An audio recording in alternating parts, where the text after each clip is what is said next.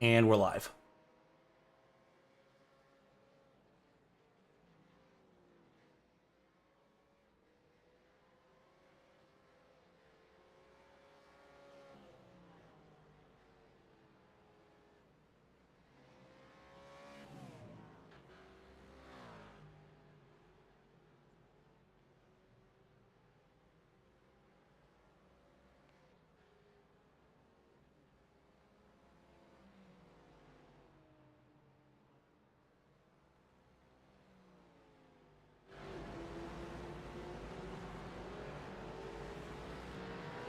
Lots of love from Morad. And then Tony and Quirk. The stop and go is for Tony Kanan and Quirk Kazide to the Samsung. Kanan Esport Mazda. Let them know we are very jealous of their success and we are doing poorly in this race and we're over it. So that's the 75 dollars that has also been donated. Total so far £38,719. We've had 1,109 supporters. So can we get up to about 50 grand before I come back in the morning? That will be absolutely amazing. We are live. Yes. Evening snow, evening fluky. Right, guys, I'm going to bail out. I'm going to leave you, everybody, over to the night crew, consisting of Mr. Bradley Dalton, Dean Biggles, Nick Sillibrand, and later on you will see Hamish Monroe. I will see you guys round about, what time am I back? 8 o'clock in the morning. All right, so in about nine and a bit hours. Okay, everyone? All right. James actually sleeps. Remember that, ladies and gentlemen. I didn't remember that. James sleeps. I do. So look, I could sit here all night. That's the problem, because I don't feel tired. But I will have to go to bed at some point. So I'm going to go and head off now, go and sit down and chill out for a couple of hours, and then probably go to sleep. We'll be back at 8 o'clock, where we will change over to part number 3 as well. Right, Biggles, take care. Thank you very much for everything. Nick, have a good one, and I will catch up with you all later. See you, James. Yeah. Actually get some sleep and don't just sit next to your PC looking at the wall. No, I don't know, I might watch broadcast for a bit on my phone. He's got to make sure that we take care, is what it is. He wants to make sure that we're being good here. We're not doing anything too wild in his absence.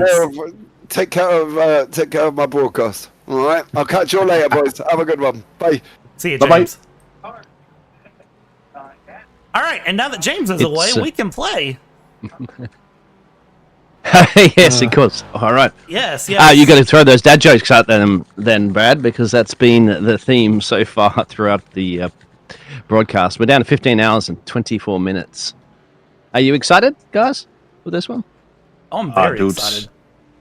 You can't believe how excited I am. Like, following this race, of course, like since its inception at every single year. And just really great to try and have a good effect as well for all the viewers that are still along for tonight. And great to see just such a stacked grid, everyone there to race, to have fun, and to collect for a good cause. It's really, really great. Progress on the collection goal has been absolutely astonishing already. Like, we still basically have a little bit more than halfway. So I think we're quite on good course if we can keep up the rhythm. Well, if everyone can keep up the rhythm with the donations, It's absolutely amazing to see so many donations going through. It very much, I remember the first year this happened, and Jimmy didn't know how to set up the server, so it was 23 hours, and then remembering it coming back a second year, and then we're on to year 6 now, and well, I've watched Jimmy for a while here, and the McCoy car, of course, has that beautiful, beautiful face there on the side. He's now ate a spicy chip. He's got pink hair, I believe. So this is one of those that it's personal to me. Oh yeah, wax chest. We can't forget that important part. But this is one of those streams that's a little personal to me for a number of reasons. And whenever James said, "Hey, we're looking at doing a 23-hour stream," as soon as he said 23-hour, I didn't even have to see who it was. I had a good idea of who it was that was jumping in, and I was like, you know what? I'm on board with this. Let's do this. We don't need sleep. Sleep is for the weak. That's why James will just stay awake anyway, in spite.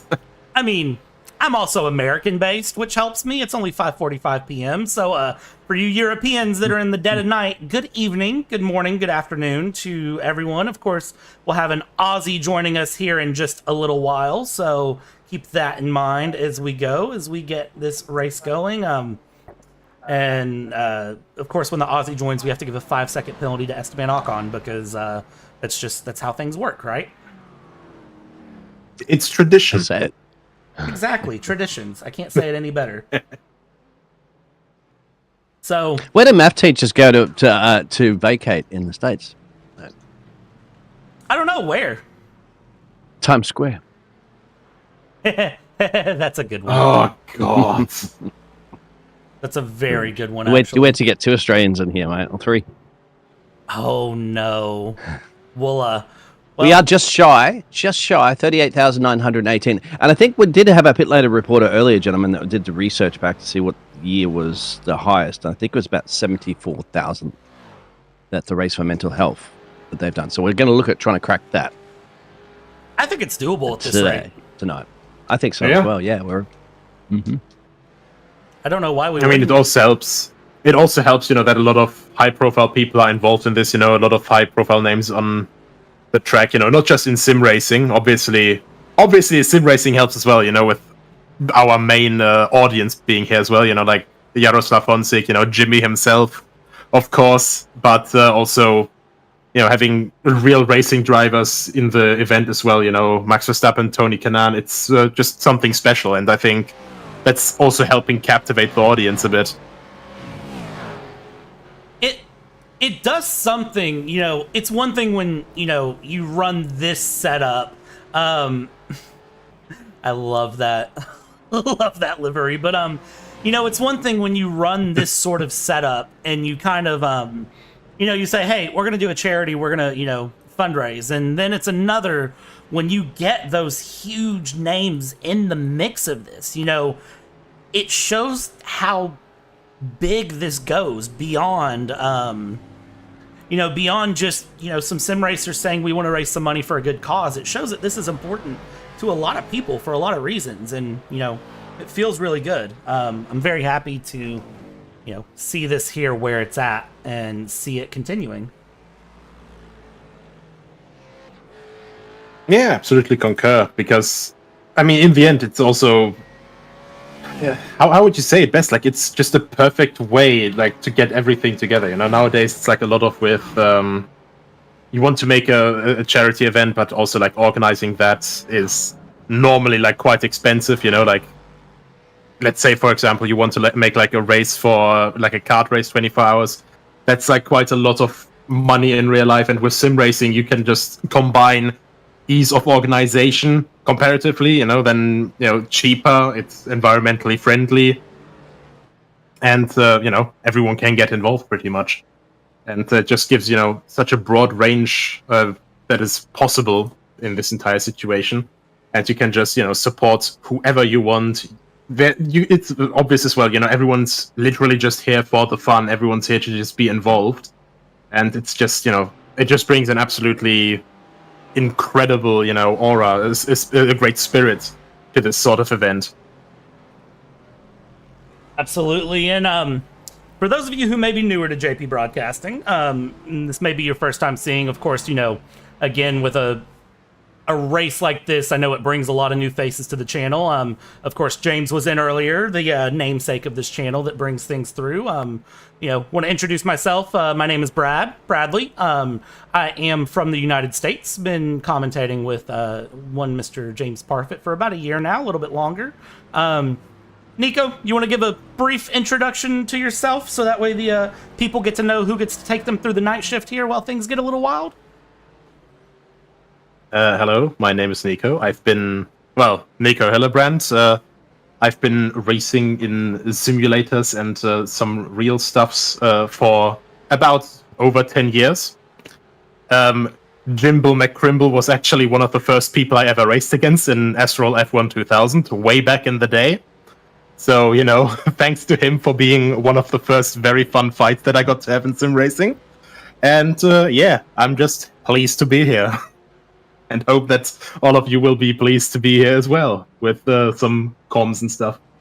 Yeah, Biggles, did you, I'm assuming that you've already given an intro somewhere at some point. If you haven't, you're more than welcome to. I don't know how long you plan on sticking around. I know you've been around here for a while today. I think he's gone right now, but... Yeah, he walked away. Okay, now the boss and the second boss are gone, so now we really get to get wild here as we watch these cars go around in circles. Pit stops are cycling through here, Nico. Of course, me and Nico have spent the afternoon together on another broadcast here on the JP Broadcasting Network, so we went directly from that to this, and we're going to bring this to you for the next little while here. So we watch the cars go around and watch everybody battle it out nice and competitively. There's been plenty of action up, down, all the way around the grid as we've went. Oh, 100%. It's been quite entertaining. And, just in general, this, just as, like, some data here, with all these cars, there's some quite brutal, quite honestly, for the size of the track. Of course, this is, the circuit Zolder. It's the Grand Prix layout, just over 4 kilometers long, 10 corners, and, it's a fast track. The Daytona prototypes basically can finish this lap in 1 minute 23 with clean air. Actually, I saw Max Verstappen had, and a couple others actually dipped into the 21s throughout the race already. And in comparison to that, our slowest class, our cute little MX-5s, one of my favorite cars of all time, because I had my first car that I ever bought as, when I turned 18 was an MX-5 NA. So, hooray. Those actually complete the lap around here in around 1 minute 46s. Let's have a look. Yeah, 46, 47 seems to be the result here so far. So around 25 seconds pace difference, which is honestly just mind-boggling. Like, you see the pace comparison when the DPs come up to lap the MX-5s, and it's just, a really, really fun mix. Oh, you mean like that right there where Schneider, our current leader in MX-5, just got absolutely blown by the by the Daytona prototypes, just kind of saying, adios, see you later. It's kind of scary. Like, I know multi-class racing is a bit of action and, some of it is traffic, but this just takes it to another level when you're throwing, 4 completely wild classes together to mix things up. It's, this is a whole nother bout of action at the same time. Oh, absolutely. And I mean, the MX-5 is around, I think, 150 kilos lighter than the Daytona prototype. But the Daytona prototype has downforce, 1. And I think, far more importantly, the end top speed that's possible for that car is 100 kilometers an hour or 60 miles an hour higher, and it has 4 times the power. The MX-5 sits at around 155 horsepower because it's the ND1 Global MX-5 Cup car. And, the Corvette C7 Daytona prototype has a 5.5-liter naturally aspirated V8, which produces around 600 horsepower. It's ridiculous the amount of horsepower that the cars can have, and for the MX-5s, for being such light little cars, you can get some oomph out of them and really get some things going. But then you end up like this little MX-5 right here, and you've got the cars behind you that you have Supercars. I see a GT4 back there. There's the Supercar that says adios, see you very much. There's a GT4, there's a Daytona prototype, and again, a tiny track like Zolder. Just an absolute mess to go. Guys, this is, of course, the 23-hour race for mental health as it goes through. It's a little bit of a meme of paint schemes to go through, but of course it is all for an amazing cause here, organized by one Punterino Jimmer as we continue along. And around here, Luke Crane is in second place in the C7 prototypes, 10 seconds back from Arts as they go. Of course, this is a nice team group, so just because you see them here in the dead of night kind of running close and around through does not mean that anything, is falling off. This is a race of endurance, and Nico, as I always like to say, doesn't matter where you're at on lap 1. In endurance races, it doesn't really matter where you're at hour 12. It always matters where you finish. That's not to discourage anyone, of course, from pulling absolutely bonkers moves. We love to see it. This is, in the end, a race for fun. And for entertainment and to collect, some good fun. If you guys actually want to have some direct influence, devious, into the race, you can actually donate, and up to certain amounts of money, you can actually, I think, call out cautions, give drive-throughs or stop-and-go penalties to, whichever team you like. And I think the competitors can actually, for I think 750 quid, basically call out a caution and get a waiver round for their car. So, just some fun ideas to get involved into this race, So, for example, just as you were saying that, there was a stop and go for the number 207 that was donated for $75 US to round out Schneider to get them caught up. And that is something that will get brought along and through as they go. So you'll see a lot of different things happen as the night goes on, as the race continues. It's going to be very, very fun to enjoy this and go around and along. So I'm sure we're going to see a little bit of chaos with some different things. Of course, that Pikachu face on that MX-5 of Oliver Gibson is just about accurate for how I would feel. Because, yeah, I don't know how else you would go other than that Pikachu face. Oh, just continuously locked in a state of panicked screaming. Like, just so basically to the point where the subtitle just says panicked screaming, pretty much, which, I love the MX-5, but in this gaggle of cars, as Matt Malone would say, what Snow Shredder pointed out very nicely, every car has at least twice as much power as it. Like, the next slowest cars, in quotation marks, would be the GT4s, out of which we have a nice selection of 5 different models. I think only 4 of them got taken in the end, because I don't see a McLaren in our live timing, unfortunately. But yeah, the next ones above that would be the V8 Supercars.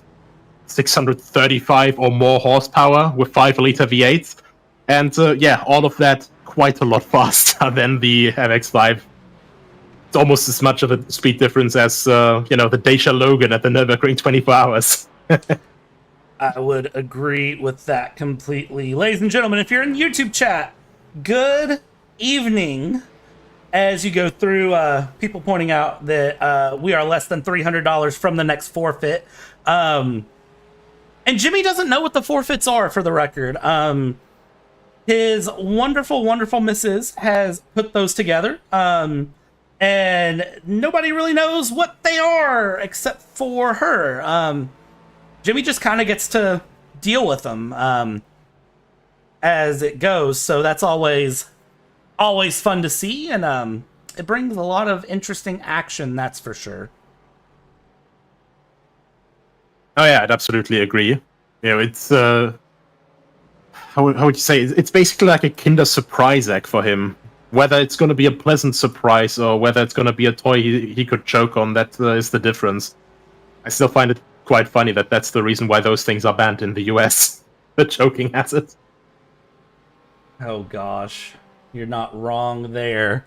Let's see here. I just realized that I do not have the race admin chat up, or the race control chat up and going, so that way we can all hear what's happening with race control. So bear with me for 1 millisecond as I get that sorted, ladies and gentlemen. We will very quickly get that one out of the way, and this should hopefully be the one little moment that we have here tonight of me needing to fix that. So we'll make sure that you still have something to watch here. Of course, with one Mr. Dean Biggles. Yeah, sorry, what's happening, my friend? Oh, I am trying to make sure that I have the race control chat on the stream because it is not playing for some reason. So we are just enjoying your beautiful, beautiful stream for a moment here. Yes, sir. I think they're debating at the moment. I think car 56, I think it was, whether they're going to accept a drive-through penalty or pay the fine.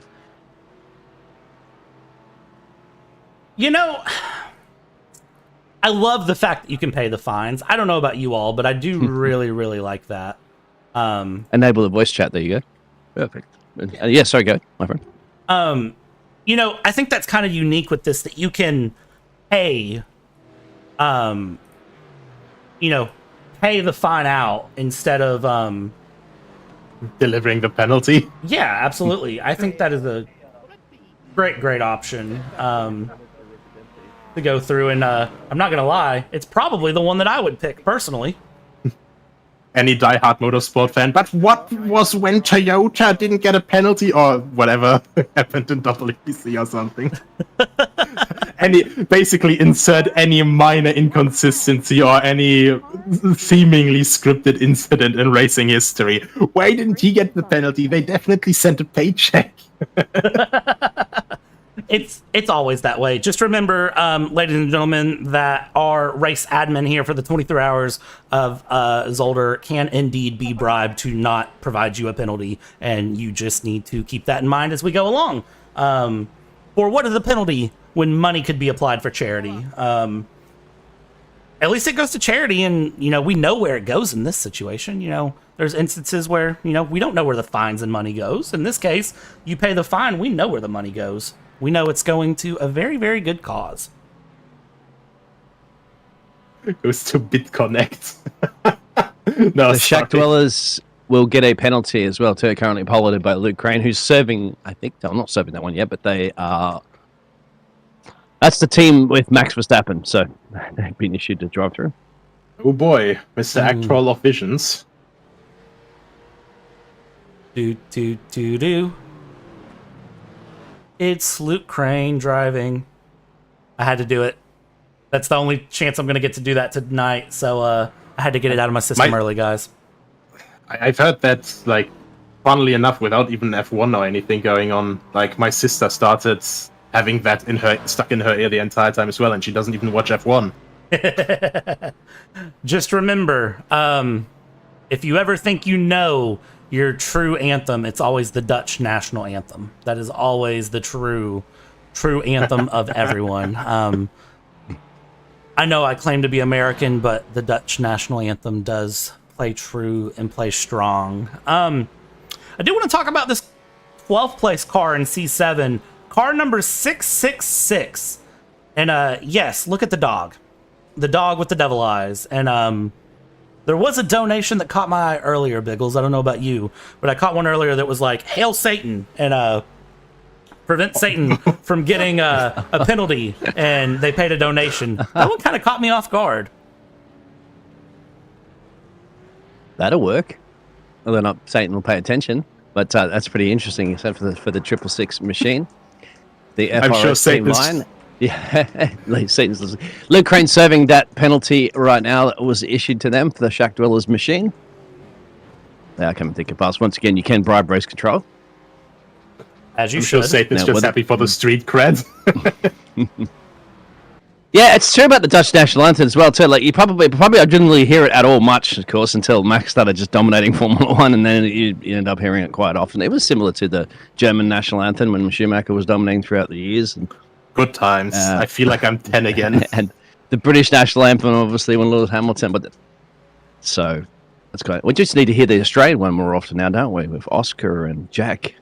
That we do. Who's starting next season. I do think that in that regards, I like how competitive this season of F1 has been. It's been. You've got a penalty there for the 0-6. That is courtesy of Luke Bennett. That is a Dutch top go, so long the whole pit lane. I've got The 0-6 has now gotten a penalty. Bruno. Compliment of Luke Tony Bennett. Kanan's team, I think, if I'm not mistaken on that one.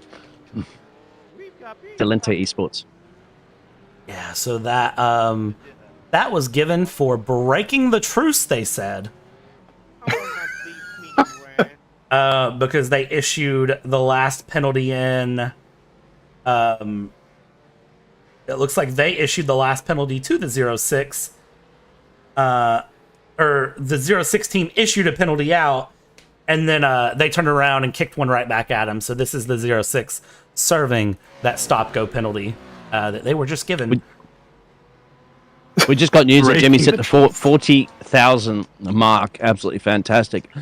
Michael, thank you for the donation out there. You can donate that to James will organise that to get that donated directly to the Just Giving Fund. That'd be the best place to lend you a coin. Would be fantastic.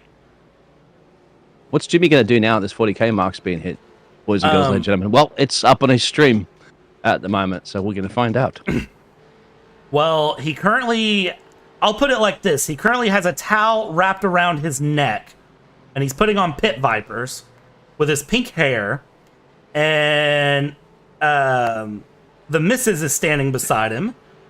So I don't know what Annie is about to do to him, but it's not going to be pretty. Oh, they're shaving. She's got the razors. She's got the clippers out. Oh, it may be the beard. I don't think he wants to lose the pink hair. They just worked on that. It's going to be a beard. No, it's the beard that's going. The beard is gone. Well, I would do a pattern, make it zigzag or something. No, not completely. Yeah, do something funny with it. I think she's going to. I can't tell though. She's kind of delaying with it, and yeah, here we go. Okay, so we'll let that go on. We'll keep our eyes on the race as it stands. Biggles, I'll trust you to let me know if there's something absolutely crazy that occurs with this. Checking in here on Nate Lewis, who is up a lap here in the 2019 Supercar category and has a C7 Daytona approaching from behind.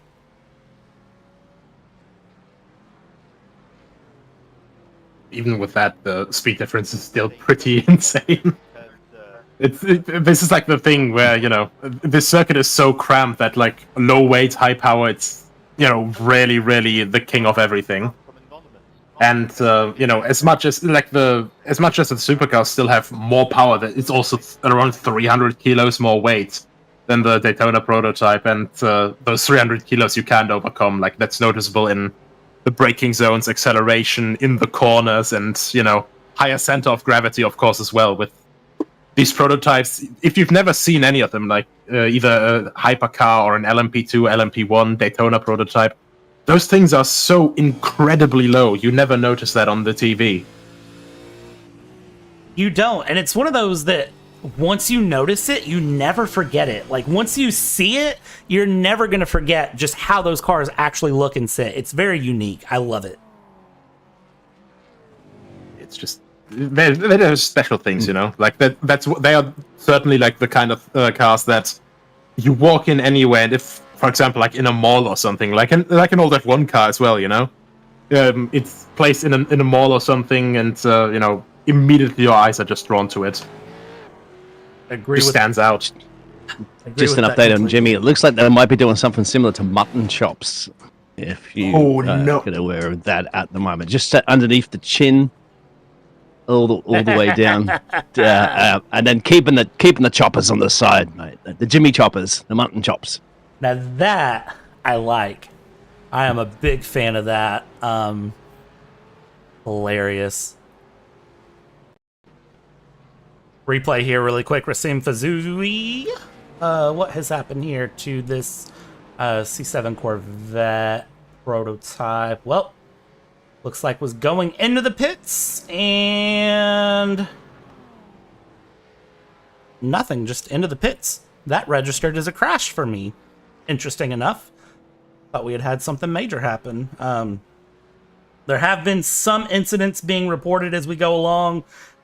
Keeping our eyes on that as well as we go. This is a big event going on with a lot of different things coming up all at once. You have to remember there is live stewarding going on as this race goes.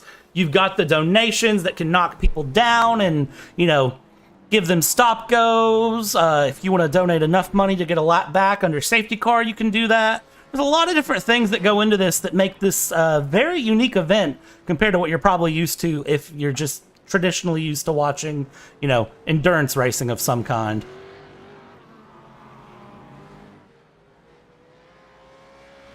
Gotta admit, I've never seen an endurance race where you can pay for the penalties, for a penalty for a caution.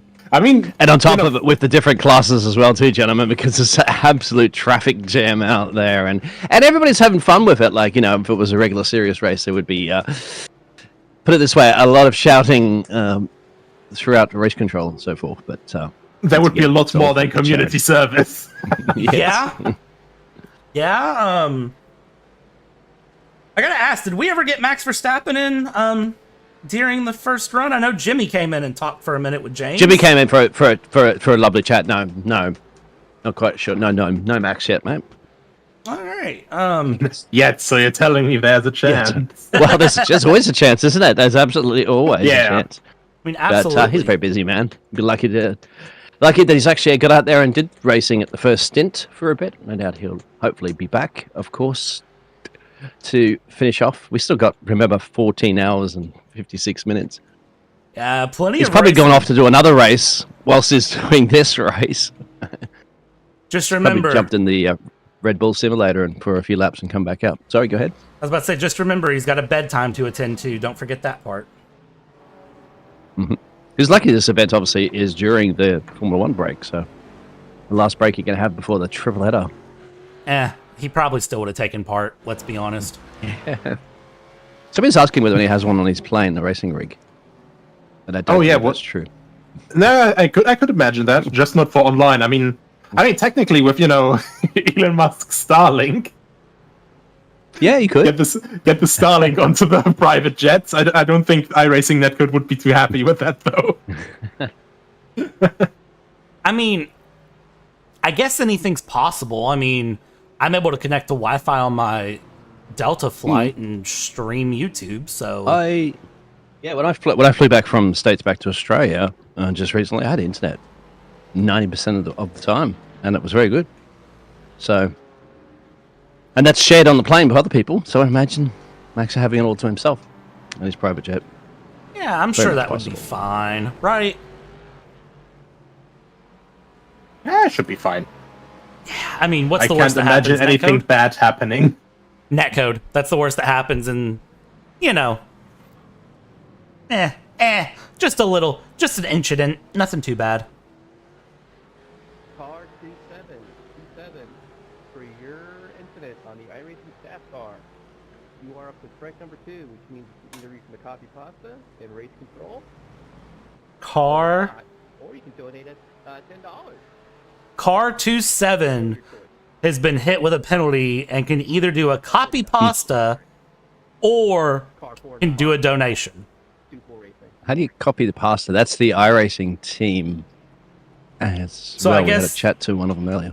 So I guess the copy pasta is they can read something out loud in the chat, if I understand. I don't know for sure how that works. Does anybody know that in the chat? I'm worried which copy pasta it is. I'm sure it's fine, right? We are technically in JPB After Dark, so... It's the After Hours broadcast. Just remember... After Dark. Just remember, when Le Mans After Hours gets a little wild, there's always a little bit crazier. Wasn't there a Le Mans? Zolder, the Le Mans of Belgium. Honestly, except a yes. bit more deranged. I mean, in all honesty, probably. Let's be realistic with ourselves for a minute here. Wasn't there a Le Mans where they said something about? Never mind. I know where that one went. I remember that one. I'm not gonna say that one out loud. So Nomad has he's got a sim rig in his motorhome, but he lives in a motorhome. He's just kept that last bit off there, but it's still fantastic. You got a racing rig in your motorhome. That's really nice, actually. And Jimmy has the chops, yes, and the Viper sunglasses. Who just wrecked in the background? That was something big in the background that I just missed. Let's see if we can pick up on what that was. Oh no. Well, oh, that is why I saw a bumper fly. And very quickly, that number 20 comes off track, and I have a feeling we'll hear more about that one here in just a little bit. damning evidence. Absolutely. I love the channel name for that. If you're listening, kids, they say you can't have cake, and the best alternative is mutton chops. Always mutton chops. Okay. Just remember. They're modifying the mutton always. chops now, so a little bit of stylish style going on. Oh, we Quite just sure. got another donation.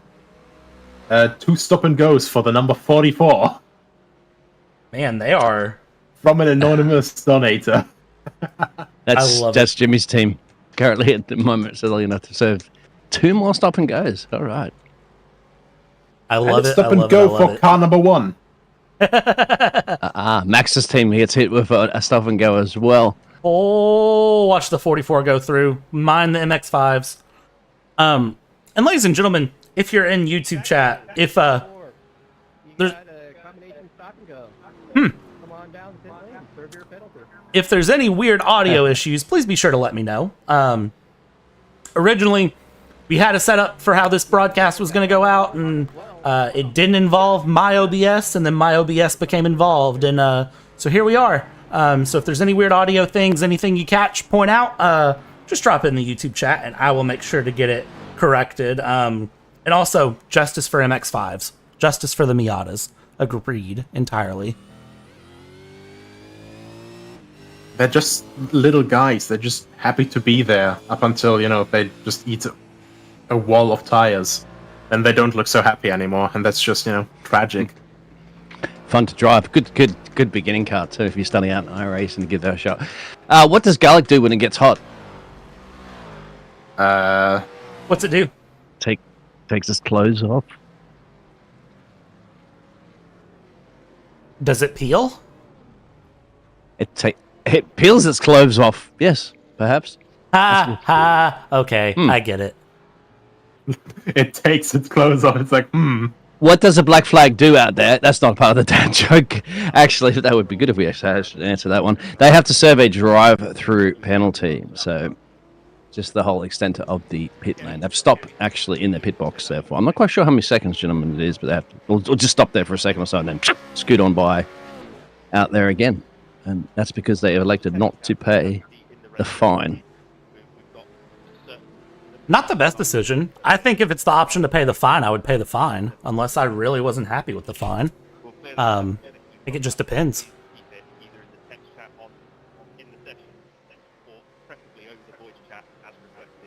I mean, honestly, I'd be down for either. Yeah. Some of the tasks are quite good,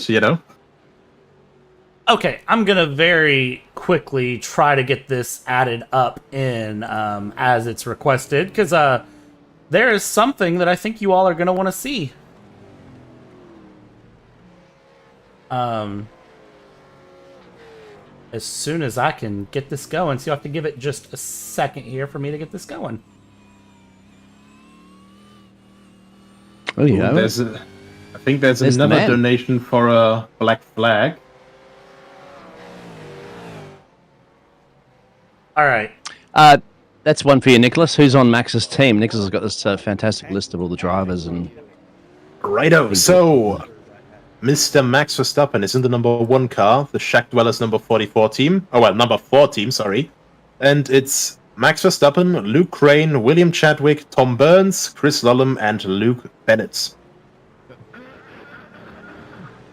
Currently behind the wheel is Chris Lullum.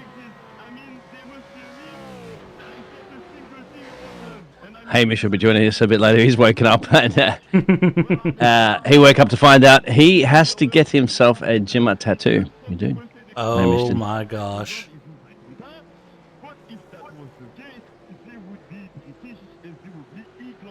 I don't know I mean, what. Hamish just has to make sure it's Jimmy in his current state. With the pink hair, with the mutton chops, with everything. How can you not love this beautiful man? Let's be honest. Like, just look at him. Pink hair, mutton chops, pit vipers. And we've got another donation, 200 Australian dollars, 4 times $50, which means every class leader gets a drive-through. Ooh. Ah, there we are. And we also just got the report, I think, for the MX-5 getting assassinated. Yep, I thought that one was coming. Somebody's in the chat at the moment in the session, and I can't. This is Sounds French. yeah, this is I believe one of those copy pastas they have to do, and I think they chose to do Okay, the copy that makes pasta. sense. Mm-hmm. It's very interesting. I'm not gonna lie to listen to.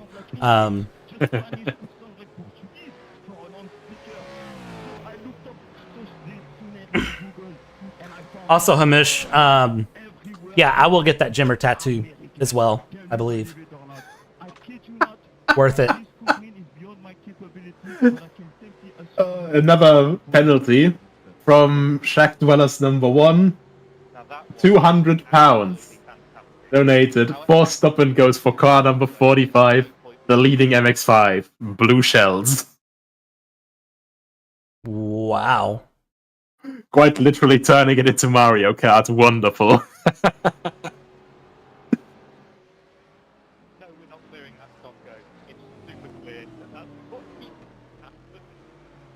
That is what I call amazing. I'm very sorry, MX5. I have a poor. I think it was a lot in that code, but it's not my fault.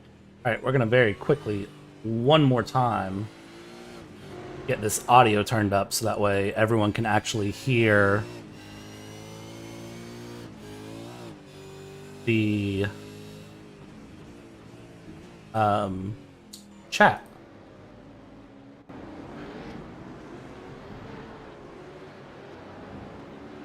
Welcome everybody for tuning in. We are down to 14 hours and 45 minutes and 20 seconds.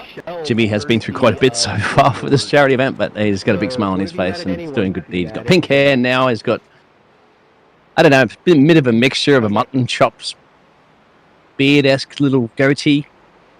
He'll emerge as a different man. Yes, yeah, it does look like a different man now. He's eaten one of the spiciest chips I've ever seen before with warning labels on it, and had about 50 glasses of milk after that just to try to wash it down. He's had his, I think he's had his knee and his chest waxed. Yep. So, and we still got, as I said, 14 plus hours to go. So what else is going to happen, Jimmy? I cannot believe that he did the one chip challenge. That's the one that I wasn't expecting him to do out of everything. And okay, that was a moment we were on board for. Hey, Car 45, I hate to say it, but you also got 4 stop and goes as well on Quick top little of that, scare. So, yeah, the Shack Dwellers are not, are making you feel it. Car 45 has 4 stop and goes to serve. Yeah, I just heard that. 4. So, and ladies and gentlemen, I did turn up the iRacing broadcast for the stream, so now you should be able to hear a lot better the admin callouts as they go. Yeah, it's a Hulk Hogan style beard. Yes, it is actually. That's what it does remind me of. Thank you. Yeah, 4 stop and goes. That means you can probably go out, stretch your legs, walk around the room a few times and come back with that amount of time you'd have to spend there. Actually, no, the stop and goes, you can't just stop there one time. You've got to do it 4 times, lap after lap after lap. So, Colour Shock Racing Team, I believe, are in the lead currently at the moment because those other teams of Max and Jimmy's teams have been constantly sent down in pit road because everybody keeps finding them. You know, that is the one thing I will say with that is it doesn't surprise me to see that everyone's really sending things through to Jimmy and Max's team. So if you just jumped in and joined, honestly, you'd be in a good point to try to win this thing. Of course, this is for charity, but everybody wants to win. So, well, too, and dumping it for charity, you can also control the race. So you can also send them down pit road too, if you want. They don't elect to do the challenge by race control. We'll pay the Actually, fine. we got another penalty donation, $75 from Bubble Bart for a stop and go penalty for car number 082. So that's 2nd place overall. That is, yes, classic Camel Racing Team. that's the only other car on the lead lap. So now car number 25 will basically be quite comfy by themselves. Don't worry, I think something's Camel coming for the Racing. number. Bubble Bart has decided to give you a stop and go. There's your call out. Pit lane, soon as convenient. I like how admin says it too. They just say, hey, just so you know, you have a stop and go, come through pit lane at your convenience. Not even just like a come through when you want to come through, just like a, hey, when it works for you, go ahead and make your way in, you know, whenever.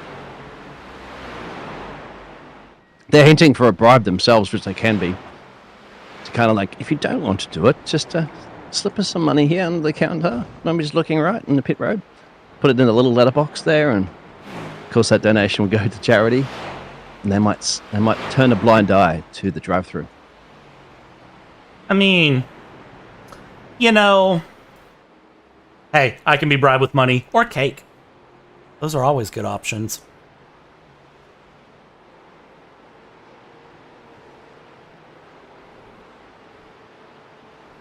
I mean, speaking of bribes, I don't think that there's ever a good sentence that can start like that.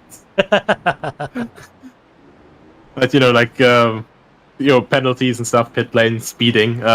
If you ever get caught, pulled over speeding by a police officer, the one thing you shouldn't reply when they ask, oh, do you know how fast you are going? Pretty much like the response that will not get you anywhere positive will basically be, I'm not sure, I was aiming for a new record. Jack Weller's number 1. Oh, Hex has put a hex on you. Sorry, Max. Please drive safely in road traffic, ladies and gentlemen. Keep the speeding to the racetrack.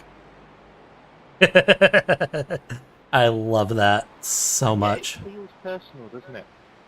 Our car number, please. Thank you. if you're all wondering where James is at the moment, I think he's very good at sleeping because he can do it with his eyes closed. Unfortunately, the person that's given James the is last- not Oh good my at sleeping. Can't tell if they're part of another team or anything. Get your dad jokes out there. God damn it! That took a moment to land. Proper artillery joke. You mean to tell me that I like James telling dad sleeps? jokes I don't because believe sometimes he laughs.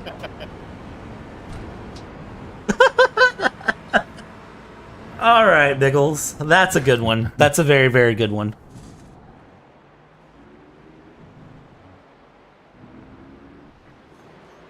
Yeah, just imagine if you're an MX-5 car. I was saying that earlier, actually, in the broadcast, that they're the ones that have got a lot to be driving in your mirrors. You've got cars or tooth and nail around you. Plus, we saw a couple of good close battles, actually, with the MX-5s battling for P1, and it is so difficult because to try to overtake the other MX, and then, of course, you've got so many of these other classes behind you that you have to just yield for. You never really get too much of a chance to mount an attack. But it just shows you how much courage it takes out there, and a lot of fun. And more importantly, it's all about the fun of navigating that. I mean, I think honestly at this point, you know, with the drivers, nobody's really that concerned about getting, you know, a win or anything crazy. Everyone's really just doing this for fun. This is just about, you know, hanging out with friends, having a little bit of fun, driving the FIA safety car, and, you know, just kind of enjoying your time here, you know, raising money for a good cause. That's the thing. I don't think anyone, you know, really showed up and said, yeah, we're going to win. We're going to blah, blah, blah. This is going to do all of these things. This is really just fun. This is just enjoyable. You know, you get the lulls every once in a while. You get the, you know, funny moments here and there. I think that's really where these guys are at, you know. And then you get some good racing. You get to see some names and some drivers that you may not have seen otherwise. You know, for example, we've got a battle right now in the Daytonas for 5th place. Chris Lullum here getting put under pressure by Schwebig, and they are continuing to fight along. They're pole sitters as well, too, piloted by Johan. And very quick for that, all seriousness, of course, for the qualifying was 121.71, I believe it was, during the qualifying session, which is the quickest time. Just pipped Max, actually, on that one. But you know who is winning after all this? the charity, the race for mental health. Of course, that is what everybody is getting out of this Just Giving Foundation.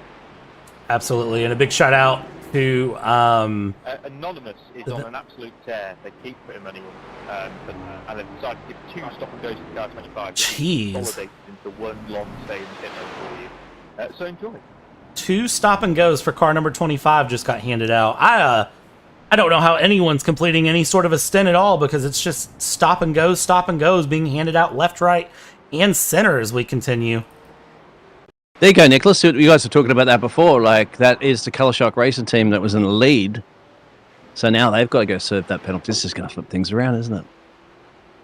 Yeah, it's it's always very, very interesting. Because with these kinds of races, it's how would you say it? It's this wonderful thing where if you want someone to donate for a good cause, you have to make someone else suffer for it. As terrible as that sounds. Because I remember a couple of years ago, so just after the peak COVID times, basically, I think back in 2020 or 2021, Cyanide from the ZF clan, from the Soviet Womble videos and stuff, he was doing some charity stuff as well for with a 6-hour race at Monza in ACC, and I did that race by myself in the Jaguar. And people could basically donate to give me, drive-through penalty. I had to do push-ups. I had to do everything basically, or do laps without driving aids and stuff. And I'm still convinced from that race. Maybe it's also me being salty because I had to do all that stuff. As long as you give someone else to do to pay a terrible price for you paying a bit of money for a good cause, then you have 2 good things. Because 1, you donated money for a good cause, and 2, you could frustrate someone else. Fact number 1, the FIA has given you a socko for your language, for the offensive and coarse content you over broadcast. So it's a stop and go. Just remember, they are watching. FIA is issuing stop and go penalties now, apparently. Sorry, boys, I had to mute myself for a second for that one. Wow. Stop fucking meddling too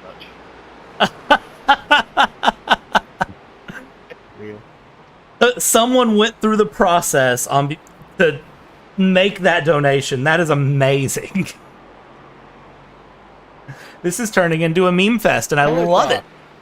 You've been tactically nuked. It always has courtesy been. Of Brandy and Jim Ford. Enjoy. And Color Shock just got tactically nuked. Some big donations coming in recently as well too. JS Lee, £100, $200 from Slade. Keep up the hard work. Fantastic. Will Branson a little bit. Tactical nuke to Color Stack Racing. Use what you read out before there, courtesy of Brandy in Jim Cord. That is amazing, though, to see that come through. That's so funny. Oh, man. Oh, that's a big moment that's happened on the backstretch. The happy guys, check up. MX5. Yeah, we need to be cautious. There have been pace cars. There has been a couple of safety cars during this race, and any hint of a big wreck like that could re-rack and restack and back up all over again. Wow, I was not expecting that one. Let's see if we can get a replay of what happened there. Do the commentator thing, So this is Curto coming through. Sorry, guys, I think I caused that one. So it started with Barford, actually. So let's get Ethan Barford's view here. So this is coming through, and, well, this is just a gaggle of cars with nowhere to go. Oh! Golly! Yeah, but it's before the corner as well, too. It's just coming around, but, can't see anything out of the mirrors. We'll get another replay of this really quick from a high angle.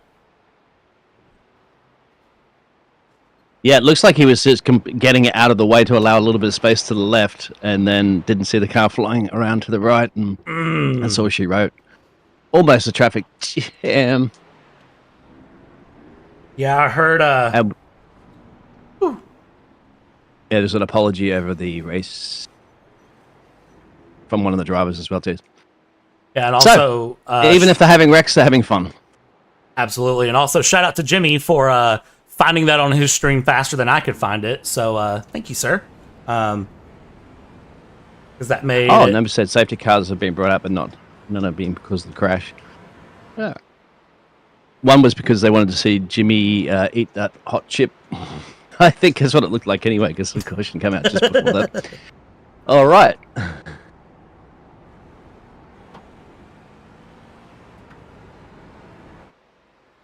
Can you imagine?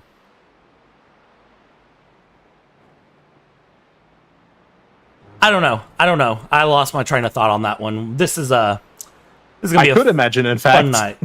I can't, but I'm glad you can here as we continue along and watch this race continue. Yeah, deep into the night here, ladies and gentlemen. So if you're just tagging in, of course, this is the 23-hour race for mental health. This is part 2. This is your night shift. And one Mr. JPBroadcasting has decided to get some sleep. And when he's away, he leaves the American and the Aussies to play. Whether that's a German. Future racing team. Hey. We've got a black flag from Wallwack. So if you have anyone to complain about, take it up with him. He did also... Yeah, he did leave the German. That's an interesting one. Also interesting that the German is up into the nighttime. The German has been left unattended in Belgium. Oh boy. The Germans in Belgium with an American and an Aussie. Nothing can go wrong. Right? I mean, last time was probably, Battle of the Bulge. Here they're just slightly, having a different battle. On track, a lot more civilized and a lot less cold. So it means, it's better in every single way. Speaking of the people having the battle, though, I'm quickly gonna chat here with... Actually, hold on. Mr. Race Director, is that you? Oscar. It is, yes. Boss man. Hello, Oscar. I thought I would continue a somewhat tradition at this point, which is when I'm stopping up for my rest in the evening, I'll come and have a quick chat on the broadcast and check in with everyone that's viewing from there. Nice. How goes it, Oscar? It goes really well. I'd honestly like to start by saying that I'm really pleased with how the driving this year has improved so much from last year. Everyone's been very much in the spirit of the event and spending lots of money on penalties and stuff, and that's been excellent. It's been really good to watch, and it's been very enjoyable working with all of the teams and drivers so far. And also, better yet, working with a team of people in race control. It's made the burden of work so much lighter on me this year, and I'm very grateful for Ash and Ian and Tim and Toby and Adam for sticking it out for so long already in the race. And we've got Ian and Tim and Ash eventually, who'll be coming back to see us through the night hours that us European folk aren't quite as built for. I was going to say, you did this all by yourself in some of the last years, didn't you? Yes, the first year that I did it, I did the whole thing alone, and I fell asleep in my desk chair at 5:30 in the morning. So That's understandable. It made the need for a bit of assistance in those early hours, which of course Reese has done an incredible job of helping with the 2 years previous to this one. He's just unfortunately not available this time. There's always other life stuff going on for people, and I'm very grateful to all of the folks that have jumped in last minute to provide real help and back up with the race control. They've done an amazing job so far. Oscar, what are some of the requests, strange requests, that have been thrown upon you in race control for this evening's event, this charity event? Well, I mean, you do get all sorts of requests come in, and we try and keep it to the things that we outlined initially. Whether that be the stop goes or the safety cars and everything like that. There's always a few. Will you sing this? Can you get this person to do this? There have been some very nice donations from Ono, who's basically just been asking people like Batcho and Bailey to do things that are good for them.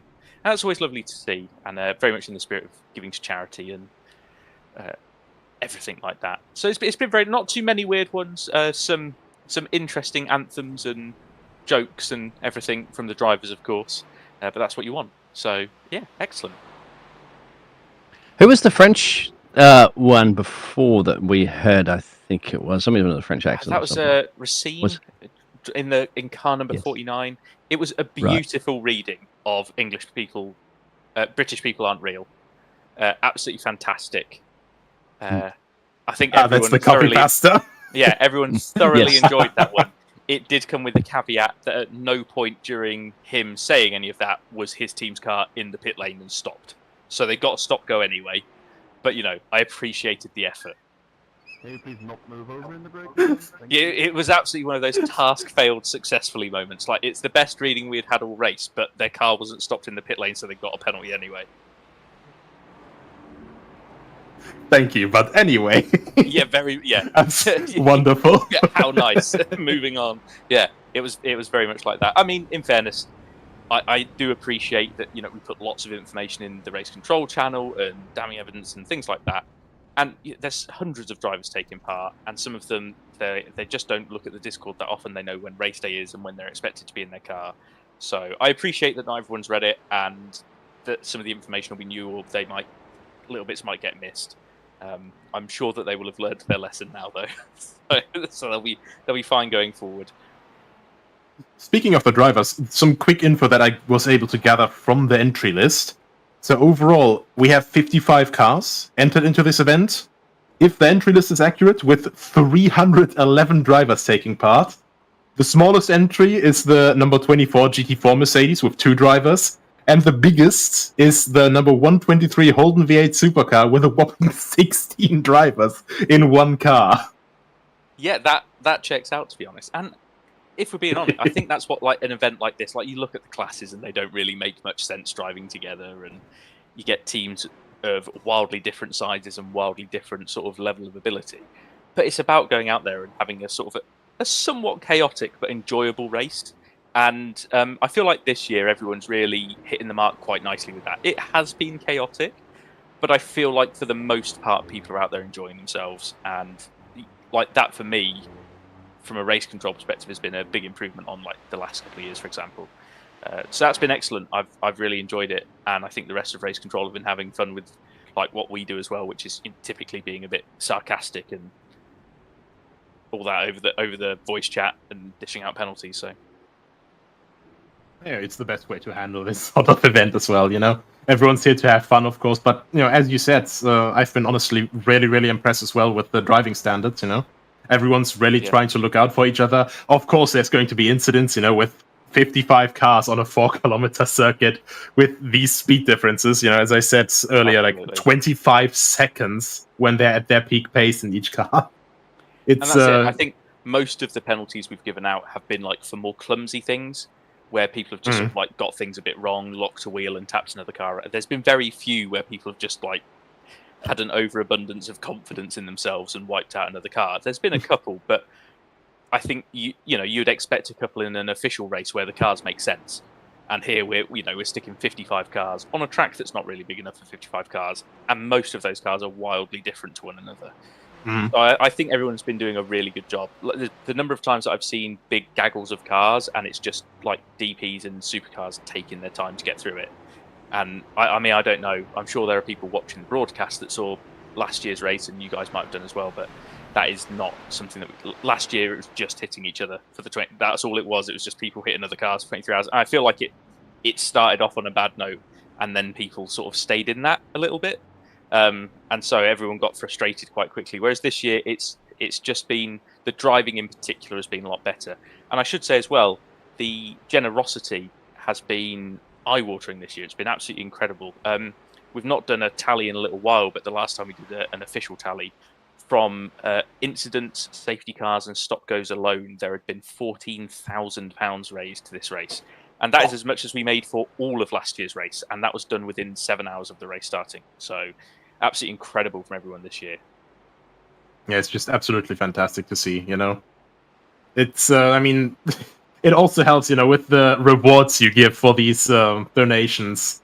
it helps when you can basically assign like a stop and go penalty or a drive through penalty or something, to certain cars. I said it earlier, it helps a little bit because you have two positives for one, for spending money once, you get to give for a good cause and also you get to mess with some people. Exactly. And like another thing is that, again, like I talked about the teams sort of being really good sports about it, and the teams that are getting lots and lots of stop-go penalties, instead of like, moaning about it or being upset by it, what they've done instead is start giving stop-go penalties back to the people giving them stop-go penalties. It's like, it's sort of devolved into this like fun pettiness with some of the stop-goes getting bandied about. And again, like, everyone is being a very good sport about it, and it adds to the pot for the charity, which is the most important thing about the race. I added the Uno reverse card, absolutely lovely. Yeah, no Uno reverse anymore, because previously it's sort of, I think it priced some people out of doing it, whereas now if you just set stop goes at a certain amount, people just get stop goes. They tend to get bought a lot more often than any of the Uno reverse stuff ever did. So that's been a positive change the last couple of races we've done, because I think people have just been more into the idea of purchasing stop goes for other people on the track. Yeah, okay, I have to say, maybe my analogy wasn't good. It's more like, +2, +2, +2, +2. Yeah, it's very... it's Uno, but the only card is draw more cards. And then earlier, what was it, £200? 4 stop and goes for car 45, leading MX5. That was essentially the moment of pick up the whole damn deck. I don't know if you were around, but at one point, there was £800 put in for 11 stop goes for one car, and we just gave them a 6-minute stop go penalty. We just put them in the pit lane for like 5 laps. It's like that will probably hurt enough. Banished to the no square. Yeah, exactly. Absolutely fantastic. It's bordering on the penalty we'd give you for like hitting strike 12, and it's just like, they've paid money, so we're gonna just hit you in the pit. Like, I said to them to go and get a sandwich or something because they weren't going anywhere. Shack dwellers, #1, black flag. Midnight lunch break. Yeah, exactly. It's fine. Car 49. But yeah, just, a stellar job of you running that here. I mean... Well, yeah, like honestly, I say, the thanks this year definitely goes to all of the people that have jumped in last minute to help out. I'm sure you'll have heard Ash and Ian over the voice chat a number of times, and they've been fantastic. They've absolutely got what the event is about straight away. They've been really into it and been funny and a bit sarcastic and everything. They've totally got the assignment. And again, like names behind the scenes, Yogurt, who set all the session up, Adam, who's been tracking a lot of the donations, Toby, who's been basically working on our strike system and tracking all of the donations that have come in for penalties and things like that. And Tim also, who is sort of doing the night stint on the tracking of penalties and donations as well. So there's a whole team there this year. And that's fantastic. When it's been me and Reese, it's been quite good fun, and you've had people like Yogurt come in and help out, and Adam's always been checking on stuff for us. But to sort of have a dedicated team that sat down and figured out a plan this year has been phenomenal. It's such like a weight off the shoulders of myself, at least. So a lot of gratitude to all of them. Yeah, everyone flocks together, works together, and puts in some effort together, and all for a good cause. It's quite nice. Absolutely. But yes, I just wanted to pop in and say hello and give a bit of an update from race control side of things on the broadcast. I'm going to go and try and get some beauty sleep now for a few hours before I wake up again in the relatively early morning UK time to come back and start handing out penalties for the latter stages of the race. Oh, beauty sleep. Mate, you were supposed to be able to wake up before the race ends. Yeah, admittedly, slim chance, right? But I'll give it a go. Right. Anyway, thank you all for the broadcast, and I'll catch you all later. Thanks, Oscar. Catch you later. Bye-bye. Have a good night. Righto. Oscar Hardwick, our race director. Bradley, actually, a very fun little fact here. Oscar Hardwick, also my first team boss in sim racing. So there's history there. That's why you were so nice to him. Yeah, of course. So basically, I did the S-Roll F1 season with, Jimmy on track, with Stephen Bailey, Oscar, with a couple of the guys from in the GT4 class as well, from the VRE teams. Sebastian Kunze, Alejandro Fernandez. It was really, really fun back in the day, before everything got esport and complicated. And I watched, some of Jimmy's early streams when he was driving in VEC, and I basically messaged Stephen Bailey on Facebook and was like, hey, I know I was only in my first season with you guys in S-Roll F1, but is there would you guys maybe have a seat in your team, to be occupied or something, just for a driver that, maybe an LMP2 or something? Or would you be looking for, would you know a team that is looking for a driver for VEC? And he basically directed me to Oscar Hardwick with Magenta Warriors. And yeah, that entire team, Reese Gardner, Southpaw Racer, then Eric Strada, who's now the head of esports at the FIA. And, a couple more friends, Alexander van der Voorde, who just recently became national karting champion in a rental kart series in the Netherlands. So shout out to him as well. And yeah, crazy how sometimes everything just develops and falls into place. I always forget how small of a world sim racing is. It truly is one of those that you kind of sit down and you forget that everyone knows everyone. And I always hear about that the rule of threes, where you're always within 3 connections to the next person. And sim racing is one of those that it's really true. I'm kind of looking through the driver's list and having one of those moments where it's I recognize all of these names because I've watched them over and over and over again on YouTube, or I've seen them race in real life, or I root for them every Sunday and wear their team's merch. I'm having one of those moments right now, and it's kind of really cool. And it's cool to see the community all come together into this point to bring this forward. And we are in the dead of night here in the race, but it's still going. We're still running, and it's kind of cool to remember that everything here in sim racing is a very small, tight-knit community. It's really cool. Absolutely fantastic. Of course, it's everyone knows everyone to some degree. Which is, it's at the same time, it's a really good and bad thing, because I wish the sim racing community would grow even more and more consistently in comparison to, for example, other esports and stuff. But at the same time, it's really nice because, as you said, everyone knows everyone to some degree. And, at that point, people will just go, oh, yeah, actually, I took part in this as well. I took part in this as well. I took part in this as well. And you just randomly meet people years after an event happened that you took part in, and then you're going, oh yeah, right, I remember you. It's such a unique thing with sim racing too. I can't think of other things that have that, honestly. I can't think of other esports that do that is sort of just the norm. Is you jump in and it's oh yeah, I took part in this race, I did this, I'm in this split, I've interviewed this person, I've talked to this person. It's very, I don't know, it's very niche, and it's really cool. I mean, I can say, actually, the first time rFactor 2 did a race at the Le Mans circuit without, the official thing, so it wasn't the 24 Hours of Le Mans, but the 24 Hours at the Le Mans circuit, the RF24. Max Verstappen also drove in that, and that was before he won his championship title, so...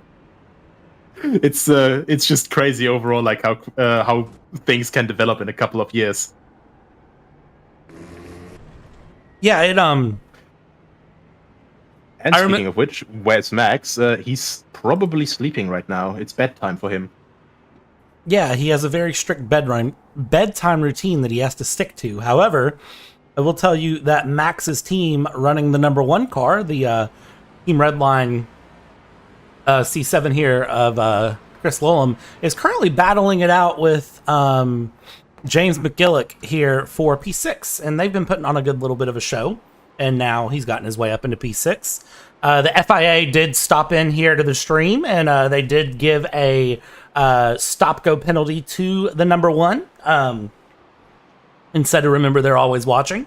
And so that was served through. We go on and we continue, and that Mercedes was in a bad spot there trying to split the gap between a C7 and a MX-5. And yes, ladies and gentlemen, if you are just now tuning in and you're not familiar, the MX-5s are one of our 4 classes here. They're our slowest class, but man, they are cute little cars to watch go around this track. I've also just opened. I've also just opened the reading list from Race Control of the. Oh, there's an MX-5, another one that is meeting a not so great moment. What was that? Was that by himself or was that with aid? I am going to tell you that was with help. Let's go back here. That was James Bacon here. What happened to James Bacon? Well, James Bacon got net-coded is what that was. Yeah. Ooh, very nice. That was a 360 or 720 and just kept going. Efficient. Let's get one more replay of that just because I want to see that one more time for fun.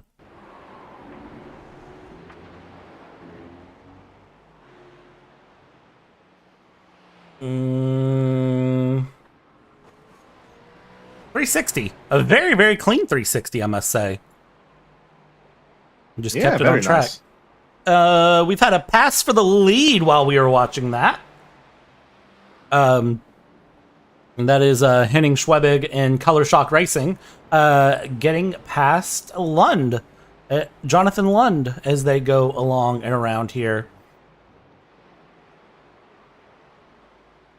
We continue to just watch the drivers tick down laps. Again, remember, 14 hours left to go in this race. Plenty of time left. So the drivers really at this point are just trying to tick down the laps. They're trying to get the time going. The MX-5s have not been loved a lot by the upper classes, so I've been told. So it's been reported to me from the all-knowing authority of Biggles. So kind of cool to see the MX-5s get that screen time, that 360 in. A lot of everything against MX-5 violence. Unfortunate, of course, but, I mean, it doesn't help with, basically all cars being rather huge in the measures overall compared to the MX-5. The Daytona prototype is low, but it's quite long and wide. And, then we have the V8 supercars, which are big, long, and wide. And then we have the GT4s, which are fairly, regularly sized. And then there's the BMW M4, the singular one we have in the field, which is the biggest moving vehicle ever created by mankind. And then there's just our one little guy that's just happy to be here, that we have 9 in the field in. I came really close to signing up to race this in an MX-5 just because I thought it would be fun. But I couldn't find a team together fast enough to do it. And also, please no Punterino. I already knew how that was going to end, so I just kind of let it be for a little bit.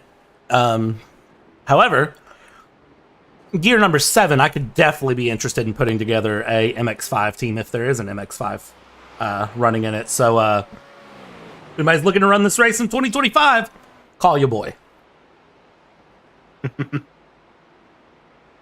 Always gotta have another MX-5 in the race. It's it's a fantastic car in every single compartment, in my opinion. It's great for learning to race, great for pack racing, just great for racing in general. It's one of my favorite vehicles of all time. Even if people call it a hairdresser or anything like that, it's great. A rolling chicane, as it was just said in YouTube chat. Yeah. But that's okay, because when we're driving them, we don't have to go through them. We are the chicane, therefore it's not our problem. That is accurate. You're not wrong with that. I want to jump back up here really quick. I know we're giving the MX-5s plenty of love, but we do have a battle for the overall race lead 14 hours in. Ooh, that's Schwebig actually going a little bit deep. So, your national And anthem oh yeah, or that's song unfortunate. control, Long just went into the you pit can be lane. in the pit lane, or you need to give us 10 of your fanciest He was gaining dollars. quite decent amount of Please time. let me know your decision. Someone just picked up a penalty, so I don't know what that was. I heard something about a national anthem. Call 14 will be paying the fine. We'll be paying the fine. And it doesn't matter because they have Thank you so much. We'll take said care of in that. chat they are paying the fine. I believe that was car number 14. Josh Barrett with Team SRT has decided they are going to pay a fine instead of doing the penalty. Probably a wise Ooh. decision. Yeah, that was 14. That is a GT4. If I see that correctly. Yeah, that is a GT4.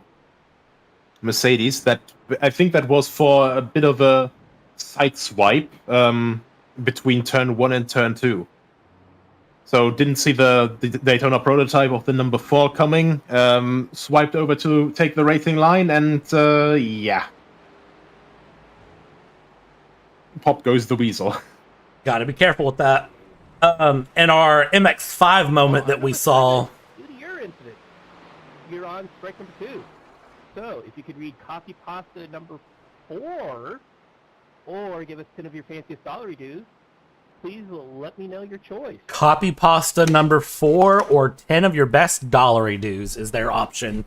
I love that they get the option too. It's not a do this or do this. It's a, hey, you can bribe us and pay us, or do this very embarrassing thing over the air, and you tell me which one you want to do.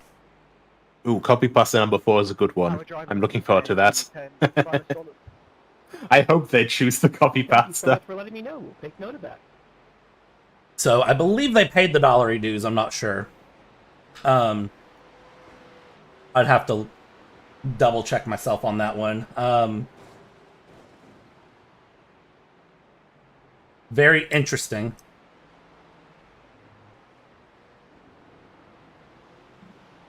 So, with all of that being said, we're running through. Yeah, James has went to bed, which is surprising. Nico, did you know James slept? Because I did not know that. Oh no, he's just nocturnal, or just always awake. He's always been awake. That I've seen him. Like whenever I message him, no matter what time of day, he usually gets back to me within at most half an hour. So until I actually see him sleep, I'm gonna hold on to my belief that he's just always awake. Maybe he just, stands in like a side cupboard or something, or like a walk-in wardrobe or something, closes the door, and then in the darkness it looks against the wall, and that's sleeping. I had to check in on Jimmy. Next forfeit for one Mr. Jimmer Broadbenter is at 45,000. Bit of a donation update. We are at 42,861 pounds. That is a huge amount of money for an absolutely amazing cause. I love seeing that is continuing on, that we're seeing the donations in. Everyone is just now joining in. They're seeing the Pit Vipers and the mutton chops and the pink hair, and a lot of people are very confused. We'll leave it at that. I'll very much leave it at that. Also, Max Verstappen just joined the iRacing server, so I have a feeling that Max is getting ready to do some time in the car. Also, the immediate chat reaction was Maciej Malinowski. Do. Max Verstappen. I had to do it. Everyone is ready. There's been a standard penalty. Stop to sing your anthem. I love that. So, all right, YouTube chat. I gotta ask, how many people have actually been singing their anthem, and how many people are just sucking it up and driving? Which one is which? Who's doing what? I gotta know.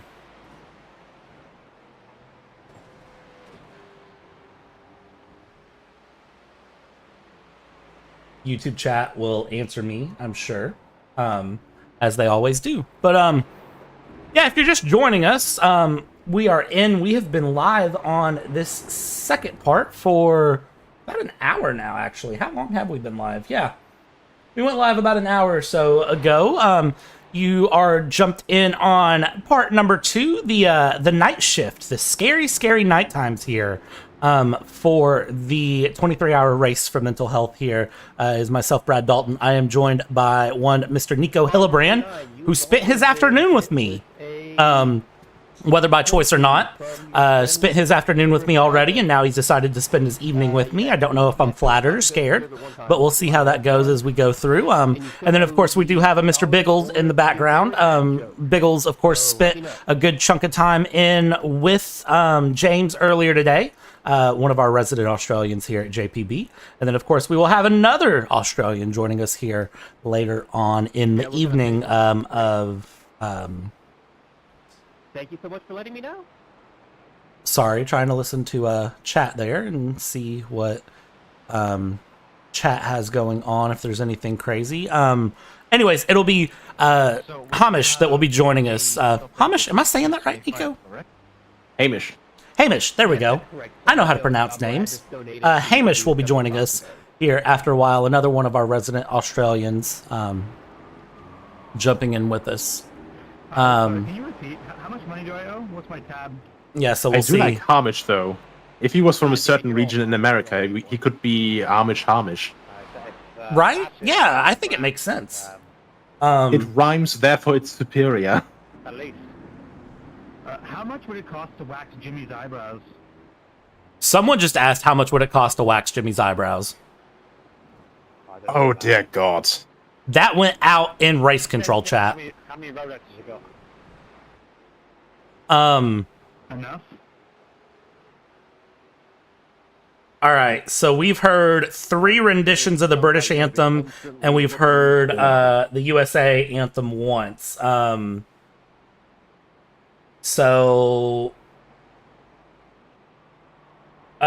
one of them was when Craig was bullied into singing it, so that is great. Hold on, they bullied Craig into doing it on the broadcast? That's rude.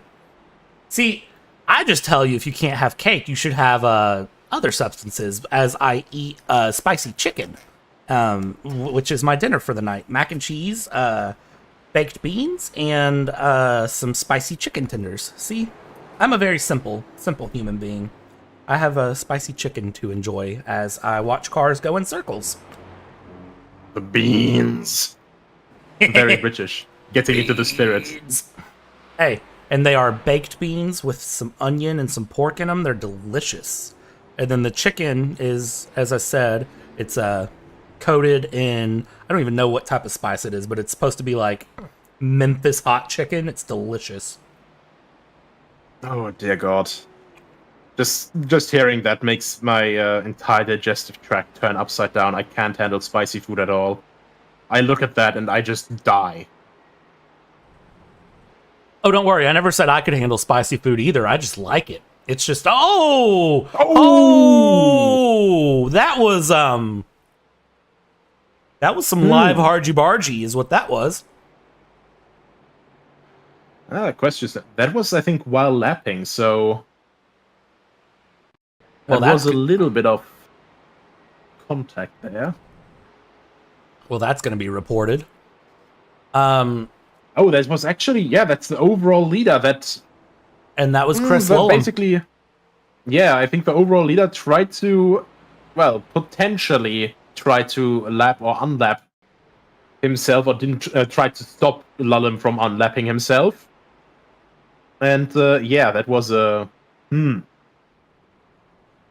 minor inconvenience. Well, Mikolajek taking the Aston Martin safety car off-road for a minute there to see what happens. That was I don't think that was meant to happen on purpose. I'm going to jump back here to Samuel Williams, who is currently chasing down Inland in 7th place. Gap 0.6 of a second. And continuing to shrink here.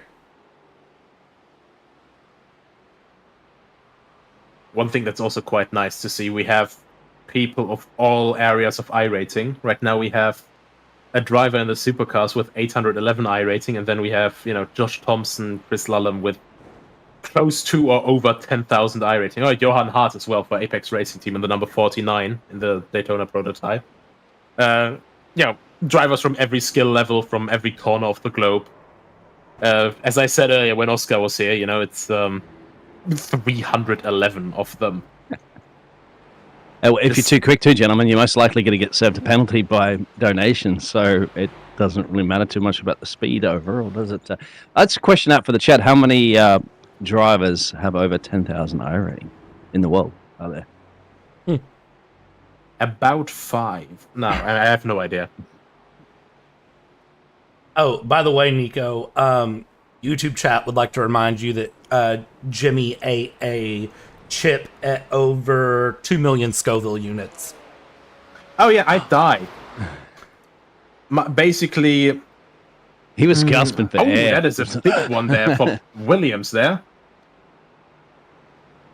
Since we're just having that, I imagine that, Sam P. Williams there in the 8th placed Daytona prototype. That is, it was already spinning when the camera comes on there, so that was a big one. I think that might have been a contact with an MX-5. Not sure, but some good avoiding action there. That MX-5 was brave there.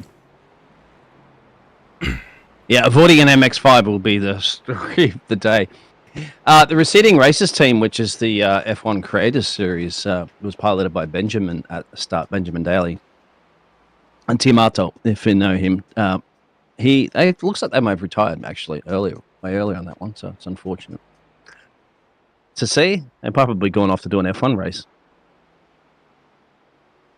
Why would you do F1 when you can do something like this? True. Lack of taste. What's Jimmy up to, gentlemen?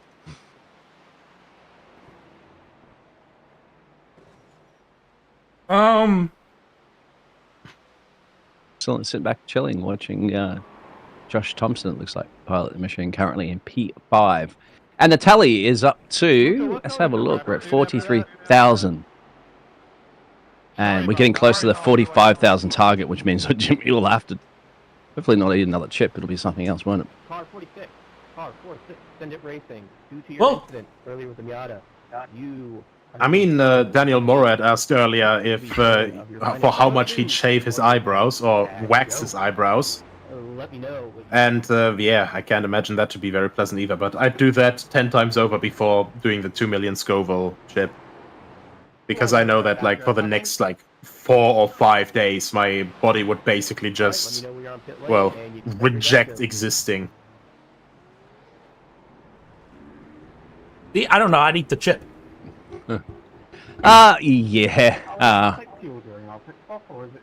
Then again, Brad, I'm not one to shame someone for their own, preferences and stuff. If you're a masochist, that's great. I would never eat that chip. That burning hellfire in my entire insides would not be worth it for me.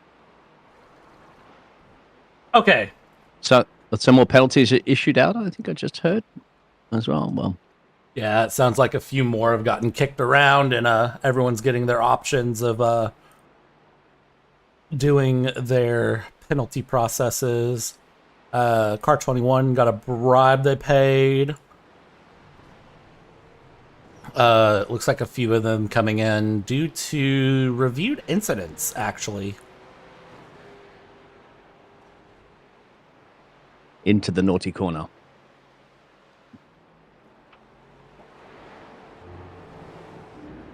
So now the Future Racing team are in the lead of the Corvettes. That's the 018 machine, just ahead of Chris and the Shack Dwellers. That's the Max Verstappen team.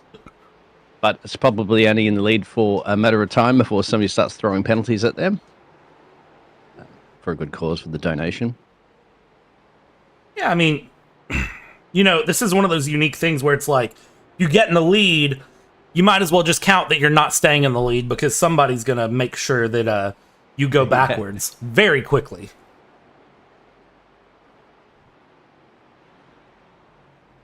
It's quite impressive. You're not seeing a lot of cars down in pit road getting damage fixed. They do have 5 fast repairs, I think, available at them for them. And I'm gonna be honest, that can still run out quite quickly if you're not careful.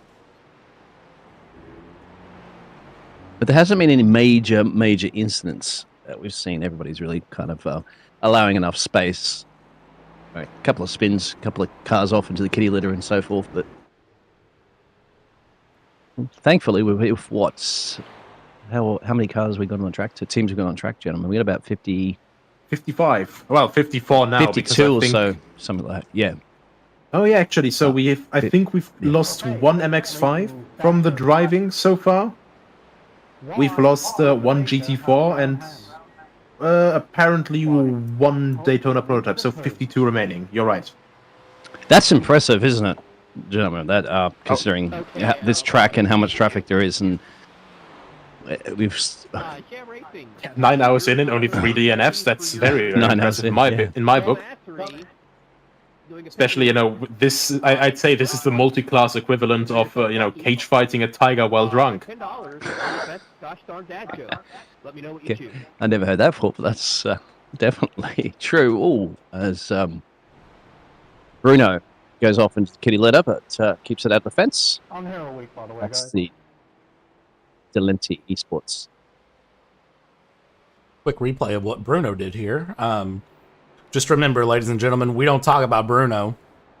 No. Hopefully somebody gets that reference. Otherwise, I have wasted that one big time. I didn't get that. He got door banned actually into the kitty litter. No, I don't get the reference. Encanto. Yeah. Good movie. Thank you. Something just happened to Chris Lullum. Never mind. Nothing happened to Chris Lullum. I had a thing that he crashed. He did not crash. He's just running his thing. Any of the racing teams, any of your drivers out there, team captains, spotters that are in the teams, come and have a bit of a chat to us. Please let me know if you We'll just have to pop into the green room or the interview waiting room, and we'll pull you up for a chin wagon. I promise we don't bite. Well, Much. Yeah. Unless. It depends. Wait, Nicholas does. I mean, he's German. He has to. Wait, what do you mean he has to? He's German. Excuse me? What's that supposed to mean? It's not like we're feral over here. I mean... Yes. Anyways. It's amazing how they're slicing and dicing through the Klein chicane, I think it is, without even lifting off the gas. Yeah, they're not even... Honestly, they're not even thinking about it. It's just going, gone. Yeah, I think a lot of the V8 supercar trying to make a move past the Mercedes there as well, and last moment seeing Chris Vale in the Daytona prototype going alongside. Ooh, these closing speeds are just out of this earth. This is just great to watch. Yeah, it almost looks like a parked car, doesn't it, at the speeds that they're traveling at. I've been impressed with the V8 supercar speeds overall. Just to let everybody know, during qualifying, the Corvettes did 1 minute 21.21s. The Supercars did 128.7. GT4s did a 134.3, and the Mazda MX-5s did 145. That was for the quick qualifying times. Now they're much slower out on the track, pushing about 125s now for Corvette cars, so 4 seconds a lap slower. Most cars are generally 3 or 4 seconds lap slower. Of course, there's a lot of traffic out there. Qualifying so all by yourself, yeah, you've got to deal with the M1 on a holiday weekend. I gotta say, I'm still quite impressed with the fastest laps in the race so far, because, well, at the moment, the fastest lap overall out of the entire race, I think that was set by either Max Verstappen or Chris Lullum in the early stages, 121.959. And then race right behind just that, off Collie, yeah, exactly. And the number 49 had a 121.976, so also one of the Corvette DPs. And then we had the fastest run so far from BS Plus Mahler with Alan Terzic currently driving 129.0 in the V8 Supercars. Also absolutely radical. And if I see it correctly here, yeah, 130 in the 134s, like high 134. No, actually low 134, 34.3 in GT4, and 45 highs in the MX5s.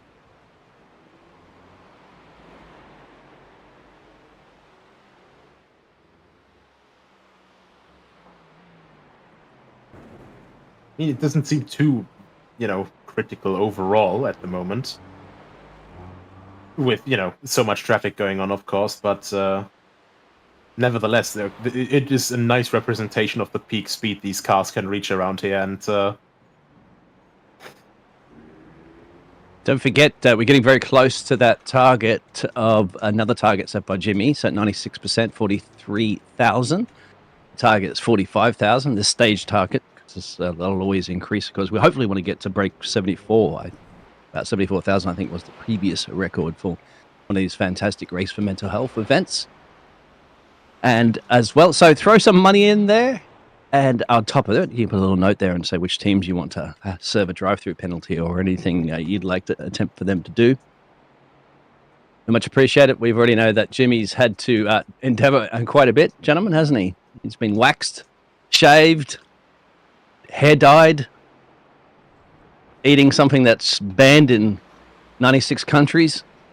Yes. That's the crazy part. Very soon.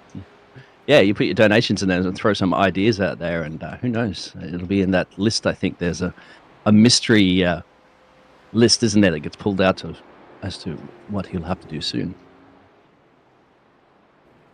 It's a forfeit, I think it is, they say.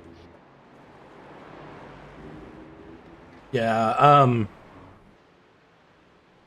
Jimmy right now, if you're not watching his stream,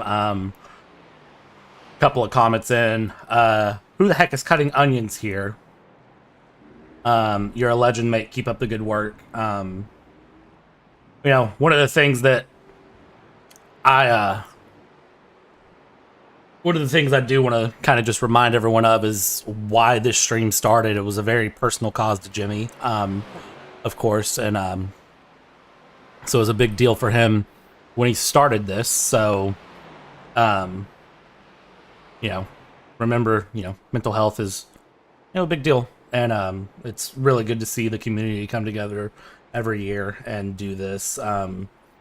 It's very much, a big deal for where things go. And it's really awesome to see the community come together every year and put together a broadcast like this and, an event like this and get so many big names involved. I know I said that earlier in the stream, but okay. That was a dumpster fire on the screen, though. Yeah, it's crucial out there to reach out. Just reach out. There's somebody there to listen.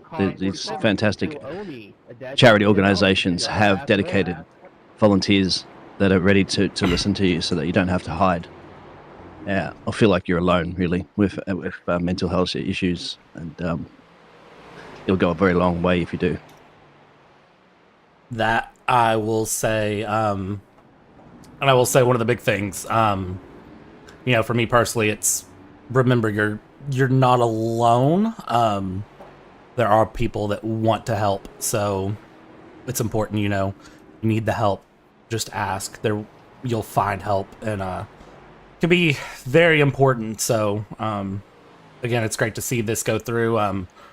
There's organizations all throughout the world that support. So as we watch through and we watch this go on, one of the things that we're watching on screen right now is the Delente Esports by TK run through. They are battling it out with Panda Racing just ahead and 27 Stapule Racing just behind. So we've got a 3-car battle here for P10. For the C7 prototypes as they run through. You can hear the beeps there off to the side of cars going in and out of the pit lane. We're deep into the night here. It's past midnight in the UK, so plenty of action going on right now. Plenty of chaos definitely to come our way as we continue the mixed class crazy things.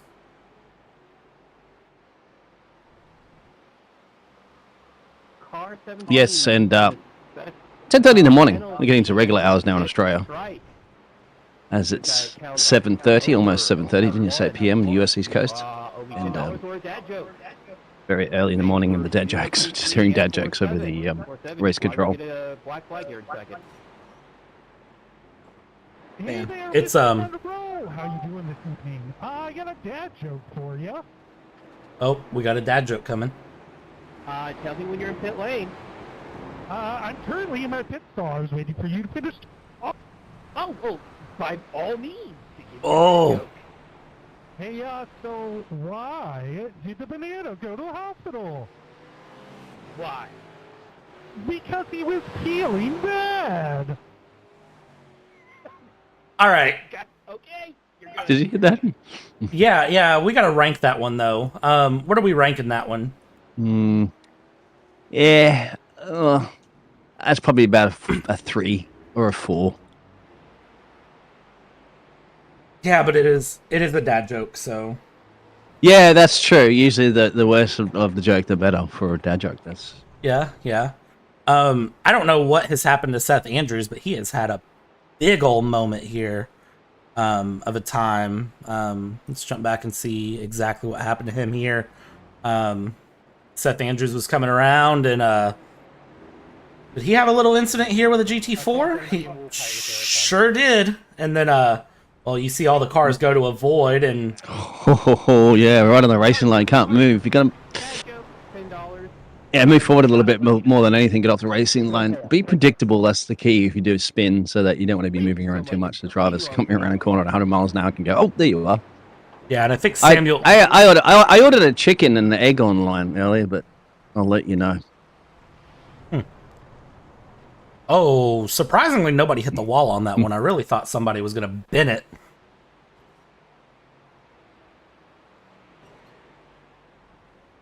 I should have said I'll let you know which one comes first. Arrives first. Anyway. Oh, Secure yeah. the egg. Hey. Sorry, that one went completely over my head, actually. I used to play piano by ear, but now I use my hands. Oh, that's great.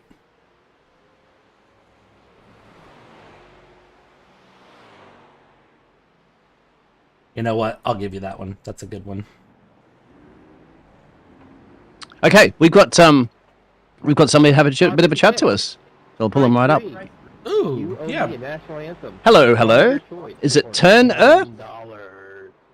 Sure. We can go with that. Turner. Welcome to the booth, mate. How are you? I'm doing good. How about yourself? Having a fantastic time watching all you gladiators conquer the arena. Yeah, You want to let us know your team that you're racing for, so you know? I am the team manager of the car 123 clown car full of baboons. I apologize to anybody having to look at this. I did design it, so it is my fault. Well, it's going to get plenty of screen time now, so don't worry. While you're in here, we're going to show it off to the world. Lovely. Oh, it's a lovely lyric. What made you come up with that idea and the concept for that? Well, in our community, we're not professionals or esports drivers. We're just a bunch of baboons out here clicking buttons. And when we got the invitation, because we didn't initially do the sign up, and we were asked by another team if we wanted to field their second car by a good friend of ours. And so I decided to add as many people as I possibly could. We originally had 16 drivers lined up, but we're fielding 14 today. And we just figured how many people could we fit into one car. And everybody started posting memes of clowns getting out of cars, and I was like, okay, well, that's our livery, so here we go. Yeah, do you want to read off all the drivers? I'm just having a look at the list here. You've got quite a few here, which is fantastic. A lot of the baboons for the clown car full of baboons. Yeah, so Sadie's in the car right now. We've had Philip Mill, we just got out. Beltan, Mr. Robert Lewis. Joby Savage was in there. Paul Miles. Ryan Cody. Oh my gosh, there's so many of them I can't keep track. We have a bunch that haven't driven yet. Dylan Sauer hasn't driven. Joy Millady hasn't driven. I have not driven yet. Tiago Alves did our race start, did an amazing job. He's the guy on the roof of the car. I put his face on the roof of every car that I drive. because he's one of my favorite people in the entire world. Oh my goodness, Ferris, please don't die. There's an accident right in front of us. Yeah, I went off to the kitty litter to avoid that one. Well done. Yeah, it'll be actually. Please, everybody, stick around as we progress into the morning time for the esports event, so that you can actually see a fantastic delivery. A little harder to see a lot of it at night time, but trust me, we saw it earlier, and it is absolutely amazing, especially look at it's on the roof. Yeah, so you're all probably splitting it up, aren't you, for about an hour and change each for the race? Yeah, I figured everybody would get at least one stint, and then we have 9 hours remaining for repairs and stuff like that. Because we're gonna bend the car a couple times. It's bound to happen. We have drivers that bought this car 2 days ago and learned on Friday. So we're out there. We're excited to be here helping out for this wonderful thing. I myself have dealt with mental health issues, and I know a lot of people that have. So things like this we love to help give back in any way we can. We are a moving chicane. We're 3 laps down from the rest of the field. We knew where we were going to be, but it's a lot of fun, and couldn't think of anything else that we would rather be doing. That's good. You went with the Holden. Oh, V8 Supercars. When they said, "Hey, do you want to do this?" and then I saw that they were like, "Hey, we need more Holdens and Miatas," I was like, "Give me a V8 Supercar." Even if they had too many, I was gonna try to get one. So there you go, chat as well too. If you want to throw out a message for the 123 car, if you want to take control and determine their race, give them for a drive-through or something like that, send it to shoot a donation in, or have you sing in a baboon. Maybe read out some poetry as a baboon. Yeah, we got one incident. We had to do a dad joke, which we jumped on, and we got a good chuckle from the race control team, and we actually had somebody donate money because the joke was so good. So we're doing. What was it? What did Yoda say when he saw himself in 4K? HDMI. Thank you. Thank you. That was quite good, actually. Brad, I love how that. would you rate that joke? It was worthy of a donation, that's for sure. There you go. Yeah, we got $20 out of it. That is a very, very good one. How are you guys holding up? I know 23 hours of this has got to be daunting. Well, Biggles, you've been here longer than I have tonight. Brad? It's not a problem, yeah. I think I've done 15, 16 hours straight one time, but I've been... You guys are clicking a lot of the buttons as well, too. I'm just in the booth helping out. We had little technical issues. It was a little bit more stressful at the start. James had to run around. I believe that James doesn't sleep because he's actually still running around doing other stuff, preparing for other races and things like that, too. So it has been a little daunting, but, once again, it's all for a charity. It's a lot of fun, and hearing race control and all the shenanigans. And I'm sure you're aware of what the shenanigans that Jimmy's been up to as well, too, right now. Pink hair. Yes. I have seen the latest screenshot of the hair and the yeah. Sim racing kids, just not even once. Don't do it. This is what happens. And he's very close, 98.1% for his next forfeit. So next trick is coming. So we're not quite sure what that means because we're all Americans. Forfeit means that he's just going to punish himself again, right? He's not going to quit the race. That's correct. Yes. Okay. According to the list of punishments have been suggested by some people, and that's what we applied. Yeah, we have one British guy on our team, and he's no help with the lingo, so we were just we weren't quite sure. It's all British lingo is something you kind of learn as you go. I'm gonna be real honest. As a bloody American myself, British lingo is just something you kind of have to learn as it goes. Yeah, I'm really hoping that we get another incident and we get the copy pasta about our British people real. Because I really want to read that, because I'm from the Midwest, and I've been told I have a pretty thick Midwestern accent, and I can add a little bit to it, and I really want to read that. So yes, that will I think I have to go. There's a suggestion out there for donations. Come on, man. That's for the 123 Holden machine. For a clown car full of baboons. Clown car full of baboons. Yeah, if you got any extra money laying around, punish us. You know, we're lapping at the back of the field, but you know, we still want to be tortured. So we're about 800 or so for the next forfeits. And I like that joke out there. There's a dad joke, but we'll wait until Nicholas steps back for that one because it's right up his alley. Yeah. Speaking of which, welcome back. Oh, all right, Nicholas. There you go. There's a dad joke out there for you. Ooh, come on, hit me. All right. Wait, do I have to tell it again? No. There's one in the chat. Oh, okay. From I think it's JH Jinx or something like that. I'm sorry if I got that wrong. It said, "I hate jokes about German sausage.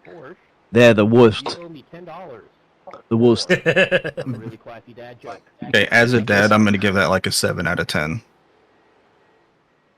As a German, I give it an 8 out of 10. Sorry, as a German, I give it a 9 out of 10. Oh no! All right, I gotta go after that one. That was good, actually. That was very, very good. Well, you guys keep it up. We love you. You're doing God's work. And, so you're the gladiators, you know. Yeah, you're the performers on the stage, and no race without drivers. Having fun watching you. Mm-hmm. Yep. Facts. It's a good time. I may send some other people over here if you want throughout the night. Please do. Another victim, gentlemen. Oh yeah. Well, I said I was gonna come over here, and I was like, well, I'm a little bit nervous, and like 3 other people were like, oh, I want to go. Can I go? So. Yeah, bring them on. We'll send them over here in a little bit. All right, fellas, take it easy. Yeah, you too. Don't forget to donate there and mention the 123 you just heard from for the Holden team. A clown car full of baboons. So that's 3 times backwards. Yeah, that's the car with the most drivers entered on a single car. 16 signed up for them.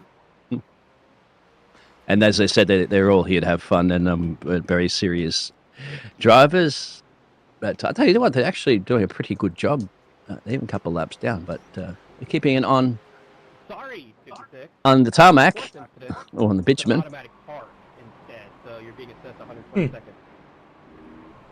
Speaking of on the tarmac, we actually have a quite decent little fight here as well. With overall position P5, that's Lilac Zir against, the ruling F1 champion, Max Verstappen. Well, reigning F1 champion, sorry. 3-time champion, soon to be 4. Make that 4. He's got one hand on the trophy already. I mean, thanks to McLaren, thanks to McLaren, you know, 4-time champion. I have my thoughts about that. I mean, all the ex-Formula 1 drivers and commentators and stuff like that, and Max always say Max got that special little thing that you need to be above and beyond drivers. You could see it just now, you know, going through the chicane and basically not leaving a millimeter spare, still being able to fully accelerate, going past the car, like, with just barely going past it without contact. You know, it's just knowing the measurements of your car, you know. Certainly, like, sometimes I'd say as well he goes a bit over the edge on track, and, you know, whatever, you know, he gets paid to race to the limit, he does what he's getting paid for, and, you know, he's racing to the limit. So, you know, oh, and actually that is some contact there on the limit through the chicane, which they implemented because another person that could have been an F1 champion had a bit of a bad time there. Yeah, and so how the replay. Did this occur? Well, so it's Max Verstappen there that gets tagged, unfortunately, flying through the corner. And another donation that came in. Yeah, sorry? Yeah, I think he bottomed out there and not quite able. And that's the next DP that gets. That was a. Yeah, Max not having the greatest time now in the graveyard shift. Oh, let's get a replay on that one too. If you have any small children, have them look away, please. This one was a big hit. Where did this go? All right, let's do... Here we go. This is the second hit. What in the world happened? Oh, he's just coming too hot. So I don't think he cooked... Everyone just slowing down quite a lot. Harmonica effect there, pretty much. Well, yeah, it doesn't look like much damage. Too much damage on that. Another reason why supporting mental health is very important, because Duncan just put a £5 with a gift aid in there, saying this time of year is always difficult for me. He lost his best friend to mental health struggles, and seeing something like this is so successful, to be so successful and amazing. Love you, Jim. Keep it up. So there you go. Amazing. Yeah. Absolutely great cause that's being, pushed forward in. I think, especially like just in general, it's not a topic that it's been on the rise recently with, the awareness for it in the last couple of years. But before that, I think, no matter in what area of life, whether, you're just working normally, whether you're, a veteran or something coming back from a war zone or something, it's been not talked about enough. It's been, especially like from personal, where I live, if you're a man, you're usually not really supposed to like talk about, your feelings too much and all that stuff, or, just generally like how your mental health is doing and everything.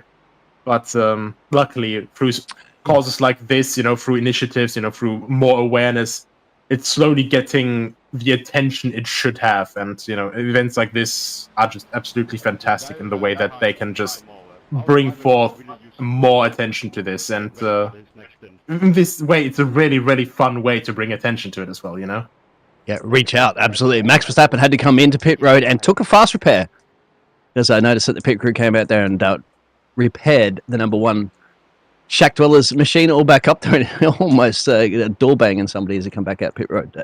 But that's definitely a fast repair gone for the number one racing team.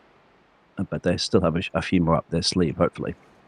Hopefully, at least. That is the big question here. But you could see Max Verstappen doing Max Verstappen things and sending this car around. We got a copy pasta coming in. Oh. It acts like a goblin. I don't know why, but I just enjoy doing this. Maybe it's my way of dealing with something, but I just do it about once every week. Generally, I carry around a sack and I creep around in a sort of crouch walking position, making goblin noises. Then I'll walk around my house and pick up various different trinkets and put them in my bag while saying stuff like, "I'll be having that," and laughing maniacally to cutlery or other utensils. Oh wait, I skipped a line. In my goblin voice, trinkets can include anything from shit I find on the ground to cutlery or other utensils. The other day, I was talking with my neighbors, and they mentioned hearing weird noises, like what I wrote about, and I was just internally screaming the entire conversation. I'm 99% sure that I don't know it's me, but God, that 1% chance is seriously weighing on my mind.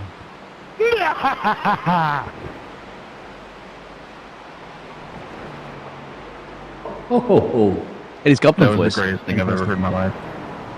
Thank you so much for that, sir. You have made my evening. Sometimes you just have to go goblin mode, Who was that, just to verify? To everybody in the air? You just heard? I'm not sure who that was. However, whoever that was, they need a full-time voice acting career. That goblin was something. When Baldur's Gate 4 eventually comes out, we'll have him as a goblin. Was he reading something? I would like to have Max do a copy pasta. That'd be great. No, that was a copy pasta we found. I was hoping to get the turbo and tabulator one in here, but next year. I think it's turned from the dad jokes to the copy pastas now. Yep. I mean, one of the copy passes we have is the gentleman, a short view back to the past. Oh yes, no. You could do that one, Nicholas. Yeah, I was going to get to that. One of my greatest pleasures I had in life was back in 2020 when the esports thing was still very, very big. I did I think also an endurance charity event with Nikki Hayes, a very promising young junior racer from America. who actually is a friend of Jensen Button. So we ended up training together and sat in a voice chat together, and I got to do the Jensen short view back to the past. I got to do that to Jensen Button, and he found it quite funny. So yeah, hooray, starstruck me back in the day. But if you want, I can actually do I can do the impression, so to say, of that coffee pasta. There was 1 years ago by an Australian reporter to, if you all remember, it's not as good as a short view back to the past, but it was to Juan Pablo Montoya, and it was like, I have one for one, just one hypothetical one, as one, the Wonder Kid, the rising number one of Formula One wonders, should one only win one Formula One 1 year? Would one want to have one in year round one? There you go. What? Oh yeah, and he just didn't take too kindly to the I mean, that could always be worse, I guess. Like, 1-1-1 with 1-1, like 1-1. Anyways, Nico, I've put your script in the broadcaster chat. If you would like to, all right. Okay, I can do this. I was born for this role. My entire non-existent acting career has led up to this moment. Gentlemen, a short view back to the past. 30 years ago, Niki Lauda told us, take a trained monkey, place him into the cockpit, and he's able to drive the car. 30 years later, Sebastian told us, I had to start my car like a computer. It's very complicated. And Nico Rosberg said he pressed during the race, I don't remember what race, the wrong button on the wheel. Question for you both. Is Formula One driving today too difficult with 20 or more buttons on the wheel? Are you too much under effort, under pressure? What are your wishes for the future concerning technical program during the race? Less buttons, more, or less and more communication with your engineers? Who was that? Who was that to? And can you repeat the question, please? I love that one. That's great. Well done. That deserves a donation for sure. Nicholas doing the reporters. I can't remember the name of the reporter, actually. Shout out to him. Yeah, I forgot him as well. He came back. He came back a couple of years later, didn't he? Yes, he did, didn't he? And Fernando, I think, mentioned something like that. Yeah. Yeah, I think Fernando recognized him immediately and was like, oh, I remember this one. Car 56, last warning for that crew penalty. Let me know. You want to do copy pasta or $10? Oh my copy pasta, please. Yes. It's Cal 56 pasta, Holden. Come on.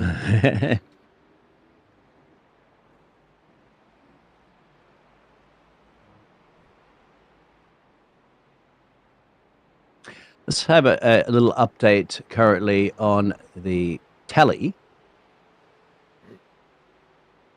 We have raised good, very, very, very close. 44,346 near that 45k target. That's amazing. So that we can forfeit Jimmy. Forfeit, of course, is in just, that's a kind of word for torture.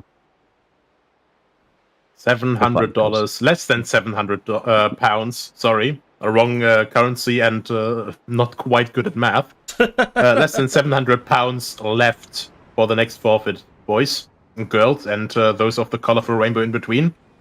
Cats Everyone's and dogs. invited to keep donating. Yeah. If a dog knows how to use a credit card, I'm taking that dog. It uses its thumb. It's paw print, I mean, to activate it.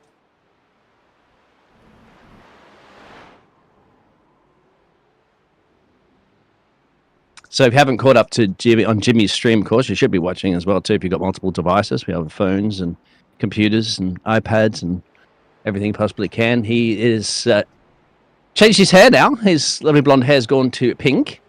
and he's got, I think it's the Hulk Hogan beard, and he's missing quite a few hairs on his chest as well.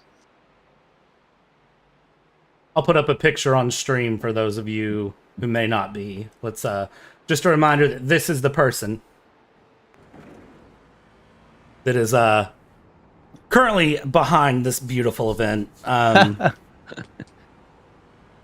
And what are those glasses? The Razor glasses or something? Should we call it? You can... Pit Vipers is what we call them in the U.S. Right.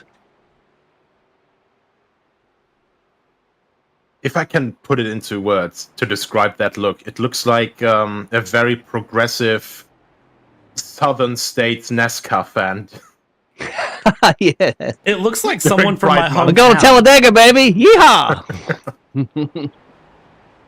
There you go. When there's a... Speaking of pink hair, there's a pink car in the gravel. Who was that in the gravel? Was a Daytona prototype? Not quite sure which one, though. Possibly Chris Vale? Hulk Hogan's son. Oh! End of the kitty litter. No, that's the other side of the track. So it wasn't Chris Vale, was it here? Still trying to learn all of the cars. Yes, there we are. Here we go. What happened? There we here? are. This should be right behind that. And, Oh, Clink. spun by themselves, unfortunately, taken out. Cleverly backed up off the racing line there to allow the other cars to fly through the... I'm not sure if that was the Klein chicane or the... I can't pronounce that. Turn 7. It's got Bruch at the end of it, which means corner in Dutch. If I'm correct. Bort, is it? Bocht. Yeah, it's weird with our languages. This is the Dutch-speaking part. Well, Flemish Dutch-speaking part of Belgium. It's a nice little back and forth that some Dutch people and German people can have, because the Dutch guys will basically go, oh yeah, we can speak German when we're drunk, and then we Germans can go, oh yeah, we can speak Dutch when we're drunk. You're drunk, yes. I had heard that when I was living in Amsterdam for a little while as well. In fairness, one time when I was still younger and didn't regret my life choices every morning after I woke up, I was fairly drunk with Dutch friends playing Cards Against Humanity, and I did actually understand them speaking Dutch at a certain point. I think it was after the 10th rum and coke. Speaking that actually made my stomach turn. I've gotten old, goddamn. Ooh, Cards Against Humanity, that's... Yeah, it was great back in the day. When we were... Well, it was actually back during the Magenta Warriors days when I was driving for Oscar Hardwick. We basically finished a race in VEC, and it was 12 a.m., 2 a.m. And basically, oh yeah, race went great. We won in class or something. Cards Against Humanity, victory lap. Race went horrible.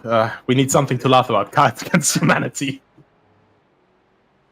Yeah, Max is sending it at the moment too for the Shack Dwellers. They're currently P4 in class. He's like, oh, we haven't got a caution. We have a caution out. Ooh. So I believe there's probably about a fourth or so caution. It's been a little while, so this will be interesting. We'll be restack them, re-rack them. Will some of the drivers head down to pit road? And it's a wave around for the car 87 as well. That it is. Car 87 gets to take his way around, get a lap back. Oh, we passed 45,000. So this will definitely be time for Jimmy to probably the reason too why the caution was called, so that we can tune in and see what Jimmy's going to have to do now. Oh, is it a shoey? No! Is it a shoe? It's a shoey? It's 5 minute a mouth for a shoey. Max as a shoey. Oh. Is he doing it? Yes. Daniel Ricciardo will be calling him going, save some for me. Oh. Oh.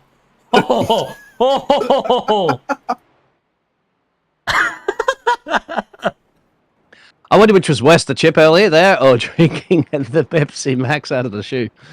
Oh, I don't know why he's reading so much. You know, the feed taste is my favorite part about Pepsi Max. And he said in chat, "Don't kiss me tonight." All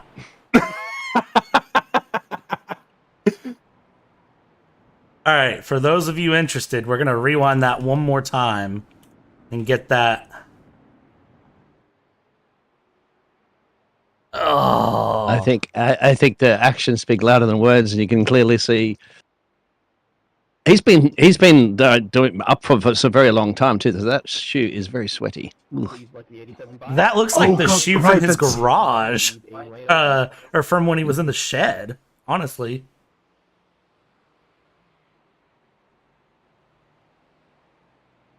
Oh, dear God. All right, well, there we go. He did it. He did it exactly for £45,000 raised so far, and still 13 hours and 11 minutes. Next step, 50,000. Mm-hmm. And I think somebody out there can do our pit lane reporting. Somebody did earlier. It's about 74,000. I think was the previous most made for the mental health charity event. Yeah, we got 13 hours to go. I'd say we can beat that. We're on a good path. Definitely probably get close to 400,000 total as well after this event, which is over these years is absolutely outstanding, of course. But Jimmy's the man, and we all love him. That's the reason why he gives to charity. Yeah, no one can unite the sim racers like Jamble McBramble. Just a shame that he's not driving Minty in this. Room for the 87. Leave room. I don't think they have a turbocharged MX-5 yet. They should. They should. See, we could have done this race in Euro Truck too. That would have been a good one. Lawnmowers? Yeah. Ooh, lawnmower simulator. Wreckfest. Wreckfest 24-hour race. Come on. Oh God. It's actually surprisingly good. Wreckfest has actually an insanely good netcode and really nice driving physics actually. Yeah, I did used to commentate a league with that actually. They used to do a racing league, and it was actually quite fun. I had a couple of they have very quick drivers in that, and then of course with some of the chaotic tracks, you can flip it all around. Use the Wreckfest couch. The couch, yes. That can't do the death loop, can it? I don't think. The bus can't do it. The bus can't do that. Oh, it can? Yeah. The bus, we got to do it as well. You can actually do it with the combine harvester as well. Yes, that's brings back some fun memories, actually. It's quite fun. And anybody can kind of compete in it as well, too, without having to have hours and hours of practicing. You can do it on a keyboard. Right. So, Max is up at a P2 currently at the moment, and they're behind Jimmy's team, who's leading. The Sharkwell is 44. So, 1 and 2. Yeah, same for me. That's, of course, we're under caution. Green. This is it's interesting because we're hitting the 13-hour to go mark, guys. We've made it through a pretty considerable chunk of time here. You think about the fact that 10 hours ago, if I can do 23 minus 13, math is not my strong suit here, but 10 hours ago is when we started this thing. Plus a couple of hours because, of course, qualifying and everything that, Alex and James and you Biggles and Paul all brought in and had going. So, and, for 10 hours, the cars have gone in loops. And for another 13 hours, they will go in some more loops. And flips. Yeah. Something's got to flip. Lots of chatter and race control at the moment as everybody's on cooling down. You know what happens when you re-rack them and restack them, right, gentlemen? I say cautions breed cautions, don't they? That they do. Except for we don't really... I mean, at this point, they're even just slamming the brakes here. Are we going to have a problem here? I wonder how many cars have to go down and serve some of these penalties now, because some of them are starting to rack them up. Well, there is the iRacing safety truck pulling off, so we're going to send things underway with Crawford in the lead here. Hang on, we're not going green. Actually, no, we're not going green yet. Hey, race control straight up just to let you know. Hang on, we're not going green.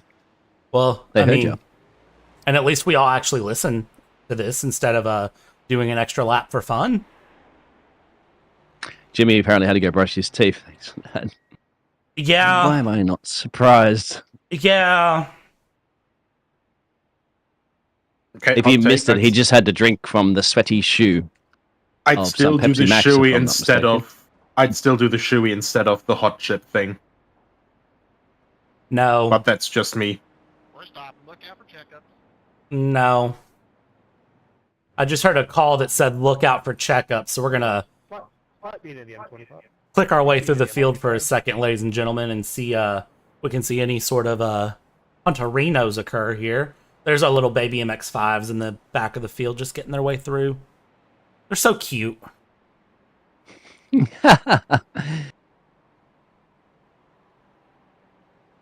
So there's no, they're not reorganizing it by class, they're just going to be going.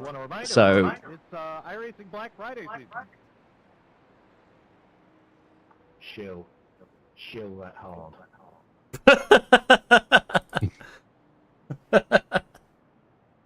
Is it chilling when you're trying to ensure that you have job security? Also, Corey, fix your goddamn game. Active and lapsed memberships, 25% off new members, 50% off. iRacing.com/Black Friday. iRacing.com/Black Friday. yeah, That's the race that's control true. message. Absolutely. So for any of you who have thought about getting into sim racing, This charity stream, can I get a free 2-year renewal? Pretty please. I think the answer is no. You have to ask the goblin for that. And buy 3 in sets of 3 as well, too. I've had to buy a lot over the years, and you'll get a lot more of a discount as well, too. But the Black Friday sale, you're probably already going to be Yep. pretty good value for money. Yep. It is very nice. I'm not gonna lie. The amount of content that there is in iRacing, and I think I own virtually every piece of content in iRacing now. Actually, since the since I've started doing commentary. Initially, I owned. I think I'm there as well. James is. I think he's got everything. Yeah. If James doesn't have anything or have everything, I'll be surprised. Initially, I started out with just like If I mortgage my house, can we get a 22 waiver round? the initially. Wow, someone talking about mortgaging their house, that caught me off guard. Initially, I started out just with the Whelen Modifieds, the open wheel Class C cars, and then ended up buying a couple of NASCAR cars after that, and we're back. I was about to say, you were from the States, so you've got to have the NASCAR out there, the trucks, the F-150s and things. Oh yeah, absolutely. We're going green, gentlemen. Green, we are. It's a good jump there early on. This is how far back we're still going. Here is the Carnage mid-pack, but it does look like most people are making it through. I'm going to go check on our loves of the MX-5s and make sure that they're surviving okay. Oh dear God! Yeah, looks like they're having a they're having a I time. think Max Verstappen's just... Oh, that's 2 of the DPs.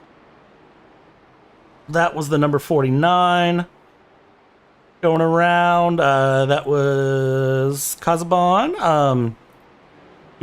Max in third. Somebody cut the chicane.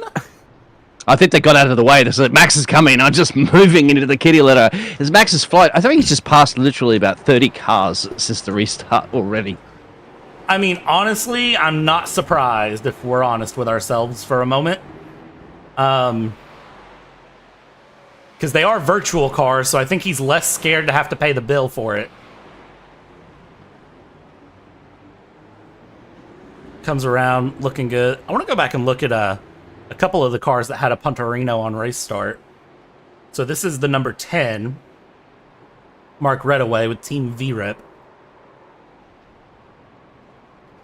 Gordy's door, just kind of on his own there. Ryan Harrison had a moment. I think this is the one we saw them around.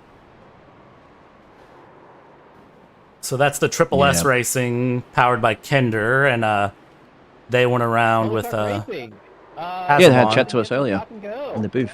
It's getting a lot of marbles on the outside of that track now too. Yeah, the track condition is a little rough, I gotta say. Ryan Harrison had a moment. Or no, that's the one we just saw. He registers it twice, actually. Or he had another moment after the fact, which is quite possible. Rory Sadie had a moment here. This is our clown car of baboons. What has happened to them? Hard on the brakes. This is who we saw run off the line there. Oh no, yeah, they moved out of the way because Max was flying right behind them there. So as I said, they were in here to have some fun, and they didn't want to destroy it. Joe Chiampa had a moment there in the number 87, and it looks like that one is just all solo. Ooh. So those are some of our moments we had early on there. We check in here. We've got a group of GT4s that are just kind of running their own way here, with a couple of other cars mixed in here and there. The future racing team that's currently in the lead are banking out. I was going to say they're banking out some good laps, but now that Max found clear air, Maxie doing Max things, banked in the fastest lap of the race at the moment. He's hit the 121.9, and that's very, very close to the qualifying pace I was setting earlier, which was 121.2. So, believe it or not, he does have some clear track, and he is absolutely blisteringly fast. I mean, if there was ever a time to put Max behind the wheel, it's probably the dead of night, because I feel like teams go one of two ways when they run these endurance races. They'll put their slower, more consistent cars or slower, more consistent drivers in the night run and let them run through, or they will put their high-speed, blistering, fast-paced drivers in for the night racing and let them just absolutely eat up time. It goes one of two ways, and I tend to find that if you put your fast guys in at night, you tend to make some pretty good results in the dead of night. It's just all about, not letting, how would you say it, not letting the entire situation with less light, affect you too much, because in the end, this is like the biggest problem that you have, especially at faster speeds. You just see the lights closing. That's the easiest time when you can misjudge the closing speeds of different cars. So I think the most difficult part is, well, because they aren't suffering enough yet, I'd say, being an MX-5 driver in this situation. And that followed by, well, like Max Verstappen being one of the DP drivers with that huge overlap, with that huge overspeed that they approach with, and now have to find a clean way through while also making sure that these MX-5s actually see them like there. Yeah, we're gonna run on he board just for this. Throws one. it up. Sorry. He's like, what chicane? Just straight in there. Fearless Max getting the job done. He's wanting to catch the race leaders of the future racing team. He's looking into the future and saying, I foresee myself in P1 very soon. Yeah, we're gonna just ride on board with Max for a few minutes here, because this is enjoyable just to watch. I'm gonna close my eyes if you're riding shotgun with Max. Wow. You probably should. I mean, that is one of those, though, that I would gladly let Max Verstappen drive me around. I know I'd have a good time. So, Max, if you're listening to the broadcast and you ever have a chance to give a ride-along around the eastern U.S., give your boy Brad a call. Been wearing Red Bull gear for years. I'm drinking a Red Bull right now, actually. So he'll be in the West in a couple of weeks. Might not work. Product placement. Be in that Viva Las Vegas. That they will. I'm curious. Oh! He's got a lot of faith in the drivers just sticking to their racing line and making Max drive around, which he's doing, navigating that traffic quite well. Every once in a while, he has to lift. That's right. Doesn't like to lift, but every once in a while he will, or even hit the brake pedal. I don't think he cares to lift, honestly. Look at this. He hasn't hardly lifted once. Let's pull up the dashboard really quick. Let's really enjoy this run. Get a sense of the speed he's doing here.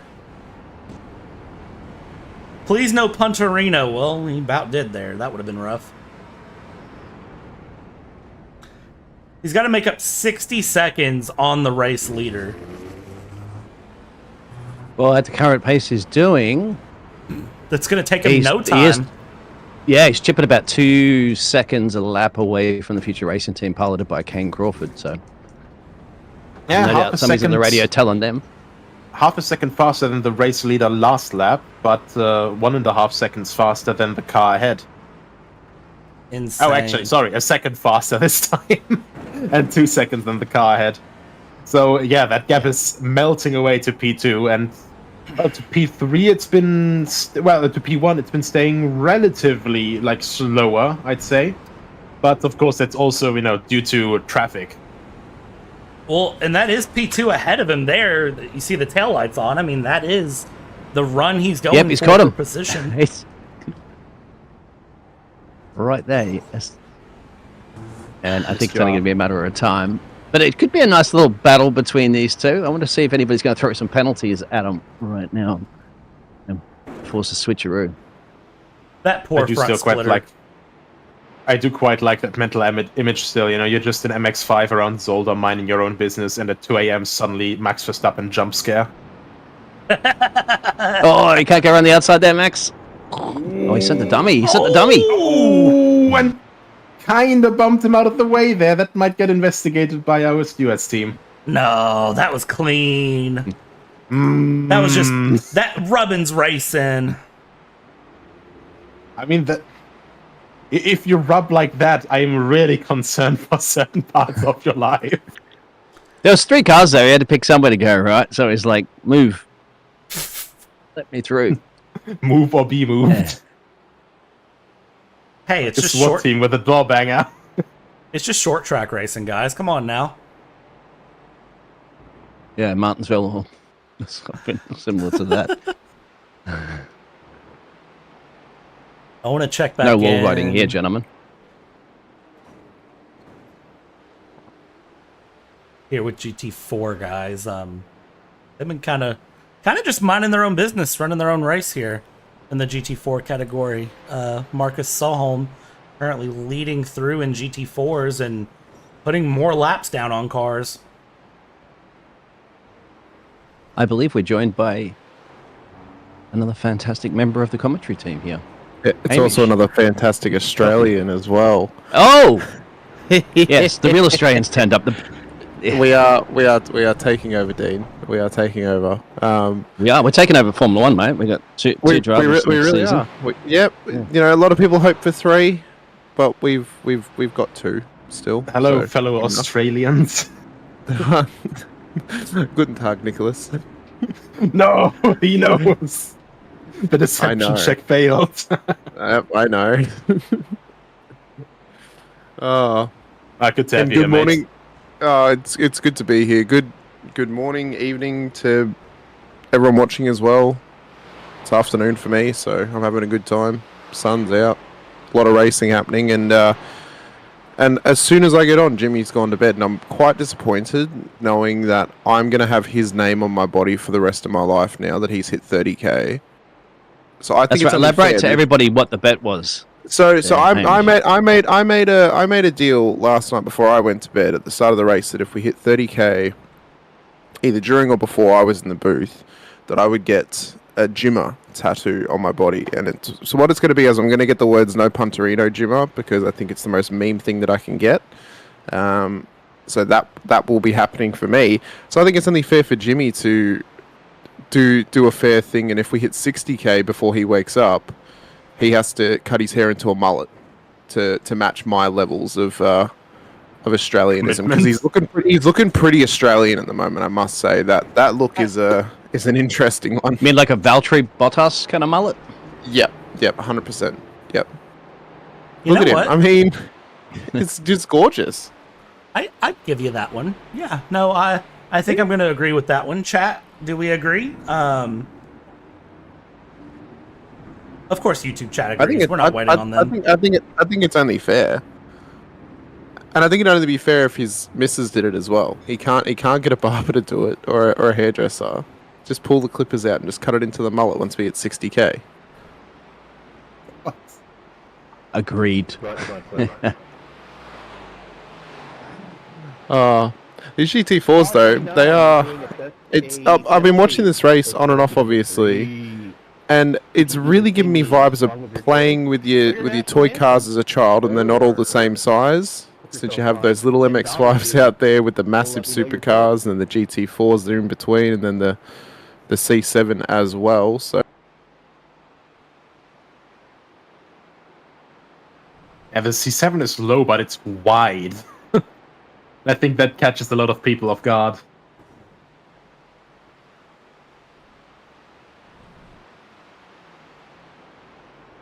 That's one thing they've been bringing up here for Formula 1, of course. The modern Formula 1 cars are a lot wider than what the previous ones did, so it takes a lot more work to get the overtakes done.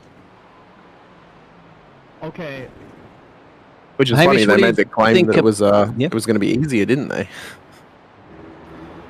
With the aero packages, certainly. So far, of your evaluation of the racing event, what's been the key highlights? The key that impressed you? Oh, I think I'll probably Jimmer doing the shoey is a pretty big memorable moment at this stage. I'm trying to remember back what happened before I went to bed, which was at like 3 a.m. for me. So I think, really the story at that time was just technical difficulties, unfortunately, which we've fixed now, which is good. And ever since I've gotten up, I think it's just been pure chaos. Obviously, the safety car restart was pretty chaotic, with a lot of cars just getting taken off track, which you expect in multi-class racing, especially when all the cars are put back together again in a line after a safety car period, and with such variable speeds between all of them as well. But I mean, some of the I saw before one of the GT4s tried to go for a move on the MX-5, and I nearly saw it cut it off at turn 3, and I'm thinking, oh no, you're going to kill that Merc, but somehow they survived. Which that's the toughest part of this point in the race. You're in the graveyard point. You're just trying to survive and get to when the sun comes up. Yeah, and we can see those fantastic liveries as well. So I'm really looking forward to it. We had a chat too from one of the members of the clowns full of a clown car full of baboons. That's got a fantastic livery on that too. And he goes, they are they're Nicholas, probably the largest team with. Yep, 16 drivers in that car. 16 drivers. 16. It's like one of those clown cars, you know, when all the clowns come out of it, and you see in the movies and stuff like that. How many keep coming out of the car? Yeah, we have two extremes in this field. 311 drivers according to the entry list. And yeah, the 123 Holden V8 supercar with let me find the team. Yeah, well, clown car full of something tongue twister. Germans aren't good with that. A clown car full of baboons by New World Sim Racing. There we are. Jesus Christ, what a team name! And Hamish, you missed Nicholas's a short view back to the past. Oh yes, I saw the chat from Brad about that, and I had a good chuckle about that one. He might do it again later on, I guess, and as if nobody has heard it. If we get Max or Jimmy in here for an interview, I feel like that's the one question that Nicholas should be allowed to ask. That's true. Yes. Ooh, yeah, I'd be down for that. I'd be down to clown. I just have to get my 5-hour court-mandated nap first. Which modified a little bit too to more modern Formula One, even better for a question, I think, and it's still the same theme. Good work. We could reword it so it's like time penalties, and if Max thinks that 10-second penalties are too much, or if they should expand them a little bit. But yeah, Hamish, I think you're here to replace me. I am indeed. But when it's up to you. Whenever you're. I've come in here an hour earlier because I wanted to just get involved. You know, I've been hanging for the opportunity to get into the booth for this, but. Our shift sheet is in British time, isn't it? Time. Yeah, it is. Damn it!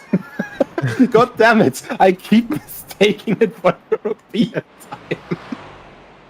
Yeah, it's in it's Oh my it's God. in good old King's English time. So it's What easy neck for of me the to woods in figure out. Australia are you from, mate? What state? I'm in Victoria. So Ah, yeah. yeah, Queenslander here, mate. Oh, love a bit of Queensland. I heard Nicholas mention rum and coke earlier, and it made me want a Bundy. So only my fellow is in Australians Queensland. understand what- Yeah, it's in Queensland. Yes. I've been to the distillery. It's better than Disneyland. Trust me. It's such a fun place to Disneyland for go. adults. Yes. Yeah, it's Disneyland for adults, 100%. Yep. Ginger beer's good too, mate.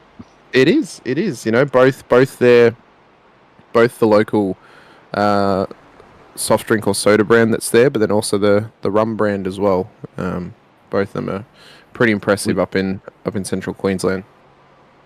Nicholas, you're gonna have fun when we start really getting into Australian slang and start talking, and you guys out there as well too. They're done some people. What are they talking about? I would Bunning expect snag and all that sort of stuff, mate. this is the time that we're likely going to get the most Australians in the chat, being that it is the middle of the day on a Sunday. But who knows? Maybe they're actually out doing something on a Sunday. I wasn't, so I was happy to be here. Down at the beach, firing up the barbecue. It's Sunday in Australia, so you usually have a Sunday roast or some of that too. And yeah. Yep. Nico, surely you're not going to leave me with the two Australians alone, right?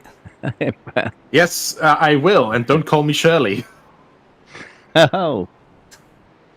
Don't worry, Brad. Brownie points to whoever gets that reference. I promise, Brad, we're not going to compare certain firearm legislations across countries. I promise you we won't. What's your Vector? You got any dad jokes for us there, mate? Oh, I can definitely find you some. That is not Australian dad jokes too. Okay, I'll find specifically Australian dad jokes. That's one for the chat. Go Astra. Car 376 for your lack and of judgment. Aussie watching right now too. That's Mason. Shout out if you're Australian. And I'll throw some Australian lingo at you. Okay, I've got one for you. It's literally the first one I found. Why did the golfer get a new pair of pants? Why? Because he got a hole in one.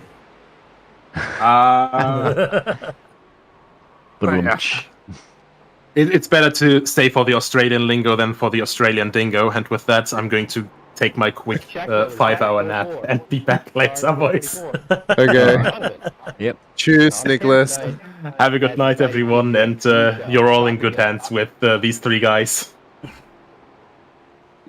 Fair dinkum. All right. We can dinkum. give Brad the test, can't we, with some Australian slang, see if he gets it, Australian lingo. We definitely can. I mean, we're not here to screw spiders, of course. We just have to try and make this as Australian as possible because James would hate it. Absolutely. Brad, do you know when we throw them at what budgie smugglers are? Yeah, budgie smugglers. You know what budgie smugglers are, Brad? God, no. Maybe that's one for the chat too. What about we're heading down to the bottle-o? Yeah, you lost me. That is a good one. That's a good one to ask him. Yeah. Well, we're in the having a good arvo, aren't we? There. We are. We're having a good arvo. We are. Yep. It's a fairly good arvo on a Sunday. Some people might even go get you mentioned it before, a Bunnings snag on a Sunday arvo. Yep. The track's chockers full of cars this evening. Oh, my brain's gone. What about chucking a sickie? Are you chucking a sickie today, mate? In order to No, I'm definitely not chucking a sickie. Definitely not. A lot of people in the chat, they're trying to help as much as they can. This was not the unhinged James told me about. We warned people this was going to get unhinged. Yep, servo does equal petrol station. Thank you, Ben. He's translating for all of us. I did that actually since I've been living overseas a lot. I go to my parents and my friends and stuff. I'm like, I'm going to go to a gas station. They're like, we call it a petrol station here, mate, not a gas station. And I say, I got to get something out of the trunk.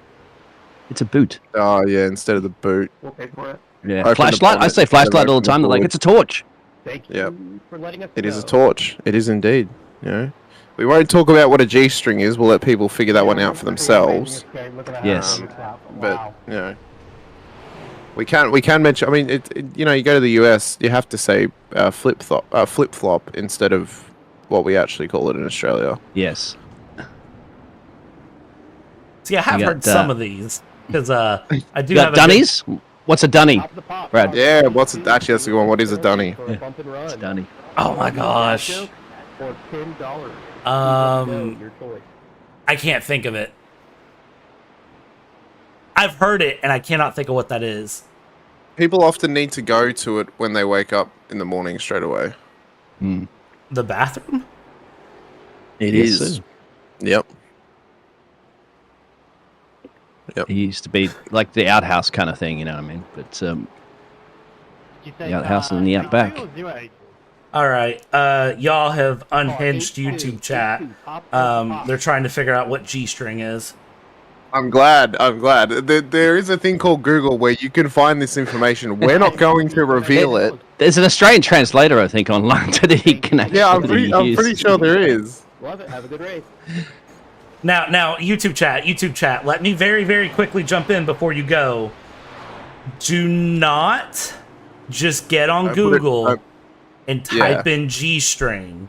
You need to type in Australian translation first. Yeah, because you'll get the chord off of a guitar of a G string. That's what you'll get. Yeah, JPBroadcasting. Really, you were googling that? Google. He definitely googled G string as soon No. as we mentioned it. Nope, I have not. I am broadcasting. I am not opening up a Google tab and typing something in. I know better. Oh, we've definitely blown the door off. It's this unhinged. So, and this is another thing, Hamish. You're Holden or Ford man, of course, because V8 Supercars are very Australian. I'm one of the few people who's not a manufacturer fan. I more or less actually follow a driver, more so than anything. So I feel a lot more connection with the driver than I do with the manufacturer. So to watch the Bathurst, I did watch Bathurst this year. It was the worst Bathurst I've ever seen in my life in terms of how boring it was. We went 131 laps without a safety car. It was clean. The race is just so clean. It was very clean. I think the cars are too safe now. Honestly, they are. They're just too safe. People are, you know, and I'm all for safety, but you know, we need some chaos as well, which we do get in sim racing, which is good. James loves bringing some chaos when he attempts to drive the supercar. He also loves an argument with RC, which is quite hilarious to see play out as I'm trying to call a race. So. He loves blue flags on top of that as well. So oh my god, he loves blue flags. God, why are we starting the blue flag conversation? Although because we're doing it while he's not here. Fair. I do got to know though, Biggles. Was he ripping his hair out about blue flags during the stream, like earlier? No, we didn't get him started on the blue flag subject, so we kept it clean, kept it off, kept it out of his mind. But we are going to get him started on that when he wakes up. Oh yeah, later on for sure. Yeah, absolutely. You Why not? Definitely need to do it. I hope the chat can bring it up as well too, if you want. Oh, I mean, we are just absolutely ripping James a new one whilst he sleeps, whilst he gets his beauty sleep at this point on his channel. And I don't. Yeah, on his channel as well. And one thing that he did not like, but he could not deny, was the fact that he looks like Simon Pegg. He just does. So I reckon. Oh, you think? Yeah, you move around. You know what? I reckon if I tried to put in the chat last night, but he did not read it because he was too busy fighting fires. I reckon if we get to 50,000 before the end of the hour, I reckon he should have to dye his hair orange just to complete the Simon Pegg look. That's not bad. That's not a bad bet. I mean, you've got to get a tattoo, don't you? So I do. You know. So have you guys had any cake? Out there? No. No, I did make brownies the other day, we but have I've already finished them. We have somebody to come and give us a chin wag, and do you want to bring him up there, gentlemen? We'll bring Diego. Yeah. I can bring up. You're ready. Diego Alves. I believe he's the Brazilian driver, isn't he? Diego, welcome. It's me. Thank you. Thank you so much. You are How are live, you guys sir. doing this night?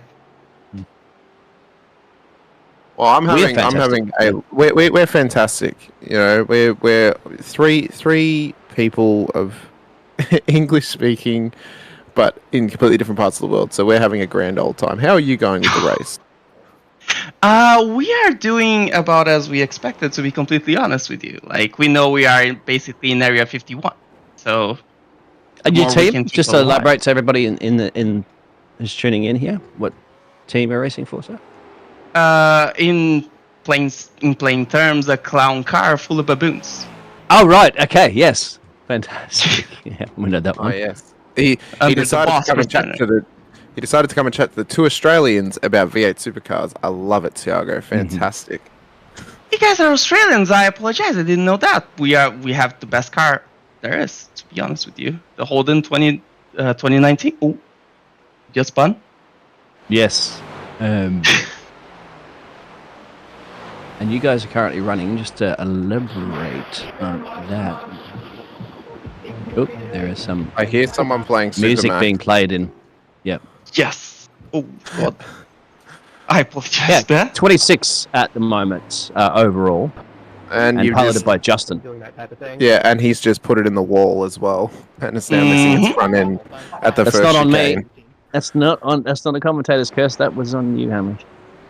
That was on might me. be on What do me. you mean? No, that might be Actually, on it was me. on I Brad. had Brad's in turns. control of the cameras. Yeah. Yeah, it's Brad's fault. What did I do? Well, we've what we've also now just, and it's one thing that's very important. I don't know if it's been mentioned. The fact that now they've lost their headlights, we just cannot see them, and they cannot see their way around the track. You get to park it in pit lane for 120 seconds. Oh my God, we have no headlights. That's a question for you. Do you have any fast repairs left? We do have 3. Okay. Thank God we thought we were going to spend like all 3 on me on the start of the race. I didn't. We got quite lucky, and we still have 3. I got your brake lights there too, so these cars flying around can see you. There you go. There's no headlights. Straight down pit, not too far from pit road, so he'll be in and out there. Get that dinged out. Get a bunning snag for us while you're at it, please. You want one, right, Hamish? 2 bunning I snags. do, definitely do. Yep, 100%. Onion on top of the snag, please. Yes, that's Not right. on the bottom. And a Vegemite sandwich too. Oh, yes. I absolutely cackle every time I see someone say, "Oh yeah, we're going to try Vegemite," and they take a spoonful. Oh yeah. Just- How do you all No, eat you that? Oh, we just- can. Go ahead. How? How do you all eat Vegemite of all things? So, very, quite simply, you can either have it on toast or fresh bread. Thin layer of butter, and then like the smallest amount of Vegemite on the bread.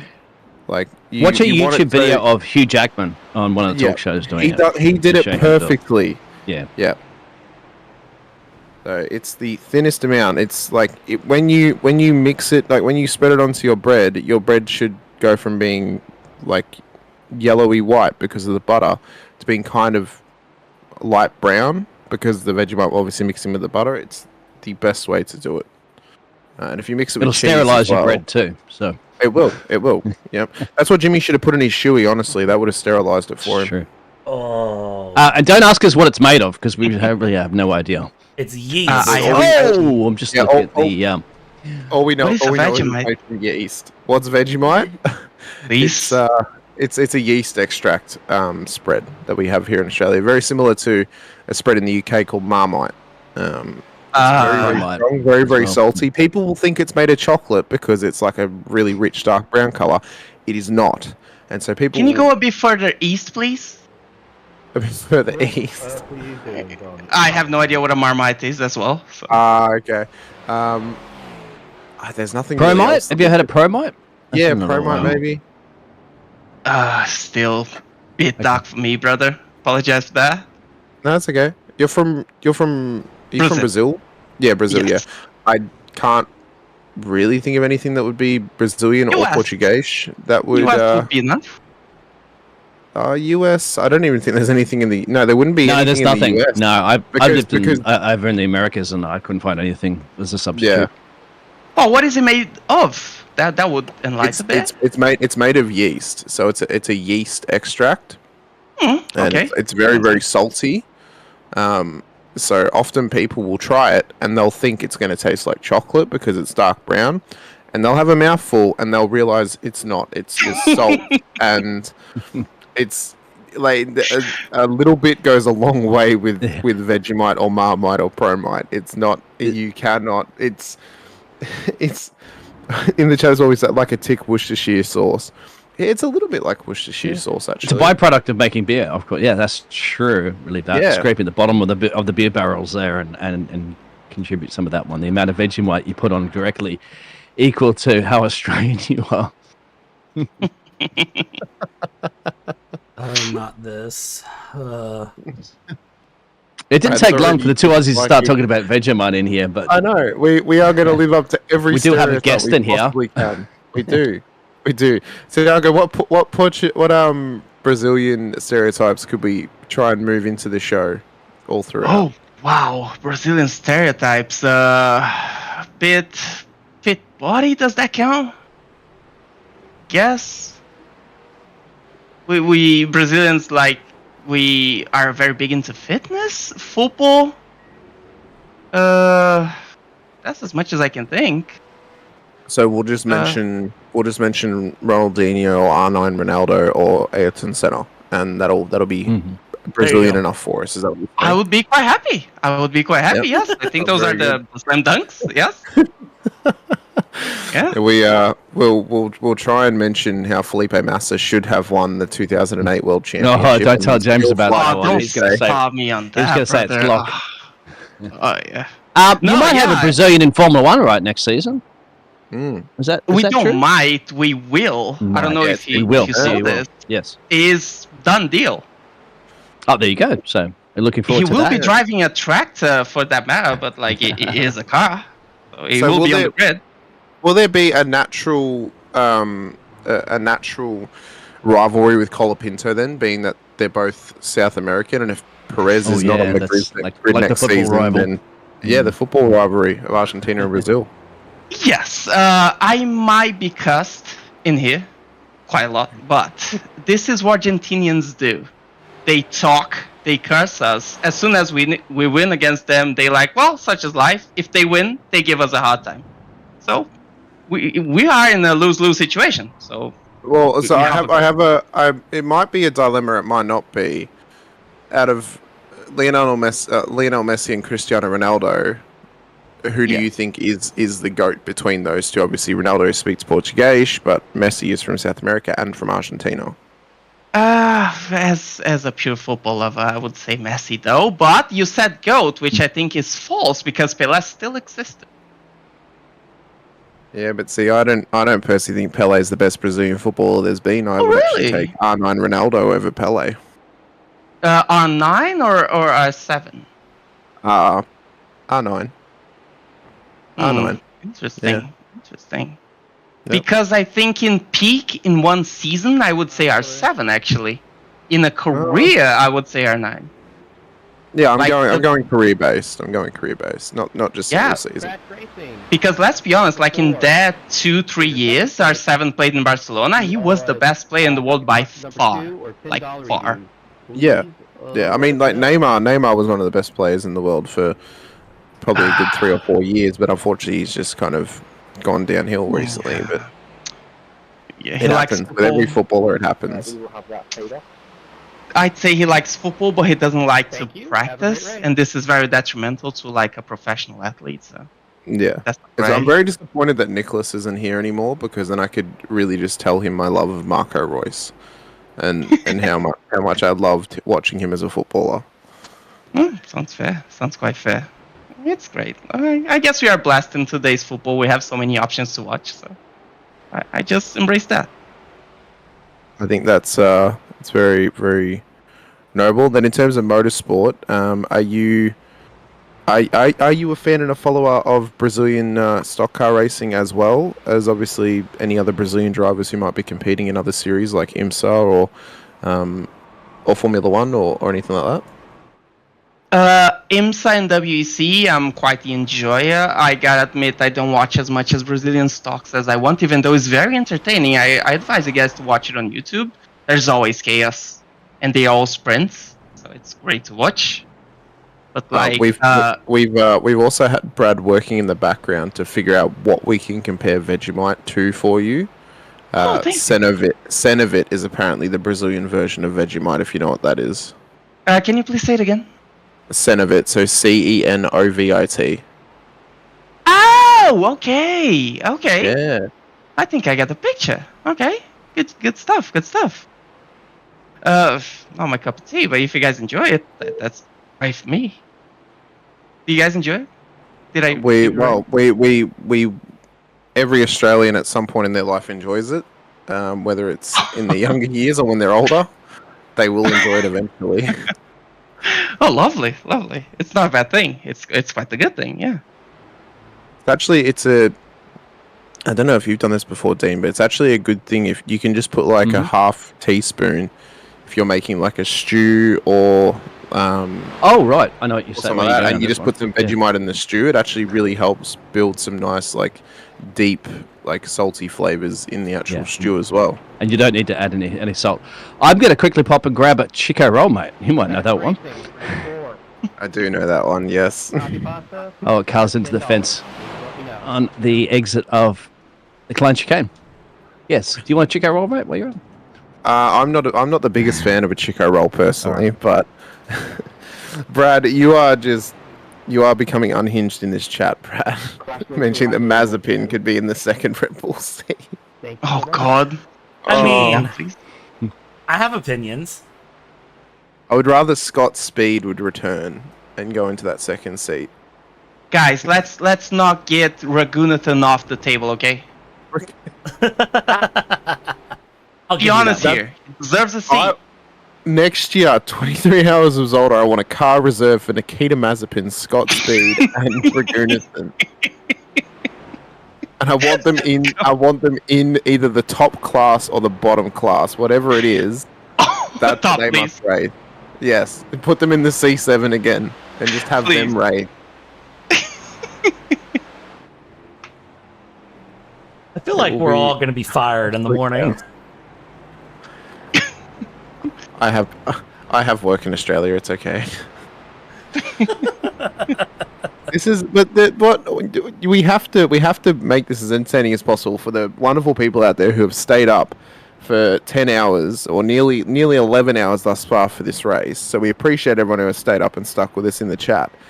So we have to bring some sort of entertainment, just like what they do at Le Mans or at the D24 as well. So we so appreciate everyone who has stayed up with us for this long, even though most of us in the booth have slept, apart from Brad. Poor old Brad. I have not slept. You have not slept? Not since I woke up at about 7:30 Eastern US, and it's currently 8:45 PM US. So, and I don't know how long I'm supposed to be in this seat running the stream. So apparently you're supposed to be in here until at least, I think, 6 hours from now, roughly. Oh, that's not too bad. Sure. It's not too bad. So it could be worse. Targa, have you had any sleep as of yet, or have you guys just been absolutely raw dogging this race and staying up together as a 16 driver unit? Yeah, to be fair, we don't need to because it's quite in our time range. Like, I woke up at 9 a.m. today, so quite fair. And it's 10:41 for me, so it's still quite fair. Like, it's not too bad then. Yeah, it's perfect. I'll be probably up for 3 or 4 more hours, see if anyone needs any more support, and then just sleep. We do need to find an European ASAP to compose our team. It would be quite nice. Well, you guys are currently situated now last in the Supercars class after unfortunately having a kiss with the wall. Plenty of time to come back though, being that there is 12 hours left in this race. So there's still opportunity for you guys to make your way through, and if you can somehow scrounge up some money, you could put some penalties in front of in the cars in your way and just find yourself in P1 again. Yeah, it was about what we expected, to be completely honest with you. First, to have fun, which we are having. I can promise you that. And second, like we know, like we are not as capable as the drivers ahead, so we're just trying to survive better than them. Well, what I think would be fantastic if you're able to compete again next year is if instead of the supercars, they put the Brazilian stock cars out there, because I feel like they're more cursed than the supercars a little bit. They are easier to drive. Are they really? Quite Wow. easier to drive. Yeah. Well, the supercar is, in my opinion, the hardest car to drive on the service. So it's you have thrown yourself at the deep end to drive that at Zolder, but you guys are doing a phenomenal effort thus far, and I mean to be still going strong and close to the lead lap of your class. You're not out of the water yet in terms of not able to get something out of this race, which is good to see. Yes, me and a teammate of ours, Paul Miles, which got the car not too long ago. We are Bathurst 1000 enjoyers. We do it every single year. We podium every single year, of course, in our limited I rating range. But we do it every year. We make a point of doing it because we love this specific race and this car. Oh, we absolutely love to hear that, Tiago. I would love if iRacing would do an official Sandown 500, which would be still 161 laps, but it would only be a 3-hour race at Sandown.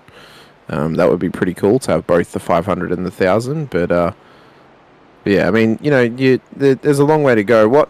What's kind of some of the issues you guys might be facing at the moment? Being in the dark, it's 10 hours in, and although you have got 16 drivers in the car, so it's not like it's left up to 2 people to do the night shift. You've got plenty of options to hop in the car at this point in the race.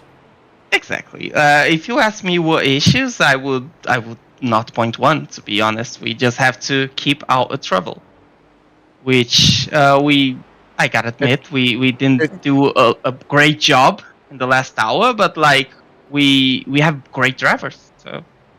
It's always the ambition to be as clean as possible on track, but you can either get caught up in your own mess or someone else's mess very, very easily in one of these races. So it's I wouldn't feel so bad if you've been involved in some wars tonight or throughout this race, as you guys are still kicking on strong, and a lot of drivers may have given up by this point if they've been in the wars. So you guys are doing a very good job.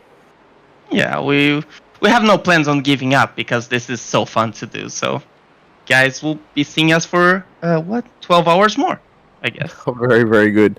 Well, I hope we get to have a chat to you again soon, Tiago. Thank you so much for coming to have a chat to us. Best of luck throughout the rest of this race. We look forward to seeing how the clown car continues on in the 23 hours of Zolder. It was an absolute pleasure. You guys have a great night ahead of you. You too, mate. Thank you so much. We got football, meat pies, kangaroos, and Holden cars. Oh, Yeah. very good. I'm glad you mentioned football, and I'm glad that you're a Queenslander, because my team, the Brisbane Lions, won the grand final this year after 20 Yes. years, and I was absolutely ecstatic.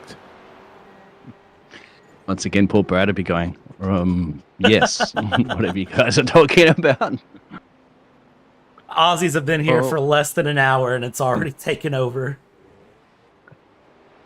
It'll continue to take over for 6 hours more. You're now part of the Australian 6 hours of power here on JP Broadcasting. The 6 hours of power. You know what? Yep. The 6 hours of power. Oh, love it. Oh, what Just wait till we get the soundboard. Just wait till we get the soundboard going as well, Brad. That's when you'll really be pulling your hair out. Oh boy. I want to see how much anybody would donate to hear Hamish sing Waltz and Matilda. Oh, if they donate $500, I'll do it. There you go, $500 if you hit Waltz and Matilda. I mean, I think, or maybe the Australian national anthem, but Waltz and Matilda is much more fun. Well, I was hoping Nick was still going to be here, because I was going to try and get all 4 of us just to sing our national anthems at the same time, which would have been absolute brain rot at that point. So maybe we'll save that for later on in the stream. At this stage, though, we are just under 11 hours into this race, 10 hours and 41 minutes. All of your classes at the moment. Michael Gianni is leading the way for the C7s and Apex Racing Team. Max Verstappen is in P2 at this stage. The number 1 car, then Kane T. Crawford is P3. For the Supercars, Sebastian Vanden Heuvel is leading the way. Alan Terzic is in P2, and then Tom Guest is in P3 at this stage. For the GT4s, there's a bit more spread. Marcus Scholem is leading the way at this stage. Tomasz Kolar is in P2, and then Casey Kerwin is in P3 at the moment. And then for the lovely old MX-5s, Yannick Morin is in P1, Jordan Burrows in P2, and then Jane Astra is in P3 at this stage, where all of them, they are spread out about 50 laps between all of the MX-5s. Oh, this is fantastic. Madness is what that is. Absolute madness. It is pure madness. JW just... we've had an update on the total. Yeah, I was getting ready to read that out. 45,642 pounds, 37 pence, plus 4,784 pounds and 42 pence gift aid. So well, that's a 50,000 total. Yeah. Also, want to point out that NASCAR just posted an hour ago that Bobby Allison passed. R.I.P. Bobby Allison. Oh, that's R.I.P. to Bobby Allison.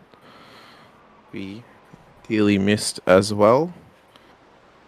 Now, Dean, as a Australian living in the US, speaking of NASCAR, Brad, how much are you following Shane Van Gisbergen? And of course, he's from New Zealand, but how much are you following him in the NASCAR, Dean, if you are at all? Well, that's one for Brad. I'm living back in Australia, mate. I did live overseas. Okay. I just came back this year. But not so I have no time. I'm too busy usually broadcasting it than actually watching it, sorry. What about yourself, Brad? I was going to say, I haven't really kept up a lot with NASCAR. Because usually anytime NASCAR is on, I'm doing a broadcast. So I've kept up with like social media a little bit, checking Twitter, seeing who's won, any big moments, that is getting reported on Twitter, any fights, anyone, breaking the rules and modifying their gloves, but, nothing too crazy. Can you imagine trying to sweat out NASCAR so hard that you tamper with your own gloves? Seems insane to me to do that, like for a championship that is so heavily scrutinized in terms of their cars and stuff like that. That's insane. Yeah, I mean, there was actually a driver, I want to say it was Joey Logano, off the top of my head, and he put webbing on his left glove. I'm not surprised that it's Joey Logano. Oh, that was when he was hanging his hand out the window, wasn't it? Yeah. Yeah. Oh, that's... oh. Well, we've got so much more to come for this race, of course. We hope that if everyone is still watching Jimmy's stream, he has gone to bed now, so maybe we'll get some of the old Jimmer fans in the chat with us too throughout the rest of this broadcast as well. I mean, at this stage in the race, if you were driving, I mean, what's your thought processes here? I mean, personally, for me, I've done a couple of 24-hour races, and this is one of the worst parts of a race because you are just trying to get to pretty much the final hour, and you will look at the clock and you'll think, oh, we are only halfway. There's still so much more racing left to do. Yeah, so for me, the longest race I've ran is 12 hours long.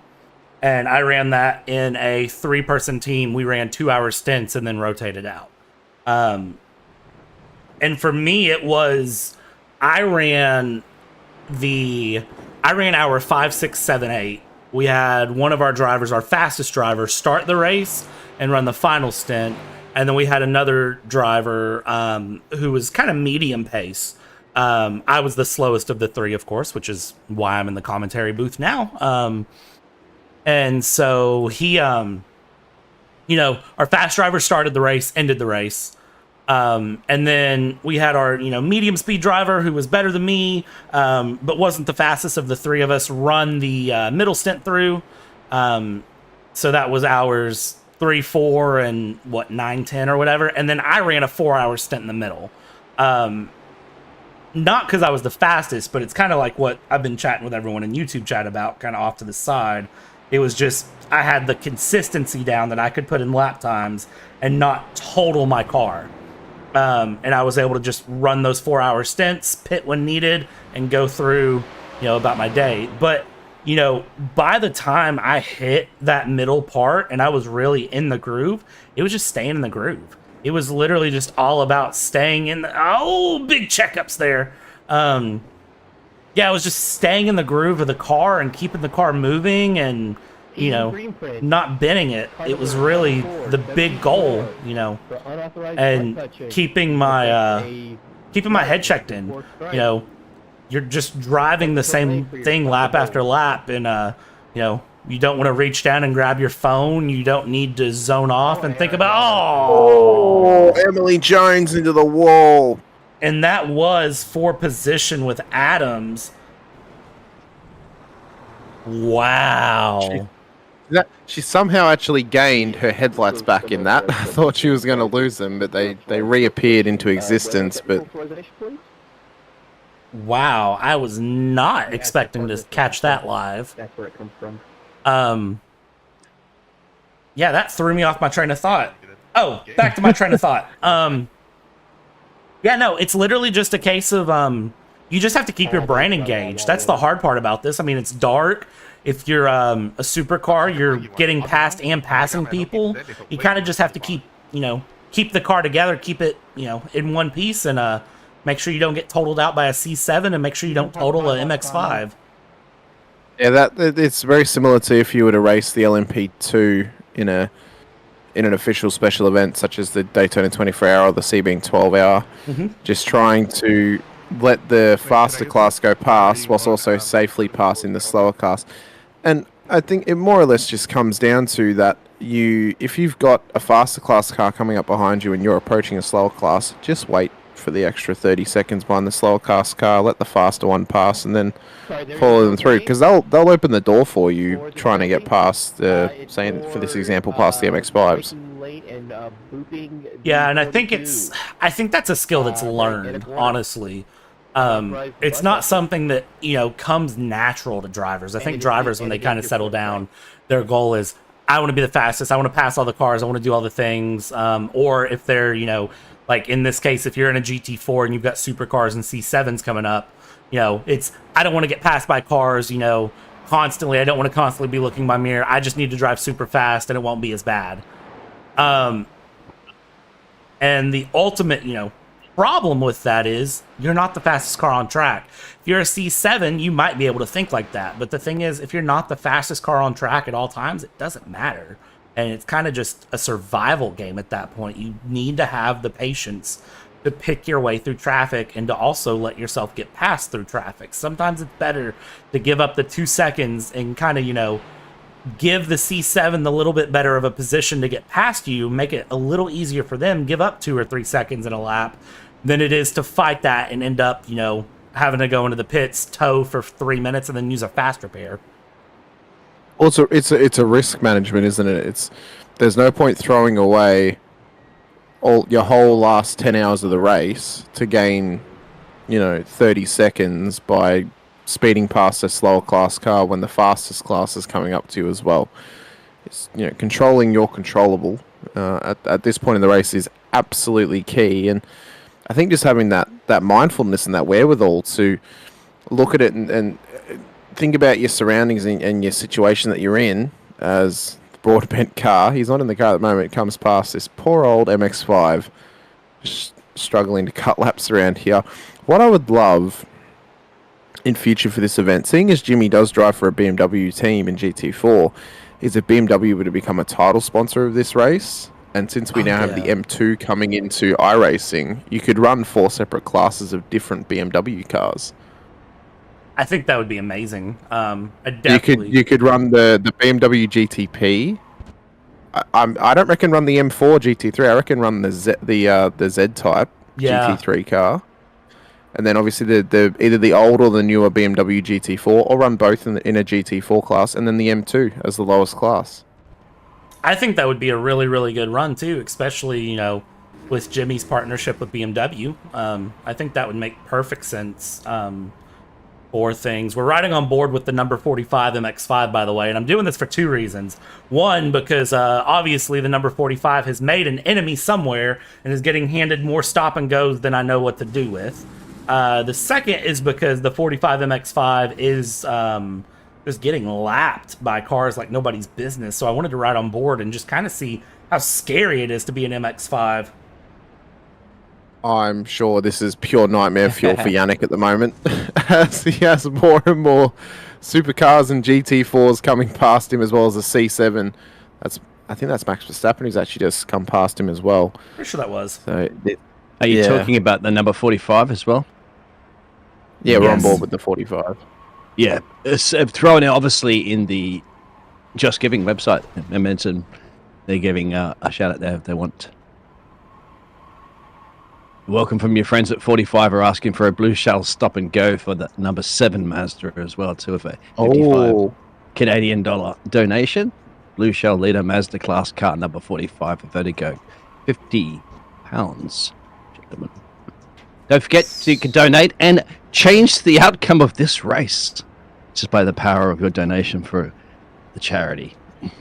Yep. If you want Max Verstappen, just like the FIA, if you want him to cop a maximum amount of penalties, you can donate money and you can hinder Max Verstappen's run to trying to take this win for the second year in a row in the 23-hour race for mental health here out at Zolder.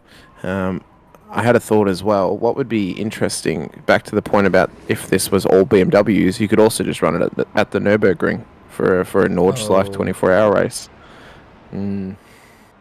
See, I don't know that Jimmy would change the track, though, because of the... Oh, has it always been Zolder? It has, hasn't it? Okay. Biggles? Yeah. Now I'm going to go double-check myself before YouTube chat roast me. If it has always been at Zolder, then keep it at Zolder, 100%. 100% keep it as Zolder. Don't change it if this is what the track's been every single year. But if they change the track every year, you know, or run it actually, maybe not the Nürburgring, Hockenheim. That might be some fun to run it around Hockenheim possibly as well. Oh, that would be cool, actually.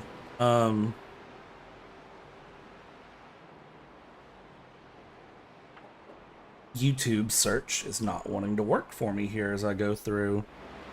Okay, yeah. So we've had it from Doyle in chat. It definitely has always been Zolder. Maybe at a second event. Yeah, a second event would probably be ideal actually. A second event, maybe a 13-hour endurance race instead of a 12-hour, and do that at Hockenheim. Yeah, someone said I think there was one at Imola, but I might be mistaken. I want to say I remember a race being at Imola, but I don't remember if we called it the race for mental health. Yeah, Shadow Guy wants Pure Chaos saying it should be at Summit Point next year. Oh no. No. Please no. Please no Pontorino Summit Point. No Sonoma either. Please no Sonoma either. The championship for mental health. Thank you. Yeah, actually, that would be pretty cool. Have 3 separate races across the year for raising money for mental health. Have the 23-hour at Zolder, 12-hour at Hockenheim, and then the pure nightmare fuel of maybe a 15-hour race at Summit Point. Oh my gosh, that would be beautiful, actually. And to top it off, the 15-hour race at Summit Point should be run in NASCAR trucks, NASCARs, and Indy cars. Yes. Just yes. Yes, that's what it should be running. Just the most hell yeah, brother, American event at Summit Point. That would be perfect, I'm not gonna lie. I was originally gonna say LA Coliseum. No, that would be way too stupid. No, not at LA Coliseum. Summit Point is acceptable, but not the Coliseum, please. Maybe at the Miami Street Circuit when it comes into iRacing, Brad, because that is getting scanned now. I'm actually really excited. And they're working on it. I am too. I want more street circuits. We're getting Adelaide. We're getting Miami. When are we going to get Macau or Monaco? Because I want pure chaos. Monaco would be amazing to get. MX-5s at Monaco, now that would be a dream. Oh, that would be incredible. I'm sure Ben Daly would be all over that like a wet towel. He would want to race that every single night of the week, as well as what's the St. Petersburg as well in Florida. Yes. That would be a great one. Oh man, that would be so good. Why are we not doing that? iRacing, I know you're paying attention to this. Yeah, you should be doing that. NASCAR at Monaco. One thing that I did some practice runs a couple of months ago, trying to figure out what new series me and my fellow admin were going to run of our race series. And we practiced in the Legacy NASCAR truck, so like the Legacy Silverado truck at Rodskogan. It is an absolute pain to drive on a road course, but it was laughably fun. So if you know, and I heard you guys talking about content earlier, if you guys have just some wacky cars like a Legacy NASCAR truck or something, go and throw it around like Zolder or something and just see what it's like, because it is a ton of fun trying to learn such a difficult car to drive and try and drive it quick as well. And those Legacy cars are not simple to drive at all. No, they're not. They are not. I mean, the Legacy Supercars are, the 2014 Supercars, they are, I find them easier to drive than the 2019 cars. It'll be interesting how all three actually compare when the Gen 3 comes out next season as well. I think it'll... Paul Vonick saying as well, Surface Paradise would be cool. I would love Surface Paradise. That'd be a great circuit to have.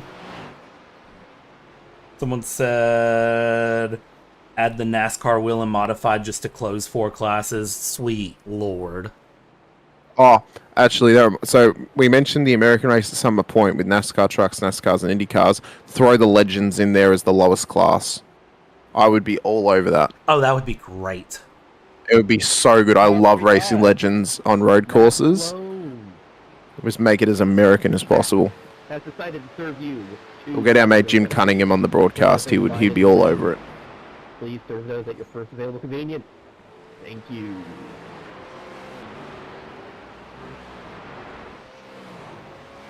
Number 45 just got 2 more blue shells thrown. That is insane. Oh, no. They're how much are they each as well?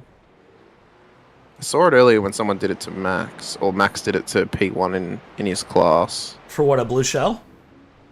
Yeah, blue shell. I think it was it 500? They're 50 pounds. Or 50. 50 pounds, that's right. Yeah, 50 pound. A safety car with a... So if you want the safety car to get a lap back, it's 750 pounds. That's right. Oh, Doyle Rudolph, 34 Fords are as American as it gets. Oh, that would be incredible. Run the Ford GT GT2 car, the Mustang Supercar, the Mustang NASCAR. That would be You could do a full Ford race. Do it at Belle Isle as well. That would be incredible. Oh, that would be amazing. We're just handing Jimmy free ideas at this point. Yeah, eventually we're gonna have to task him with some payments for these. As we can see, Alex Terzic just trying to drift the Commodore around turn 3. I don't know if I'd call that trying. I think I'd call that succeeding. Let's get another view of that. He did it, but then he ended up off track. I mean, but look at how long he holds it. He holds it the entire corner. He did do very well. I'd give that to him. No, Detroit is Chevrolet. Ford's also... What? Hang on. The Detroit Stadium used to be called Ford Field. Detroit is also Ford. How about the Battle of the Stock Cars, NASCARs, V8 Supercars, and Brazilian stock cars? Oh no, that's just nightmare fuel. That would be absolute nightmare fuel. I think the V8 Supercars would win that one, honestly. They probably would. Belle Isle Street Circuits was right nearby Chevrolet HQ. Yeah, that would be part of the meme. Just Fords at a track that was right near Chevrolet HQ. It'd be good. It'd be good. It'd be so good. That was hot. 8 out of 10. You're only giving that an 8 out of 10? Come on now. He didn't bleed it out, to be fair. Yeah. He did end up off track. So he has to be docked a couple of points. Yeah, okay. If we trimmed it to just before the point of him losing it, then I would agree it's a 10 out of 10 drift. But if we don't trim it, then it is only an 8 out of 10. Yeah, I'll give you that one.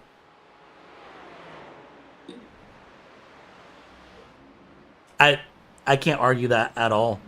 Yeah, that's a good point. Yeah.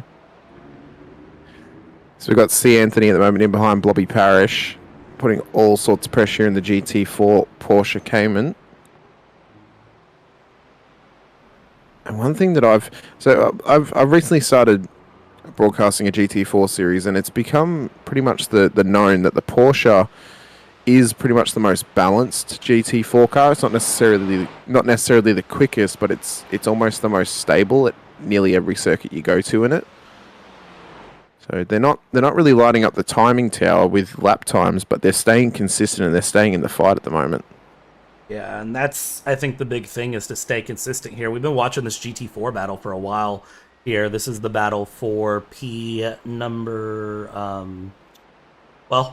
the P6 in class to be P. Oh, this would be for P5. Or yeah, so no, we're on board with P6, but the battle for P5. Yeah, there we go. Thank you. Yep.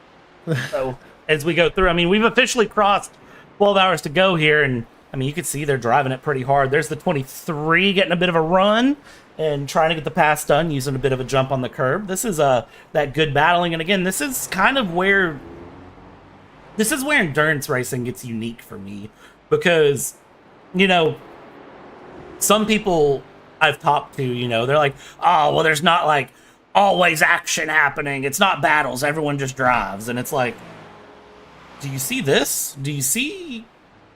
There's always something happening in an endurance race, whether it's a battle for position or whether it's quicker cars having to try and traverse. Like right now, three of the top three car types on track all together, and they're trying to traverse their way and filter their way into a safe manner. But not just that as well. It's not you got to play the long game when you're watching an endurance race. It's not about, it's not a sprint. It's not about always being action. It's about survival and actually trying to survive and really highlighting the survival tactics that a lot of drivers will make during a race like this. It's one of the toughest things, is actually just surviving for so long.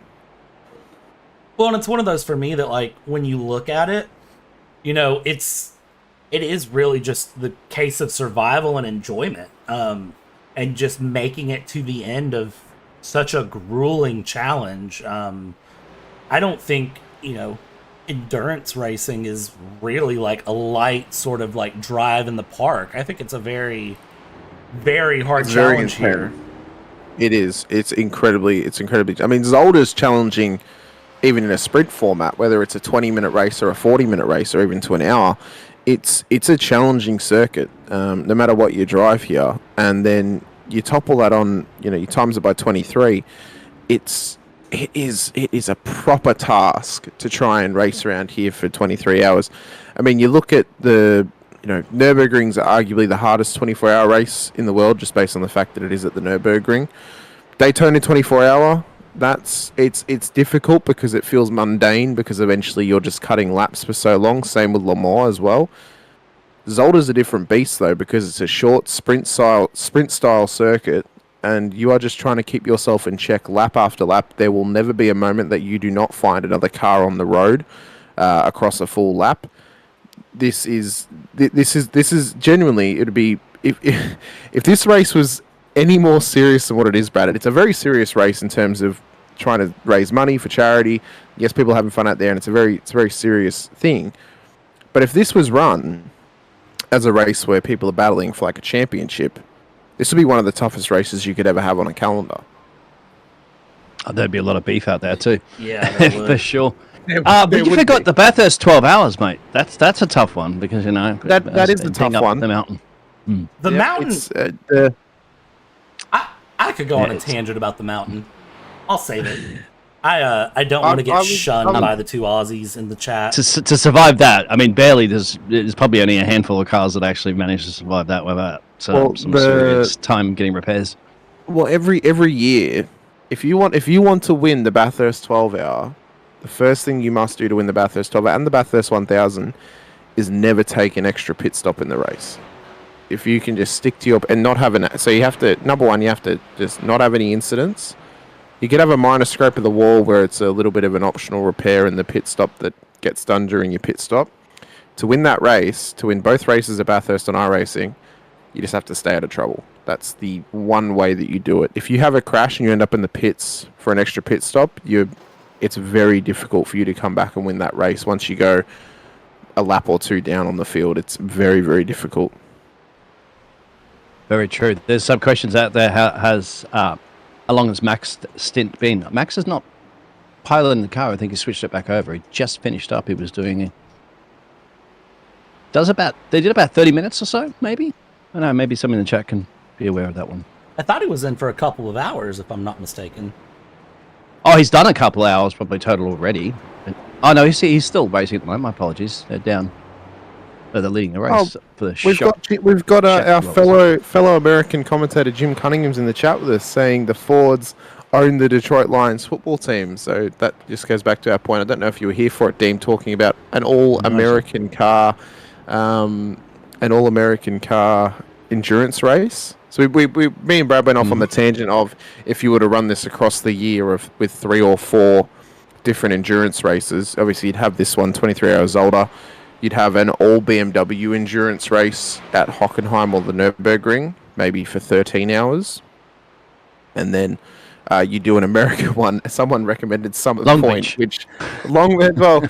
someone mentioned Summit Point, which would be nightmare fuel. And we said if they did it at Summit Point, it should be the IndyCar, the NASCAR truck, and the Legends as the 4 classes. And then we had the bright idea of an all-Ford endurance race where you have the Ford Mustang Supercar, the Ford Mustang NASCAR, the Ford GT, GT2, maybe the Ford GTE car as well, or the Mustang GT3, whatever, and you do it at Belle Isle because obviously Ford's based in Detroit. Max is heading into pit road right now too for their scheduled stop. To give everybody a little bit of an update. There we go. We'll pull Max on screen for a minute. I want to balance out. Like, I don't want to only focus on Max. I want to give all the cars their proper screen time. But also, you wait till it's daylight too for the race because you're going to see those fantastic liveries, and we've had the luxury of seeing some of those posted liveries in the Discord chat. But if you're just tuning in and you haven't had a chance to see them in the daytime, well, there's a lot of funny little memes and things like that have been placed all over the cars that you'll be able to see. And we'll definitely break them down when we get to daybreak once again as well. Yeah, absolutely. Because that'll be coming in probably around about 3 hours time, I'm sure, of when we'll hit daybreak again. And that's probably when we'll be able to begin our discussion of what are the top 10 liveries in the entire field, Brad. Which they tried to steal that away from us as a talking point for the graveyard shift, but I'll be damned if we lose a talking point here. What livery is it? Whose is it? Yeah, we can't figure it out in the dark. We have to wait until it's daybreak. You can't even tell me the driver name? Oh, I could tell you the driver name. I couldn't tell you the team name because my SDK has got the wrong team names next to some of these drivers. We know one of the drivers have a driver's face on the top of a clown full of baboons car. Yep. All right. Well, what driver is it? Let's go from there. So what's the number one? Oh, it's pretty hard to go past Max's. I don't want to show favoritism towards Max, but that livery is a complete meme, and I love it. It's the amount of little details on it, and the real kicker for me was the screenshot of the Max Verstappen F1 10-second penalty on the side of the car. That is a... The Kerchu Incorporated is not a bad one. That's pretty straightforward. That's piloted by Casey Kerwin at the moment too, the Coca-Cola Esports champion. That's the F1 safety car, the Aston Martin. So yeah. The Ben Daly's car as well is the other F1 safety car, the red Merc. They retired, There's a couple of unfortunately. cars out there. Oh, it's Early in that one. unfortunate. Yeah, I think they had to go do the Crater series. I think. This is me trying to find a good camera angle to show the side of the car, and I'm not going to at this rate. So we're just gonna hope that the cameras zoom in when I want them to. You can kind of see it in the darkness. We might have to wait for a car to actually. It's not likely going to happen. Might have to wait for a car to come past. You can kind of see the Max Verstappen 10-second penalty on the side there, but it is. I mean, some of these liveries are just absolute memes, which we can so appreciate. Of course, I mean, it is a race for fun. As Mark Peck straight lines the first chicane. Right as I cut pink and to white him. Barbie car. Yeah, that's your fault, Brad. I didn't realize there's a team called Clog Pipes Racing Team. And the Clog Pipes, Clog Pipes. That's the number 69 machine currently. Nice. Leading the supercars in the Ford. Oh my Leon. god, that A-team supercar that is some real brain rot right there. Yeah, we're giving this car some time in the limelight. I like it. It looks good. This might be in the top 10, honestly, just for meme value alone. Blake Marshall in the chat, yes, as a Max fanboy, I respect you all for not showing him and giving everyone a chance in the light. I think everyone deserves a chance to get on screen throughout the 23 hours. I mean, there's 23 hours of a race to fill. Everyone's going to get on screen at some point. A bit of door banging there. Yeah, give us a shout out. Any particular cars you want us to have a spotlight on? If you've got any friends and drivers. Hang on, was that a kitchen on the bonnet of that car? Yes. I've been trying to keep my eye on YouTube chat, and if someone says there's a certain car they want to see, then I'm trying to make sure that I get some time on that car just for them. You ask and you shall receive. Exactly. We're interactive. Well, and I like there's to talking to yelling at a television. And used to watch races. You can yell at us. Here is your think different on the number 1 that was requested. Yeah, it has the TNT on the Minecraft TNT on the front of it. And there's a diamond pickaxe on the side that I don't have a good way to show. With Max holding having a Minecraft helmet on. This is penalty number 5. It starts over with pitting in pit lane and giving me a dad joke or giving me $10. Thank you so much, Joel. We really appreciate it. We try and keep it as fun as possible when getting him. Car 3. Have to do a dad joke or the pit lane. I don't think this car. There might not be car 3. Might be something. I couldn't quite hear the end of it. Might be someone else. We'll find out. But well, you know what? Since they've called for a dad joke, I'm going to say another one. Let me find another one. You don't remember him? Well, no, I have a list next to me of good ones actually. Why can't a pterodactyl go to the bathroom? Why? Because the P is silent. That's funny. Yeah, I'll let that one marinate in the chat for a bit. That car looks nice, but the muffler seems exhausted.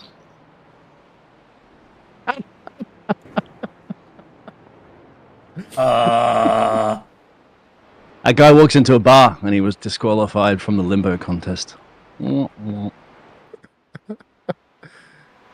I don't often tell dad jokes, but when I do, he laughs. Yes, exactly. I said that one earlier. Oh, did you? Okay. You're a day late, dollar short on that one, man. It's all right, man. There's quite a few. Who is the... Hold on. Who is the Ford there that I just saw? That was 149. Hold on. We're just going to very politely... This is Veloce. This is the car with... This is the one with Jimmer's face cut out on the front of it. Okay, we're going to... Chad had a good laugh at it on Jimmer's stream. Let's just... For a second. Thought he had super cheap on the side of the car there for a second, which not. Yeah, I thought this looked very similar to Stephen Ellery's super cheap auto AU Falcon. There's an Australian reference for the chat. There you go. Yeah, a little bit of a deep cut for them. Yeah, I like how the rear brakes are just constantly glowing. Oh, it's beautiful. Look at the side mirrors. Yeah, when we get to daybreak and the lights are off, you'll see that the headlights are Jimmy's eyes. No. It's terrifying. It's really terrifying. I want them to update that livery somehow midway through the race to include Yeah. his new look. Trading pants. And yeah, exactly. Or putting a shoe on there. Oh, yep. Have a shoe on there as well. He did a shoe before Max was tuned in. Pepsi Max That was the bottle last too. The last dare that he essentially just did before he's having a little bit of a snooze.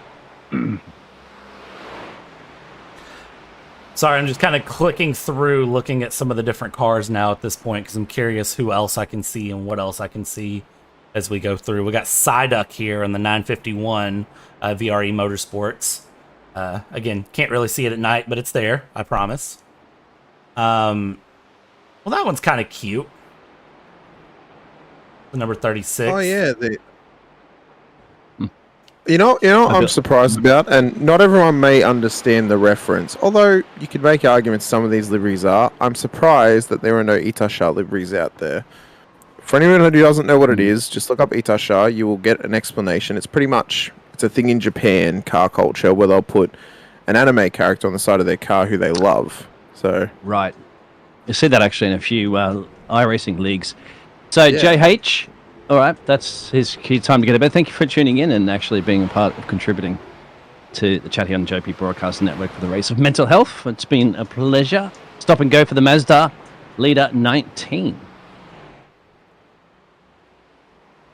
Mazda is so hotly contested, but not fairly at all. Mazda or Mazda? That's how you say it. It's tomato. Mazda. How do you guys say Nissan? Nissan? Nissan? It'd be Nissan? Nissan. Yeah. Which, it sounds wrong in an American accent, but that is the Japanese pronunciation of Nissan. It is Nissan. Are you Porsche or Porsche? Porsche. I'd say Porsche. I know it's technically actually Porsche.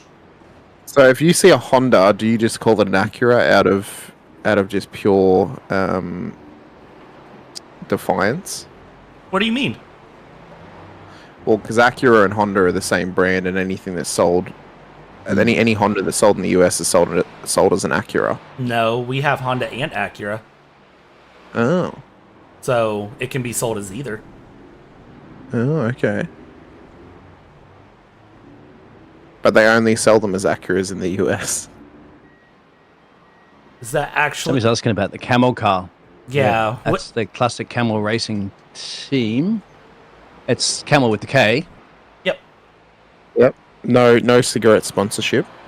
But Camel with a K is okay. A long time ago. Oh, yeah.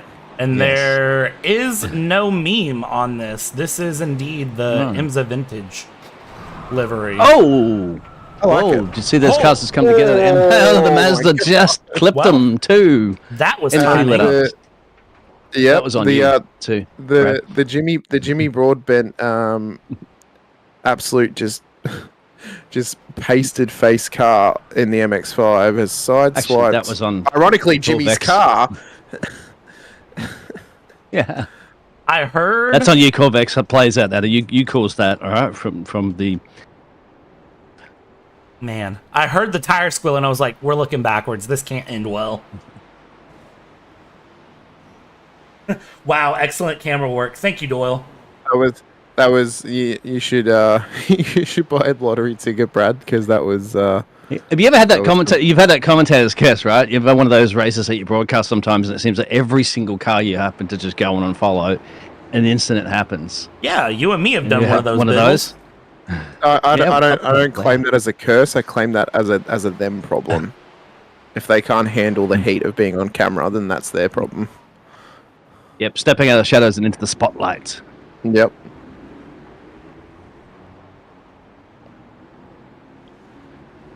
So, Colour Shock Racing Teams in the pit road. Triple S powered by the Kinderberg of Alex is heading to pit road. We still have, I think, 46 or so brave gladiators still venturing their way around the track. 51 still. 50. Oh, sorry, I didn't scroll way down around further the enough. track. Yes, you're correct on that one. Yep. I'm showing 52 on track. Josh Taylor hasn't done a lap since lap 255.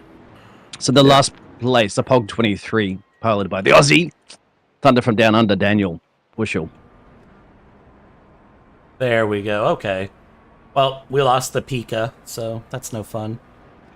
Show us a random car for a full lap. Okay. Okay, we'll pick this one then. Hang on. I was going to say, how about we get chat to just give us a random number between 1 and 51, and we select that car. Yeah, do there it. you go. Do it. First person to give us a random number between what? Or do you want me to just get a random generator going? Roll the dice. Hey Siri, pick a I'll get a number random- between 1 and I'll get a- 51. There we go. Random number between 1 and 1 is 26. So 26 is going to be Mark Robeson. Do you have your Siri on Australian? now? I do have my Siri on Australian. I thought that Australian. Australian. He has it on Aussie. Aussie. Is this how we want to do this? Yeah, Aussie. No, Also- surely Aussie. surely Brisbane. Chase Dam. Also, Melbourne. chat, nice. Melbourne. All I'm saying. Yeah, nice chat. So we got Nice 37, chat. 48, 69, 33, 69, 77. So I guess we're just doing what? Y'all want on board for a lap or? I reckon we go full meme and go full Forza spec chase cam. Wait, far chase or near chase? There's a difference, you know. Near chase, 100% near chase. Okay, hold on. We got to set this up properly if we're going to do this. You got to have everything here. Oh, they're flashing too. I think. Yeah, Mark is well aware that he's everything on screen. on the big screen. For the record, Biggles, if I get in trouble for this, I'm telling James it's your fault. I see nothing. Don't worry. Right.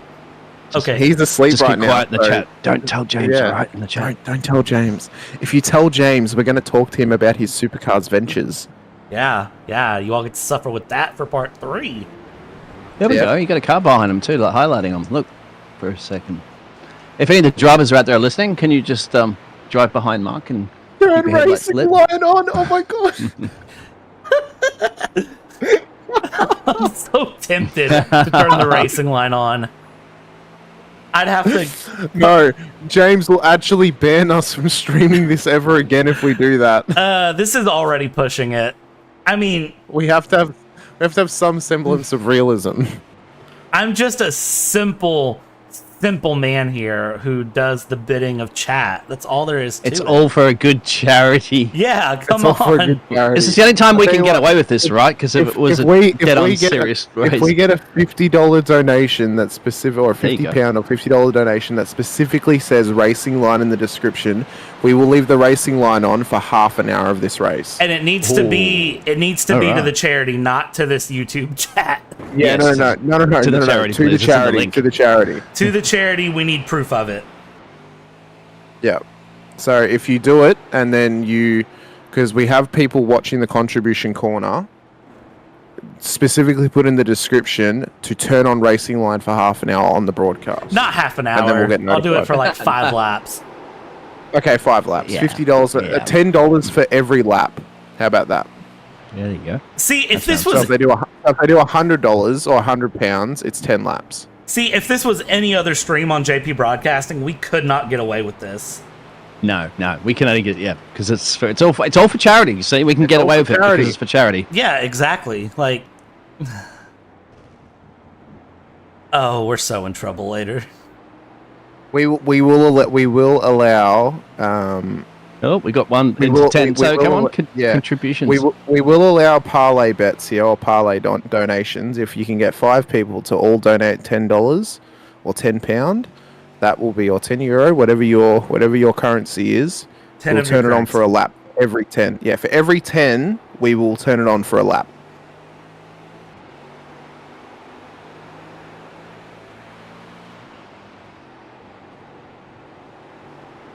King Dongo out there. Hey, there is a bonus You know to what a this though. Drongo At is? least King not- Dongo? At least, oh yeah. Do you know what a drongo is? There is a bonus at the moment though. At least we don't have any blinking on the stream.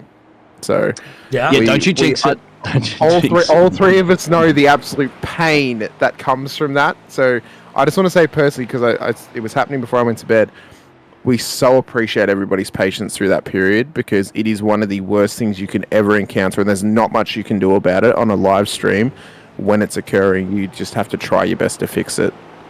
I got a new processor as well too. I'm just waiting for the heatsink to kind of fix it, because every once in a while I get that during broadcasts as well, and It's painful because it usually always happens at the exciting parts of the race too. AK at the start, when everybody's jumping down pit road, especially if you're doing like, you know, ovals and NASCAR and stuff.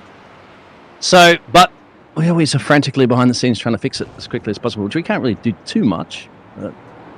Sometimes just leaving the iRacing session and coming back in. There should be an option to globally enable racing line. They should. I think you can. When you set up the session, I think you can force it on, which would be hilarious. Also, Shadow, do not donate your $50. Like, do not do that if you've only got like 500 in your bank account. No. This is like do it if you have it. If you have it spare, and you're, you know, that's we're not trying to force anyone to do it. It is if you have it available. Then if you want the racing line turned on, that's what it's going to cost. Don't do anything crazy. Donate what you can, only what you can. You don't have to donate anything if you haven't got any spare coin. It's perfectly fine. That's Just right. being a part of this and supporting it it puts even more bigger smile there on Jimmy as well as everybody else is contributing into this. And I'm sure Jimmy's going to have a grand old time watching back the graveyard shift. I was going to say, I know Radio Bacho is on right now. I've been kind of peeking between the Jimmy stream. I have it on a separate... I have my iPad out, so I have it between our chat and Jimmy's stream, and I've been peeking back and forth. I know Radio Bacho is going right now. I don't know about you all, but I've had some good experiences with Radio Bacho, falling asleep to that back in the good old days when Jimmy would run a lot of endurance racing. I would just turn that on and fall asleep. Bacho's voice it's soothing. It's very nice. Yeah, I would love it if we had the go ahead just to randomly drag Bacho in here at some point. I thought about if we should drop down there with Bacho. And we're at 46,000 out of 50,000 pounds, just so everyone is aware where we're at right now. And remember, if we get to 50,000 before JP hops back in the booth, we are going to tell him that he must dye his hair orange. We made this deal for him whilst he's asleep. His wife will kill him, but it's worth it. It's so worth it. It's so worth it. We want him to complete the look of Simon Pegg, and if that means that he has to host his Christmas party at the Winchester, then we will try and have that happen.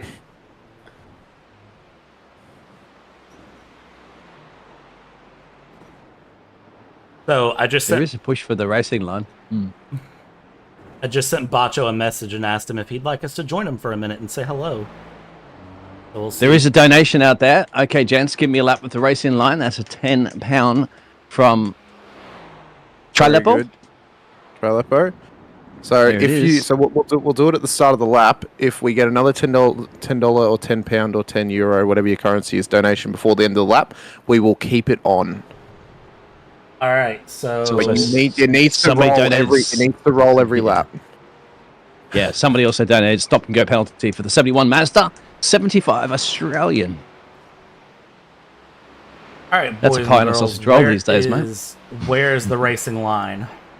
It is in your So when you go into settings and your options, it is on driving aids in the drive option. It's right above pit exit line, next to shift aid. Okay. How do you know this so well? I don't even know you could find it. Hamish, you drive with a racing line on, do you? No, I don't drive with it on. I've had to turn it off before because someone likes to drive with it on. They have it turned off in the settings. Unfortunately, we cannot turn the driving line on. Oh. Okay, so let me see. Hold on. Trelebo, what would you like as an alternative then? We'd have to... Yeah, we'll give an alternative. We'll give you an alternative that what you would like. What would you like as it? It's manageable with no racing. Victor Miranda flying through right now. Victor Miranda is a good driver. I've commentated him several times and chatted with him quite a bit through another league that he ran in. I'm still waiting for one of us to get given admin in the session so we can pub quiz the drivers at some point in this 6 hours. That is not going to happen. I got what I did earlier, gentlemen. How do you determine by looking at a hand if it's a male hand or a female hand? Yes, you can pay Okay. 1.7%. Oh, that's a good one. They have no ideas. Does anyone have any ideas? Hey, thank you. Thank you for letting us know. And have a I mean, great day. it would be as equally unprofessional. But if we did a lap with the iRacing UI open,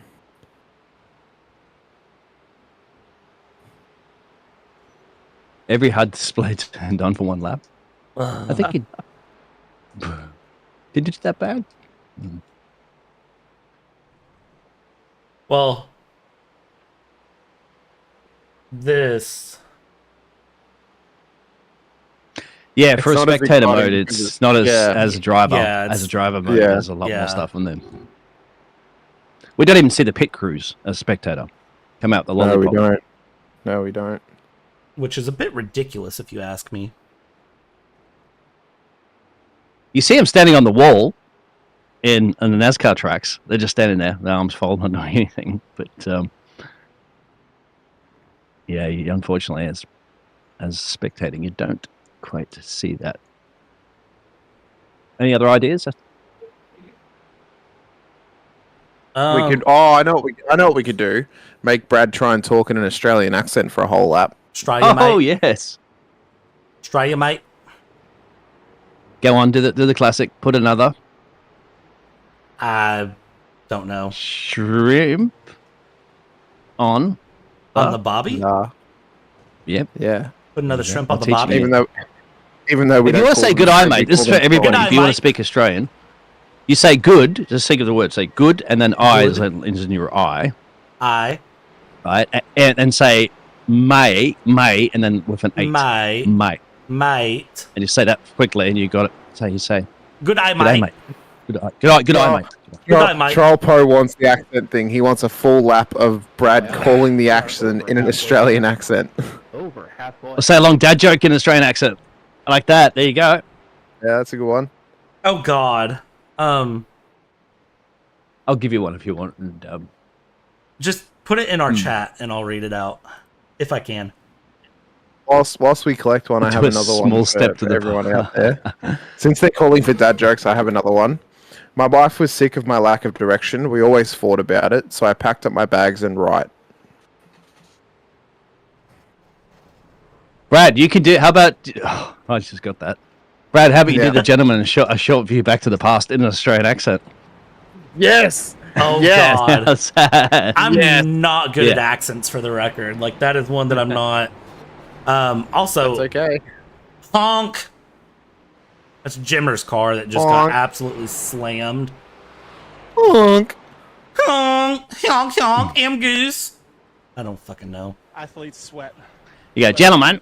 A short view back to the past, 30 years ago.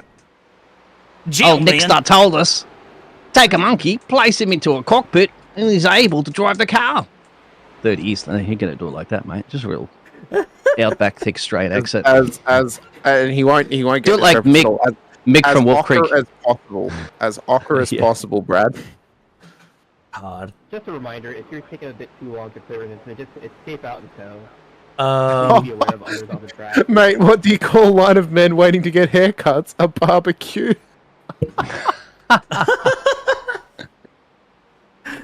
Oh God. That's a good one. That's fantastic. That's about a 9 out of 10 on the dad joke scale. That's we're getting there. That's pretty good. Gentlemen, a short. No, that's not even Aussie. What the? Good day, mate. I can't do an Aussie accent. That's absolutely horrible. You get there. I feel like, It's just for a I feel lap. like A short his view- attempt is going to sound like an Australian who's got a more Europeanized accent. A Scottish is what this accent. attempt is gonna be. A short view back to the past. I don't think. you go. Oh, that'll work. No. Put a shrimp on the Barbie. I don't know. Would you prefer? Oh, if you're I talking did about it a in short view. Would you prefer if I read it in a Scottish accent, Brad, to save you the trouble? Yes, please. That would make me feel so much better. All right, drum roll, please. Okay. Hamish is going to do it in a in a Scottish accent. A Scottish. A Scottish accent. A Scottish. Gentlemen, a short view back to the past. 30 years ago, Nicky Lauda told us, take a monkey, place him into the cockpit, and he's able to drive the car. 30 years later, Sebastian told us, I had to start my car from like a computer. It's very complicated. And Nico Rosberg said that during the race, I don't remember what race, he pressed the wrong button on the wheel. Question for you both. Is Formula 1 driving today too complicated with 20 or more buttons on the wheel? Are you too much under effort, under pressure? What are your wishes for the future concerning the technical program during the race? Less buttons, more, or less and more communication with your engineers? So what was the question? Could you repeat that? That was actually amazing. Wow. Very good. Yeah, Are you sure you're not really Scottish and you're trying to put an Australian accent? You've been putting an Australian accent on the whole time. Scottish accent me all day. Wow. Well, with the most Scottish name in this broadcast booth of Hamish Munro, I think you can assume that my whole family is Scottish, and you pick up a couple of things in 26 years of being around grandparents and aunties and uncles with very thick accents, mind you. So you pick up a couple of things along the way. That be true. Let's check the donation tally currently at the moment. Whilst we are over halfway through this fantastic race for mental health, we are at 91% of the next £50,000 target, and we're currently at 46,018. That's not including those bonuses as well. I just want to point out as well, in Jimmer's chat, someone has agreed with me. Baz in Jimmer's chat has said, I'm still adamant that Jimmer should sport a mullet and go full America. So I think the deal should be, if we make 60 grand, he has to cut that beautiful pink hair into the dirtiest mullet possible. It would fit him really well, actually, while I think about it. Yeah. I Somebody think it would. to call Bottas as well, too, and tell him that Jimmy's copying your hairstyle, mate. You're going to... Yeah, honestly. Sure. Well, since we have got obviously Max Verstappen in this race, aside from maybe Daniel Ricciardo, because that would be an absolute meme, what other F1 or former F1 drivers would you want to see in the 23 Hours of Zolder in future? Maybe Lewis Lando? Hamilton. Oh, Hamilton would be pretty cool. I don't think he'd ever do it, but that would be amazing. Oscar. Yeah, Oscar. Charles Jack. Charles could have an incident. I think if you could get Seb Vettel in, I think this would be right up Seb's alley. I think You'd so. go back to the Formula 1 drivers during the COVID period, remember, when they weren't racing for that short period. They you had Charles Leclerc on the Sims, you had Lando, very big streamer. I think Alex Albon was also George Russell. Yeah. Yep. They were the main. Even Charles' brother as well. He likes to get on the racing sims. Yep, Arthur Leclerc. Arthur Leclerc, yes. Get the Leclerc brothers in together. Maybe a bit of Mick Schumacher. I still agree that a full team of Scott Speed, Ragunathan, and Nikita Mazepin would be peak. Maybe have Gotifi in there as well. I'm about to eat a Australian Crunch Bar that I bought from a store that I didn't realize was Here's one Australian. thing. Have you tried Tim Tams? Do you like Tim Tams? I have tried Tim Tams. They're not bad. That's a bicky. A famous Australian bicky. Yep, a bicky or a biscuit. They are pretty good. They're sold in the States now. They never used to be. Everybody used to ask me to bring them over when I used to regularly visit the States, but now you can get them. Oh, there. That's a good one. What about the torpedo? Can you imagine a team up of Verstappen, Vettel, and Kvyat? That's right. Who coined the term? It was Sebastian Vettel. It was Vettel. It was Vettel.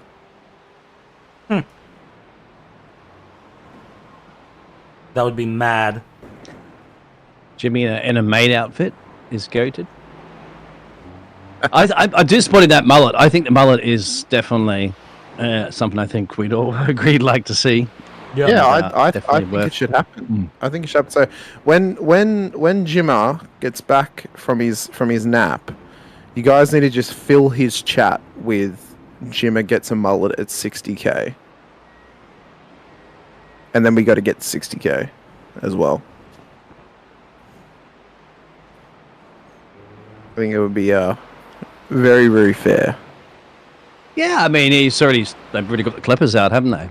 Earlier. They have. So he's... You know, they already waxed. Oh, yeah, even better, Yeah. wax strip his hair into a mullet. Oh, no.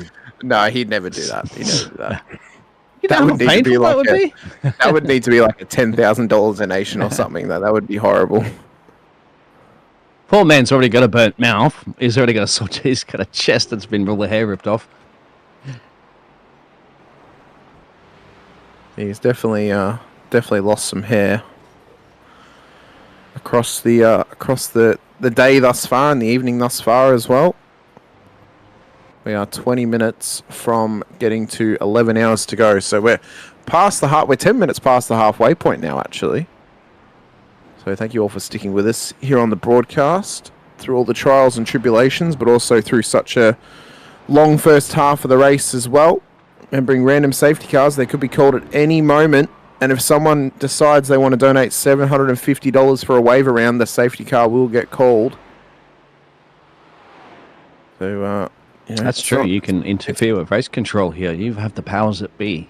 You do. $50 will get or 50 of your relevant currency will get a stop and hold penalty for the car of your choice.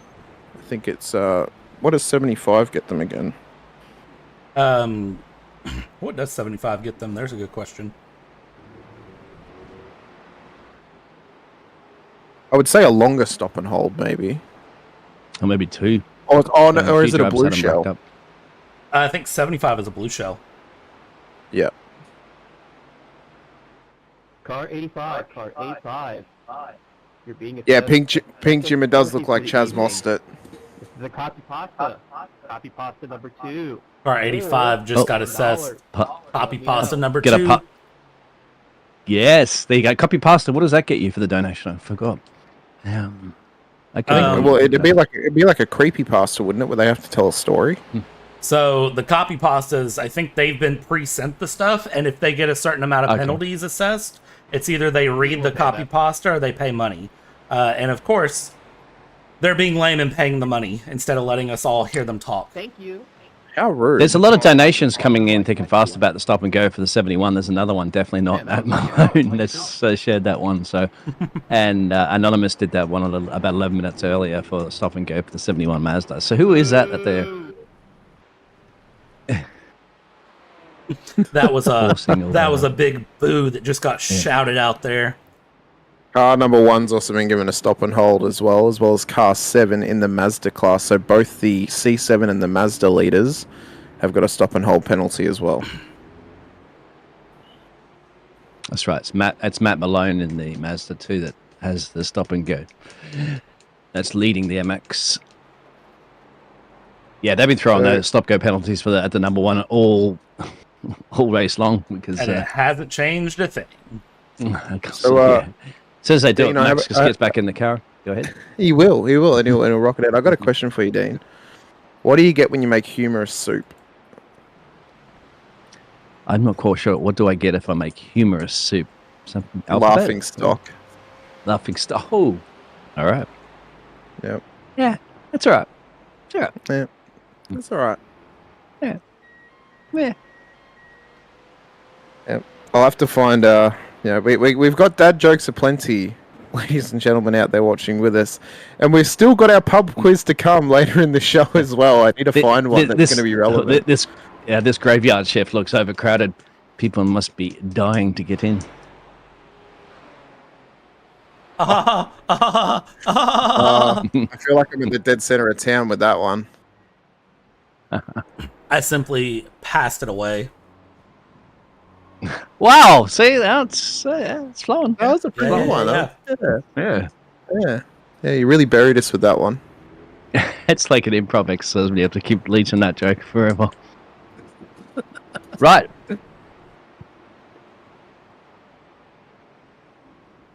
Oh, my God. So we're focused at the moment on the what can only be said, definitely the mid-2000s shirt choice of any Year 6 disco, the flaming livery of Titus Conrad from the leading Mazda car. What has happened to this supercar? He's lost his headlights, it seems. He has. And he's towed back to pits. I'm trying to tell. So I don't think happened. I don't know if he actually realized. He had to have, because his bumper's laying on the front stretch. Well, this wasn't it. Oh, Well, the kitty let up there. That's not the most effective line to take through there. That's where you get your fold-up chair and watch this race if you're trackside right there. You're being assessed your fifth penalty of the evening. This is a park and give me a dad joke. Oh, okay. He got murdered. Oh, yeah, that was the 87 that just absolutely sent him on to oblivion. Because we cut in and I saw the front bumper right about now. Right now. Yeah. and it's right in front of the pit lane entrance as well too. So that's a long crawl back or a tow.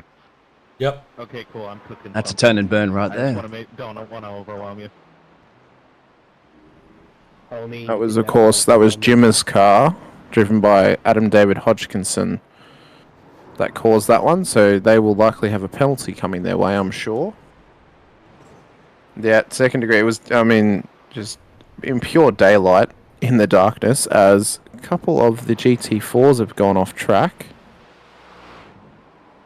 What's happened to both these drivers? Oh, just a bit of a wide berth. Yeah, the net code. That's been really horrible since season 3, when every car's been given NDM. I've found netcode has just gotten a lot worse ever since that was implemented. Do you think for the ovals, where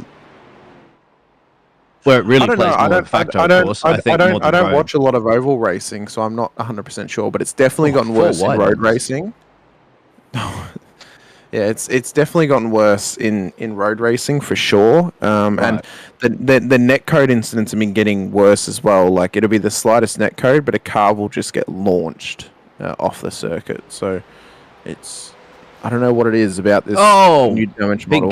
Check out Matt Malone. Is in the wars currently at the moment too for the Mazda. They was flying around everywhere, just door banging everybody out of the way. What has Matt Malone done? No, he's just trying to get out of the way here. Oh, so my look at God. this. Everybody's What he's gone on at the kitty litter a couple of times just to let people through, and they're just that yeah, right there would have been just hang it on the edge of this track and hope and pray you survive. And then something happened in front of him there with I think Alexandra Curto here, or Matthew Goddard. I don't know. Something happened in front of him there, and I saw somebody off. I'm trying to tell who that was. he was out of the final corner, I maybe think, Lewis, as well too. Somebody I went think it on. was actually Velik was here. Let's see if we can tell. It was after this. Yeah, you'll see it in a second. Somebody goes right into the kitty litter, straight back onto the track and tags. That's the safety car. Is it the F1? That's the Bentley. Car, no. It's the Bentley livery. It's all happening. It is. Right It's all now. happening. Who thought endurance racing was boring on the graveyard shift? You know, you get to the dead of night and everyone loses their cool. So we're back with this multi-class affair. Oh my God! Oh, what are you doing? There's a lot of ego around the outside overtakes here. Of course, you Yeah, can. I- you can give I it a don't- shot if you're the Corvette. I don't really understand the thought process there of that Corvette to just duck it up the inside of them.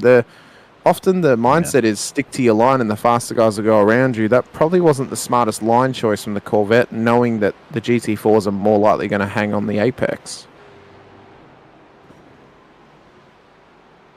Just another human in the chat. It's true. I was talking Max was driving around everybody left, right. Well, yeah, it's Max. He can pass wherever he wants. He was just throwing it in there earlier before. It was like, I think the cars are just like, stay still, get out of the way. It is like, it's Max Verstappen. Don't crash into him.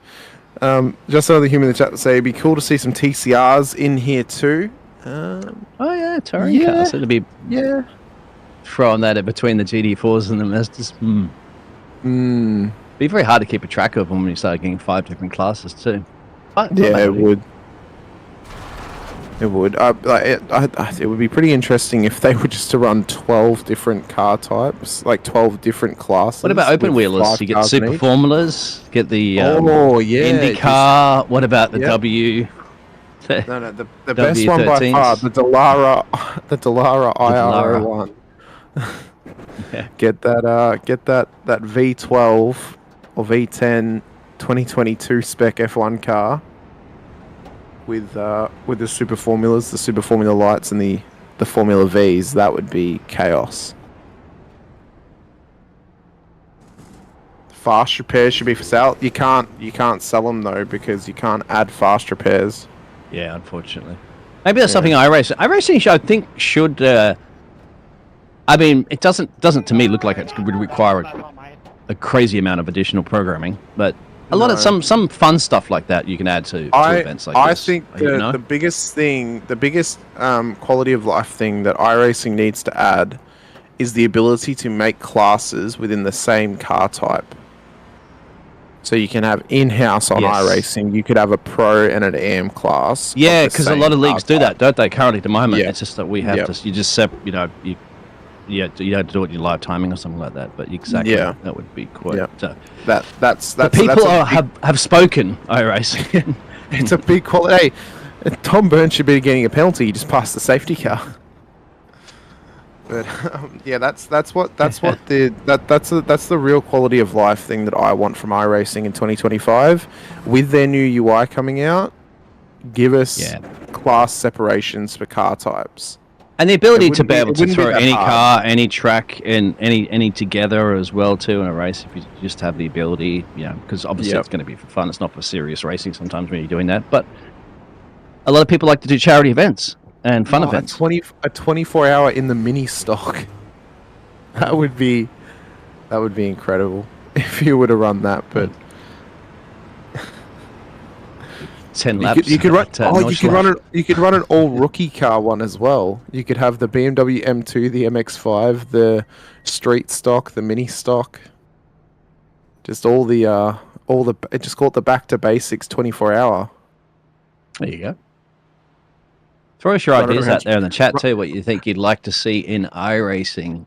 Yep, run it around Charlotte Roval because it's arguably probably the most common rookie class series track.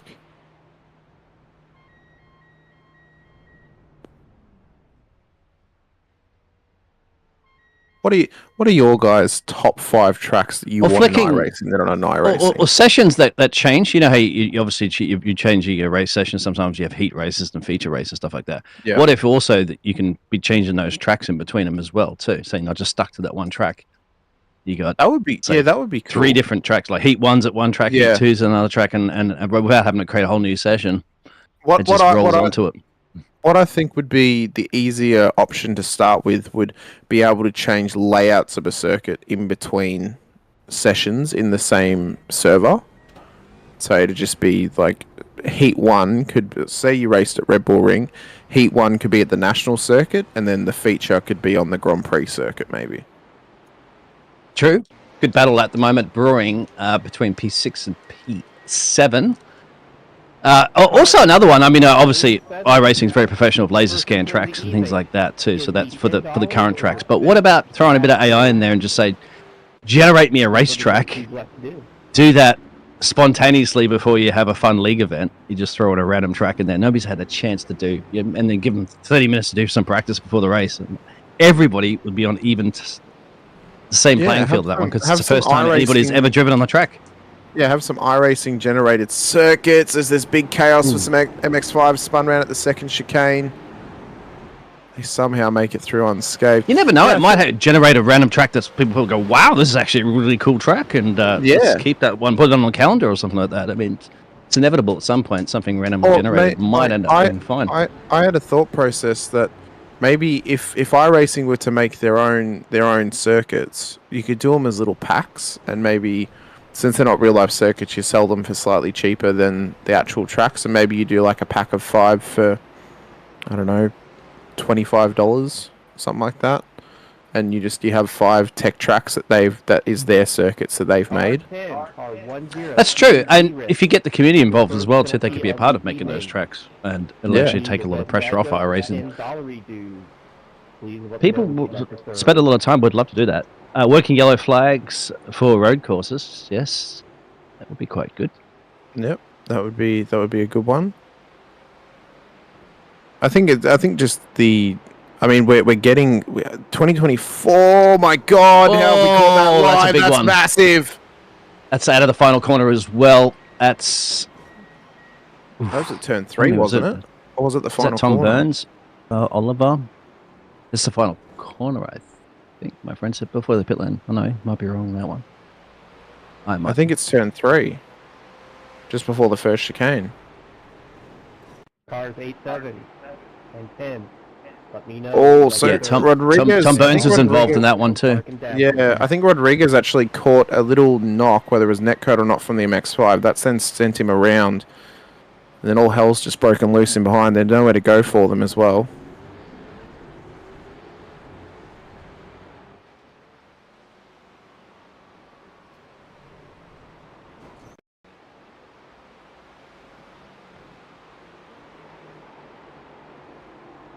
Yeah, it was the slightest of touch. Yeah, slightest of touch on that green Merc. Oh, almost on its lid to an airborne. Oh. Straight out to the kitty litter into the fence. Oh, we are going to start seeing some of those liveries soon. You can see. Car 10. Yeah, it's just getting that little bit lighter. That wasn't a big one. Commentator's curse again. And that involved was on you, was Brad. the previous leader of the Supercars class as well, Ibrahim Khan. Pretty sure he was. No, that wasn't on you. That was just pure quality production skills from you, Brad, to catch that live. Yeah. There's 2 Scots at the moment in 10th and 11th. Crashed Racing and the FRS team line. That's James Dunbar and Connor McDermott. There you go. And another There's half been a Scot couple in the commentary box here. There have been a couple of Scots in the whole field. Further back as well in the GT4 class, there's also Ryan Duckworth and Mark Wilkie as well. They're both at the back end of the GT4s. So there are 4 confirmed Scots on the road at the moment. There might be some others mixed in there with their... Yeah, a couple of Aussies. Tyson Robbs, Kyle Ridley, Daniel Buchel, who we mentioned as well. Plenty of and Thomas Hinz. Plenty of Americans for Brad to gush over. Of course, as there should be. Alexander Miller, Dan Fresh, Caleb Bryan, Nathan Olson, Mark Boyce, Mark Robertson, Casey Kerwin, of course, as well. Dan Breckus is out there. Cole I am Barker, surprised that we don't have many Asian drivers. Maybe the time slot just didn't work very well for them, possibly. Well, we've got Australians in here, mate. That's true. In the same time This zone, is true. essentially. Well, I mean, Japan's 3 hours behind Australia, something like that. 3 or 4 hours behind. So, I suppose it would actually probably be a better time zone than Australia would. Yeah, usually in endurance races you do get a few Japanese drivers, and that's what I was surprised not to. Well, perhaps there are some. I didn't quite see any in the list, but that's maybe they just weren't quick enough to get in their ticket because it did sell out very, very quick. Ah, that's true. That's true. And I'm also going to point out when I told my some of my friends that I was doing this race, they asked me, "Oh, could you possibly get us an entry?" And I'm like, "No, I don't think I have that much pull just yet to get you an entry into this race when it's already sold out. Got to be quicker." You snooze, you lose, as they say. Yep, that's it. Oh, Spice at the moment in the Aston Martin inside the GT4 class at this stage. They're currently running, what would it be, P7 in the GT4 class. We saw them a couple of times during this race. They're just trying to keep their nose clean and keep themselves in the fight as well. Back up to Tom Burns in the number 1 entry. Of course, this is Max Verstappen's car. If you've just joined us, Tom currently at the wheel, trying to fight his way back up onto the rear end of Patrick Wolf in the 44 entry.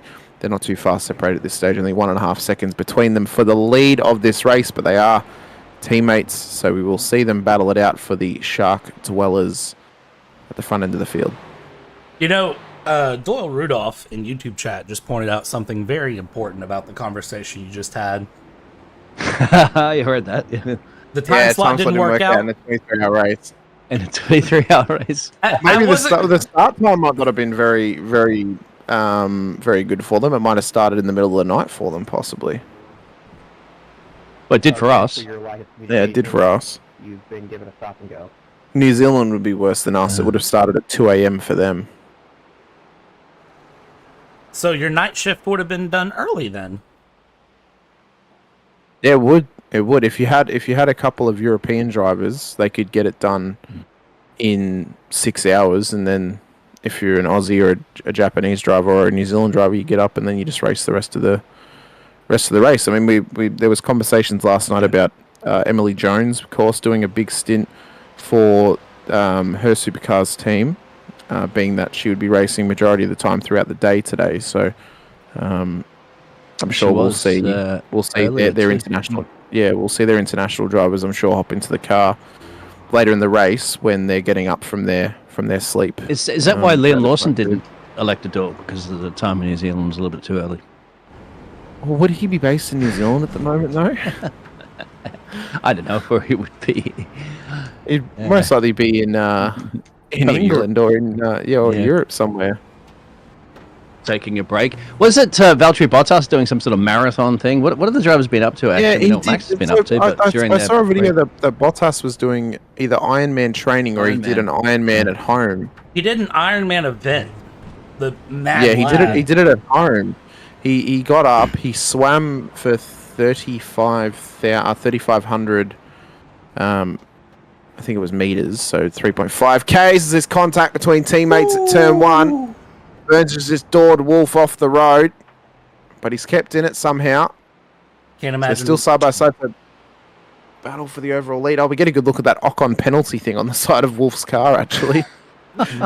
There's the Verstappen one on the side of Burns' car. Yep. I think it is good, though, that right there Tom Burns gave that position back to Patrick Wolf. After that, it was a little argy-bargy sort of door pass. banging. Yeah. Yeah, exactly. These two are going to be having a bit of fun too. I'm sure they are having some fun rather than just trying to get the OT done. It's going to be interesting just get around the lap cars. Oh, massive oversteer into the corner from Tom. Oh, very lucky that they have a couple laps in hand over P3 as well, but they are just having an absolute ball in those cars at this stage, it seems. Well, guys, you know what happens now, right? 5-second penalty to Ocon. Definitely a 5-second penalty to Esteban Ocon. That was a interesting little... Do it because he's racing for Gene Haas next year. Do you want to have a look at the replay of that one again? That was... It's going to start getting a little bit more spicy and dicey as we dig further into this fantastic event. And we got to remember, too, some of these drivers have used their fast repairs up. They do have about 5, I believe, at hand. So we're hoping they don't have to go through all of them because we do want to see this fantastic race into the very end. Here it is here, slow motion into the corner. Who's ahead, who's not? Well, it's a power slide anyway, isn't it? He actually lost it on the curb. Yeah, you could see that Burns was already turned all the way off to the left there. Like he knew he wasn't going to make the corner, I don't think, was he? And he would have hit those. He would have hit that chicane hard, and that car would have been flying. Yeah. You mean like that? Yes, exactly, just like that. Yeah, I think he knew he wasn't going to make that corner, so he was trying to steer out of it and just... Oh, Adrian Newey would be like, I'm not learning you a prototype car. I'm forced to design one. Man. Number 85 there. That is how slow the X5s are, though. I mean, look at that. There's that estimate on 5 seconds. Oh, I love it. I love it. I love it. I love that the drivers get so into the memes. It's so good. I love the Kinder Bueno car as well, but it has Sebastian Buemi on the side of it. Yes. Check back in here with some of the supercars. This is Nathan Olson running in 5-6 second gap there to Alexander Setcher ahead. And, well, I mean, Supercars doing Supercar things. They can handle curbs. Yeah, they chuck them through in Bathurst like that all the time, isn't it? If you're not on two wheels, you're not quick enough. Well, same at Sandown. The first whole sector, you pretty much got to be riding the curbs. Yeah, but they should rip the floorboard off the Daytona prototype for the Corvette at the moment. I'm sure nobody would have any planks left in the bottom of them. Oh, Mazda can cop it quite well. That'd be all right. You can throw those things around. They're pretty much indestructible. Oh, bit of a send from the leader on the Boemi car. Oh, here comes. Banging right here, gentlemen. Yeah, this is some great battling. And just think, we are, 12 hours into this race, and our overall lead is separated by 0.2 of a second right now as they go through. Do number 2 or give us $10. Please let me know. Come on, do the penalty. Don't give him $10. Yeah. We're all for raising money, but we also want to have a laugh. As the 13 of Alex Gall, who was the lap traffic that both Burns and Wolf just passed, just pulled into the pit lane. What's the flashing for? Like an acknowledgement of "Let's go racing"? Or? Oh, maybe. Quite possible.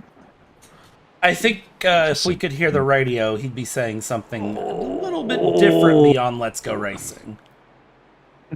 Oh, pretty sure they're having some fun. He's still got 10 hours left. You're not racing like it's the last lap, so plenty of time. Wow, here we go.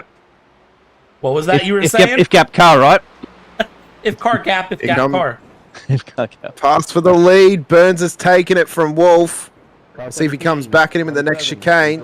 He's got that toe. We'll see if he's willing to send it like Burns did a couple laps ago. Covers the inside line. A little bit of a door bang there. Keeps the lead through that section. So, who'd have thunk it? 12 hours in, we'd have a battle for the lead of this race. And it could really swing in favour. And it is not dying down anytime soon. Look at that, trying to go for a dive up the inside from Wolf.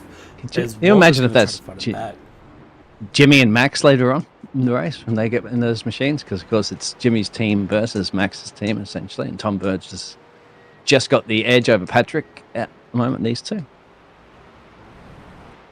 Could be. You never know.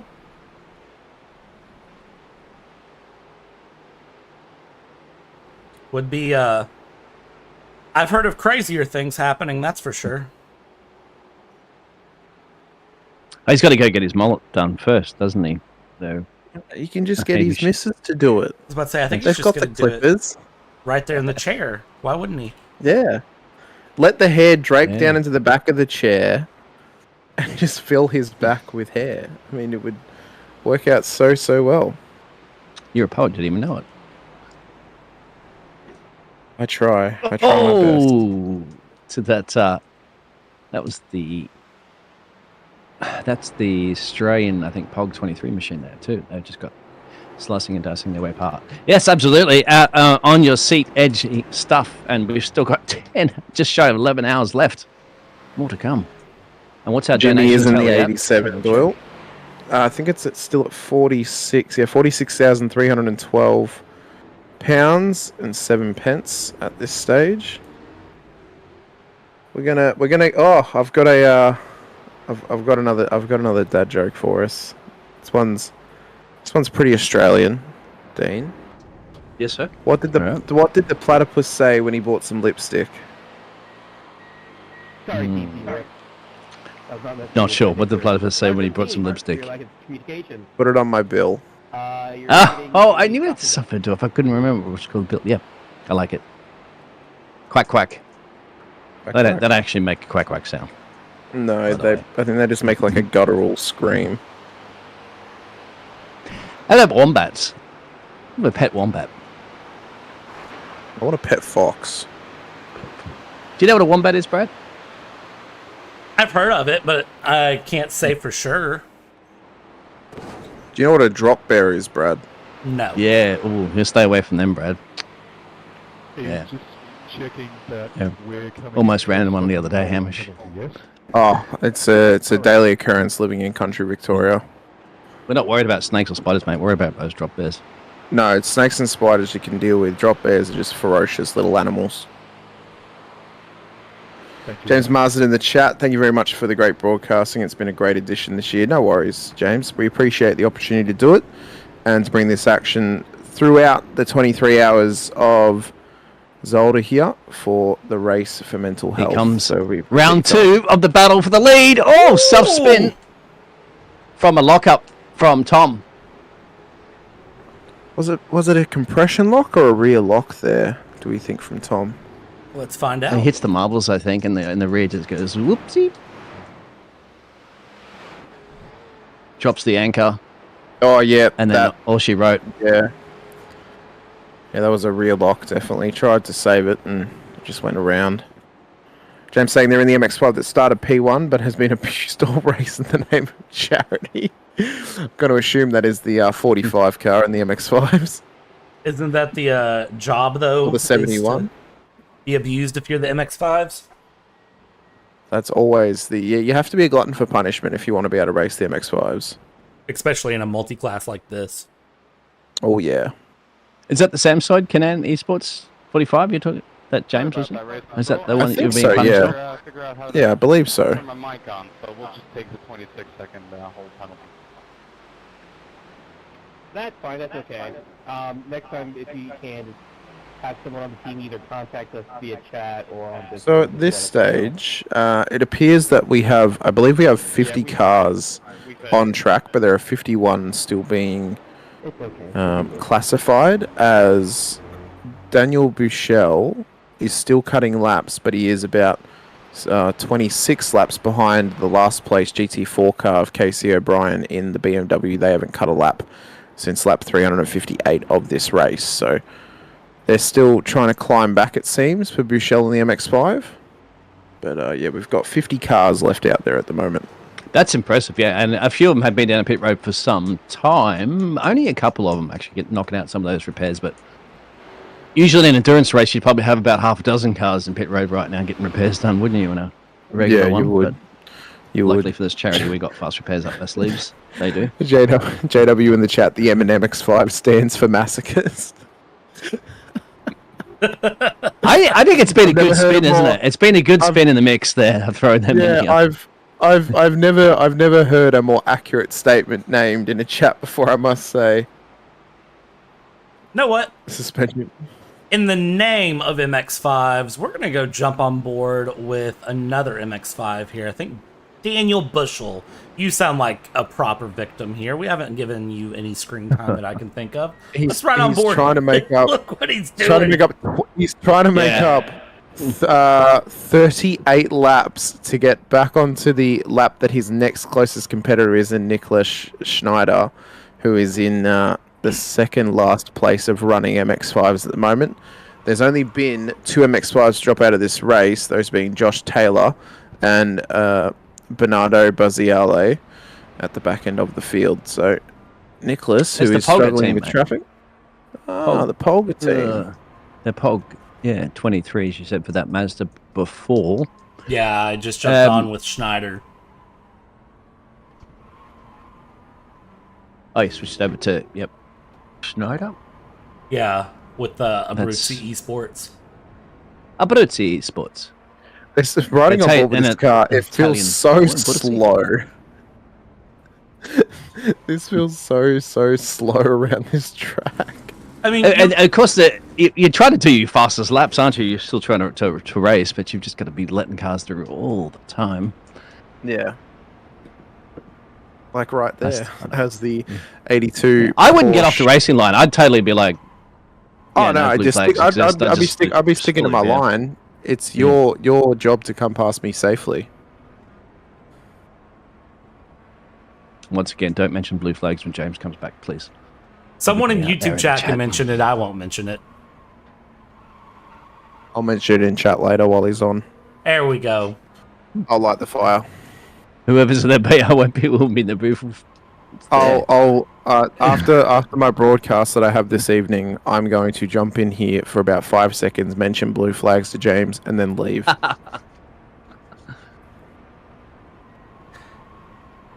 That'll be addressing the elephant in the room. That is what I picture you looking like when you jump in the chat and mention blue flags. That is what I see. The hair won't be pink; it'll be blue. Ah. Yeah. See, okay, have we went around a lap with the MX-5 yet? I don't even know if it's been a lap at this point.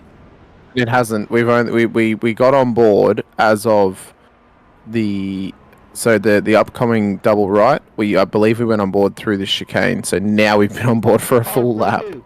Okay, so that's a lap with the MX-5, the Miata. This little beautiful thing. Now let's find Bad joke. let's see, who do we want to jump with now? Let's just jump on with our race leader here, Wolf, who's coming up on the back of who we were just riding on. Look at the pace difference. This is all I want to show. The pace difference. Bye-bye. Bye. Mind the gap. Bye-bye. I'm innocent. No, Yeah, it's when you approach him right on the corner, something around the apex of the corner, and then you're like, last-minute decision because of the speed to go left or right, and that's where we start to see some of the issues creep in. But And Matt Malone, we have a request here. that's why it's better. I think you mentioned it before there, Hamish, just to lift it off a little bit and lose a tenth or so through the corner, and then get him on the exit. It's just controlling the race. You know, it's easier just to hold 1 second. Someone is singing over radio. Yeah. Getting across that thing with both hands hanging out, my ding-a-ling-a-ling, my ding-a-ling-a-ling, my ding-a-ling-a-ling, my ding-a-ling-a-ling. Can they hear that on stream? Yes, I can. Wow. I'm so glad. That was Matt Ma Malone. ding-a-ling-a-ling. Thank you, Matt. Round of applause for Matt Malone. That was You incredible. I have feel like he made deserves a my lap. I was not in the right state of mind. The DP that I spun, I apologize. There'll be another $10 donated whenever you protest it. Can I protest myself? Yes, and we'll take that $10. Thank you, sir. Yeah, I'll just jump ahead on that one. Yeah, if you Singing is so bad it causes accidents? my singing is so bad it causes accidents. At least he knows. That was Matt Malone singing the Turtle song. Get him a record deal stat. Don't listen to the haters, Matt. It was wonderful. I took vocal lessons for that. He's better than some of the artists today. I will say that. I mean, yeah, I agree with that. I'm gonna go stalk Jimmy's Discord and see what sort of fun meme moments I can get from this stream today. I'm sure there's many. I'm sure the number one upvoted one is when he got waxed.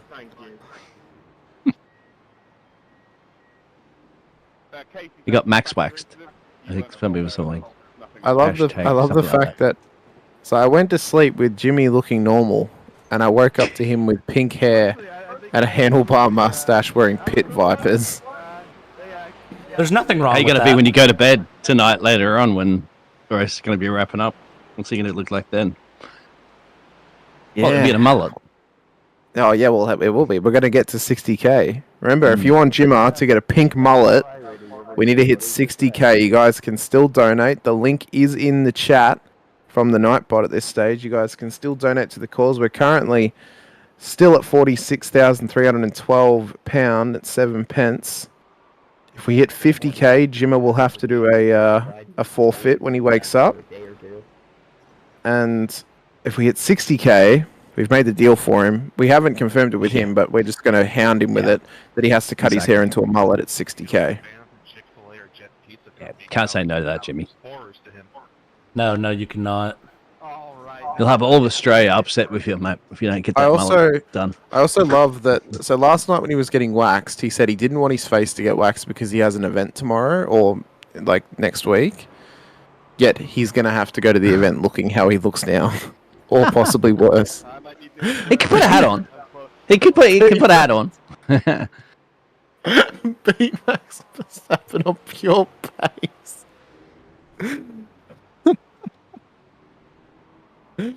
That is incredible.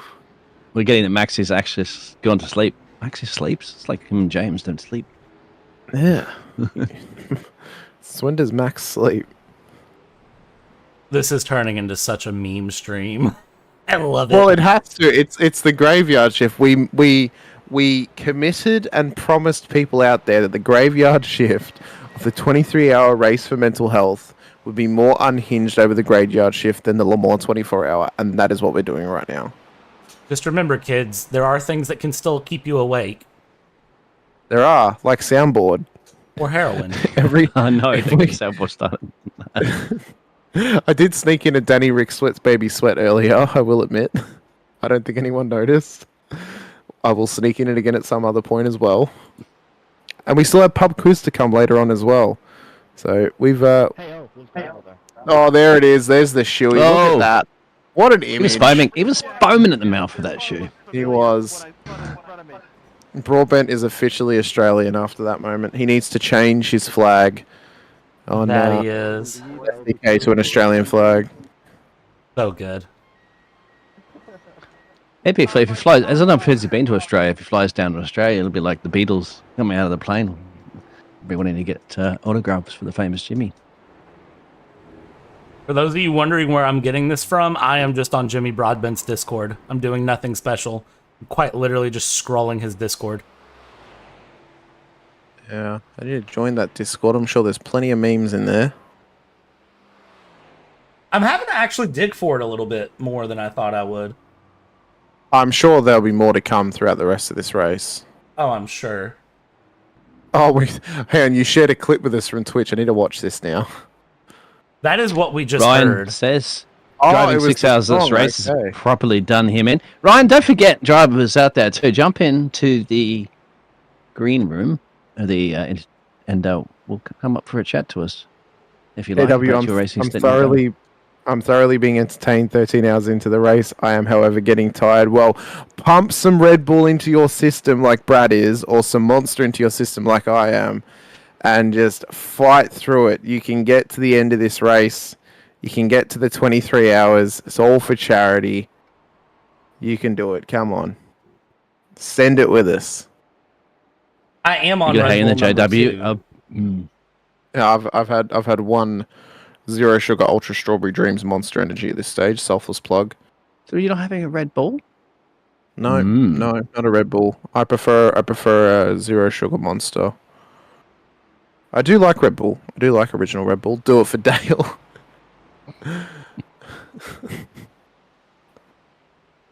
We are comms cursing Jimmy. There are a lot of soundboard NASCAR soundboards, but I'd have to say 99% of them you wouldn't be able to play.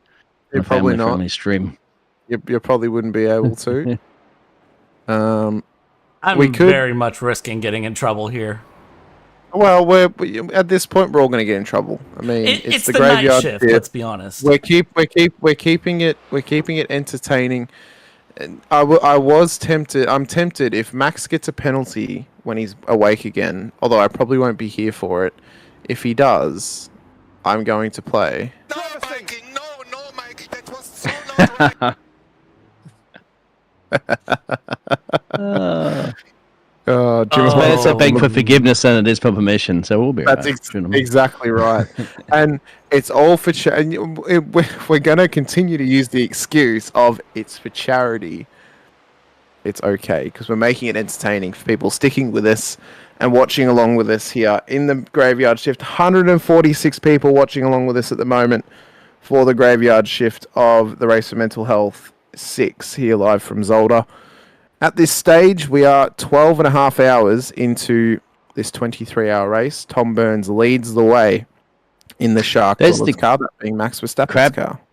The crab gloves, mittens, what do you call them? He didn't even want to touch the hot chip with those. He wanted to treasure them so that they. I haven't saw the hot chip moment before. I haven't even gotten to the hot chip yet. Like, I'm still scrolling through seeing all of the shaved face stuff.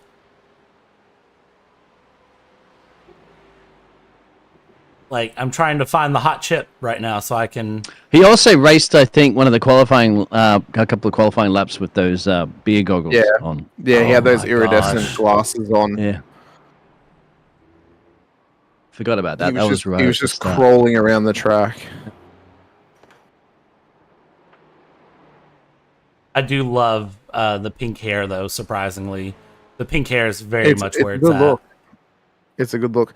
Unfortunately, we can't play that soundboard, Narrow Pencil Street. This sort of stuff we can lightly get away with. We cannot get away with swearing on the stream. Yeah, So yeah. we can't play that one, unfortunately. Yeah, I've had to very much catch myself several times through this stream to not drop certain words. James has got kids, should- and his kids are watching. We should have had a donation. We should have had a donation forfeit for the first person to swear on the stream. Oh, I lost it forever ago then. Oh, okay. Did you? I don't think you did. Oh. Oh, well, if you didn't hear it, then it didn't count. Good job. No, it didn't count. Car number 14. Car 14 is in your fifth incident. You may pick to give us a dad joke or donate $10. Oh, we've got That is Tyson Robbs in the Mercedes GT4 car. Surely, yeah, just chuck it right there. I reckon leave it there. I'm going to leave it there for a while. Yeah, that's fine. Fantastic. Yeah. You know what? I reckon he looks great with the pink hair. He might have sport that for some time now. Yeah, I might. I'll get you one as well if I can. If it lets me do it, Brad. I'll get you a cutout one of him with the pink hair. Okay, that's perfect. We can have that on screen. I'll quickly do that for you. I got one more I'm going to add on here really quick, too. As my PC proceeds to scream at me for too many things. We are live memeing this stream at the moment, ladies and gentlemen. Listen, so we hope you so appreciate it. What time is it in the UK right now? Late. It's very late. I think it'd be 3 a.m. Okay, so if somebody's awake right now in the UK, they should understand what's going on. It is It's 5:30 in the morning. Does it? Oh no. It's 3:30 in the morning. Yeah, there we go. It'd be 3:30. Yeah. Yeah, so if somebody's awake in the UK, they should understand what's happening right now. This is getting through the night shift. Yep. If you've ever watched the Le Mans 24-hour before, or the Daytona 24-hour, or the Nürburgring 24-hour, you should know exactly what you're in for with the graveyard shift. Exactly, especially when you stick an American on a primary European broadcast. I'm awake, I'm hyper, I've got plenty of energy. And two Australians as well. Jeez. Let's just ask him for trouble. Right. Okay, you know what? It hasn't cut out the top of his chair, but it's good enough. It works. This will work nicely. I don't know if they're gonna go back and watch this, but I will assume they do. And Jimmy, if you are watching it at this point, I want you to know you've always been my favorite YouTuber, and I love you forever. However, this just has to be done. Well, I deserve some leeway because I will have no Punterino Jimmer on my body for the rest of my life. So, leeway for me, please, Jimmy. And I expect a photo with Jimmy at some point with my tattoo. Wouldn't that be amazing?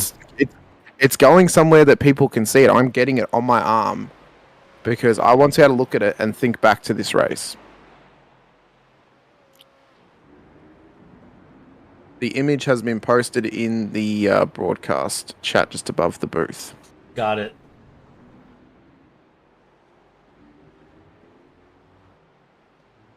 It's only 9:35 p.m. in Oklahoma. There it is. A wild Jimmer has appeared in the bottom corner of the stream. Look at that. It's like he's here with us, watching over us.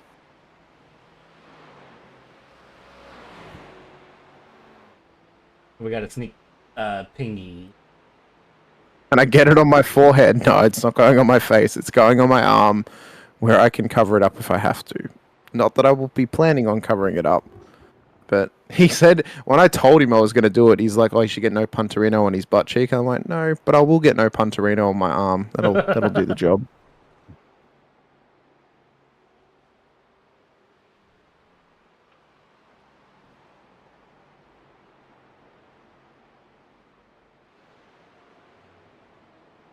So, I mean, I asked the question earlier, but we haven't really been able to talk about it yet. We spoke about some of the quality of life things in iRacing, of course, but I want to know, what are both of your guys, like, top 5 tracks in the world that you want to see on iRacing?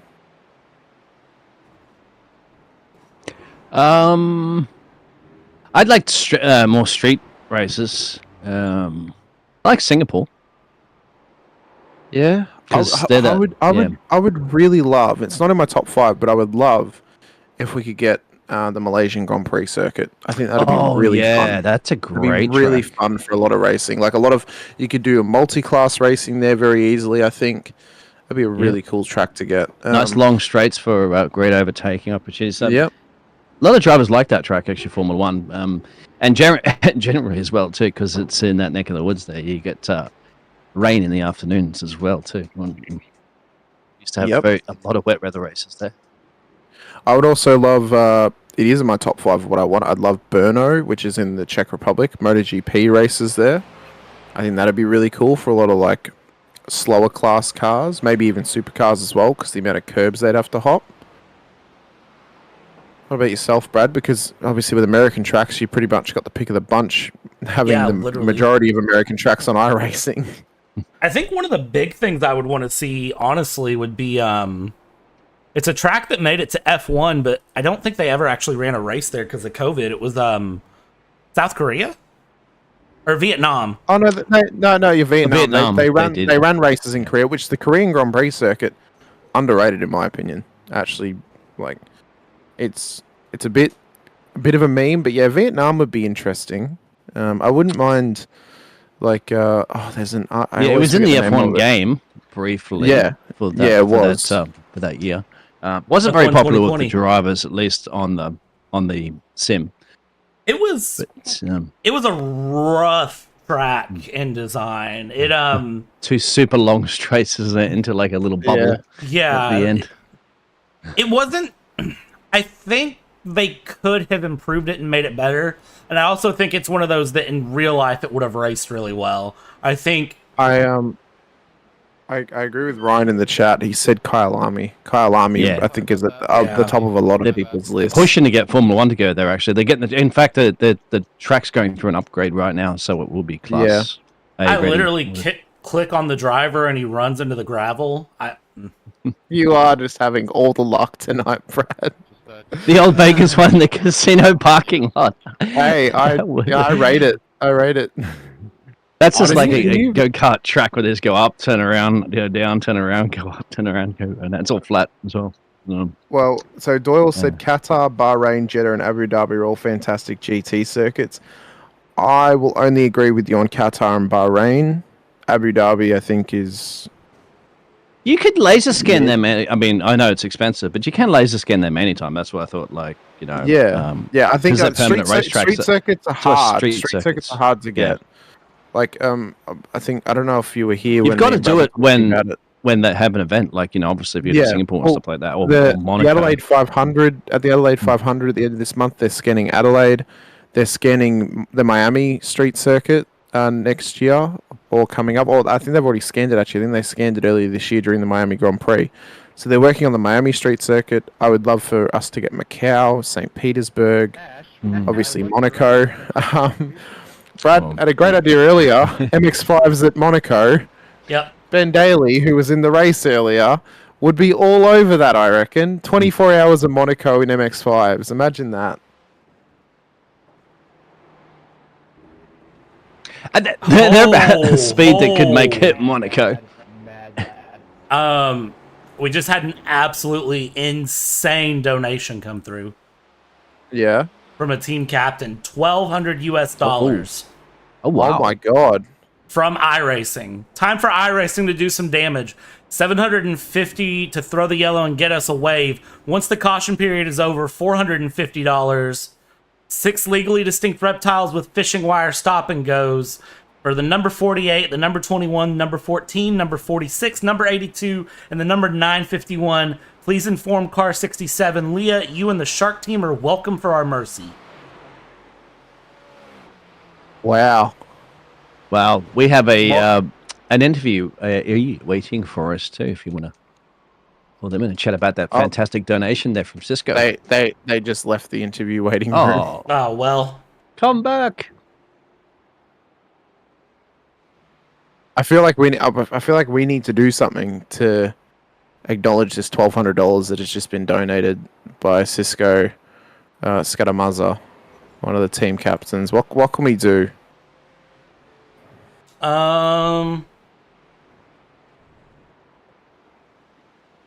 Have Brad Cisco, sing come the and chat to American us. national anthem, maybe?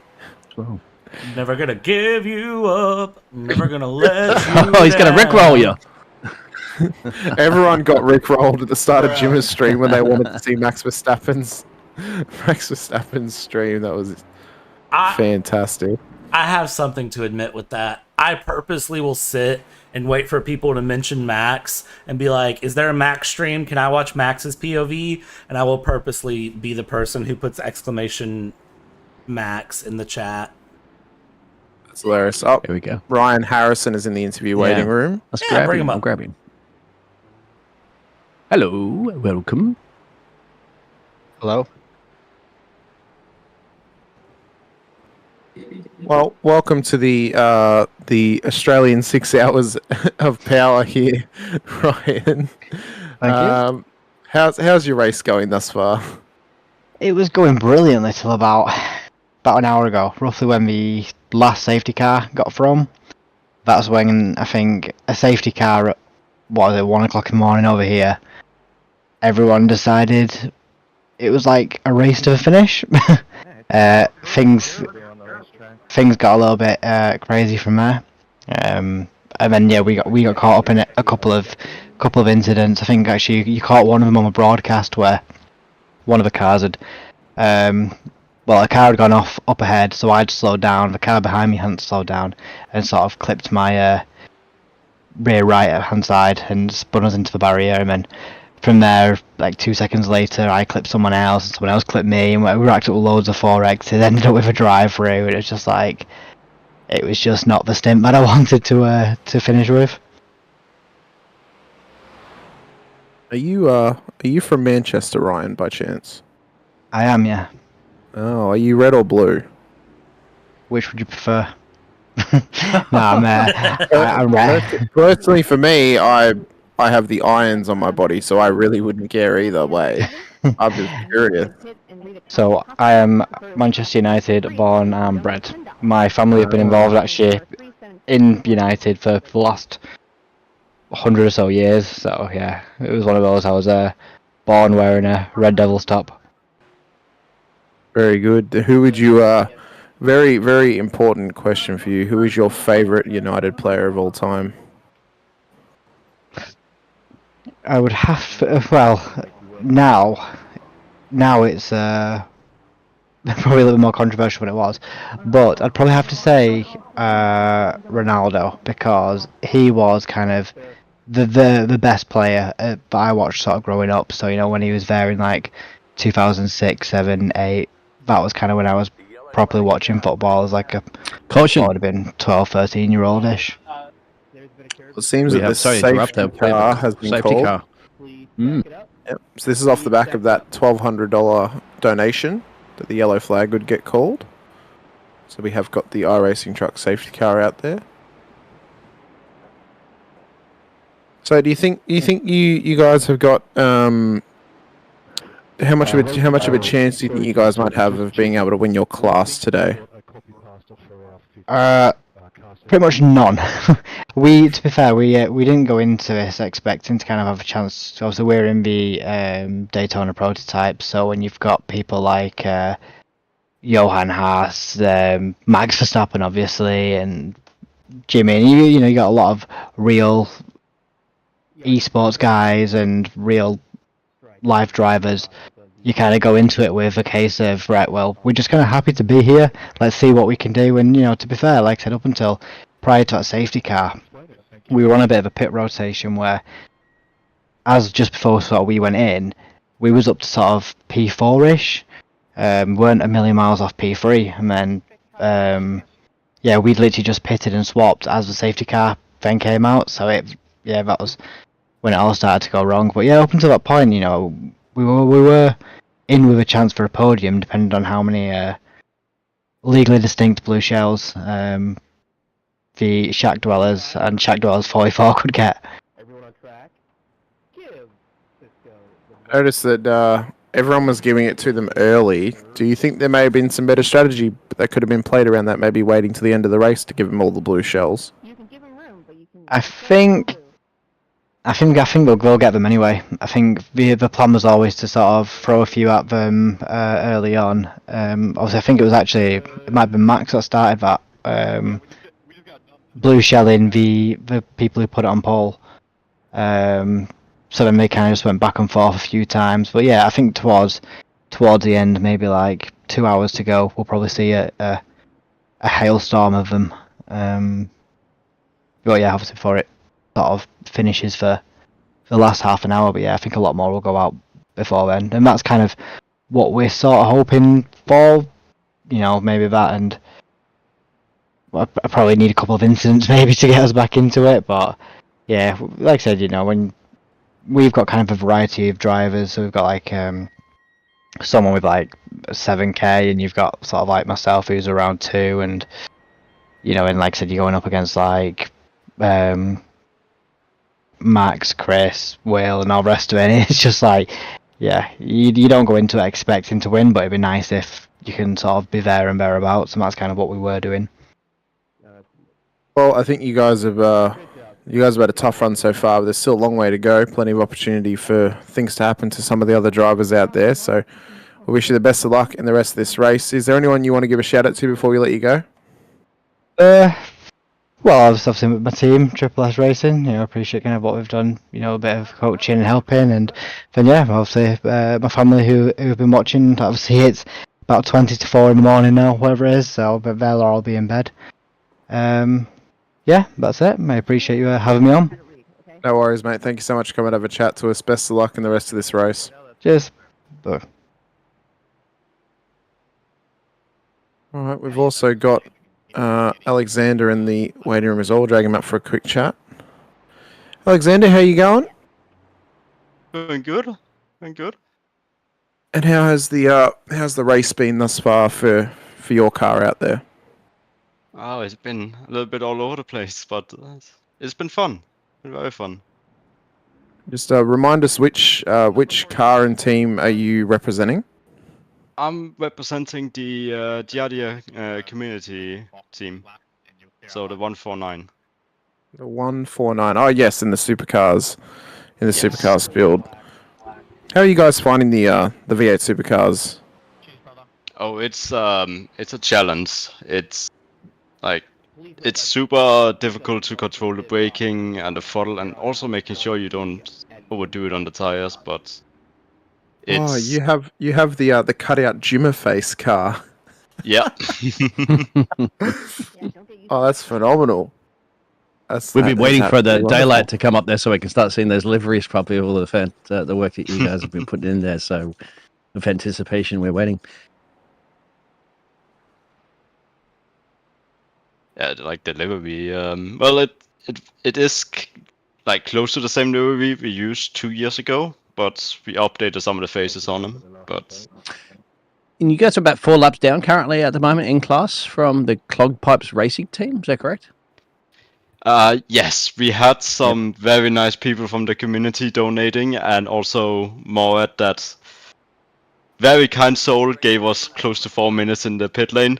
So thank you very much. Good cause, you know. That's good. The more popular you are, the more time you're going to be spending down a pit road. That's what it seems to be this evening for the race for charity, of course. Oh, as you can just see your driver currently piloting the machine. Oh, just it's definitely difficult, isn't it, having to get past all those MXs and enjoy their liveries, and of course having to yield every once in a while when you see those prototypes catching you. Oh yeah, green flag now again, by the looks of it. Yes, yeah, it's really difficult because every car we are driving up against in this field has better brakes. So it's a challenge to make sure that you don't make mistakes in that regard. You're in a supercar, mate. We don't use brakes in Australia, mate. Yeah, exactly. We never lift. Exactly. Just we lift the We got accelerator the a little power. bit, but don't worry about the brake. Yeah.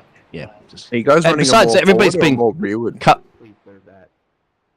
Sorry to interrupt, but no, go ahead. What was that, Alex? Are you guys running a more forward bias or a more rearward bias in the supercar? We are personally moving to more forward. We have tried both, but we felt like the rear one just, it didn't really help us and made the car more unstable. So yeah, the supercars now, especially ever since new damage model and they've been updated slightly, more forward bias is definitely the better option. It seems. Yeah. They used to be better with the rearward, but now forward is definitely the way to go. But yeah. Yeah, it's been fun. I just hope we can beat this Moa team. I think after everything that has happened, Moa team is our nemesis, and that is who is our goal to beat. The which team? You said, sorry? The Moadness. Or however you pronounce it. I think like car 70. Oh yes, the car that's right behind you. Yes, Yep. that's right. Yeah, you got JWR red. I think in between that. By Tom Guest. Meow. That's right. And then Alex. So far, are you aware about all the donations? A lot of people have thrown tons of money in there. 47,000. We just had a big donation from Cisco of $1,200. And of course, a lot of those fans out there that have been throwing donations at you guys. To have you had to do anything tricky, like any dad jokes out there? Or? No, we have kept it relatively clean, I would say. So we have not had the pleasure to donate that much yet. Can we interest you in a commentary booth tax of having to give a dad joke before you leave? Yes, just in a bit. By the way, too, we have a request out there, so you'll have to push Jimmy for it. You can go ahead with this one too, Hamish, because this is your idea. Oh yeah, for so if we get to 60k before Jimmy comes back from his sleep, or just 60k in general, he needs to cut his hair into a mullet on stream. That's what it needs to be. I'm making that claim right now. And I've done it previously as well. Yep. So you'll have to back us on that one, mate. Got myself a dad joke. We want... Oh, you got your joke? I got my joke. So... Go right ahead, fire away. Want to hear a joke about construction? I'm working on it. Oh, that's a very worthy of a dad joke. Very good. Yeah. Didn't take you long to construct that, did it? Nope. We're really building on these dad jokes. Oh, I was gonna say he was really building up to that one. They're quite concrete in how funny they are. Oh, here we go. Gotta have a good foundation. Oh, I come thinking fast here, just like his donations. Absolutely amazing. Oh, he's a poet and didn't even know it. Oh, well, thanks for having me. I need to get back to my teammate. No, good, Alex. Thank you so much for coming and have a chat to us. Yeah. Have a good rest of your evening, morning. Enjoy the rest of the race, mate. Thank you. Aussie Greyjar shift featuring Brad from the United States. Yes. I'm sorry, Brad. The Australian 6 hours of power, whilst Brad is having an Australian 6 hours of pain in the corner there. Did you hear about the guy who stole a calendar? He got something about. Oh, I thought he lost his date or something like that. No, no, he got 12 months. I'll tell you a dad joke. Oh, did you see him fight the steering wheel on the exit of the corner then? That we're watching the 149 machine. They are a bit tricky, that these Ford Mustangs to handle in the supercars. As you mentioned, you get the power down and the rear end just wants to wiggle like the wiggles in Australia. This car it's all about smooth inputs. And looking at his wheel work at the moment, these are not smooth inputs. They are very, very skatey. Yeah, can we ride on board for Purse? Here you go. Oh, yeah, we'll cut back. We'll go on board there with the 149. Apologies. Hey, okay. That's just fighting it. Yeah, he is not like these. Like the key to these cars, driving them fast, is smooth input, smooth braking, smooth throttle, smooth steering, and he just seems to be fighting the steering of this car the whole time. Move operator. I don't know if it's a setup or if it's an operator move. We'll get Carlos in here. And somebody says move operator. I would play it on the soundboard, but we might get a strike, so I won't. Yeah, let's no. not.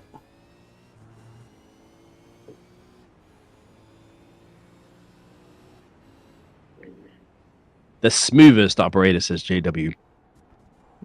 Carlos Sainz. Carlos. Driving the number 55 for Ferrari. Ooh. Oh, let's go see if you could do it.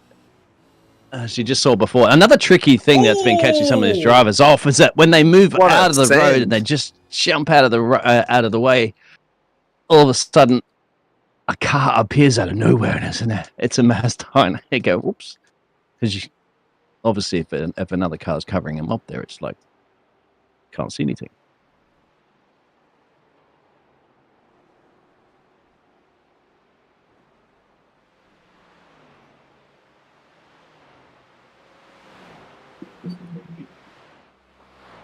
Oh my God. And then they're even fighting it under the braking as well. I have to wonder what their setup is on this car, being so skatey and just seemingly unstable. But they're doing well to keep it going. Yes, sir. I don't know if you want to go jumping over to the Clogs Pipe Racing team, who are leading in the class, to see how they're operating that's Elanus. Let's see how he's operating the same car, but obviously see how they've handled the setups differently. Look at that. So much smoother. Under the spotlight of two Australians watching a Australian supercar. I was about to say, if there's anyone who has the authority, it's going to be the two Aussies in the booth here. Yeah. One of them being someone who commentates supercars 3 times a week as well. Yeah, just 3. He's not having to you need fight to pick up your game, mate. Just 3. Come on. One of them's for the largest Australian supercars series by numbers. I get the absolute pleasure of calling split 2 of the V8 veterans with Australian supercars sim racing.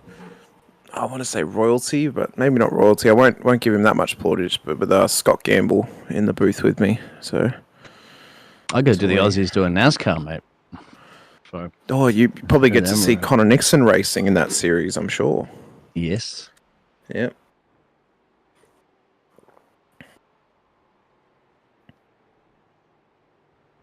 So yeah, Elias, I mean, this car, you could just tell on board with it, it just looks so much smoother in its setup, and it's a tough car to drive as is, but just trying to keep this thing smooth is one of the most difficult challenges. Oh my God! Where do you go? Completely cut off that MX-5. Yep. Football, meat pies, kangaroos, and Holden Commodores. We'll just hold. Yeah, we'll just Holdens. That don't even exist anymore. Unfortunately. It's a real shame that the Australian car manufacturing has absolutely gone out of existence now. A couple of lap cars, lower classes for Nate Lewis in the Commodore. Oh my God, this could get really hairy. All 4 classes on the road together. At one section of track up towards the last corner. That was smart by the C7 in behind. He was patient there. He's waiting for the straight. He knows he'll have the pace over the supercar up towards turn 1. Gets the job done nice and easy. It was a very smart play from him. Yeah, you've always sort of seen that before in many endurance races. That yeah, 17. Hello. risk it. From your conscience speaking. You received another strike, which would require you to That's car 17. the national anthem or song of your choice. However, that is compounded with your strike beforehand. So you either have to do both or in the pits or give us $20, euros, etc. Thank you. What would you do? The two I'd choices sing a they song. have there. I'd just sing I'd it. sing a song. Sing a national anthem. A song or the national anthem?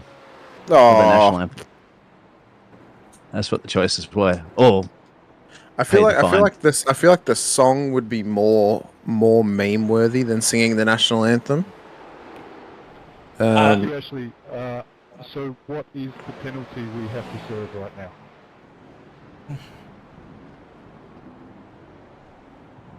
Well, both. They have to serve sing both. A song and or oh, excuse me, either sing a song or read a passage or give us $20. Oh, that's right. So the and has to do both. Yep. Sing the song. All the fine. Do it. Yeah, sing the song. Come on. Just sing some Rick Astley or something for us. They're never going to give you up. We need to either read a passage or sing a song or give some money. Yes? You need to do both. Sing a song and read a passage. Or give Yeah. money. Do it. Yeah. Do it. All right, they're going to be contemplating that one for the team. We'll get that once we hear it back from them. Yep. If they start singing, I'll crank up the iRacing audio chat. Don't you worry. Yes. Do it. Yes. Yep. We'll mute the Discord and the mics, and we'll crank up that iRacing audio just for you. Could we give them any requests, maybe, of what we want to hear? You'd have to chat and oh, it would be anyway. Chat and race control on that one. But, we can probably mention it. Yeah. Thank you, Ashley. I will read a passage and sing a song. There we go. Yes, All it's confirmed. Commentator's All going right. away for a second.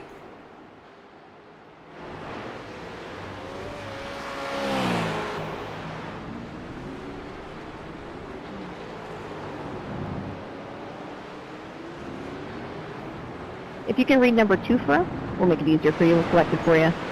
Passage number 2 and sing national anthem or song of your choice. Thank you so much.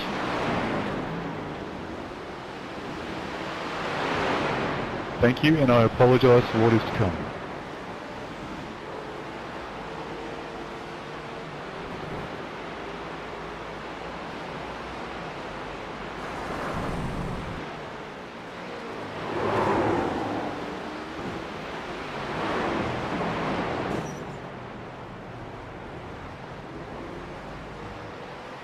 All right, stream. You can hear me now. Looks like the Garage 69 team are prepping to sing their anthem and read their number 2 passage. So we're gonna take a quick moment. We're gonna leave you with that. We're not going anywhere. We're just gonna let them have the spotlight for a minute here for the broadcast, because why would we not? This will give all of us a chance to stretch our legs, get some water.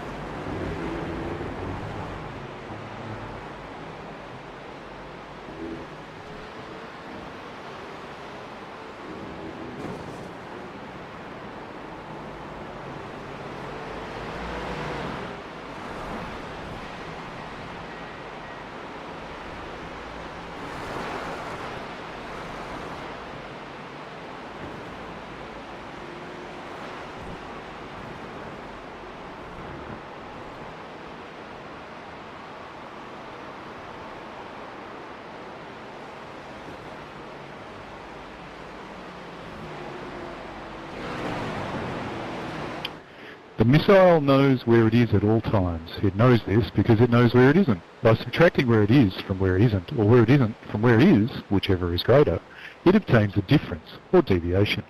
The guidance subsystem uses deviations to generate corrective commands to drive the missile from a position where it is to a position where it isn't, and arriving at a position where it wasn't, it now is. Consequently, the position where it is now the position that it wasn't. And it follows that the position that it was is now the position that it isn't. In the event that the position that it is in is not the position that it wasn't, the system has acquired a variation. The variation being the difference between where the missile is and where it isn't. If variation is considered to be a significant factor, it too may be corrected by the GEA. However, the missile must also know where it was. The missile guidance computer scenario works as follows.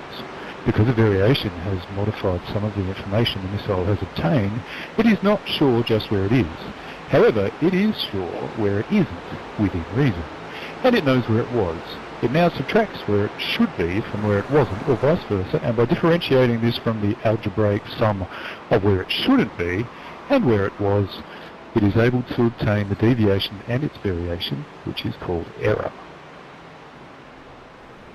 Australians, oh let us rejoice, for we are young and free.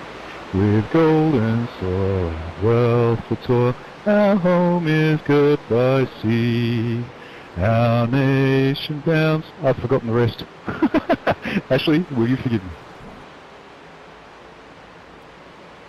Absolutely beautiful. Thank you so much. And if it was so, it might be, and if it were so, it would be. But it isn't, it ain't, and that's logic. Thank you so much.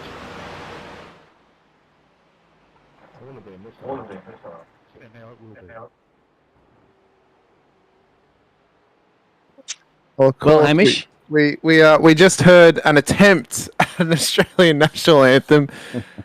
And the most un-Australian of things, he forgot the words, Dean. He did. He got through. He got through. I think we need to lead by example, right? I think we definitely do. We definitely have to, for sure. We'll do it for a donation. I don't think we should. Yeah, we'll do it for a donation. A quick $5. Yeah, $5. If someone donates £5 or dollars or their relative currency, me and Dean will sing the Australian national anthem from start to finish on stream. That's a first for me, mate. So in harmony, we're hand proud on our chest.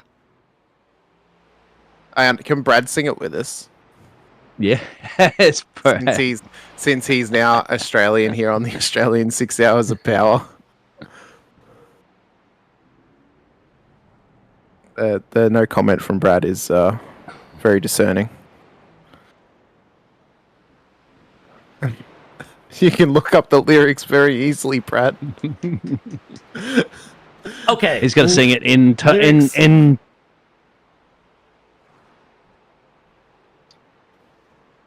No, I'm not doing it. However, I did do a $25 donation, so have fun. Okay. Let's go. Right. Thank you. We need you to count us in, Brad, so we can do this at the same time. I don't know how to do this, so have fun.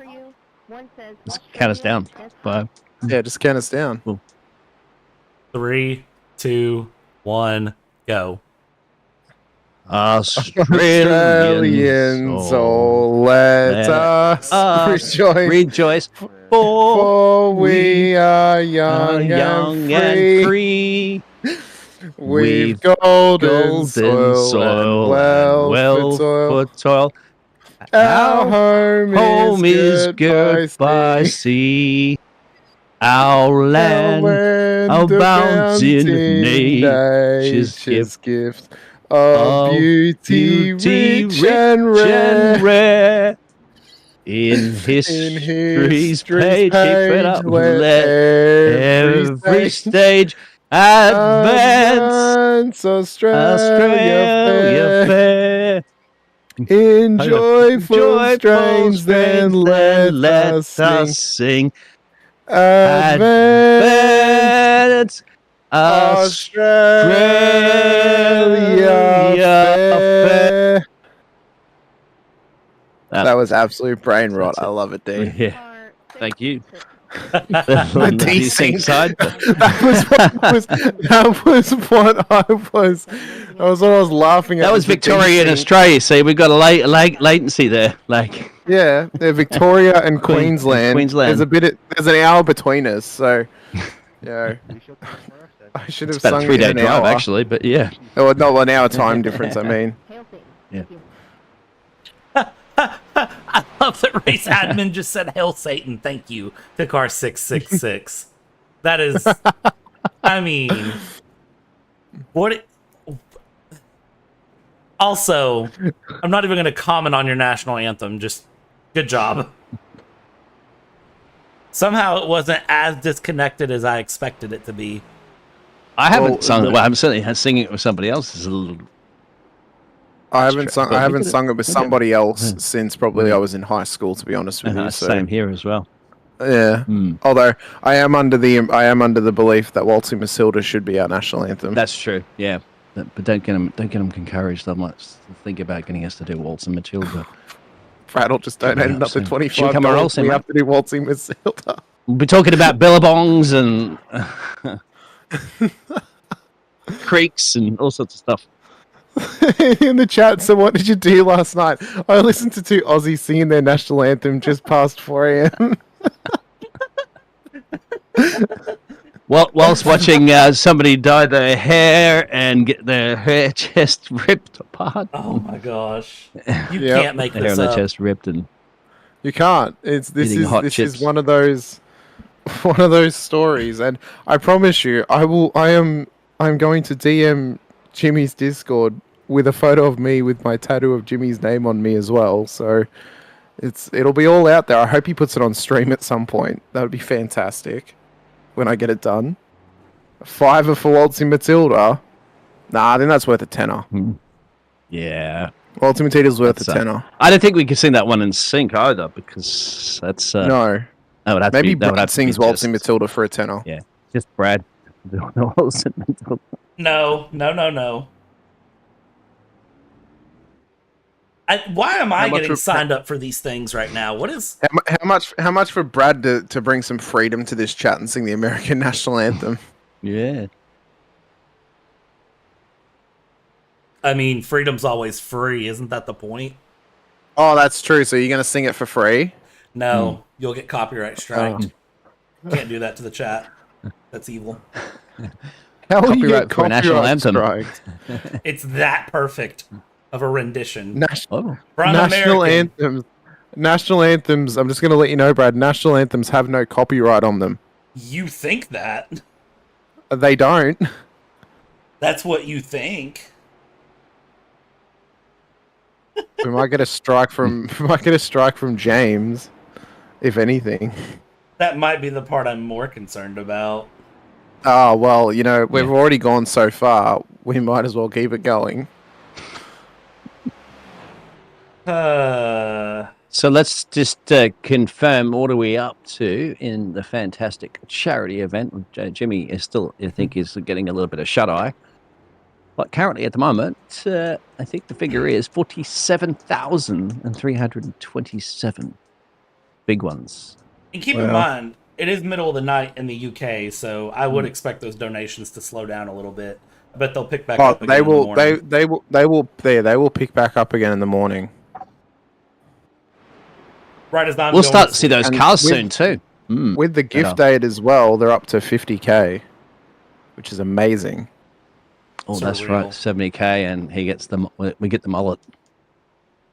I thought it was 60k we got the mullet. Yeah, it's 60. It's 60. 60. 60k, and Jimmy gets a mullet. Once Jimmy's back on, as soon as his head is on screen on that stream, we are filling that chat with Jimmer Mullet at 60k. Jimmer Mullet.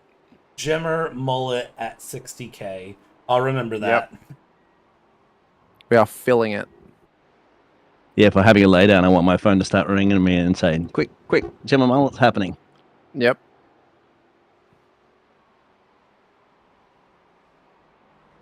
Maybe we could convince Super GT to do it for him. I could see that happening. Yeah. I think that some of the so I like it when race control get involved and say, drivers, you've got to be able to do this, and we need to see more of that. Well, it's just races starting to quiet down a little bit. Famous last words.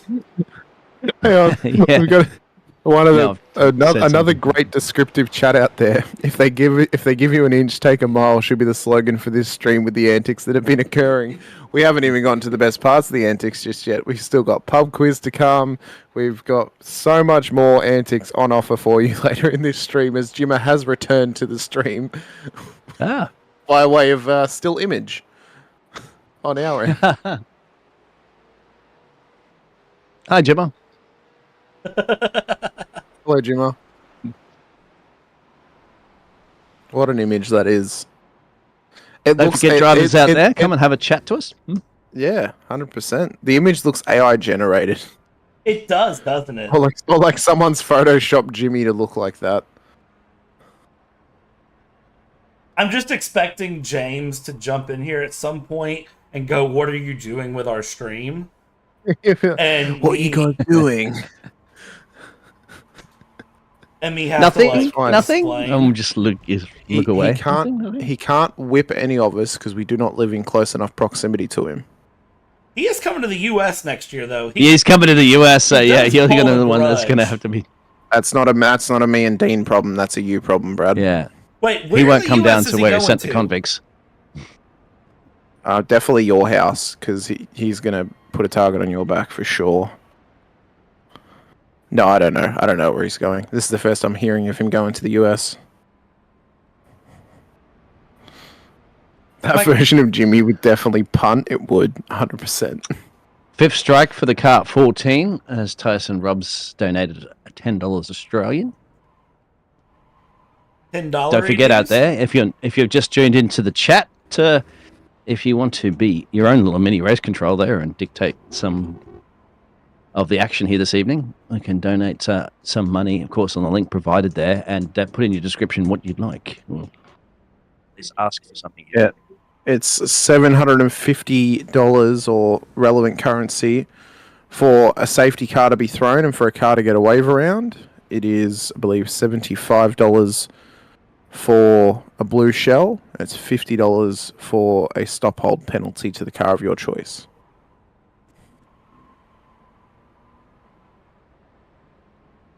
True Australian way. Don't listen to people. Fair enough. You know, to speak Australian as well too, right? Hey, Hamish, you've got to go up at the end of everything. So that's what you said. So, you know, I was going to the shop and I went to pick myself up a pie and some sausage rolls. If you listen to it a lot, you hear people do that. Yeah, it's always up at the end. Brad, do you know what a Yui is? What a what is? Do you know what chucking a Yui is? Oh, yes. No, I've heard of chucking a sickie. I haven't heard of that, though. So chucking a Yui is when you're going to be doing a U-turn. Yes. Interesting. You know about Macca's? No. Oh, it's what we in Australia call the American absolute mainstay. I don't know. It's what we call McDonald's in Australia. Interesting. We shorten things in Australia are very shortened up. Like instead of breakfast, it's brekkie. Right? Yeah. What else have we got? Lots of things that are shortened up. Just because. Well, instead of saying dinner, we say tea. Tea. Yeah. Ironically, we very still say British. lunch. Yeah, but this does used to say smoko, right? Oh yeah, well, smoko's morning tea or afternoon tea. Yeah. One of the biggest things I know about Australia is champ. You don't say champ. You do no. Actually, you know what? You can champ James. We'll give you a pass to champ James. Okay. She'll be right. That's another one. Because we she'll mentioned be chucking right. a sickie. Yeah. Bloke, you'll know about Bloke and Sheila. Arvo, there you go. That's Arvo. I'll see you in the Arvo, Brad. Yep. Oh, do you know what Sheila means, Brad? Nope. It's a term for a female. Yeah. So a bloke is a male and a Sheila is a female. And everybody's a mate. Yeah, everyone's a mate. Doesn't matter if you're a boy, girl, male, female, cat, dog, bird. The one Australianism not that we can never talk about on this stream is see you next Tuesday. We can't talk about it. Yeah. If you don't understand the use of that word in Australia, do some Google searches. But we can't talk. That's the one that we cannot go into, unfortunately. So, but the easiest, simplest way I can describe it is it can encompass anything and everything that you are describing. So, it's the best way that we can describe it to you. Ankle biter. We don't use that one quite often.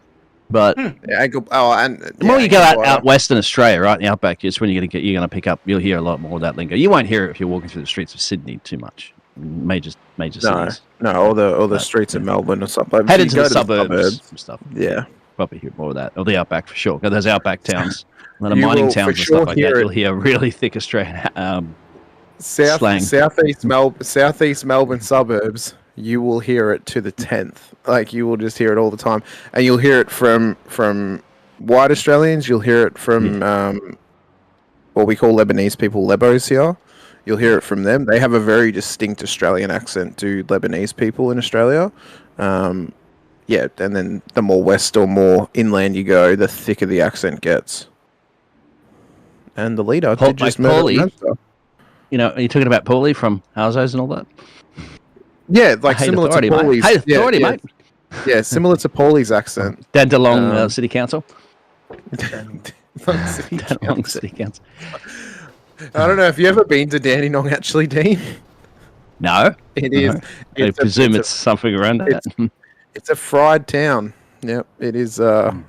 It's very, very, very, very interesting. Oh, that. What in the Aston, world? Okay, so that's just triple. That's just triple shot that Aston Martin, apparently, according to the MX-5.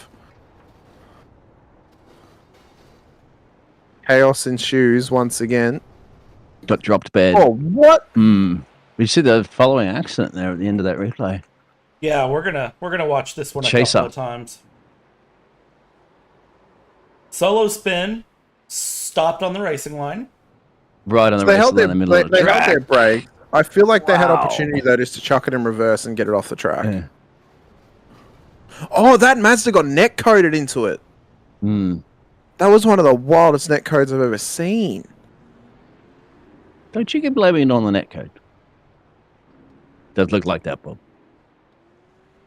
That's a Our Pencil Street YouTuber Laserbeam has a pretty thick Aussie accent. He puts it on very thick. He definitely does. You want to do a real thick, straight accent, mate. Yeah, You gotta thick it.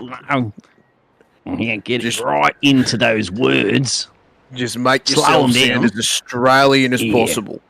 As Australian as possible. That's right, mate. Yep, you got Which is it. ironic because his co-streamer Lachlan is sounding more and more European the more streams that he does. He just sounds less and less Australian. Depends on where you lived overseas for like 20 years and stuff, mate. You start dropping the Australian accent, and as soon as you come back to Australia, I'll start going. It's back within a click. Getting it back. Yeah. Yep. One thing you will hear in Australia a lot, which we do, because we don't do it on the stream, but Australians swear a lot. I didn't realize how much till I came back, and all I'm hearing, Yeah. a lot of swearing. Do we say no? But apart from Robert Irwin, you will Crikey. hardly ever hear an Australian say crikey. Once again, and the outback, in the mining towns and stuff, you might hear crikey once in a while. Yeah. Oop. You're on your sixth incident, so if you would like to read a passage, number 7, or donate $10, euros, etc. Comment 56, donate or read a passage. Read the passage. Come on, 57. Read. Oh, 56. Car 56. yeah, and that is Nate Lewis in the Holden. Yeah. Let's wait to see what they decide. Well, they gotta decide something soon here. How long do I have to read a passage? How long do I have to read a passage? So he's asking. We're asking how many laps. You got 2 laps there to serve that penalty.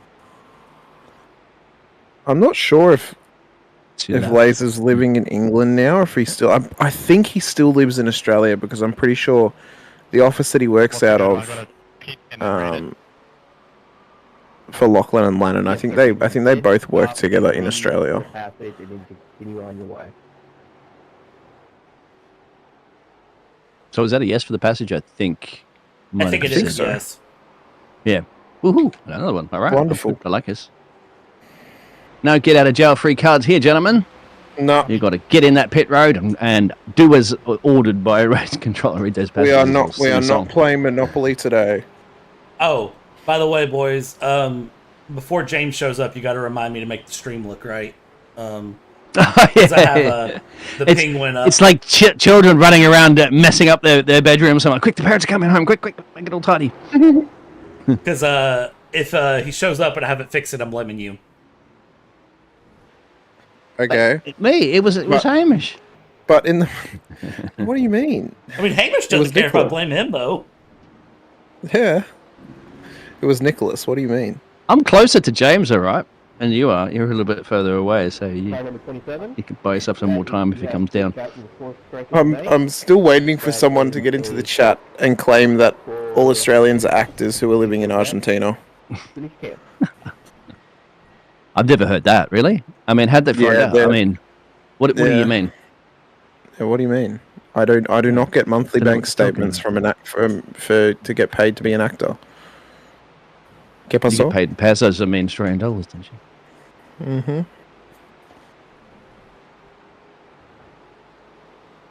Do all Aussies know each other? Of course. He's just down the road. Yeah. Couple This is streets definitely over. the first time me and Dean have ever interacted together before. That's correct. Wait, what? They're all neighbours, How mate. to delete Step Rally History on Wii U. Like the Wii U Deluxe, Wii U Basic. Yeah, I can't confirm if Argentina is a real place or not. I have been in South America and Central America, North America, and most places in the world. Never stepped foot in Argentina, so I'm not quite sure. Maybe not. Now they got a quick Formula 1 driver. Is this guy another Australian who's living in the US? Thanks for coming. Thank you, sir. You have a great rest of your race. Sure as heck sounded like it. What's the penalty for me? Yeah. Hold for 225. No shot, you guys know the Sans Pants radio crew. 100% we do. For an incident on track. I don't. Speak for yourself. No, I don't. Yeah, it's just a start park. You're pulling the other one. Yeah. Yeah.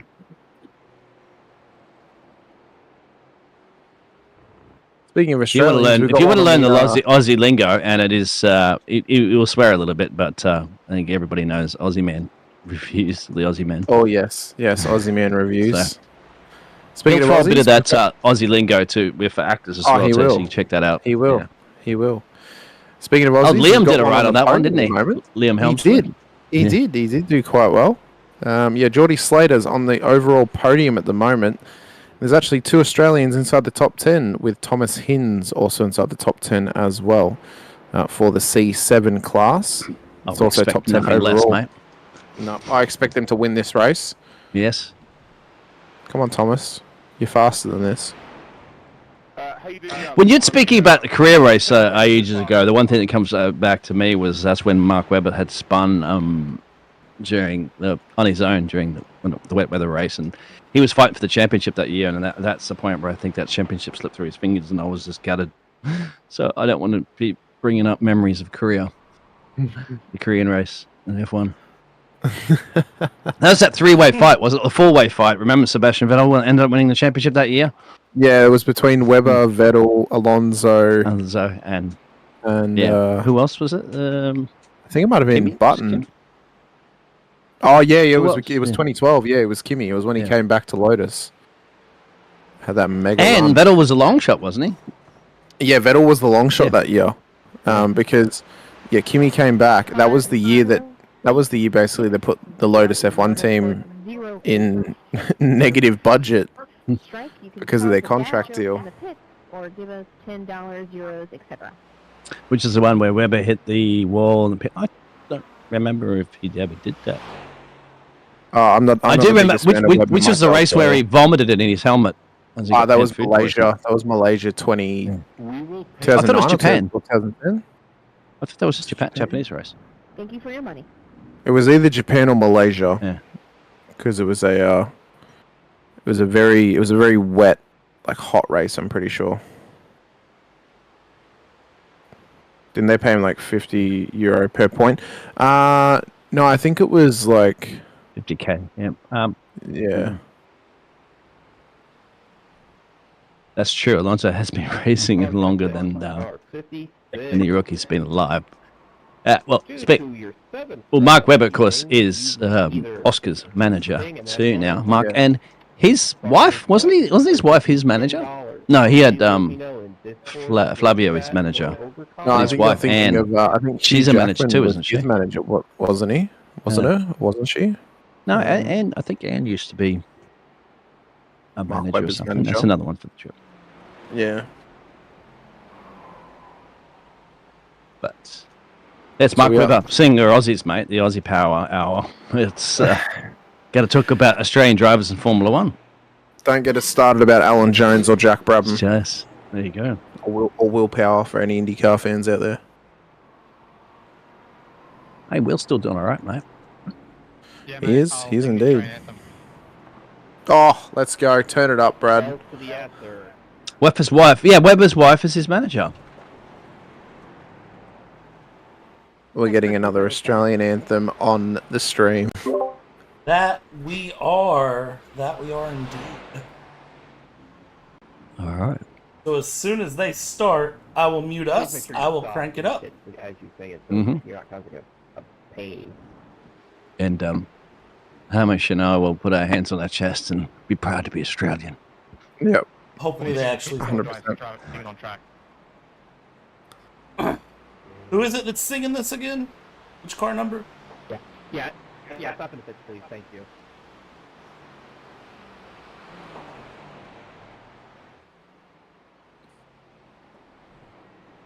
I'm not sure what car it is. Is it Race control? William Can you let us know Chadwick? what car it is? Is it Chadwick? It might be.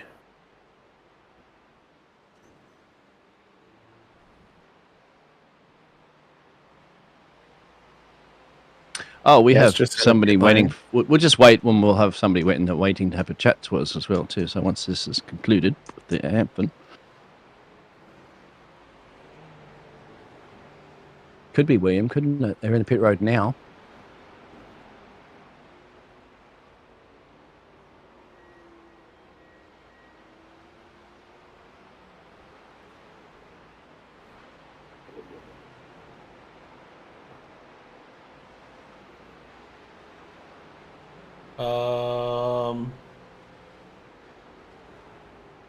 Nope, they were just taking a pit stop. No. Was it maybe Slater? That's the future racing team piloted by Geordie Slater from Australia. Yeah.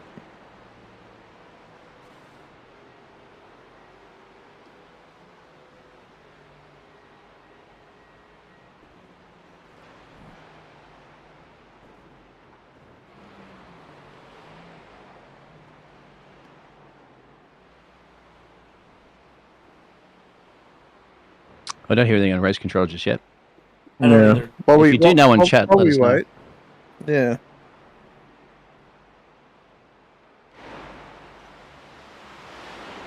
Well, we'll figure it out eventually. Let's go ahead and pull our driver up for interviews.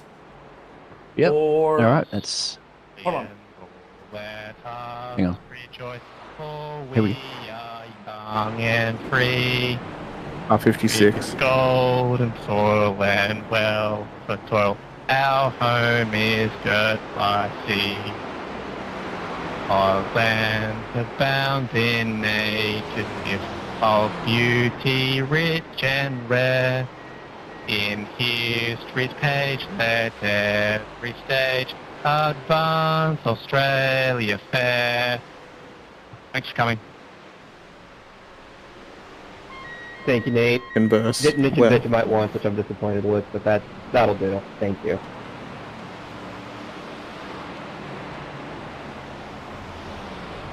Yep, let's bring in Zit. I think it's... Hello, welcome. Mate, that was cheating. You know the words. We just listened to the Australian national anthem that had served as a penalty. Driver's just joined us here this evening. What's your name, sir, and your team? Yeah, it's Dom English from the 41 Taylor Mills Racing. Yeah. I'm here to answer some questions and share something. If you want to.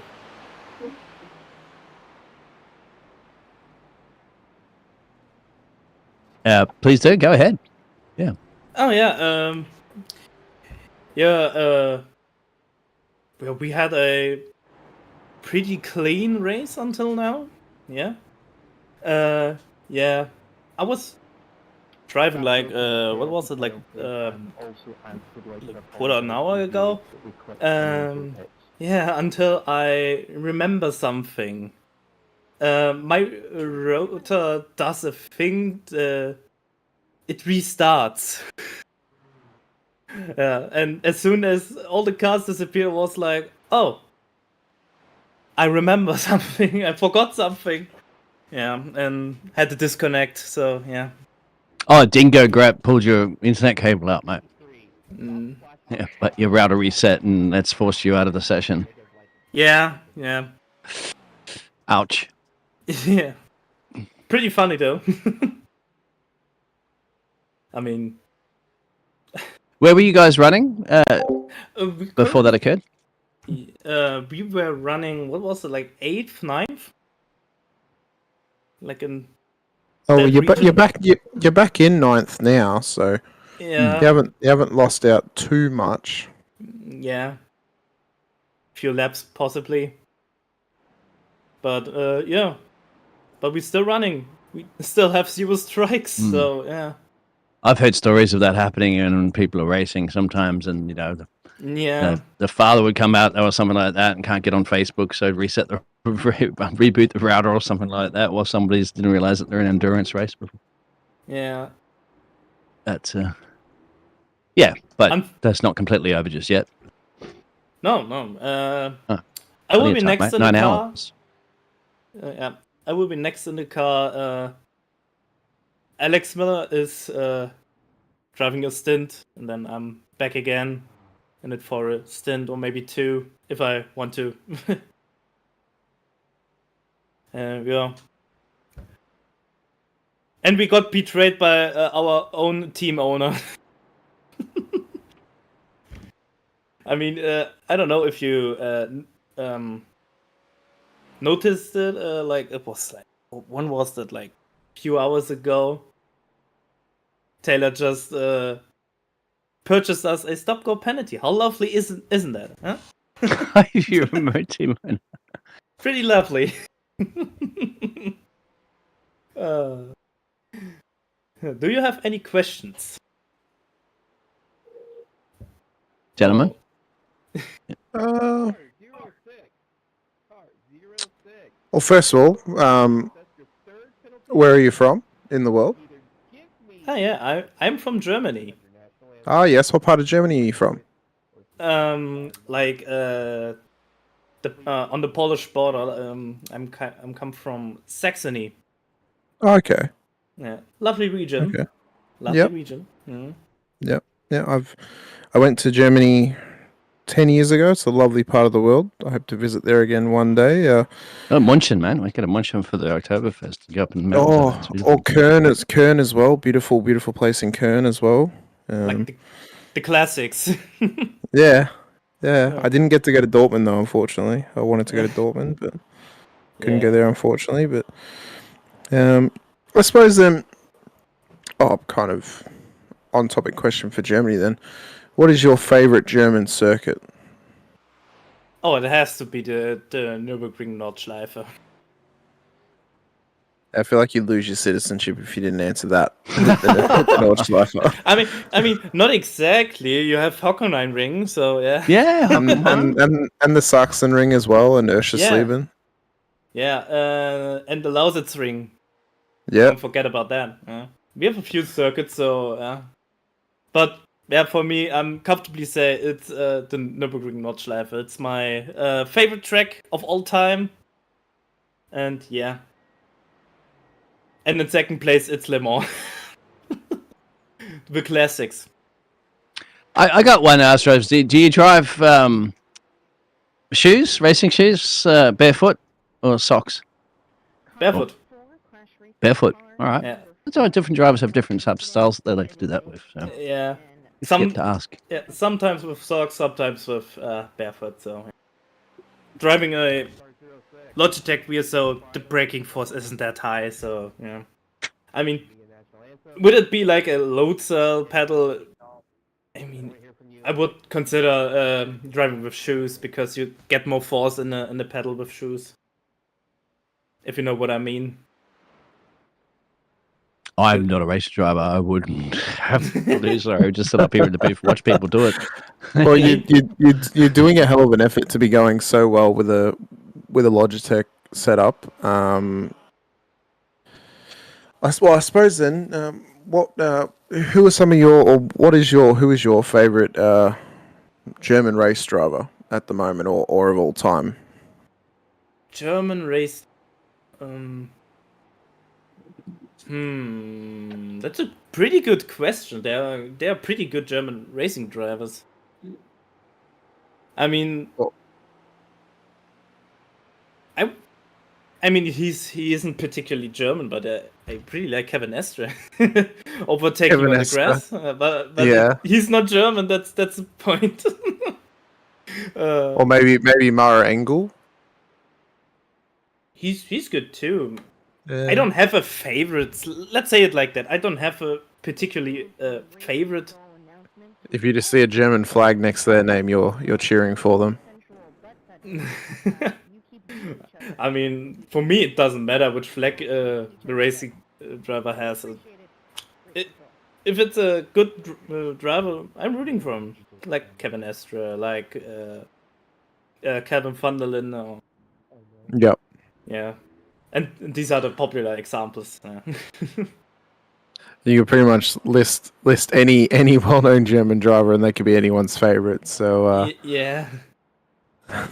Well, I like I was endurance gonna- racing, so yeah. Yeah. I suppose then you'd be picking from German endurance drivers more so than anything. But do you? I know it's a very, very almost like a religion in Germany. Do you, or if you do, what is what football team do you follow in Germany? I mean, I don't follow football in Germany, but I fair just watch, not watch, but I look at the results of at the games from Dynamo Dresden. Yep. Okay, very good. Just reviewing the results and Yep. and be happy if they win. No, that's very good. Well, thank you so much for coming over to chat to us. We so appreciate it. Best of luck in the rest of the race, and yeah, we so appreciate your time. Yeah, I thank Good you. luck. Thank you. Thank Good luck. Just had some I'm race sure- control messages talking before about some of the cars coming together a bit, and there was a couple of funny things that were said. You might not be able to repeat on air, but they're certainly having a blast there in the race control. And of course, if you want to be a part of the race control, don't forget you can donate there and even dictate the ways of this race. You can even call out a pace car, can't you? A safe car, if you want. Oh, Cursed Jimmer has returned onto our stream once again. Aha. Yeah, Jimmer has returned, so I can repeat what's been said. The drivers were warned to stop sniffing each other's butts. Yes. Because the last, 15 race reports are all drivers back to front rear-ending each other. Great question. Any pros in this race? Or Max Verstappen's in this race, but he's currently asleep. I mean, Jimmy Broadbent's a pro. He races in real life. Jackson Resende is one of the Tony Kanaan drivers. Pretty sure there's the Casey Kerwin as well. The NASCAR truck. Oh, is he racing in real? I think thought so. just virtual. Possibly. Maybe only virtual. Well, he's a Quick pro. enough, He's a anyway. pro virtual Yeah. racer. Thomas Hins is a pro virtual racer. So same with that Emily Jones. So there's plenty of quick drivers out there. Plenty of drivers who are top level as well.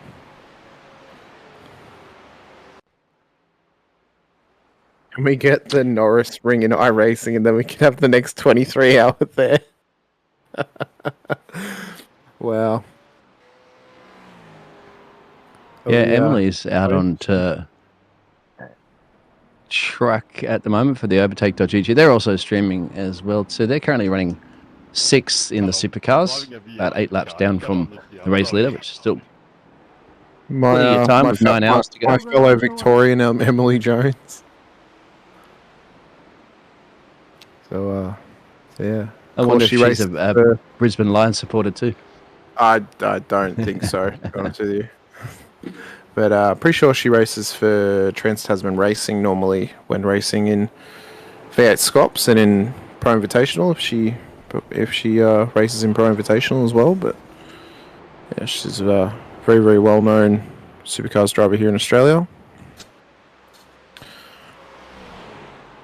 But I don't think she's yet to beat the likes of Madison Down or Dylan Rudd or James Scott for a championship. But she is very, very quick and very, very talented in these supercars.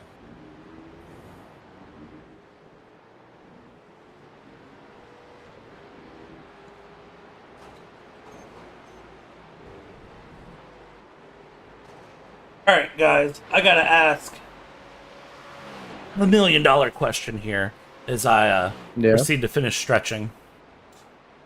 Chocolate milk or regular milk? Chocolate milk. Okay. Yeah, I do regular. What about peanut butter and jelly sandwiches, Hamish? Oh, top tier.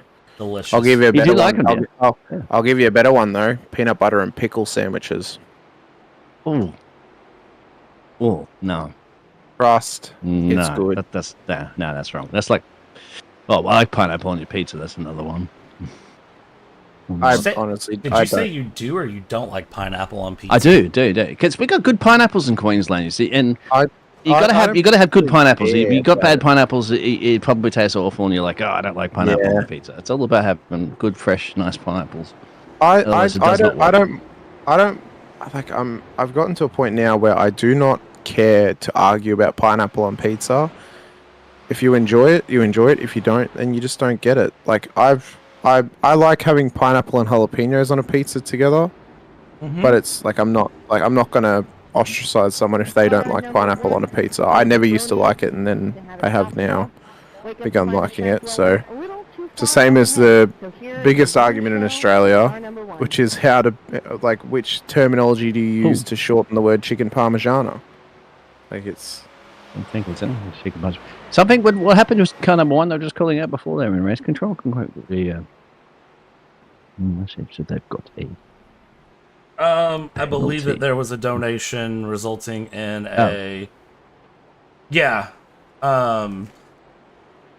Adam, one of the admin, donated and said, woke up to find shack dwellers a little too far ahead, so here's a blue shell to the leading car 1 to clip the lead a little bit.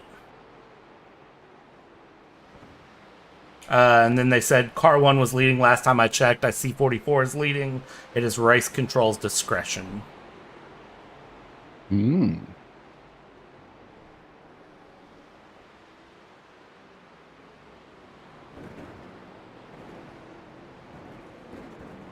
are hitting the peak of the graveyard shift at the moment, aren't we? Because it's almost 4:51, almost 5 a.m. And that indeed. We should start to see the sun come up soon, though. Yes. Oh, we should. Yes, that's exactly right. And that's one of the biggest struggles during a race like this, is if you have that stint when the sun comes up, because you will just get hit with sun in your eyes at some point around the lap, and you just cannot see anything past that sunshine. Yeah, also depending if you're driving in VR too, because apparently if you're in VR, that the glare from the sun is much more difficult to manage than if you're just if you're racing off the screen. So that's a curious thing. If any drivers out there, let us know if any of you are racing in VR this evening. I'm sure there might be a few or a handful. There usually is at least one or two. Yeah, some drivers like it. Some people just can't stand it. The problem with it is you can't, like in real life, and like if you race on a screen, you can at least cover your eyes with your hand to block out the sunshine. You can't do that in VR. You've got nothing that can cover up the sunshine that you're looking at. You need sunglasses or a tinted visor, or just like those sunglasses that you can get. Glasses you can get. That automatically tint when you're outside. Let's just say I have the inefficiency of NASCAR officials and the zero fucks to give like the FIA. Oh, that's not going to just heard that radio call. I would apologize for that, but I'm really not sorry about that because that is Ash Vanderlei just laying it all out there for the cold hard truth. And YouTube chat, if you didn't hear that completely, you have missed out on the best saying ever. That was one of the coldest moments. Thank you. Yeah, that was definitely one of the coldest moments I've ever heard from RC. You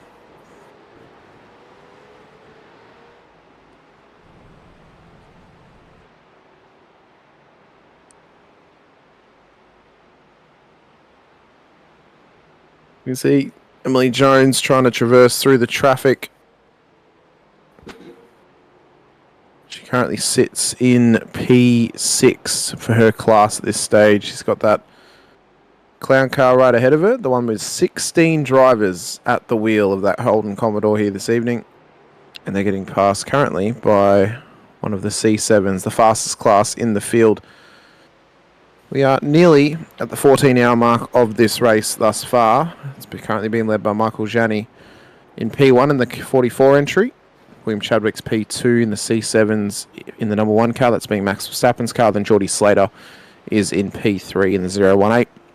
For the Supercars in the second highest class, Elias Stromer is leading the way in the 069 with Nate Lewis in P2 with Tom Guest in P18 overall, P3 in their class at this stage. For the GT4s, Olivier Vignier Tomlinson is leading in his Mercedes. He's been leading for quite a few laps now.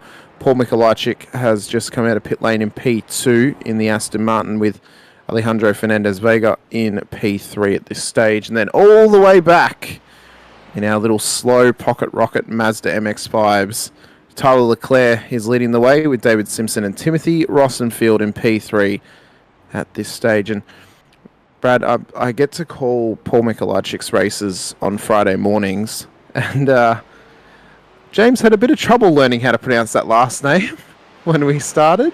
Mikolajczyk? Until he eventually Mikolajczyk. Until eventually, James he stopped using his brain, stopped thinking, and he said it first go when he was calling out the grid of a race.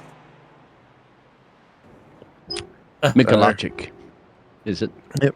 Paul Mikolajczyk. I know I don't pronounce it perfectly, but yeah, Aston Martin safety car.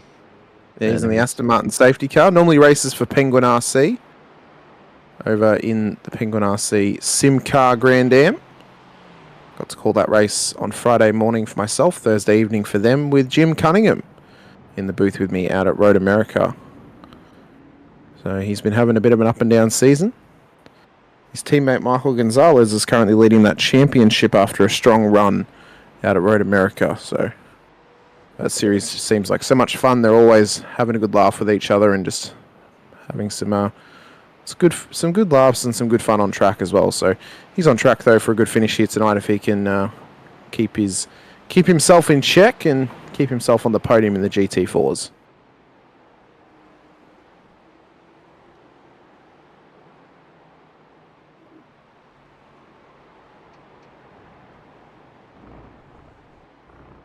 I think it's funny sometimes when I see different drivers' names, and I have absolutely zero idea how to pronounce them. It's one of the fun things with sim racing for me. I started out commentary back in 2020 commentating a Polish F1 league. Oh, wow.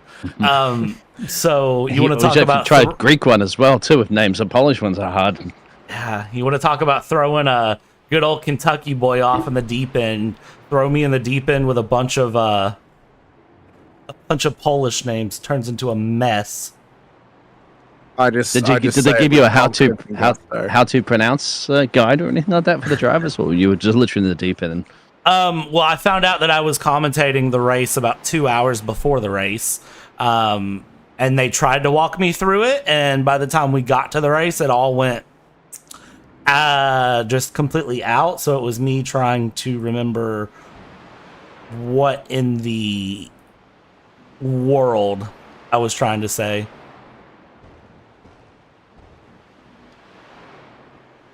So, needless to say, it took a couple of runs, but then I did learn some decent Polish, so I was quite happy with it. But Polish names are they're a mess. Well, Paul's name is Polish. That Mikolajczyk is a Polish last name, so yep. It sounds like you need another Red Bull, Brad. I'm actually on. So fun story about that. So they have this winter edition Red Bull, and I got it because everyone's been talking about how amazing it is, and it actually tastes like dog water. So I've now moved on to just my standard sugar-free Red Bull, on top of the Celsius that I had this morning and the Pepsis that I've had through the day. I'm now on a sugar-free Red Bull.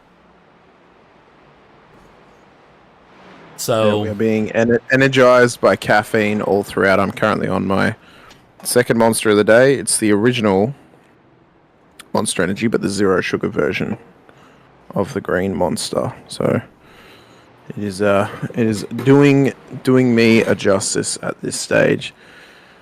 See that Mikolajczyk, we mentioned it, he's just running nice, consistent laps, but he's a bit of a world of his own compared to his other competitors. I mean, Alejandro in behind is a minute 29 off the back of him, and he is currently 7 minutes and 20 seconds. That is about 5 laps off of the class leader of Olivier Vigna-Tomlinson. So he has a bit of work to do if he would have hoped to win the GT4 class tonight, or hope maybe for some instability in Olivier's race.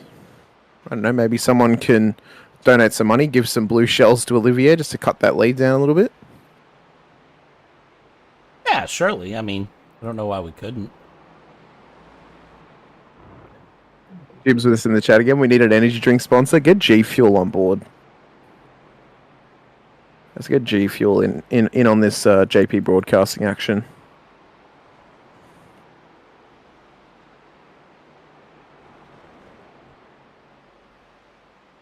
That would be pretty good.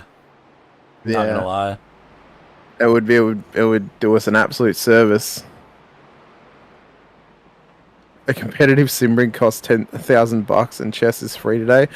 I would not claim a competitive sim rig costs $1,000. I would not claim that at all. Competitive sim rig probably costs you about, if you include the price of a PC, probably 10 grand for a competitive rig. Yeah, it's sim racing can be an expensive hobby, but of course with a Moza and a Bruzzi, it's a little bit more affordable. It does indeed. And the people will be like, why would you, why don't you just go real racing? Sim racing might cost you a bigger chunk of change out of your pocket right then and there. Someone's just ultra chatted $400 for Juiced. Why are you ultra chatting $400 here? Oh my god. No. They've legit just ultra chatted us $400. Oh my gosh. James will push that over to the official yeah. charity link. So thank you very much for that. But if What you a can, please, legend. all the donations to the Just Giving link that's in there, because that's where it's all going for the Race for Mental Health. So, but thank you very much. Thank you so much. We'll have to get to Race Control there and ask if you want something specifically for that fantastic donation. Yeah, or if you're wanting something out of the commentary booth, I don't know what we can provide for $400. You might have to sing the Australian National Anthem, Brad, for that. I won't Yeah, do Brad. that. However, I am. He's going to do Waltzing Matilda, was he? Oh yeah, Waltzing Matilda. That's right. Oh, and it was a $400 Ultra Chat.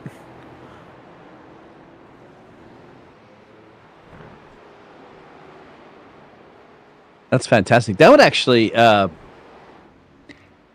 very closely to pushing the main one to that gets us to 47,600. Yeah, that's nearly that's nearly at That the would be 48,000. Yeah. Well, we're going to include that, so it would be 48,000. It would be. It would indeed. Well, I can say that I have now posted in the contribution channel that came in, and I have given Race Control free discretion on that person's name to cause whatever chaos they feel would be necessary. Watch those top two in the C7s get absolutely nerfed in the pits now. It says, please don't sing. So that's one of the requests. We won't do that then. The symbol resolution. But yeah, give us just shoot what you're interested in affecting the race there, and we'll see what Race Control can do about it for you. We'll pass the message on.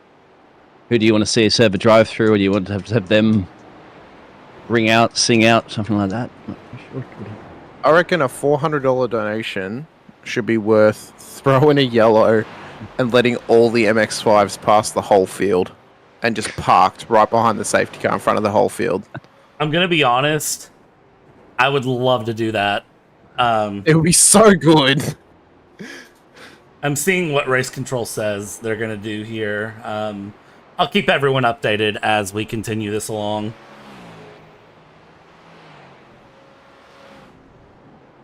So I'm going to get a pub quiz prepared for when we get sun up, because that's when the pub quiz is going to happen. Oh no! That's and right. if you ask what you can win, you can win our admiration. We can't offer anything for a win, unfortunately.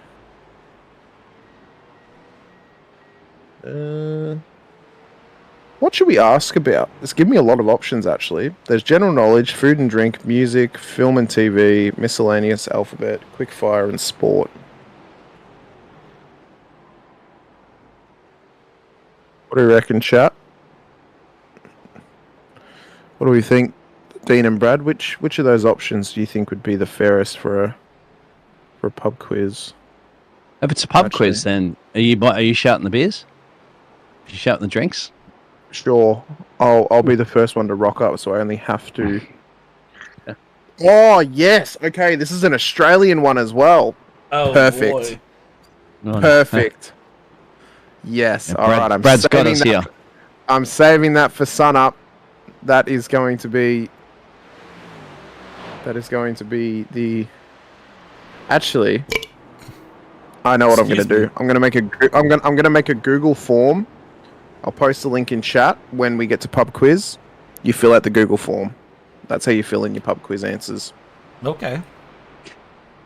I just read in the Just Giving donations, the bread 3 minutes ago said all the Aussie talk is hitting me right in the gonads down under. I think that's supposed to be the down unders.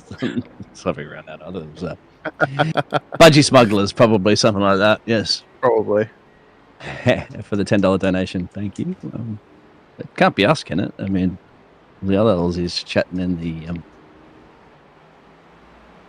that you can hear in Race Control. For sure. Race Control response. Just so you all are aware, for any sort of action to the race, it has to go directly to the Just Giving campaign. And you have to specify what you would like to have done. However, with that being said, symbol resolution, of course, we will be forwarding that on to the campaign on your behalf. And also, JW, good night. Hope you get some good sleep. Night, Hope you enjoyed the graveyard shift. Things have been wild, so... I think JW is one of the longest has been watching the stream as well too. Shout out how long you've been watching this wonderful event. We're still on part 2, of course. We've got just on 9 hours now to go. There you go. I was waiting for it to clock tick.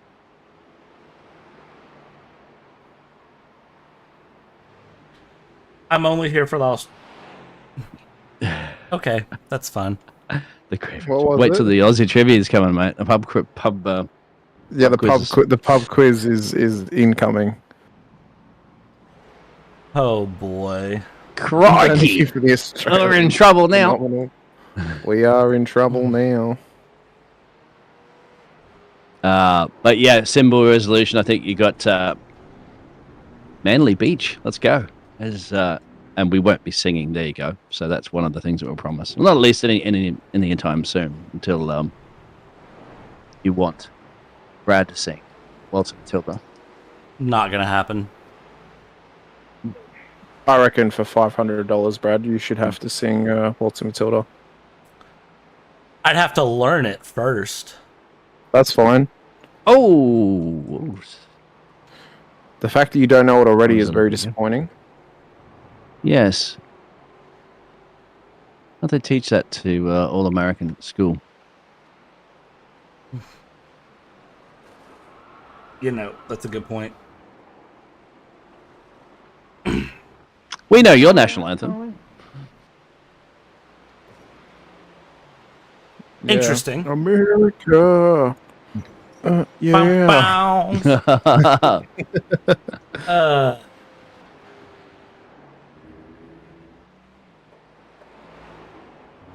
All right. So what are we looking at local time-wise for... Ooh, big weather storm coming in. It's going to be bucketing down. No, unfortunately, there's no... They don't have the wet weather tires for the supercars yet, do they? Or the C7. Yeah. Yes. Oh, wouldn't that be fun? If I started bucketing down, they have no choices going on wets. I need another meme to add to the stream. We're looking. You need to find one. I'm working on it. Very good. Stop and go for the 87 for the cause. That's 50. They're picking on the 87, really, aren't they? Yeah, they are. The problem I've just thought of with making a Google form for people to fill out is I'm then going to have to have to be like a school teacher and mark every single one, which I'm not going to do. So when we get to pub quiz, we're just going to ask the questions in chat, and whoever gives the correct answer in chat is going to get the shout out for each question. Penal colony. We all live in a prison colony. A prison colony. A prison. That's what the British shouted at us at cricket, test cricket matches. Don't they, Hamish? They do indeed. Oh, for fun. All in fun. All in good fun. Car 87. Doug Henson Racing, red car 87. Stop and go for the number 87 for the cars. No. Jimmy Broadbent's car has gotten a stop hold penalty. For the cause. For the cause.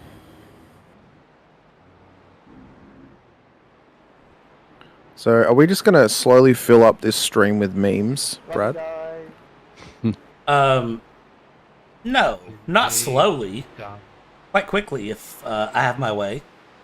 I'm glad. Don't forget, we got to remind you to remove them before the boss man comes back. Otherwise, I hope you've all got them in a group on your OBS, so you can just click one hide thing and it hides them all. Oh, I do indeed. Oh, very good. I'm glad. I have learned James somewhat. probably finally got some sleep, didn't he? James was probably preparing for the other 10,000 other broadcasts we have to do this week and every week at the JP Broadcasting Network. Thank you all for tuning in. Make sure you hit a like and subscribe too if you have enjoyed this and the Australian Power hours. With 6 hours. The Australian Kentucky 6 man? hours of power. Right. Brad, are you from what state? Kentucky, was it? Kentucky. Yes, you are correct. Yeah, there you go. I feel like it would make it even better if we were both to get KFC just to really fulfill this. I would, but I got a Sunday roast to eat. And I've got a Bunnings snag. The whiskey Whiskey cigar voice, cigar excellent voice. broadcaster is missing. That's James. Yeah, the whiskey he's, cigar. He's got a. You're totally James here. Yeah, his voice is as raspy as anyone who didn't sing properly in the 90s. You're not wrong. Yeah. Oh my God, what has this just been filled with?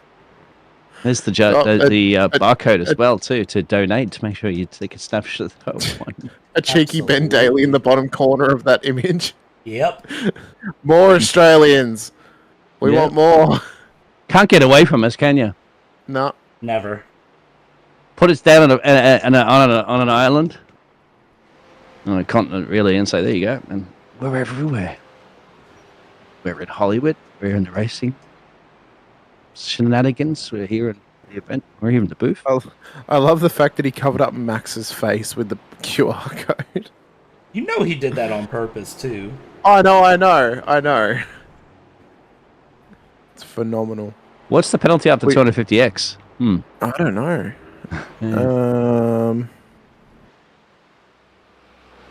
I'm not sure. Oh, race control's going to deem something.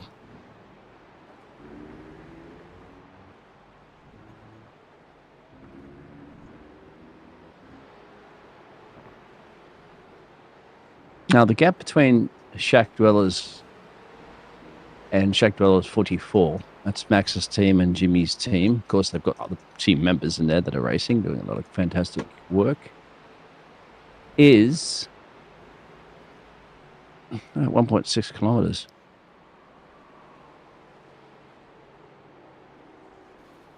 Drink 25 VB long necks. That's what you get after 250x. For a hard earned first, you need a hard cold. You need beer. a big cold beer. And the Big best cold beer is Vic. Vic. I want Jimmy. As a matter of fact, I feel like one now. Yeah, it's just about every Australian can sing that. The knows that tune from a bottom television. corner of just Jimmer. I'm disappointed that he hasn't put a wang on his headset yet. I'll put a wang on this. Yeah. Can I put a wang on that? Aww. Hold on, I gotta find the next photo. I love the fact that Brad was scared earlier, and we've gotten him past the point of sleeplessness to where he's just filling the stream with Jimmy Broadbent memes. Mate, this is where exhaustion sets in. Yep. We've broken him, Dean. We've broken him. It's only just turned mid. Just clicked over and your neck of the woods, right, mate? 12. Yeah, it's 12:15. Yeah. In the morning. In the United States of America, or the Americas generally, mainly. On the East Coast. And we're still needed here for 3 more hours. What? Oh, yeah. Yep. Really? I believe That's going to be cutting into my Sunday roast time. Yep. I don't end until 7. Oh, our time. Well, that's... Yeah. Oh, that's right, because we went around 7 my daylight saving, time, mate. it'll be so- 6 your yeah. time. Yep. That's manageable. Yeah. Because then I got to go get set up straight away for another broadcast. And then who knows? Maybe I shall return just to give James a bit more Australian for the end of the race. He always needs more Australian, let's be honest. He does. Yeah, I'm planning to come back and bug him for a little bit later on. All right, we are definitely lay coming down. back. Yeah. We're definitely coming back at like Bring the thunder 10:30. from down under into the... Yep. Oh, yeah. Yep. We're going to turn it into the 8 hours of power. It's separated in a block of 6 hours or 7 hours, and then another hour at the end. This is... Hang on. You need the bottom text bit on there as well, Brad. Just raise it up a little bit next to the sad Jimmy face. I hope someone screen grabs this and sends it to Jimmy.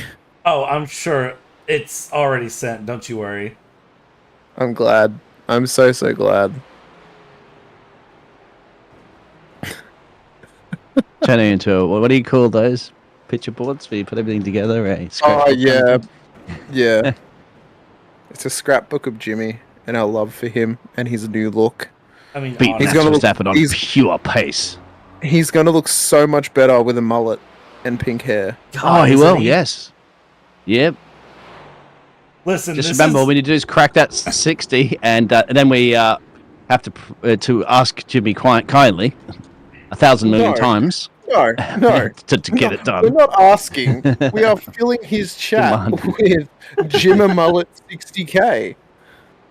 Yep. Jimmy Mullet 60k. Hashtag Jimmy Mullet 60k. That is what we're filling the chat with when Jimmy returns to his stream.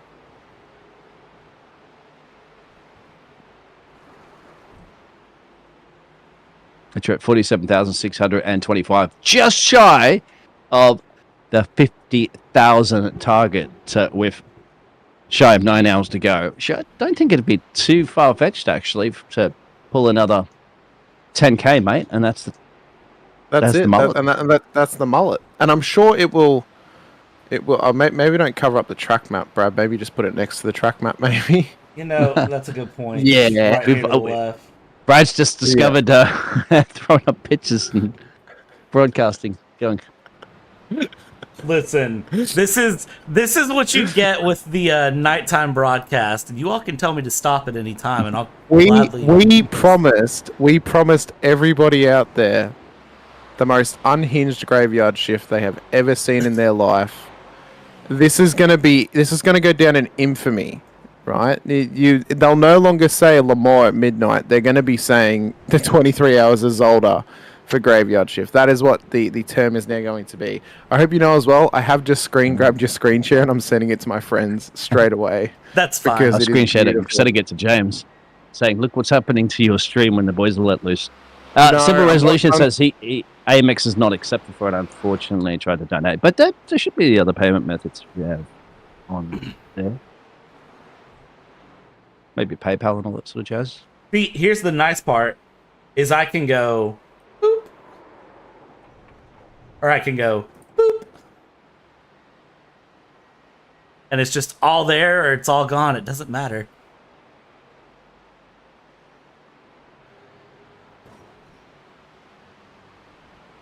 Which is great, very great. It should just be a race controls being quiet. Oh, I've got a very low poly image as well that I took of Jimmy earlier that I'm going to send your way. Oh yes, Brad, that you can also put on screen. It's literally a photo that I took with my phone of my screen. So this is incredibly meme worthy. He's going into chat above this broadcast booth. Oh boy. Yep.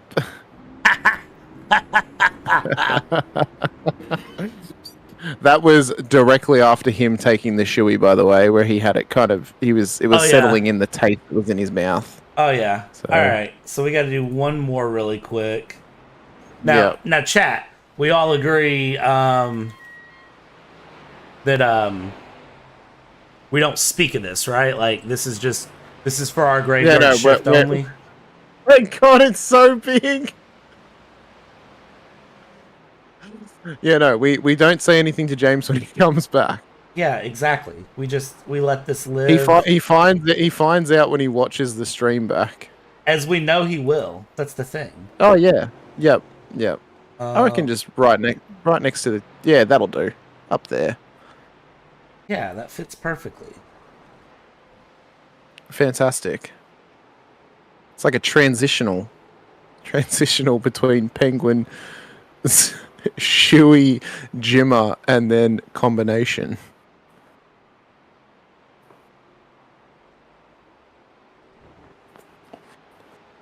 All right, there we go. Whoever said we can't have Jimmy on our broadcast stream. William Chadwick's in pit lane in the number 1 entry at the moment. Alexei Nesov has now taken the lead of this race in the number 44.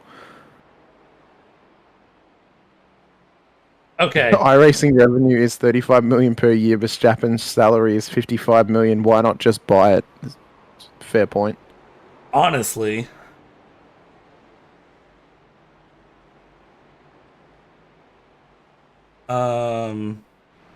Yeah, so I hope everyone's enjoying my last stream with JP Broadcasting, because James is definitely not going to trust me to stream a race after this. However, no, he will. This is It's for different charity. circumstances. This is a charity It's for fun charity. stream.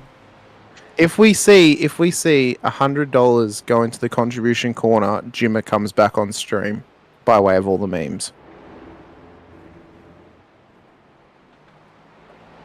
So if we see $100 go into contribution corner, with description specifically saying Jimmer meme in the description, it'll come back on stream. Oh, no, that's dangerous. You're laying down the gauntlet, aren't you, for these donations this evening, my friend? It's up to them. It's up to them if they want to donate or not. They don't have to. They do not have to, and we appreciate every donation that has come in thus far. But, you know, we got to give them something. Got to give them something as a reward for helping support mental health. Welcome to strike number 8. Ooh. They stop and hold for 300 seconds. Dang. Oh. You need to seriously think about what you're doing and contemplate your choices. Only 300 100 seconds for car what? Number I think it was 06. Oh, number 8. Number 8. I thought he said car number 8. You better contemplate your 300 seconds. Who is car number 8? There is no car number 8. There is no car number 8. I believe it was car number 6, which is Victor Miranda.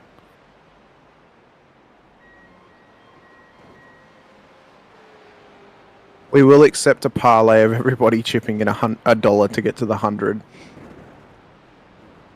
Delenti Esports. That's Yeah, that's 300 Victor seconds. Miranda. Yep. That is not what you want for at this point in the race either.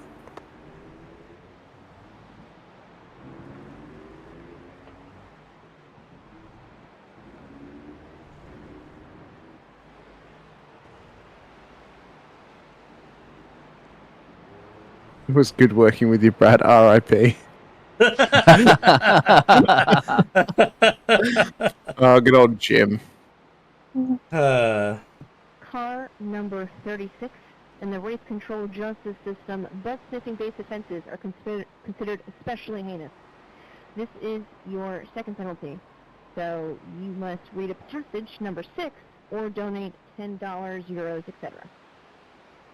Our number 36 has just gotten a read a passage penalty. We'll pay it off at the end. Or at the end of stint, sorry.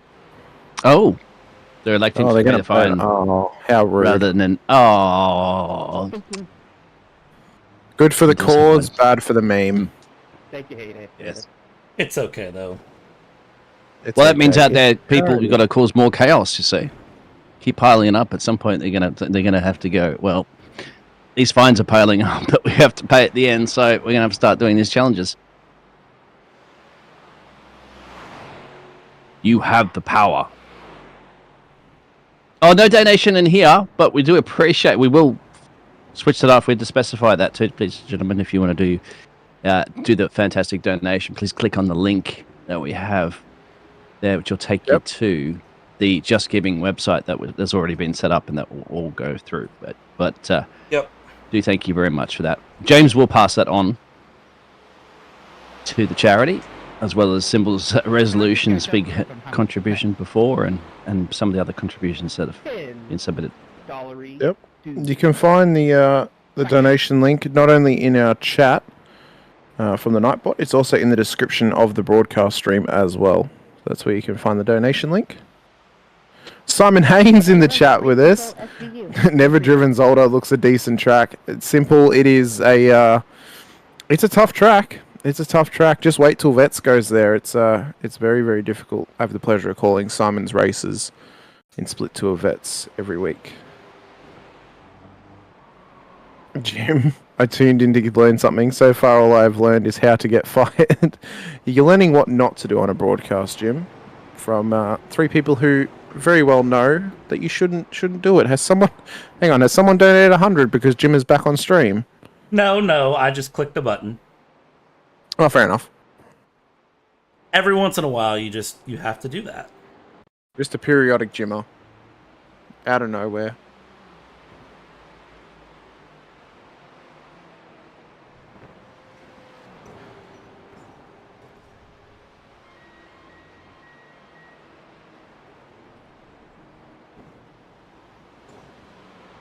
Mikolajic's ended up off the road somehow earlier in the piece. He's back going again. That he is as they go.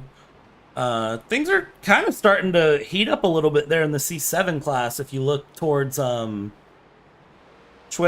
and Crawford and Miranda, they're starting to close gaps up a little bit. 5 to 6 seconds separating them as we go, and still 8.5 hours left to go in this race. So the fact that they're separated by about 12 seconds across the 3 of them, it's keeping this battle for P3 very, very close. So Schwebig, Crawford, Miranda separated by 12 seconds for P3 as they catch some lap traffic of the lower classes, including the Supercars, currently driven by Emily Jones, just ahead of Miranda's car right here. He tries to tug it up the inside, down towards the final couple of corners. He's going to get past them very, very easily. He's got some lap traffic in the other C7 directly behind him. As Tim Probert in the Merc GT4 just confirm that this is the second for number 36. is on the back of Matthias Bergman for position here in the GT4 class. Yeah, this is separated by 0.6 of a second as they go along and continue to push. This is going to be a good little battle heating up. Interested to see how they play it and what sort of options go. We got some traffic working its way through there, and big contact. Oh, was that net code? I don't know what that was. Let's see if we can figure that out really quick. That was Anthony Person going off there, and it looks like, let's see if we can get... Oh no, you just sent it too hard. Yeah, I think he panicked a little bit because the GT cut over. Yeah. I was going to say, the irony in that of a lower class car killing a top class car instead of the other way around is quite interesting. As Probert gets back around Matthias Bergman, they've got the C7 coming up alongside them towards the hairpin at the end of the circuit as well. Vispy in the chat was going to sleep when I got home from watching racing, but now I'm staying up to watch more racing. Weekend is shaping up fantastic. Great to have you here with us, Vispy. Great, and I'm glad that you're enjoying the Australian 6 hours of power for the graveyard shift. Oh boy, with a bit of Kentucky spice on top of it as well. Hey, all those secret herbs and spices. Somebody got Adam. Yep. Yep. Do you like the Kentucky? Are you bourbon drinker? I mean, the best bourbons, of course, come from Kentucky. I am not personally, but that is just a personal choice. But I do have a lot of friends that drink a lot of bourbon, so I will say that the stereotype of Kentucky bourbon is definitely a big thing. And Tennessee whiskey is also a very, very real sort of setup that you'll hear about, and that is very true in its own regard. Oh, there's a heap of blue shells that just come in from Thomas Hins. $200 has been donated. Saw there's a pile of blue shells lying around when I nipped past RC between stints, so figured, There's a pile of blue shells lying around when you nipped past RC between stints, so figured we can't have them go to waste. All class leaders receive the stop and go penalty. All class There we go. Oh, all class. Yep, all the class leaders. So, and the 45. So Nezov, Stroma, Larson, and then as well, David Simpson in the MX-5s. To be said, why can't a nose be 12 inches long? Because then it would be a foot. Wow. Wow. That's a good one. How do you make a tissue dance? How? You put a little boogie in it. Yeah, you got that one. Why did Dad burn the Hawaiian pizza? He should have used aloha temperature. That's a good one. Hey, Brad, what's brown and sticky? Vegemite. A stick. Before you actually received another stop and go, so we just added them together. Hence, we erased it and added it back with 120. So you received 2 stop and goes, which we consolidated. You just heard it. 2 stop and goes for Jimmy's team. The Shack Dwellers 44 machine. Back-to-back stop and goes. That's going to cost them a minute and change, isn't it, over on the pit lane for that? I thought Jimmy was in the 87. Yeah, he's in the 87. Okay. Oh, sorry, my apologies. Yeah. Yeah. That's the Shack Dwellers 44. Seeing as we are on the graveyard shift on a Sunday, Sundays, they're often a little sad. But the day before it is a Saturday. Ah, yes. You got me. I mean, I was trying to think of a day that ended with Y. Car 48 from Muppets Racing. A ginger turtle for our favorite turtles. And car 48 sent with love from the Muppet Show. That is great. So I'm going to assume that's coming from the, I'm going to assume that's coming from the green Merc. So the 48. Anybody do the Swedish Chef? So that's going towards Tomasz Ullman in the 48 car from the Muppets Racing entry, currently being driven by Ashley Holland. They're actually racing for position, but there's a little bit of time to be gained for that Mercedes. They will get past that Porsche, though, when they get hit with that blue shell.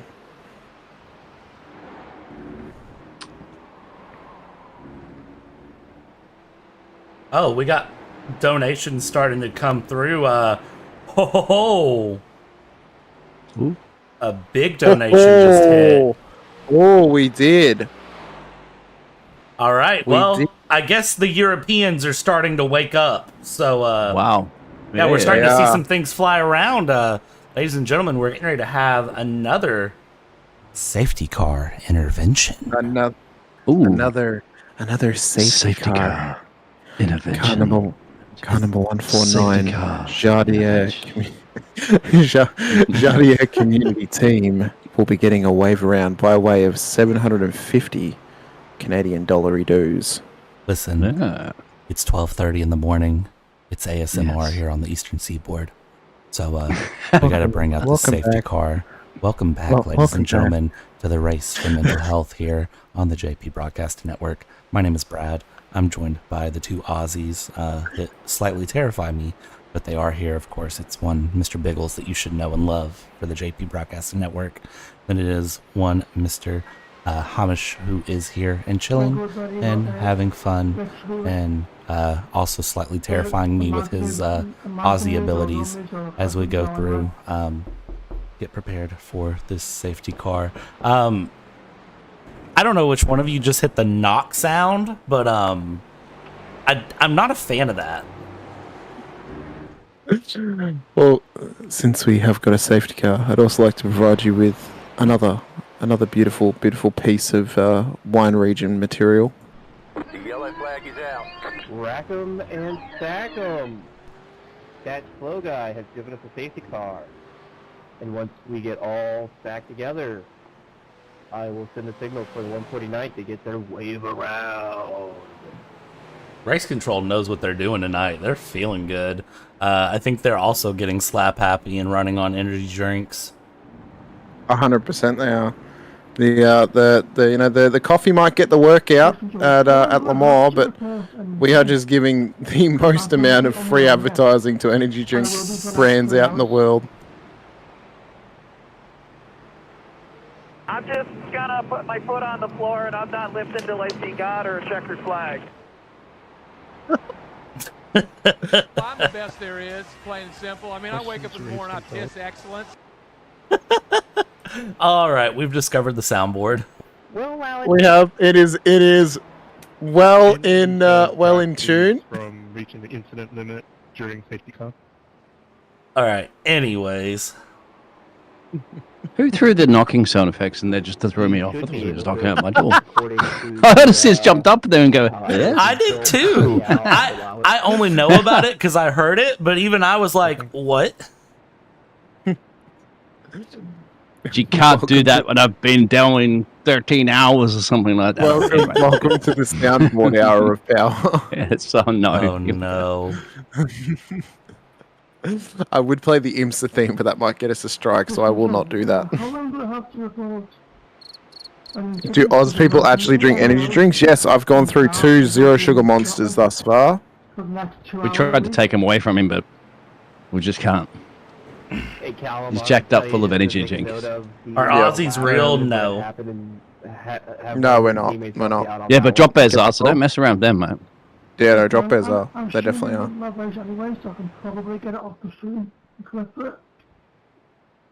Yeah, hey, if you can get your stream to clip it and send it on over to us, we'll take that too. Some discussions about how to report some other things here. It sounds like going on. Oh, and now my dogs have decided to have an absolute... Dingo? Oh, mate. Everyone, yeah. Please make way and roll up that red carpet. Here comes the Jimmy-mobile. It's not Jimmy's car, it just has him on it. Yeah, it's just got that beautiful... I think he's bad on every car, isn't he? The rear end of this car looks like the half-built robot from Shark Boy and Lava Girl. Those who have seen that will know the reference. I was about to say, that's the most accurate description you could have given. Thank you so much. I appreciate it. How much is a safety car? $750. And they were to make room for the 149, but you're still Big allowed crash to somewhere, leave mate. them. If you want to check that one out there, Brad, I think it was... What is it? I think everyone's been... Jake Blaine's apparently crashed. Oh, yeah, everybody's slowing down. Oh, yeah, I think it's just that. Yep. Yeah, that's what that is. However, we do have a off track here, so this may be something. With the timing software, oh yeah, sorry, you have to look for the off tracks, not the crashes. That's really what. Yeah, yes, because it will we claim that because. Well, like what you said before, let's see if we can get a donation. If anybody wants a donation for the to swap all them MXs to go past, right? Yeah. Didn't you say that?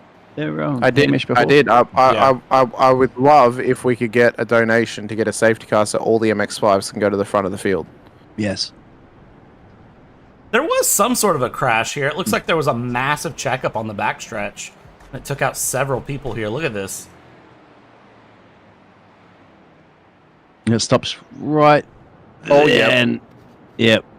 It looks like a car's completely missing there for a second, but it might have just been. Yeah. Just to confirm, Max Verstappen's car is in P1. The number 1 is in P1. I can confirm. Yeah, the number 1.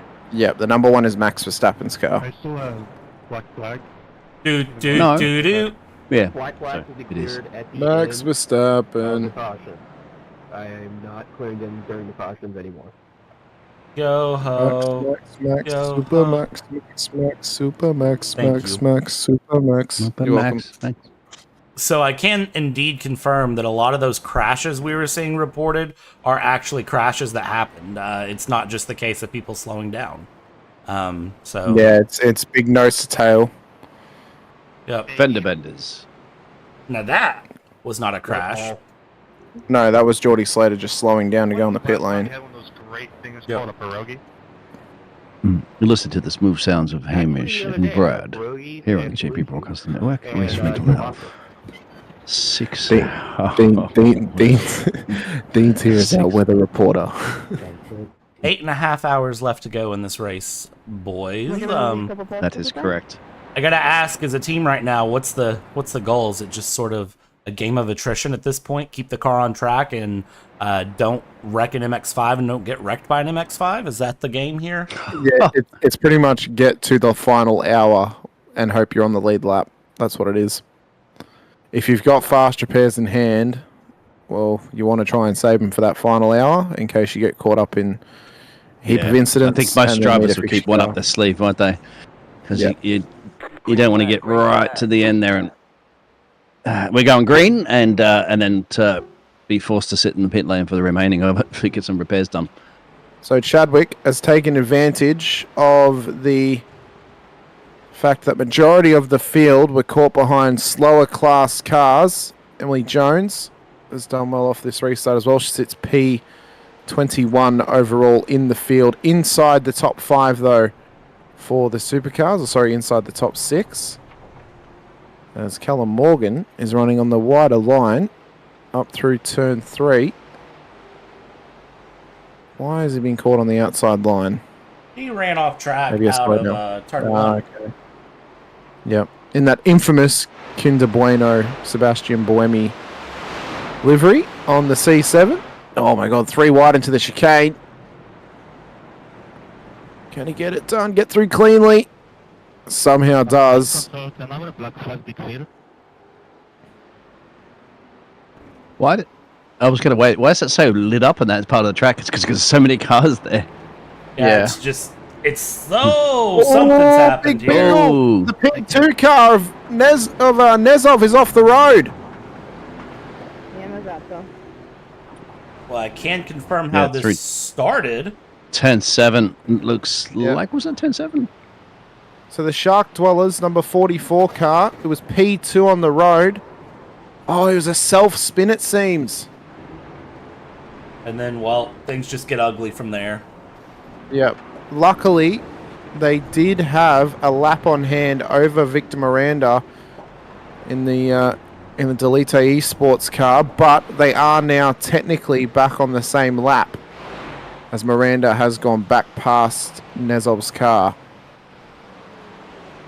So they could chase them down and get past them for position, but the number 44 could very well get back past the P3 car on the road and put them a lap down again. Yeah, and honestly, I wouldn't be surprised if we see that happen with the pace that we're seeing out of them as we continue along here. Hodge running off the track there, and that number 87, able to keep the car going fairly well. MX-5s, very, very slow in the way there as they go. James Marsden has had an off-track moment here. What has happened to this number 20? Number 20 going through hard on the brakes, and just runs it wide. Looks like that car was already broken from something, though. I think it just... Whoa, it looked like it was on the clear. Oh, yeah, it's not turning. Look. His steering's broken. Yeah.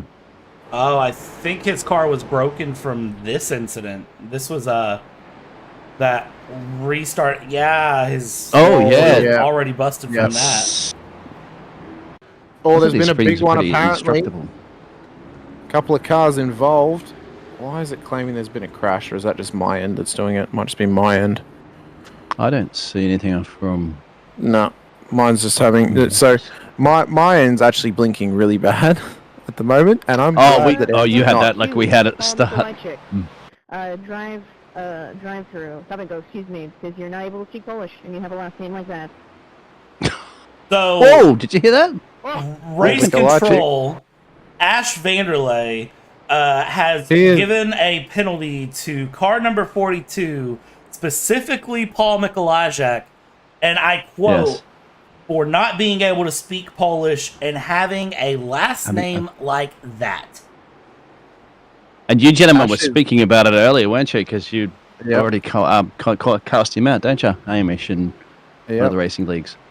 So, Ash Vanderlei is absolutely flaming these drivers from inside the RC booth at the moment. She is providing us with a multitude of entertainment as we try and also bring you guys some entertainment as well out in the YouTube chat on the broadcast as well. We are 14.5 hours into this race. So we're only 7.5 hours away from the checkered flag being flown. What's the penalty? I believe it's a blue shell because it's $75. So what's that? A stop and hold? 60 seconds. Yeah. So unfortunately, that's going to take Mikolajczak out of... Oh, no, he won't go out of P2, actually. He'll remain in P2, but he'll lose time to both Sebastian Kunze in P3 in class, but he'll also be losing time to the class leader, Daniel Larson, in the leading 86 Mercedes as well. He still has 4 laps to gain on him, and that'll now only extend further and further away. Car 06. Car 06. For your 4th strike, please be careful of the drivers around you. Be cognizant of speed. I tell you what, race control You are being served with a penalty. has been busy Not payable. in this graveyard shift here tonight. They are absolutely putting in the work. Yeah, they're definitely feeling like groundskeepers in a zombie apocalypse, just people crawling out of graves and causing trouble. Just a reminder. They're really having to control it for us. Penalties at 4, 8, and 12 strikes are not unbribable, or not bribable.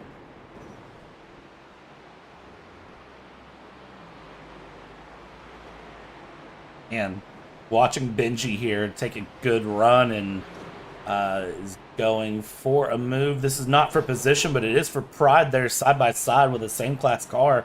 Gets the pass done very well. 15th place, continuing along. That's Steve Kelly that's off right there on the side of the chicane. So Benji gets a lap back on Kelly. He is 4 laps behind him at the moment, but that will now move it back to 3.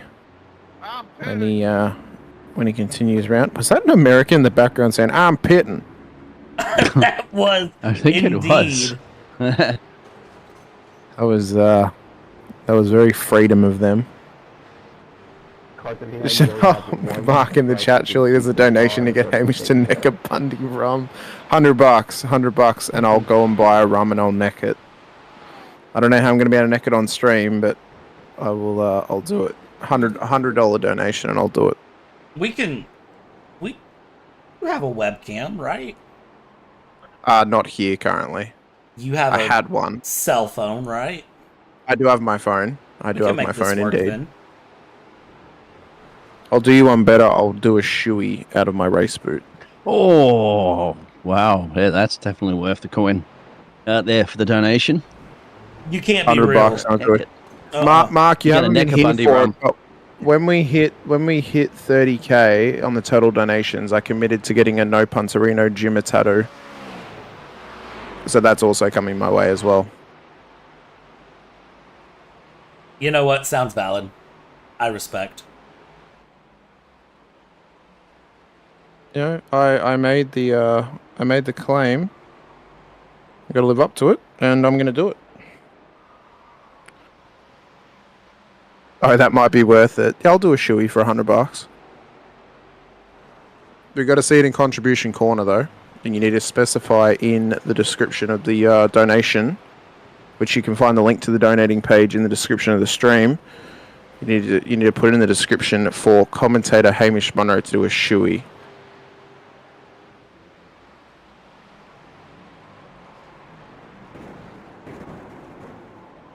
Which we're currently at £48,406, 64 pence at this stage. Just shy. We are only just cracking that 50. We're only $1,600 away from hitting 50k. If we get to 60k, we are filling Jimmy Broadbent's stream chat with Jimmer Mullet 60k for Jimmy to shave or to cut his freshly pink hair into a mullet. Yes. He's got the clippers. He's already shaved his beard. He has the capabilities of shaving his head into a mullet. Yep. The Hulk beard, isn't it? Yep. Hulk Hogan. The handlebar mustache with the sideburns.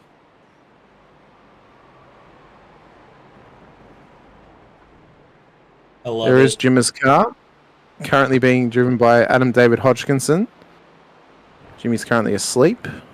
Geordie Slater, Victor Miranda into the pit lane as well, out of the top 5 of the C7 class at this stage. Chadwick, Nezov and Schweibig leading the way for the top 3 in that class. Top 3 for the Supercars. Tristan Koenig, Masage, Melanowski and Alex Smith, all in the Mustangs in the top 3 of the Supercars. And then for the GT4s, Daniel Larson, Paul Mikolajczyk and Sebastian Kunze lead the way. And then for our beloved MX-5s, who are all still together on track, Tyler Leclerc, David Sampson, and Matt Malone for the top 3 of the MX-5s. They're all on the same lap as well, so there could be a battle for the win happening later in this race if a safety car plays true. I would like to point out that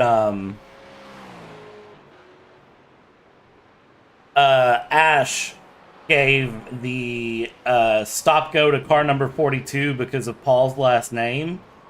And Paul's teammate made a petition because there was a typo in the donation note. And so Ash said, are we going to play that game? And then turned around and donated another $75 and says car 42 because Ganzu was arguing. I'm sorry. But no, Oh, so that's actually Blake Reynolds and Michael Gonzalez. So they race with Paul.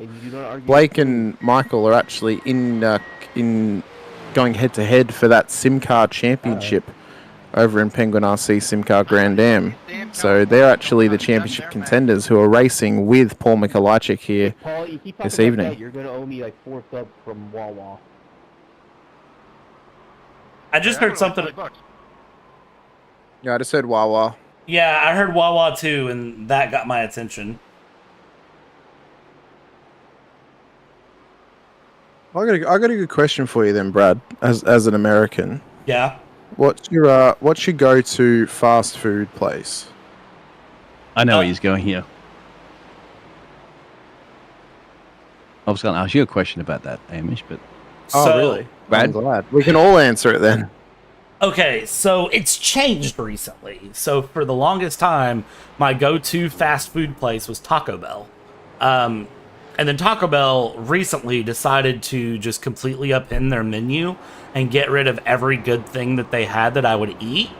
So, and then they opened a sub shop called Jersey Mike's a few weeks ago here in my town. And originally, the closest one was 45 minutes away. So, they opened up Jersey Mike's, and so Jersey Mike's has been a pretty regular go-to for me. So yeah, either Taco Bell or Jersey Mike's. Do not reply soon. You will get a stop and go. Do you have, hey Mitch, have you tried, In-N-Out Burger is my favorite in the States. I have that every time I'm there. Do you have that near you, Brad? We don't have States, but... we don't have an In-N-Out nearby. We have Five Guys. Oh, okay. Oh, that's not bad. Five Guys as well. Hey, Mitch, you've ever had any of that? Five Guys or In-N-Out Burger, or? I've not had the pleasure of going to the US before. My favorite fast food chain though is Carl's Jr. I do love a Carl's Jr. What about Red Rooster from Australia? No, I'd rather go to KFC.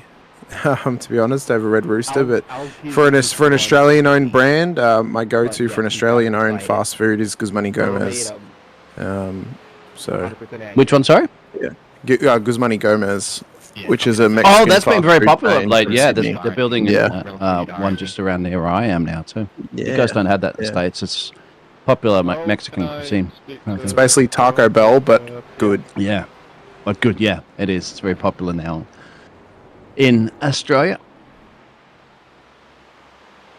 When is Verstappen racing? Whenever he decides to get out of bed. Honestly, yeah. Same with Jimmy as well. That's pretty much the only answer we can give you. We do not we don't have direct communication with Max, so we cannot answer the question of when he'll be racing again. While we are the ones broadcasting this, we are still not important enough to get direct access to Verstappen. Yeah, no, we're not friends. We're not even friends with Jimmer on Discord either. So, yeah. Do you have a teammate with you that can speak to us in like drivers general? Maybe Max will come and have a chat to us. Who knows?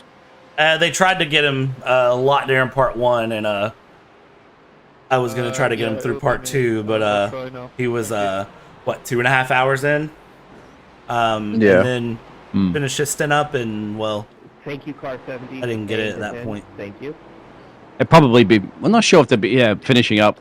Usually, some of the drivers that start the race will be finishing the race as well too. They rotate them back through, but some of the teams have a lot of stacked drivers in their teams.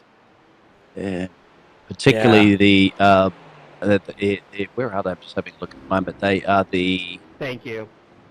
Where are they? The baboons. Where are the baboons gone?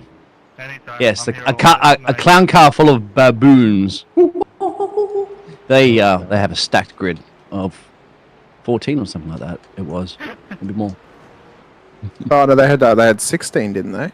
16 something. Yeah, that's a lot. All sharing a few bits of time each, which is good. Most of the other teams have about 5, give or take, 5 drivers, 5 or 6 drivers, depending on. That's what we have for the list. Some of the drivers might not have turned up. But you'd want to hope you have somebody come and relieve you, because you can't do the whole race yourself. It's a minimum, I believe, 3 drivers have to do the stint. No, you could do it solo. There is a option for doing it solo. Oh, there is one too. Team Niner has Andrew out there. But is he racing for the... I don't see a Team Niner. I know there's a voice chat that says solo attempts, so that tells me that there's probably a couple of drivers that were going to do it, try to run it solo, and then probably thought better of it and made friends. That's one for the record books, if anybody can check out there. What's the longest esports motor race that someone's competed in? How long by themselves racing? It's 24 hours. I mean, 23, sorry. Yeah, it'd probably be maybe a 24. Yeah. I know that one of my friends completed and won the Bathurst 12 hour by doing it solo. He was the only car on the lead lap as well. That's impressive too. So that's just a full level of concentration for straight. That's like, you can't just pause it and get up and take a toilet break or anything like that too. You're stuck. He would do it during his pit stops. There's big chaos at the final chicane. What happened there? I looked away for 2 seconds, trying to make sure the stream was still, going and doing its thing. Paulie in the chat saying, just tuned in for the cause, but enjoying the race and antics. Could you give me some info on who you guys are and what JP Broadcasting is? Which one of both of you would be most capable of doing that? Because you guys would know more about JP Broadcasting than me. Yeah, I've been here since the start. I think when James was looking at firing it up. I think that's one probably to let James, but I know. I've known James for some time, and he said, just start up a broadcasting network. Come and help him out. Did. And it's grown so much since then. Just we're looking at, our 3rd year now? Maybe pushing into the 4th year. Oh, Jimmer has returned momentarily. Aha. And now there's, 15 or so races per week. And you guys will come on board. More fantastic group of commentators. So many of them. Jimmer jump scare. 12 hours out of way? No. He would go to the bathroom during his pit stops during the 12 hour. So okay, I think he would time. Yeah. Well, you get like a minute to do your fuel. This was before the tires and the fuel could be done at the same time on the GTs. Okay. So they were longer pit stops. You never know when Chandler will show up. Yeah, you definitely come back within a minute. Dead of night, you don't know what's going on, and then all of a sudden you're sitting, you're hanging out, and then suddenly the Jimmer jump scare. So, a little bit of background about myself here. I actually started doing commentary several years ago for a F1 league known as Fox's Racing League at the time. It's now known as Pole Position Racing. And did commentary for them for a while for fun, just because I enjoyed what I was doing, and it was a nice little hobby, and gave me a lot of flexibility. Started out with them in season 3, stuck with them all the way through season 10. I took 1 season off in the middle there, just because I had COVID happened and things got a little wild, so I did take 1 season off. For them, but they ran 3 seasons a year, so you can do the math on that. So I started doing commentary for another organization that actually is where I know a lot of these names from. And through them, I met Alex Goldschmidt, who was on the broadcast earlier and will be in near the end of the broadcast here today. And then Alex said, hey, you should work with James. James is a good friend of mine, and he has his broadcasting team, and you're US based, so there'll be a lot of work for you. If you would like to work with James and do things for that. And so I talked to James, and I think it was about October last year, and yeah, we just kind of hit things off. And you can pretty much find me on anything that's like an Eastern nighttime US based broadcast. Or usually most weekends I will jump in on at least one stream on the weekend for JP Broadcasting. So, and even though I am US based, it's not primarily NASCAR that I cover. I tend to run the VWSC streams that are on. Actually did the VWSC earlier today with Nico before we jumped over here, and then Triple Bypass is one of the leagues that you see a lot here. But then there's Tanzo GR86s that I've commentated a bit here on JP Broadcasting. So pretty much anywhere I can fill in and help out, I tend to. And then got a lot of other commentary that goes on as well. So but JP Broadcasting is where 99% of the time you'll find me. Yeah, then for me, I started commentating / producing back in January of last year. So this is my 271st broadcast that I've done. I started with. Are you really counting? Yeah, I am. Oh wow! I want to know when I get to 1,000. But no, the reason I'm counting, I want to know when I get to 100 for a specific series, and I thought I might as well count all of them.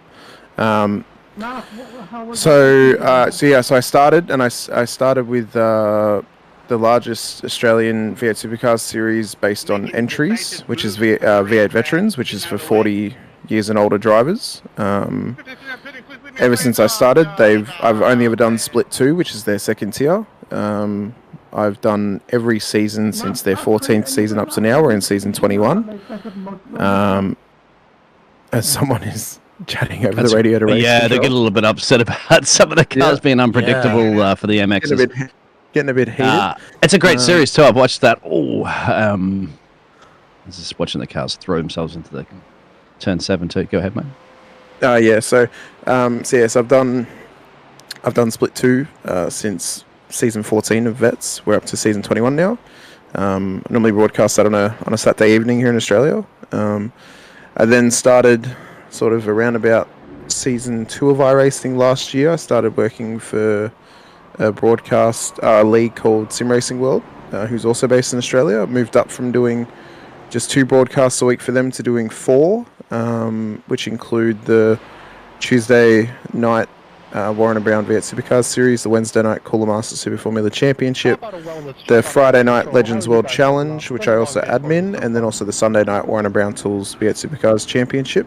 JP, that's where I met JP. He started doing the Thursday GR86 Nationals for SRW. That's where I met him, and then he approached me to do some broadcasting for him, and I started doing the Penguin RC Sim Car on the Friday morning for myself.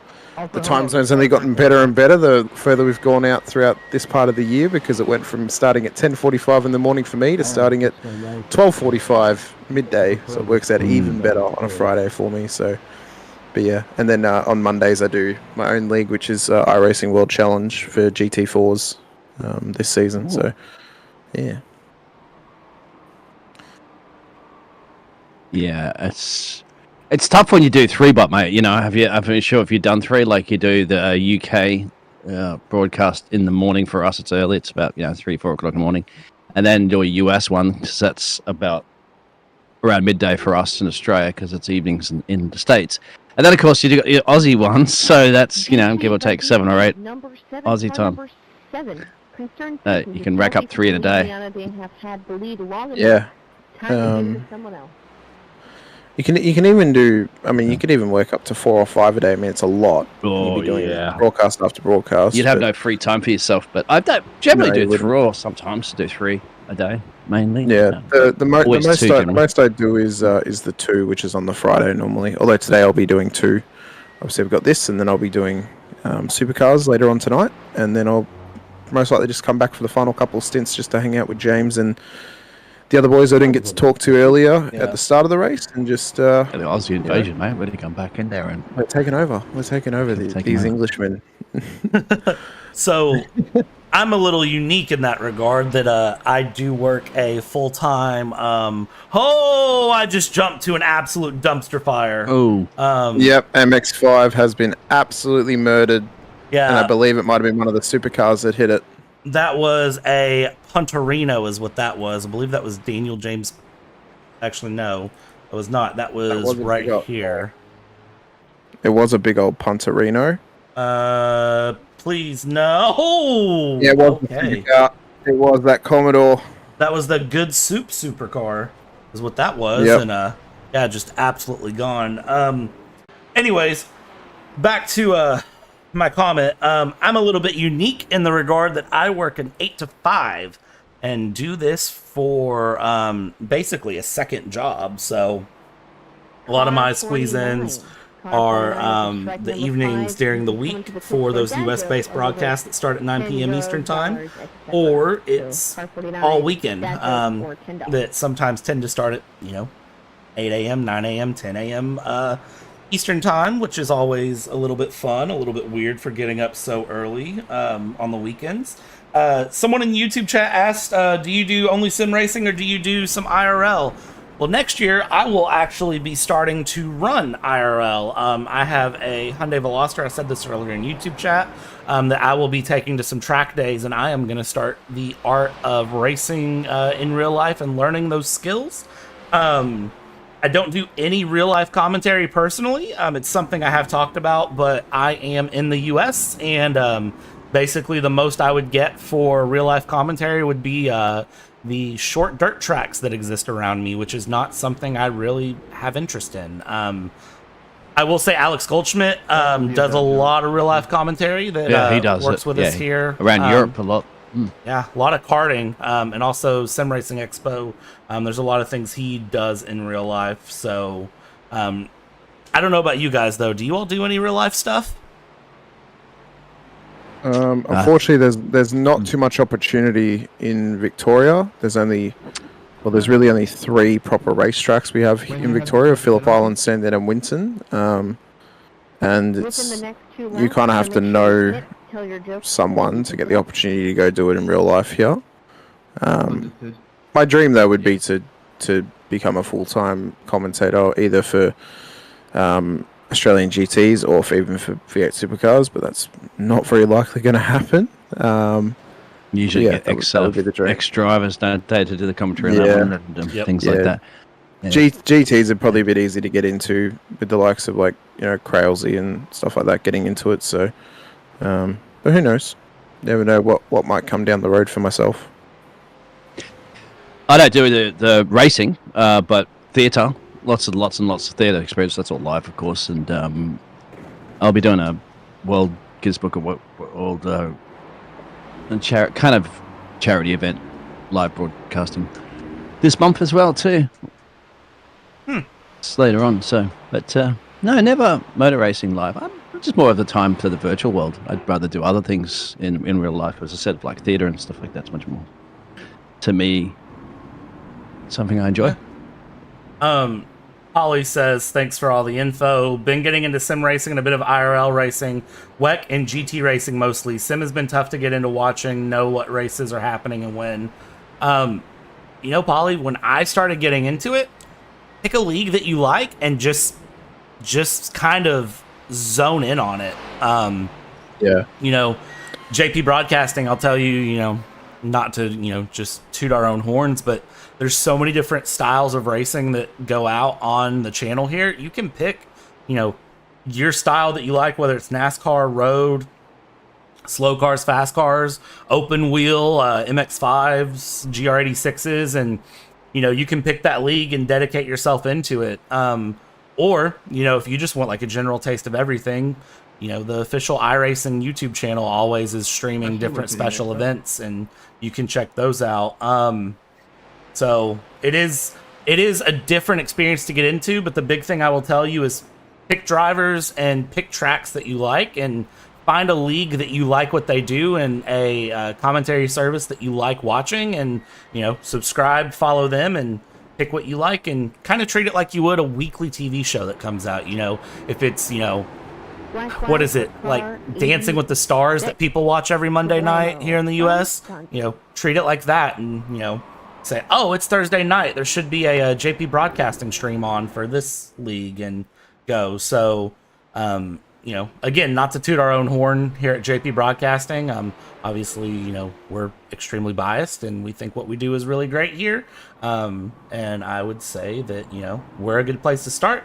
Obviously, there's many great channels and organizations, though, that do commentary. So, don't stop with us. Subscribe to us, follow us, but don't stop with us. You might find another one that, has another league you like, and then, like I said, turn around and treat it like a TV show. You got your Monday night, your Tuesday night, go from there. Also, just like to point out as well that there have been 2 separate donations to give the number 71 Mazda a stop-and-go penalty. So they have 2 coming their way as a Jimmer jump scare is back on screen. Wild Jimmer moments coming your way. But yes, the 71 Mazda has been given a stop-hold penalty. That is Matt Malone, who we're focused on at the moment. He has got 2 heading his way. I really like the sort of setup where the penalties can get handed out in that way, and you can kind of, what do you call a Christian porn? if you decide to do that, it will help you kind of reel things in. Paul Mikolajek has now called me out in Discord, and because I pointed out, the somewhat obvious that we called out the name, and then he said I got penalized for having fun. To which Ash Vanderlei has come to our defense and said, "Did that prevent you from learning Polish, or is it a pure skill issue?"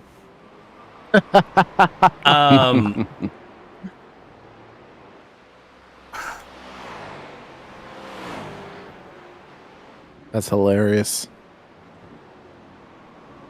I'm currently reloading myself into the session. She's been a hard race controller, fun, very comedic as well too. If you can just think that she's throwing at the drivers, and anybody that's trying to challenge her, challenge is accepted. She comes backfiring, and but she throws donations and stuff like that in there as well to force them into the penalties. So you don't mess with Ash. Ashes, I mean, I don't even know how to phrase that other than just Batista bombing the drivers. She is not playing around. Stop and go No. Number 71 Mazda, and from Brendan, stop and go for car 71. And keys in the pit. We need to get her in Formula One stewarding, eh? She'll sort them all out pretty quickly. We would actually have consistent stewarding for once. Oops, did I say that out loud? My bad. Anyways, yeah, no. We would actually see some pretty consistent calls there. It'd be quite interesting, except for I think her and Max would come to blows. No biking, no Mike. Oh, there it is. Soundboard's active. Right. When sunrise, we'll have a look at the local time on the track. Let me just pull that up on my end at the moment, and it's 6:18 or so in the morning virtual time. So definitely very soon. Definitely in the next 40 minutes or so, I'd say, would be when sun starts to come up. So we are... what date is it actually? Because we can check that. The date is the 10th of November 2024. Yeah. So if you look at the 10th of November 2024 at Zolder and find out what time sunrise, you can type that in Google probably, tell you. Well, actually, it's the Earth rotating into the sun, because, yeah, to be technical. Yes, you did see that. Science Unga Bunga. You did see that. There is one out there like that.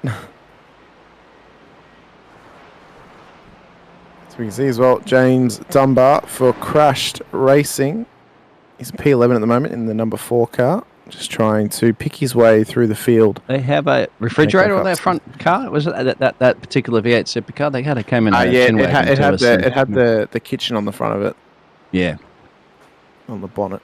7:47 a.m. apparently is going to be the sunrise. They're bringing everything, mate, including the kitchen. Including the kitchen sink. You have to clear the kitchen sink. That's why you put the kitchen sink in the front. And hey, please hang around, of course. 7:47. Thank you very much, Mick. It will start to get brighter and brighter though before actual sunrise. He's got it correct too. F-set. I like that. That's what we should be calling it from now. Instead of sunset. F-set. I'm serving my penalty. Can I give a dad joke for fun? I'm gonna turn this up. Yes. Who was that? Why do dogs get so excited when the doorbell rings? It's almost never for them. And that's how the stewards serve their penalty. I just apologise on behalf of our team for that joke. I do apologise to everyone. He sometimes just goes wild and we can't control him. That was a horrible dad joke. We're going to back it up with an even better one. Oh. Yeah. And not responsible for him once he's outside the car. I started arguing with my son in the elevator. Turns out I was wrong on all levels. Oh. That was a good one. Hey, Brad, why does a duck have feathers? Why? To cover up his butt quack. That's a good one. Quack, quack, quack, quack. That's I still think very good one. I still think that car looks nice, but the muffler seems exhausted.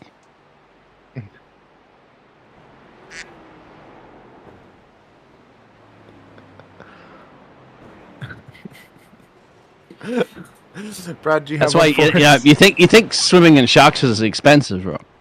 Swimming with sharks cost me an arm and a leg. There we go. It took you that long to get to cha-ching? I think it's what the terminology is called. Over that one. All right. It gets a golf clap if it's a good one. It gets a boo if it's a poor dad joke. That's one for the chat too out there. Remember, you can also be involved with your best dad jokes or your worst dad jokes. We'll take them all. Give them to us, please. We told you once it hits sun up, you get pub quiz. Although, looking at when the sun's going to rise, you're going to get about 15 minutes of pub quiz. Or $10. Yeah. Please let me know what you choose to do. Right, we have another request out there, and what did he say? Sorry, I'm not Did you sure. guys see that? I missed that one. I'm sorry. I apologize. That's my fault for missing that one. That's for talking. We'll find out anyway if they do. At this point, does a joke become a dad joke? If you have a child, it does. When it becomes transparent, oh my god. It's when the only time you can tell the jokes that anybody might actually laugh at them would be the children. Trust me, Paulie. I feel like I'm not going to be able to hold down a real commentary job just based on the amount of poor movie references and pop culture references I'll try and throw in.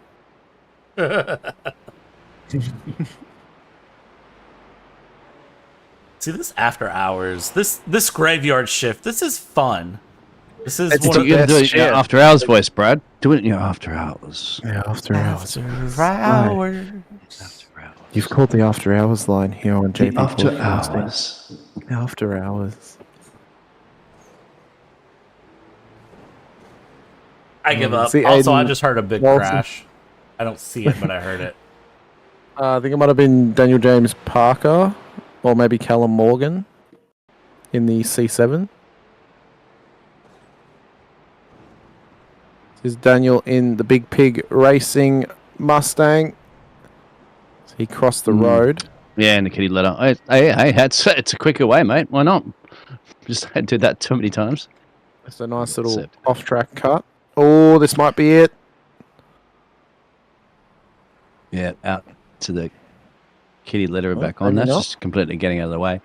Let's check out our tally at the moment for the race for mental health number 6. I think it's getting. We've been hovering close to that 50,000. I think a lot of people are waiting for Jimmy to come back, of course, to see what he's going to do once it hits that 50,000, which is very close because we're at 48,730 race so far. Absolutely amazing. We're still shy of 8 hours to go, gentlemen and women, ladies and cats and dogs, and everybody else tuning in. Thank you very much for your donations, or even just attending and watching. If you don't have, you're not spending any coin on the donating, that's perfectly fine as well. So it's all for raising the awareness, of course, for mental health, which is very important for all of us. And that just know as well, if we get to 60k, Jim is getting a mullet. Jimmy's getting a mullet. He doesn't even know it yet, but he's going to get one. He doesn't. We made this decision while he's asleep, but he's getting a mullet. If we band together like socialism, we can force him to get a mullet against his will. I don't know if that's how that works. If you put enough pressure in the chat with spamming hashtag #JimAMullet60k instead of pulling a forfeit out of the hat, he just gets the mullet as the forfeit. And the thing is if he has to attend events and stuff like that that's coming up, you can just chuck a hat on it. Yeah, and you know what? He's already got pink hair. He's already got a handlebar mustache. Yeah. You might as well go full redneck at this point and get the mullet. You know what? That's a good point. I'm getting a no punterino Jimmer tattoo because we hit 30k. It's only fair if we double that if Jimmer has to get a mullet like me. We get him a flannel shirt there and yep. A VB long neck at 8 in the morning. A VB long neck, yeah. Oh, some flip flops for sure, right? Well, thongs, of course. You always got to. Everybody in Australia always walks around in thongs and flip flops. Pair of footy shorts, a singlet. Yep. Stubby shorts. Gym dirt. Jimmer dirt. He can only race NASCAR trucks in his current form because they're a ute. How damn you!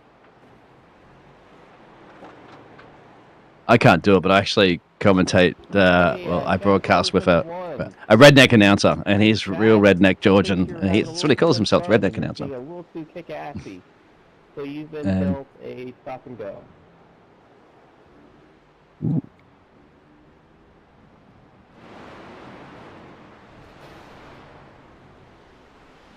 So in the lead again, in the Daytona prototype, so the classic camel racing,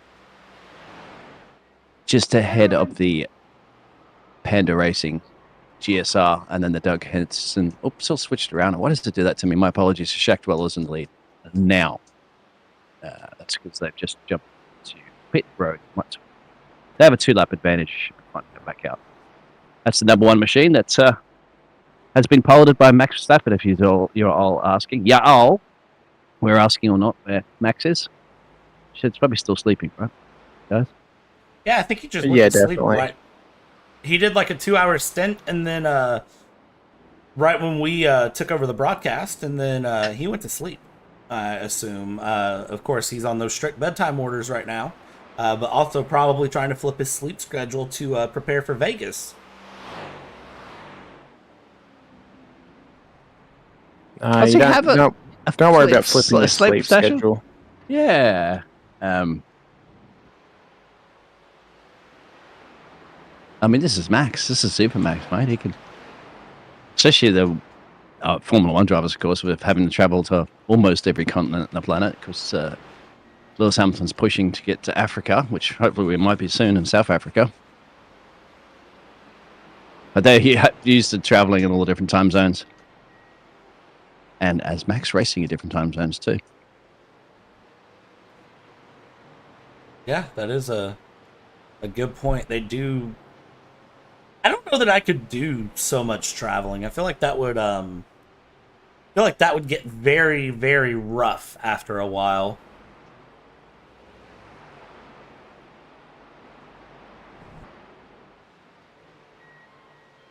It'd be incredibly rough. I did it one year for the conventions and works, and had to I can't even remember how many flights it was. Takes it out on you, but it's fun if you haven't done it. I wouldn't do that every year. And that's, we're not talking about motor racing too, isn't it? Flying and then having to keeping fit. And these days, Formula One drivers and so forth, for celebrities, the superstars, they can't even walk around anywhere. I'm just going to point out as well that our lovely race controller Ash Vanderlei has given a blue shell to car number 1. So they will have another stop-go penalty for William Chadwick driving that car. That is Max Verstappen's car that he is driving. They have now been black flagged. But you too fast. Slow down. You left out the most important part on why she said she did that. The answer is because chat made me. Yep, chat made her do it. Always chat's fault. Always.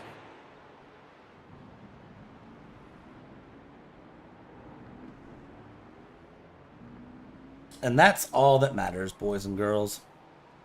That is, it's all that matters. The chat has all the power. You guys are the ones that have been donating, which we so appreciate as well. As Matt Malone's calling it a racing incident. It's just an incident. No, it's all fine. We're good.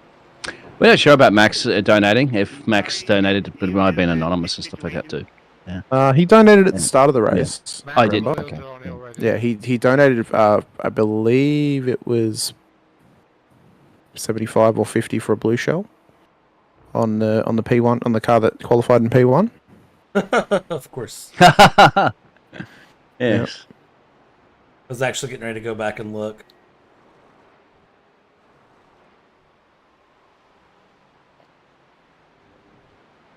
Yep, it was just an incident. Yes, nothing happened, just an incident.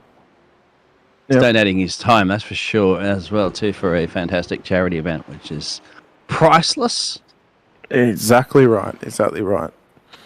Remember, guys, as well, you guys can still donate. The link is in the chat and in the description of the stream. And if you haven't already, you're liking what you're seeing, you want to see more from us here at JP Broadcasting, be sure to hit the like button, the subscribe, and the bell icon as well.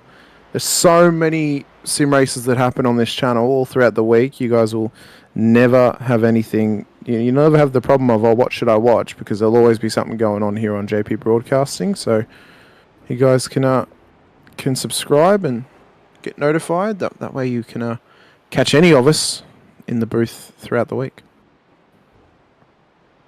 Yeah, what he said. Hey, I'm just saying, if I can't say it better myself, why would I? That's true. That's very, very true.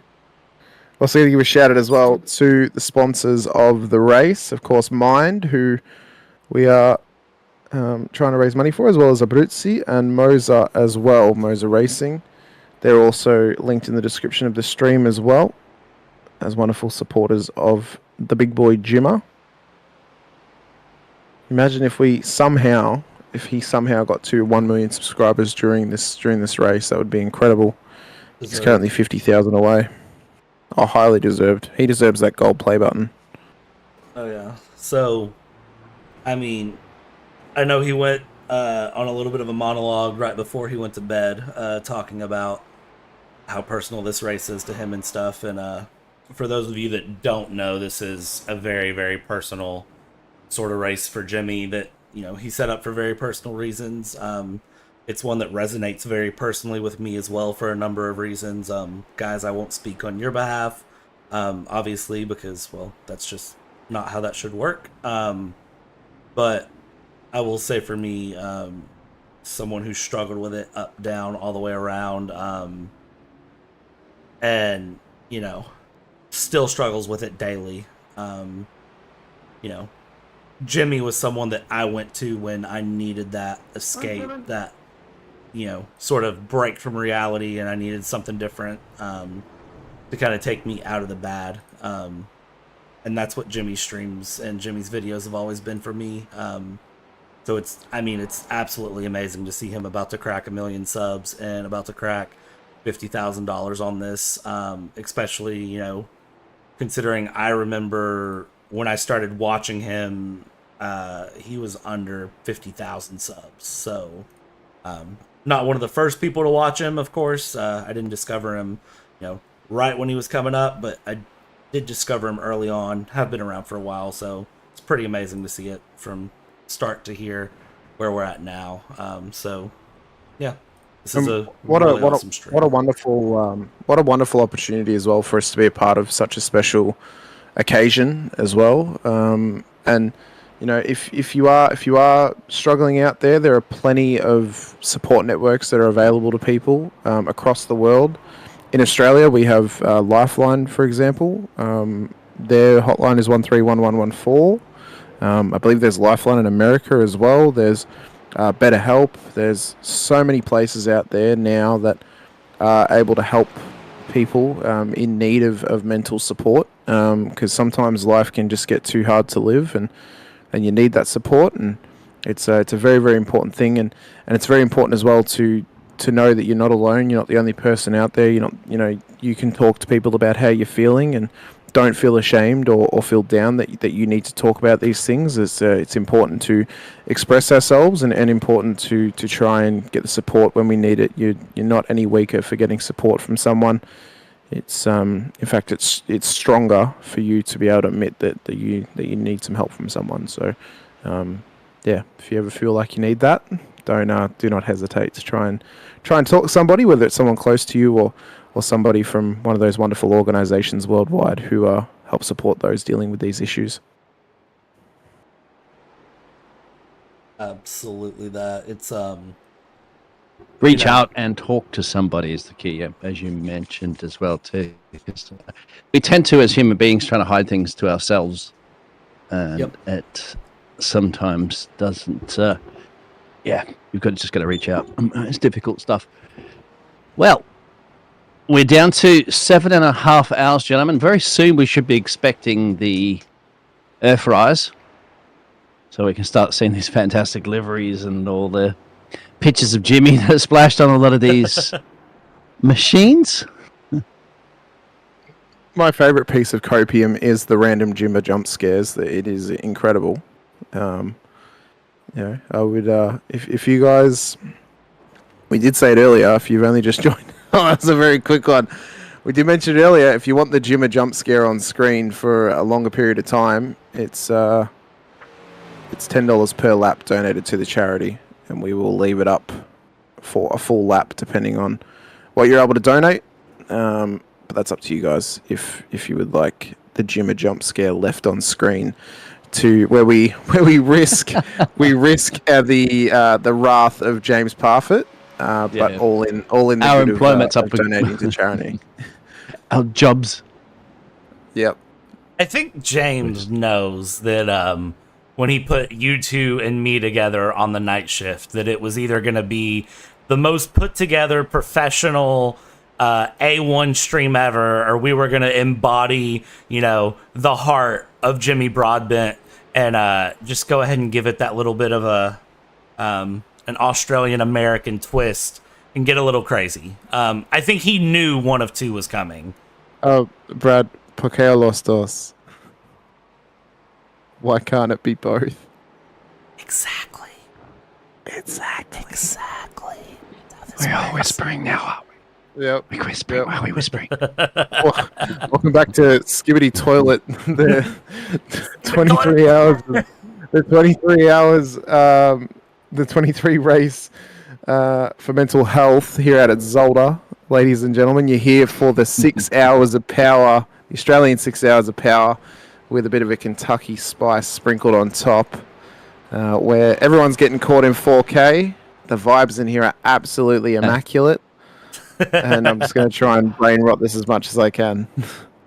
It's hit the point for me. It's 1:35 a.m. and I'm hitting that little point of slap happy, where I will openly admit the Red Bull is what's keeping me awake right now, because I don't know what else would be. A Red Bull is just rizzing you to life right now, Brad. Absolutely. It's on Skib.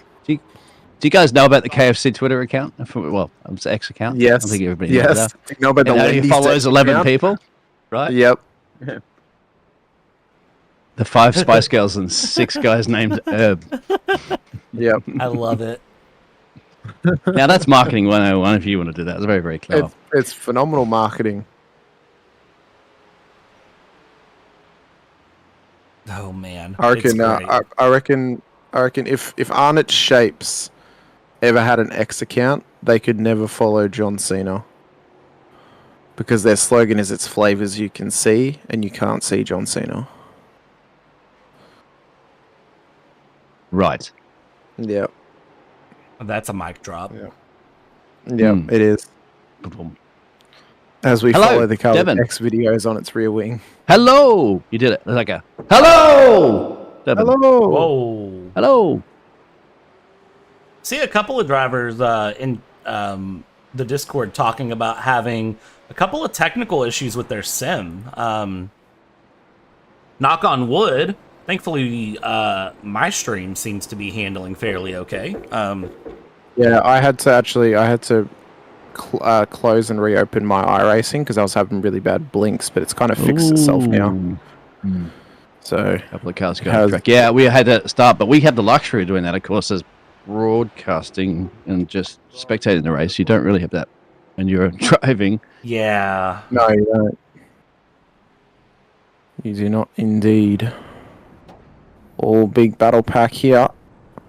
On board with Michael Janney in behind the Muppets GT4 car. We saw them hand out a penalty earlier on to one of their fellow competitors and up past the Beans Sham V8 Supercar. There is the Aussie. Shark Dwellers. Oi, oi, oi. Oi, oi. Wait. Yeah, everybody knows that one. So you even jumped on that one there, Brad. Well, yeah, that's one that everybody should know. They should, but they don't all. Pub quiz coming up soon too. Yep, it is. Oh dear, oh dear. Pub quiz is incoming. It's going to be 3 Australian questions. If anyone gets all 3 correct, you get a shout out on the stream. We can't offer you any more than that, unfortunately. Snag. You get a jar of Vegemite. I'll pay for a Bunnings snag for you. $2.50 well spent. We won't explain that one to Brad about the bunny snake. No, we won't. We'll let him research that in his own time. On the top. Onions on top. top. On top. Yes. Fresh white bread. Don't give me any of this roll. Needs to be bread. It's the most basic white bread that you can ever find. Going to be able to hold the snag and keep the snag going. You've limited time to eat it anyway because it's just going to dissolve. That's where you're going to. That's it. The bread will eventually just throw stick. It down quick. Yeah. You just got to bung it down. Oh, that's another one actually. Although Brad's just muted himself, I was going to ask if he knows what the term munt means. I'll wait for him to come back and ask him that. So you were here. If everybody's tuned in, we had a very brilliant Scottish version of, well, we sung the national anthem together as well too, but Hamish also did a Scottish version of a short view to the past. All right, a gentleman's short view to the past that interviewed that from Formula 1 years ago. And from the did it. I think it was an Indian reporter or an Arabic reporter? Was it one of the Grand Prix? German reporter. Oh, he's German. That's right. Yeah, he was German. Yeah, because we actually Nicholas did it earlier at the top of the at the show earlier on today, and he did it. So next time anybody reads it, then I'll have to do it in a different accent. That'll be the trend from now on. Yep, it must be in an accent. Oh, an accent that's not your own. Yes. I did save Brad. He was going to try and do it in an Australian accent, and then I saved him by offering to do it myself. I think though, if we see $20 coming to contribution corner, I reckon it might be Dean's turn to do it in a international accent. Why? Because. Why? Because. Hola, ¿cómo estás? No. And you would understand what I'd say in Spanish anyway. But what is interesting, I'm just keeping an eye on that tally because we're getting so close to that 49,056. I'll tell you what, somebody will be knocking on Jimmy's door there to say wake him up there if we reach that 50,000. He'll be around soon too. He will. He's getting a bit of shut eye. But no doubt, what an achievement that this band of brothers and sisters we put together and united together as a huge community around the world for a good cause. Brilliant. It's for a wonderful cause, and these drivers, they're pushing themselves to absolute limits. I mean, 23 hours around Zolder is a tough task for anybody, and for anybody who is wondering why it is the 23 hours of Zolder, not the 24. Jimmy did explain it earlier on his stream, but the first year that they did it, he stuffed up the setup for the session, and they realized when an hour into the race that he didn't actually turn on driver swaps. So then they had to make a new session with 23 hours to go. So he decided, look, let's just keep it as a 23-hour race from now on, as there's a car spun just there as one of the other C7s.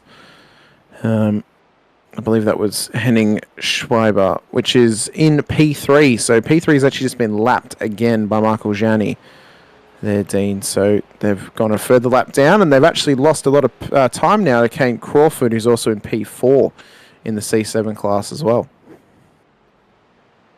Yeah. Ooh. Car 44, you're on your fourth strike, therefore is 122nd stop and go penalty. Thank you. Oh, so Michael you Gianni. heard that? Yep, Yes. I got that one. Michael Gianni, who we just spoke about passing Henning Schweibig, has a 100-second stop-hold penalty for his fourth strike this race. So he'll have to come into pit lane and park it up, and that's going to cost him. That might They'll get that lap back. Okay. Yeah, it'll get the lap back. And then some as well, because they're only just Yes. behind him. So whenever he comes in for the stop hold, he'll get their lap back. That will allow Bruno in the Dilente Esports TK to probably get back onto that lead lap with them at least. Perhaps. Well, they're back in P5 at this stage, so they're on the same lap as Kane Crawford as well. P4, And then I think now. yeah, with P4. So It's only 2 laps away from the Camel Racing, who'll get back onto the lead lap. I think they're something on it. It's always tricky when they get flying past the pit lane entrance, so it triggers a little message. I think they're going into pit road, but they're not. Or box. Do you get the box, Brad? Oh, he's not back yet. He's claimed that he is back. back in the chat, but he hasn't unmuted himself yet. There we go. I do can't remember how that. to Yeah, click the button. box. I say it often in the online NASCAR series and stuff like that. I'm doing, and that's not a common expression, is it, over there in the States for pit stops? Box. It's really not. It's so in NASCAR, what they usually just say is pit this time by.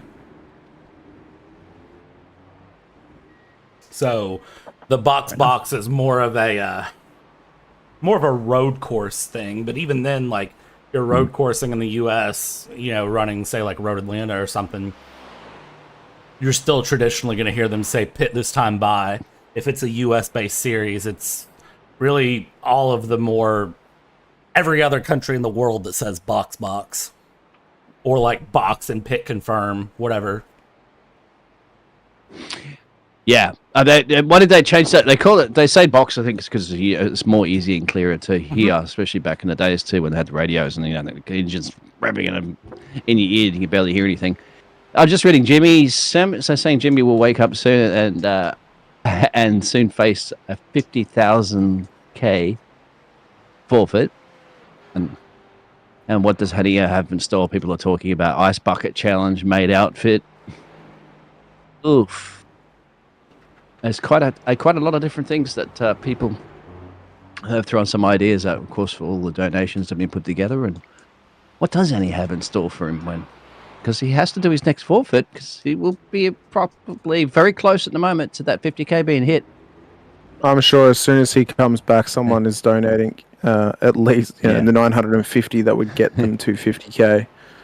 So, Probably. although we have to take into consideration the 400 that'll be going towards that total as well, that we will pass Yeah, we on have from our some ultra amounts chat. that some people have donated in here, and please don't donate in here. Please donate directly with the link with there, but we've got some money that people have fantastically donated by accident, and we'll be passing that. James will be passing that on, of course, to the Just Giving charity where all the funds are going.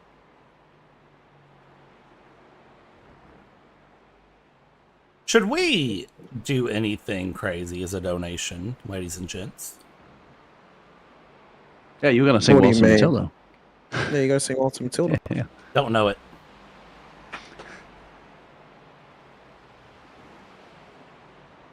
You have to sing Fortunate Son. Car 018, Future Racing Team. You have your third incident strike. You may pit to sing us a national anthem. Oh! Or a song of your choosing, or you can give us $10. Thank you. See, really, That's someone should 3 rickroll us. Yeah.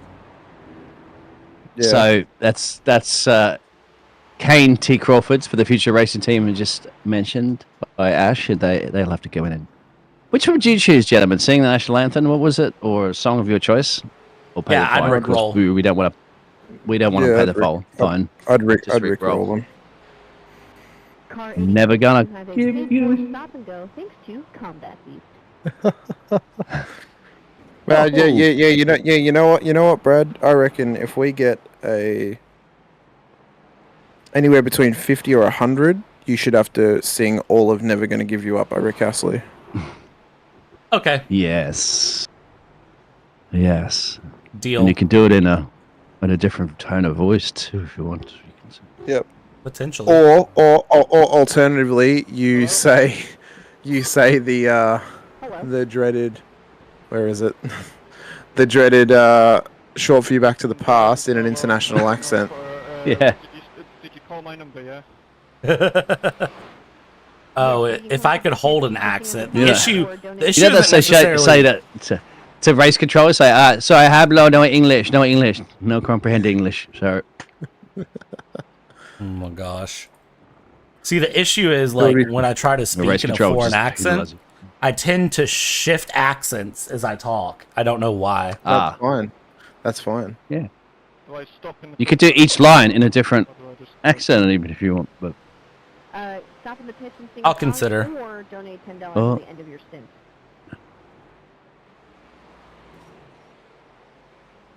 Just waiting to. Yes. Yeah. All right. Now, who was that, guys? Not quite sure. Number Ash, 86. Side Quest Central, car number 86 was black flagged. Okay, so they're the ones. Daniel Lawson will have to do it. He's got a combination flag there, so somewhere from Scandinavia, I presume that Daniel might be based under the flag. Yeah. That's Norway, Sweden, and Finland all in one. Yep, and Denmark flag. As well. Denmark. I'm pretty sure. That's right. So we'll find out what national anthem he's going to sing. Yeah, this will be the first national anthem we've had that is not in English, unless he decides to sing an English one. The hilarity would be if he decided to sing... It would be funny if they actually sang... The surface, he looks calm and ready to drop bombs, but he keeps on forgetting. What he wrote down, the whole crowd goes so loud. Is that enough? You know what? Detroit, thank you for your service. Yes, that is enough. It was actually car 018, but close enough. If everybody got the reference to that, of course. Yep. Eminem. As a Michigander. Who was that? It was Kane T. Crawford in car Kane T. 018. I thought that was in pit road. Yeah, that was for the Future Racing Team. Couldn't think of any other songs to sing. Respect. He doesn't know the English national anthem. God Save Our King. Go on then, can you tell me the lyrics, please? Like from the other side. He could have sang Skyfall. What if, yeah. Any car-related song. Yeah. Life is a highway. He could have sang the Top Gear theme song. Any in the chat, please let us know. What would you suggest for drivers to sing? Throw some ideas and suggestions out there.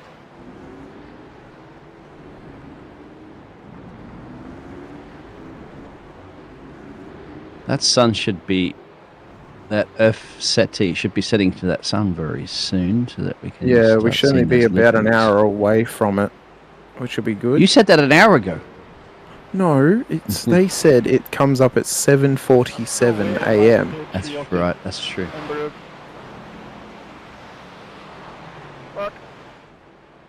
What are the lyrics of the Top Gear theme song? How does the song sound? That's the lyrics. You sing out how the Top Gear theme song sounds. Oh my Cars gosh. Yeah, just a bit like that. You sound it out. Battle for P3 in cars? Yes, they're on the same lap. Is that correct? Car 57, you have received your 4th strike. That is a 120-second stop-and-go penalty. Thank you. I like how she goes, thank you. Like, please come again and get another penalty. Yeah. Go. With smile, dishing out the penalties with a smile. We love it. Of course, those penalties are all being dished out by our lovely contributions to the donations, making sure that these drivers suffer the consequences for having a good time and having some fun. Wow, that's a close battle that's brewing here between P3 and P4 as Delente just squeezed on by the future racing team, who just had to serve that penalty to come back out after Kane did sing. Before I start, I have 2 questions. Question 1, when I sang the national anthem way back when, was that muted on Jimmy String? No. Yeah, it's not muted on our stream either. Above my pay grade. Next question.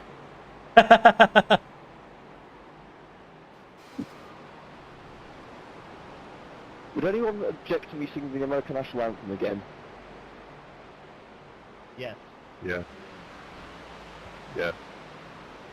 We got The End of the World As We Know It by R.E.M. We got Deep Purple, Highway Star. Oh, that's a good one. As an American race controller, you are more than welcome to sing the American national anthem again, just in case we didn't hear you the first time. The driver who's in the same car as Max Verstappen is the car currently leading, William Chadwick, in the number 1 entry.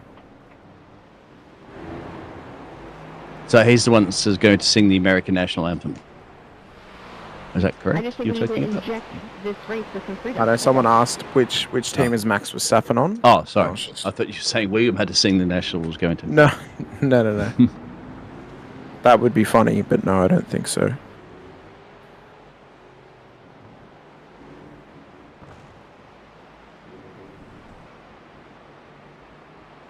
Well, it's a long way to the top. If you want to rock and roll. It's also a long way to the shop if you want a sausage roll. Oh, yes. That's a very Australian thing to say. It is. Oh, that's also... so I was going to ask you this earlier, Brad, but you'd gone away for a minute. Okay. Do you know what the term munt means? No, not at all. What normally happens when you feel sick?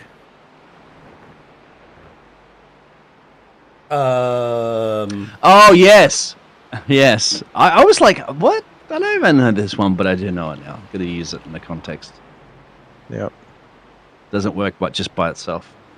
No. So if I really needed to munt and I'm like ill. Getting sick? Bro. Yes, sir. Chundering? Oh, hang on. Alright, What so proudly we held at the twilight's last gleaming, whose broad stripes and bright stars through the perilous fights of the ramparts we watched, was so gallantly streaming, and the rockets reckless, the bombs bursting in air, gave proof through the night that our flag was still there. Oh, say does that star-spangled banner yet wave?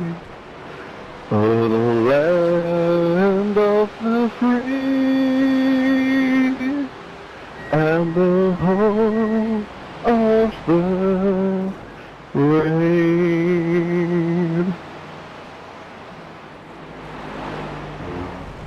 Francis Scott Key would give you a high five if he could. Thank you so much. I'll be honest, I didn't just want to sit here 2 minutes doing nothing. Beautiful.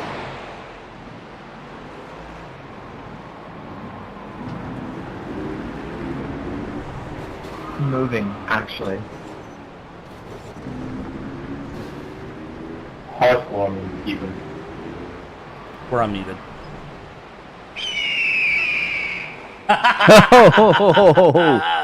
That's a good one. I hope you're feeling the freedom. Nicholas, you're back with us. Nico. Good Abend, or good Morgan, whatever time it is. Hello there. And Nicholas, as soon as I joined on the live stream, so with a little bit of a time delay, I just see at the end of the national anthem a proper NASCAR-worthy crash as well. Car number 42. This is your second penalty, so if you can So either Nicholas, you click missed, and while you were read gone earlier, you missed myself read out the short view back to the past in a unarguably perfect Scottish accent. It was, yes. Nicholas, you've done it in German. And Hamish has done it in Scottish brilliantly. So that's a challenge. If anybody else wants to do it, you can do it in a foreign language.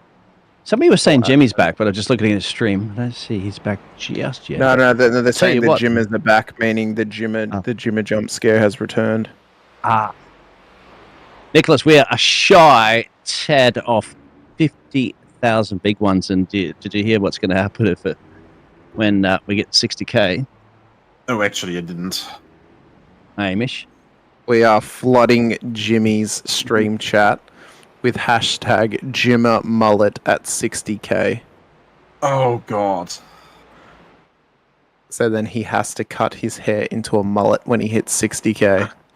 I feel conflicted because on the one side, that would be hilarious. Thank you very much. On the other side, the man is suffering enough. He doesn't have to have a mullet as well. It would look the goods. It would look so good with that pink hair and that handlebar mustache. Yes. That's redneck Jimmy. The Pit Vipers as well. He's only a certain Republican hat away from really looking out of touch. No. But not out of time. That's all I'm saying. I'm not saying any more than that. No.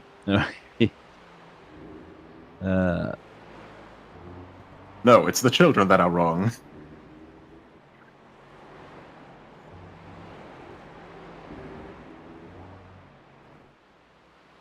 All right, boys. So I have a question here. So I am going to put something in our broadcaster chat, and I want to vote yes or no. Okay. Uh-oh. If it's to leave the Jimmer jump scare on screen, it's an automatic yes. Oh, I'm sure. And Nicholas, you'll be around too for the pub quiz coming up soon, mate. The pub quiz? Yep, the pub quiz. Yep, pub quiz. Jesus, what did I miss? Yes, Just yes, Brad. Yeah. Okay.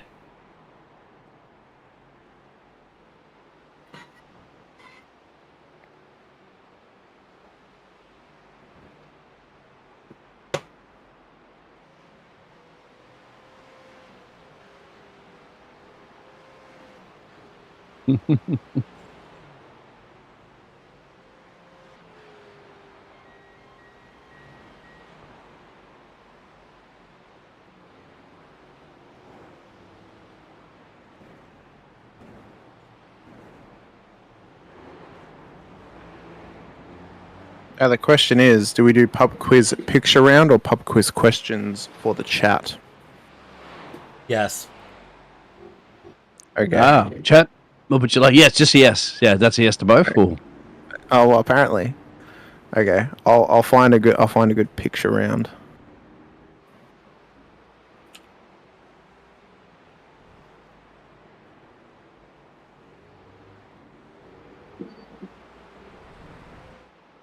You did indeed say that was car number 57, correct?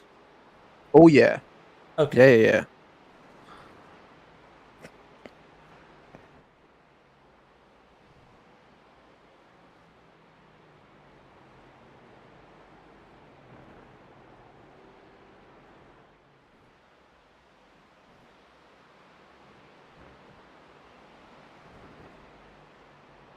You know what's interesting is I feel like the sun is coming up a little bit in the sim. Yeah, it will be. I'm gonna jump on it. If rotating. It is actually. You can start to see it just a little bit in horizon now. Car So. 018, this is your fourth incident, so you'll just do a 120-second stop-and-go penalty. Thank you. Yeah, quite a bit brighter than... Oh, that's Kane T. earlier. Crawford that's got the Cars 08 for the Future Racing Team. Again, they have another one served at them. Yeah. They just had to come down before and sing. I think they enjoyed his singing so much they want to bring him back in to sing.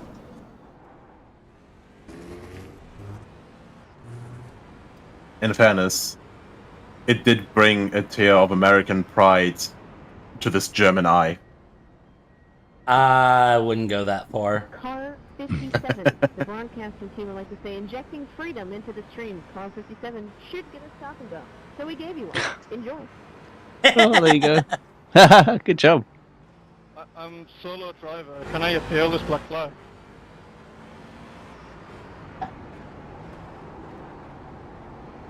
Drum roll. No. Oh! We just got punter-ed completely off into the kitty litter. Have a look at that one. Finalized and like you guys have thought that it's. Oh no, that was just... Alright. At least the first part was by themselves. I'm going to post the 4 images that are for the picture round in the broadcasting chat. Yes, it's been finalized. So then Brad can put them on screen when we get to pub quiz time. Oh no. FIA.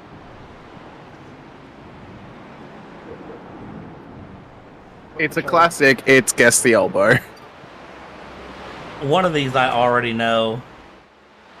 Oh, you would. You would, for sure. Car 57 would like to thank the broadcast team for the opportunity. Oh, and there's a big one actually. Oh, there is two. Kane Crawford. yes. We are 42 laps down. It was just he is going to serve his penalty, and they've come together in the pit lane entrance. I'm so sorry. Yeah, and 42 laps down. 42 laps down. His penalty. Yeah. This is a message to Simon. That sounds like a you problem, buddy. We have indeed been. I just had a random thought of understand. What can I do? As car number 71 reported that the sun was going down early in the race in honor of Matt Malone, I'd like to welcome everyone to the sunrise portion of the event from the friendliest miles track. Thank you very much. Earth rotation to the sun, thank you. It's not sun rising. Don't make me come down to that race control. Thank you most kindly, good sir. Well, we've now been welcomed to the sunrise portion of the event, officially by race control, even though it's not actually the sunrise portion of the event, as one Mr. Biggles just pointed out.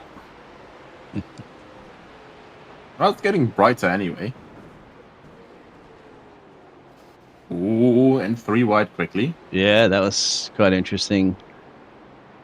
Well, who would like to give a nice little recap as we're getting closer to... Yeah, we're on the hour, so we give a nice little recap on the hour.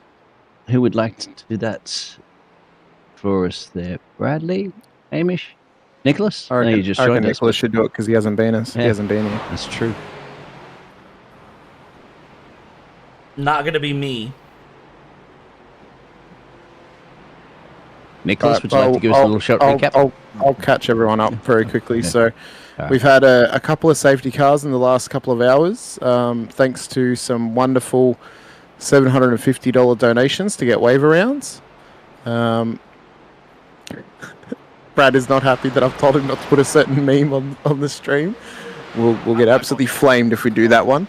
At the moment, though, on the hour, William Chadwick leads the way for Shark Dwellers. That is Max Verstappen's car in the number 1 entry, with Henning Schweibig in P2 and Michael Jani in P3 in the 44 car at the moment. For the Supercars class, it's all Mustangs at the front end of town, with Tristan Koenig leading the way. Marseille Malinowski is in P2 with Alex Smith in P3. For the GT4s, it's still Daniel Larson in P1 with Blake Reynolds racing alongside Michael Gonzalez and Paul Mikolajczyk in P2. Alejandro Fernandez Vega in P3. And then for our beloved MX-5s, Tommy De Wilder is leading the way with Luca Arni in P2 and Ruben Simonide in P3 at this stage. And we're still waiting for Jimmy to come back from his sleep. We're at 49,179 pounds, 63 pence. So we are roughly 800 pounds away from hitting that 50k for his next forfeit. Remembering, once Jimmy is back, we are spamming his chat on his stream with hashtag JimmerMullet at 60k to try and force him to cut his hair into a mullet if he were to hit 60,000 pounds, dollars, any currency donated total across the race here today. Love it. Mullet. Are we the baddies? Oh yeah. Oh, we're definitely getting flamed by James, 100%. Yeah. But it's all for charity. We're the baddies for the good of everyone. It's always that, but it's all for charity. See, then we got the get out of trouble card. But it's all for charity. It's for a good cause. It's all in good fun. Well, that's no lie. Of course it is. Yeah, 100%. As Tommy De Wilder still leads the MX-5 class at the moment. He's leading by a full lap. He's the only MX-5 on their lead lap. The GT4s, the leader's the only one on the lead lap. The Supercars, the leader's the only one on the lead lap. And the C7 Corvettes, the leader is the only one on the lead lap.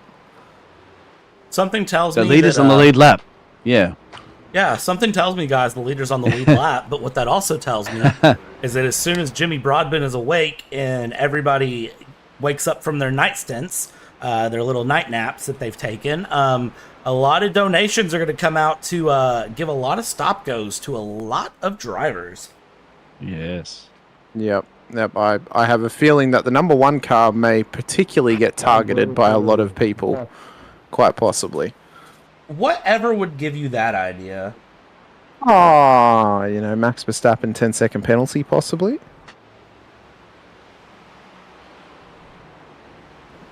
Honestly, at that point, the flood of penalties that could come their way, one could argue that, well, Max Verstappen could actually just basically commit vehicular manslaughter for the rest of the F1 season and still have all his penalties served already with his race. We've had an insurge of Canadian drivers currently at the moment on the grid. Actually, I think there's 5, 6. Quite nice. We've got Giuliano Romagnolio in the Supercars, as well as David Dovey, Paul Miles, Alexandre Curto, and Jane Astra. Yeah, but he's at the back end of the MX-5 class at this stage as well. The good spread, but we did mention earlier there's not much Asian representation in the field this year. It's not. We have got a South African out there, so at least 4 of the continents are getting represented in Ethan Smith inside the GT4 field. He's in P31 overall at this stage, car number 14. He is in the top 5, though, for the GT4s at this stage. Because South American, the Brazilian team.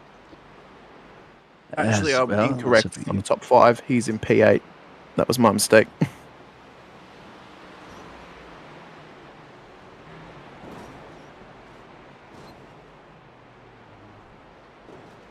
Say hello in chat. Don't forget, if you'd like to donate, please click on the link in the description. It will take you to the fantastic Just Giving page. Link directly where it says that the JB Broadband, the race for mental health number 6 there, and you can give anything if you can give something, for sure. But you don't have to. Support and awareness of mental health does wonders.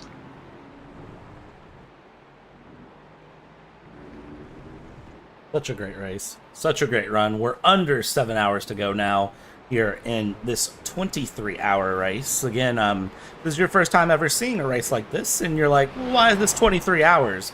Well, as a story would have it, in the same way that someone forgot to sign up their own team for their own event today, someone messed up setting up the server on the first time this race was ran 6 years ago. So the 24-hour race was restarted 1 hour in and became a 23-hour race. And as fate would have it, anytime something funny like that happens, it has to stick in that way. So this race from then on out was known as the 23-hour race for mental health. It's funny how things can work like that, but again, raising money for Mine, a great charity that helps in the UK and helps support getting people help with mental health crisis or any sort of mental health issues they may be having at the time. Again, as we've discussed ad nauseum at this point, something that is very personal to me, something that we all know is very personal to Jimmy, and something that definitely can never not get enough attention. Something that it's great to see all of these different drivers in, and as it stands right now, we've got Ethan Smith in 8th place, who is about half a second back from P7 in the GT4 class of Seth Whitaker, who you see just ahead there. And this is going to be some Mercedes versus Aston Martin violence coming up very, very quickly if an MX-5 doesn't get in the way like it just did. So he's asking the chat how long is left. 6 hours and 53 minutes. There for you, CDAWG. The 4th? I believe that would be Sea Dog, the 4th. Sea Dog, oh, yeah, you go. Or Sea Dog IV. You never know. Who knows? I'm just going to let you know as well, Brad. Mr. Parfit is connected to the session. All right, quiet. All right, behave yourselves, gentlemen. Oh, no. What did you do while I was asleep? Nothing. We did nothing. You don't need to worry about anything that may or may not. In the chat, quiet, okay? Just don't talk about what was. Maybe a Jim jump scare just to show Nicholas what we've done. No. Keep your eyes peeled on it, Nick. You'll see. Are you ready? Is it possible to ready, use, kids? Aye, Captain. Which was sent earlier. Oh, God. And, graveyard. It's a Jimmy scrapbook. We've slapped up on it. It's just, if you ever want to talk about what's the recap of the race today, well, it's that. Yep, it was sent as $50. I mean, pounds, sorry. It's just our love. Like, that's all there is to it. And that's just a start too. We've still got another one. Jimmy will be up soon. There's another. It'll be at least another 6 hours of that. Yeah. So I mean, like, we've had someone try to do the auto donate thing in chat. Zonabil, the donate link is a little bit higher up in the chat. You'll see you can donate this to this great cause in this link, or you can find it in our description of our stream. The exclamation point quick draws only work on Jimmy's actual stream. The rules are individually. We are taking care of it on our end. Moving further, please be careful when entering the pits and your driving style. This is like your 5th penalty in a very small amount of time. The penalty is being covered, but it is individually. Don't worry, everyone. We're not giving preferential treatment. Just a Hakuna Matata. It's 2 a.m. in the United States. Thank you. Ooh. This is your first penalty. Dad joke, please, or $10. Ash Vanderlei putting That's down worth the it, race hands. Ooh. I think I'm hashtag get her in race control for Formula One. Driver's going to want to mess with her own teams. I'm enjoying this. I mean, no BS stewarding is what we like to call that. It was sent by a person who didn't entirely know how it worked. Appreciate it. It's like, and the earlier it gets in the morning too, she's getting tougher on these drivers. Hey, I feel that on a spiritual level, though. I can't say anything. I am right there You with need to show the drivers who's boss and remind them while they're here by absolutely massacring them in the RC booth. Oh, look at Lewis making a move hard up the inside. Reynolds is off the track back there. Aston Martin safety car just trying to become a lawnmower. Makes its way through. Good night, Devin, in YouTube chat. And what a sim from Lewis there to get into 4th place. The safety car making it unsafe. Who would have thought that could happen? Not me, not ever. How many times has the safety car crashed in Formula 1? Been a while. Oh, it's just recently in Brazil, mate. Did it crash in Brazil? Did I Into completely the fence, miss wasn't it? that? Practice before one of the practice sessions, didn't it? Was it Brazil or no? It might have been. It was one of those tracks recently. Wasn't it Mexico? Mexico, probably, maybe. Yeah. No. Sauerkraut. Maybe Good morning. Italy. Well, somebody let us know in the chat, please. Nicholas is bringing the Germans with him into our chat. Yeah, it sounds like it. Looks like it. And that is weird because I'm actually in a quite good mood. I'm not a sauerkraut at all. Oh, well, that's about the worst sauerkraut joke I've heard. There we go. Hey, late dollar short of that one, but you got it. Has Jimmer re-arrived yet, or is he still? No, he hasn't. No. He has not. Your first racing incident, so gold star for this being your first Wow. race. You can switch, give us a dad joke, or give us $10. I should just switch out the penalties because they haven't had any. Over my 5-hour nap break, I came up with another analogy for his new look. He looks like a cyberpunk promotional character. Oh my gosh, he does, doesn't he? He looks like if Keanu Reeves' cyberpunk character had a child, that would be Jimmy Broadbent. Wake the F up, samurai. We've got a racetrack to burn. That's a lot of words. Too bad I'm not reading them. No one told me this had peanuts in it. We'll take the dad joke. Oh, we get a dad joke incoming. Oh, dad joke. Oh. Yes.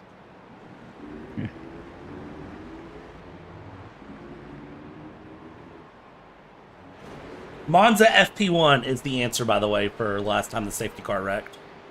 Okay, I did say at the end it was Italy. Monza. Yeah, there you go. Can we do the pit stop first and then come back in for the stop?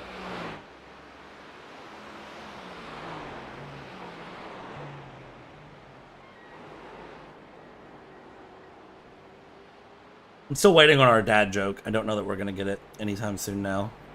He has to have a pit stop first because they're going to run out of fuel. But, you know, they could do the pit stop and say the dad joke at the same time. Yeah, I think they can. And it better be good, as Ash said. Otherwise, she'll make them do it again. That she would, or she'll just tell them to bribe.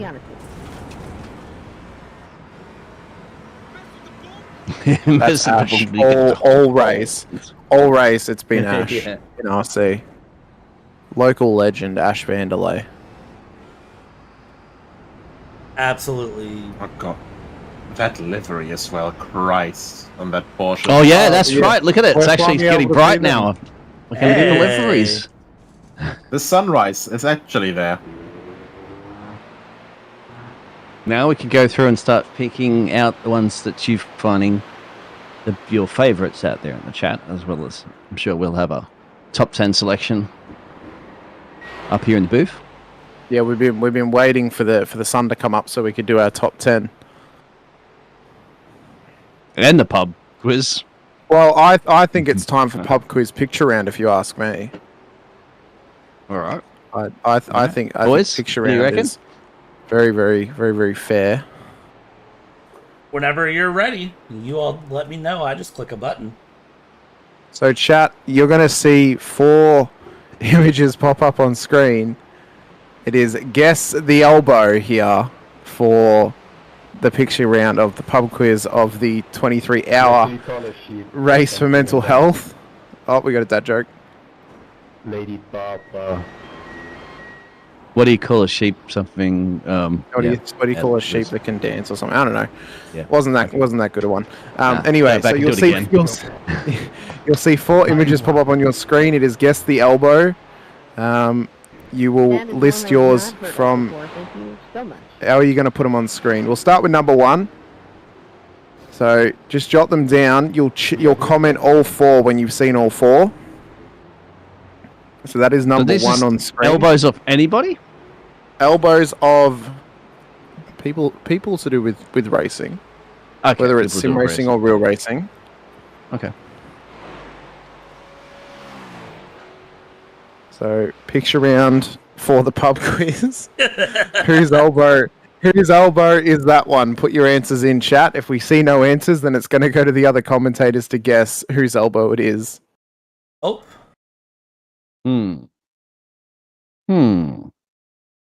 Well, iRacing has kicked me out. Oh. So, Uh-oh. Yeah, while you're guessing the elbow, Brad, if you want to share, I can we'll get that sorted out for your pictures. Yep. 2 seconds.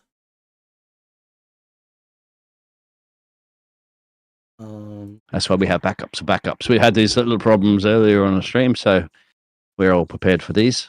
Indeed. So, apologies for the slightly less than ideal quality stream for a couple of minutes. Well, we got the quiz anyway, so live race fan for the commentators. It's just showing the. Actually, it's just showing. Like Brad, your camera is just showing my favorite part of Zolder. On the racetrack. Just after turn 7, the void. We found the door to the Shadow Realm. Oh my gosh. So, picture round of the pub quiz will return very shortly. Don't you worry. Guess the elbow. It gives you extra time to think about whose elbow that was on your screen. Does indeed. Ladies and gentlemen, forgive me for about half a second. I have to have the session password. And I can't get the session password while I am sharing. We'll give it to you, sir. Did you try your birthday? Here, I've got it. You're good. Yeah, you got it? Okay, thank you. Yep. That good old upload packet loss. Yeah, I would like to not DOS the stream. Yeah, no. We don't want people just randomly coming into the race. It's not Le Mans. Just, well, we all know about that one. Yeah. Certainly Max does as well. All right. So, guess the elbow's there. Oh no. Yep. So, did everybody make a note of that first one? Whoever saw the first one, just think about who it was. You'll get it back up on screen in a minute, and you'll be able to put your answer into the chat before we move on to number 2. Remember, first one, whoever gets all 4 correct will get praise and admiration and a shout out on the stream. And that is about the best we can offer. So thank you. Jar of Vegemite. Yeah, we can't really offer much else. No. It's all for a bit of fun. Vegemite, that's for sure going to be it. Costs too much to ship from Australia, unfortunately, overseas. $5 Vegemite will end up costing you like $60 to send it overseas. You can get Vegemite on Amazon in the US. That's true, you can. Actually, I have ordered it before. Hello, Craig Jones. Good morning, or Guten Morgen. If I Guten Morgen. Right, Nicholas. Guten Tag. Or is it morning at the moment, Nicholas, or is it afternoon? Oh, it's morning. It's 8:25 a.m. Oh, guten Morgen. Moin Moin. Alles fit im Schritt, alles los in der Hose. Yeah, don't worry about it. When you read the a little think back to the past earlier, did you actually translate it for yourself all in German and read it in German? Oh no! I just ran it with a horrendously stereotypical German accent. Oh, would you translate it and read it all in German? Oh, sure. Why Did not? we want to have a look at this this 069 machine because we can quite see it properly? You said that's got the kitchen sink on the front, right? Yeah, it looks like a kitchen The sink. fizzle. Is it the fizzle dizzle? Like this is the Clogs Piped Racing team. Chris Scar's piloting this machine at the moment, and yes, well, it's got the A team on the side, and a few other things that we won't mention on stream. Well, there's the barcode too, if you just want to capture it. My if you want to iRacing is not wanting to load back into the sim. close your iRacing UI and then reopen it again. Oh, we're in. Okay, we are good. Have you tried turning it off and on again? I have indeed. Biggles, I am no longer on your stream, sir. So okay, no problems. Yep, good. We are back going live, and guess who is in the car? Oh, boss, shh, quiet. Oh, what are you talking about? Boss is watching now. Oh, yeah, Mr. JP is back with us. Well, it is time though for pub quiz picture round. We did show the first elbow of Guess the Elbow for the picture round. Yeah, we need to show it again for anyone who missed it. It's back up in case you needed a second look at that elbow. So, Guess the Elbow round 1 is up. Yep. Answers need to be going into the chat. I will give. We will keep track of who answers. Yeah, absolutely. We've had a wonderful time tonight, JP. Yeah, it's been power phenomenal. hour. I hope James got some good rest.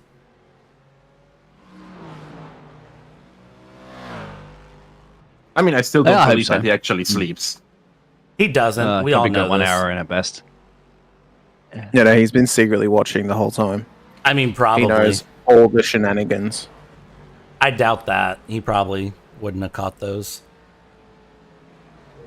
There were some good shenanigans, not gonna lie. Have you got the elbow yet? Come on in the chat. No one's answered it yet. Maybe it's just going to be a pub quiz for Nicholas and Dean at this point. Honestly, it kind of sounds like it. Yeah. All right, so am I going to elbow 2 or? No, we'll reveal who this is first, so Dean and Nicholas can give their guesses. Well, it's a sim race, I don't think it's a sim. I think it's not a comment. I think maybe a commentator. Interesting. Do we have any guesses to throw out? Some white tooth elbow. No. I don't. Sorry. Anybody? Nicholas? Brad? Sim race. Sim racer. Yeah, that's a difficult one. I'm not very good with recognizing random body parts of people I barely see. Just solve it, please. Yeah, you'll have to give us one. So, I'm very disappointed that you did not get this correct, gentlemen. This is the man we're broadcasting for. It's Jimmy Broadbent. Really? Yep. Excellent. Oh. Sorry, Jimmy. I didn't see the reflection of the pink hair on your elbow. From Ezra Gelderman. That's easy. I know this one. Yep. That is Max Verstappen. Guaranteed.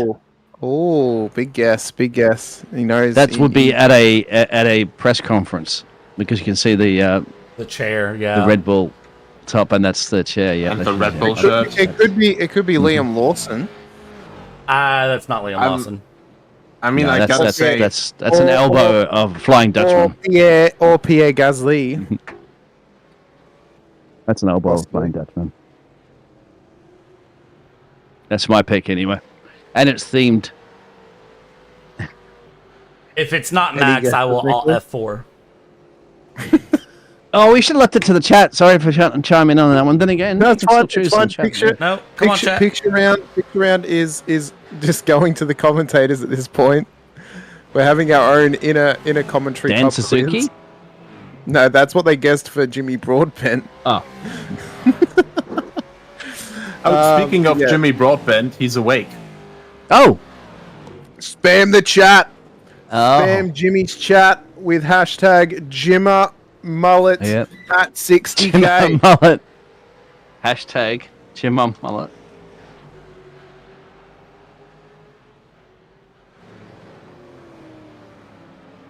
And this is where we 60K. forget about the elbows. Yep. This is where we momentarily forget about guess the elbow. However, someone will have to update He's going to be me. like, he's just waking up going, what? And he's very close to his forfeit right now anyway. Could it? Yep, there you go. So Sauerkraut out there has said, Sauerkraut, Crud. Could it be Max Verstappen? Yeah. My guess Okay. is. Well, Some the type of correct Daytona answer Ricardo. is Max Verstappen. Whoa! It is Max Verstappen's elbow. Good job. Oh, good job. All right, let's get elbow number 3 up then here as the sun is rising. Okay, first off, you couldn't have given me a better quality picture of an elbow. This was the best you could give me. Yep. Oh, yeah, I know who it is. That's, No, I don't know who it is. Well, I could have gone with something of a Mercedes driver, but I don't think so, because I think it might be somebody that's racing in this event, or at least a part of it. The low res makes it harder. That's not a Mercedes Oh racing dear God! suit either. He did actually see the mullet at 60k, and with a very faint "No more, please, chat." This is a man who has been beaten and broken. The poor guy. Yeah. Well, probably he's just waking up, so probably don't throw that at him just yet. We'll give him let it So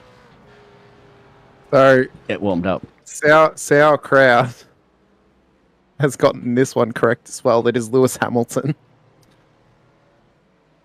It was It Lewis is Hamilton. It's from a video that they did where they were explaining the seating position by sitting between 2 tires on YouTube. It is Lewis Hamilton's elbow. I thought it was a Mercedes, but I didn't confirm with that one. I barely recognized his elbow, you know, with David Croft exploding in the background at any sheer mention, or, you know, Lewis Hamilton just taking a step forward and, you know, him just exploding in enthusiasm. This one's difficult, I will admit. This is definitely the hardest elbow to guess. Well, there's a Red Bull wing in the background, so it makes me question if it's a commentator or Oh, not. Adrian Newey. That's what I'm There you going go. for. That's my guess. Interesting. Yeah, because I wonder what it's the chat's not gonna say. it doesn't look like a racing. It looks like somebody a little bit more elderly and wisely, and of course Adrian Newey in the maybe because Wrong he was angle to racing. recognize an elbow. You're the bloody one who set this challenge up. No, that's what Sauerkraut said. They said wrong angle to recognize an elbow. You know, an elbow is not just the edge; it's also the inner elbow as well. I kind of thought Will Buxton for a second. I'm not gonna lie, and then I was like, no, that's No, Will would have his sleeves usually up a little bit more, Yeah, and he's got yeah. Things on. And his... he'd definitely this is have the way that beaded wristbands on as well. Yeah, exactly. This is the kind of way if you look at God, I can't I remember did who I said not. before. Yeah. I clicked on him and he spun. Get out. That's on you. Oh, Hello, bloody James. hey. Welcome to the pub quiz and welcome to Picture Round. Can you guess this elbow? Boss, yes.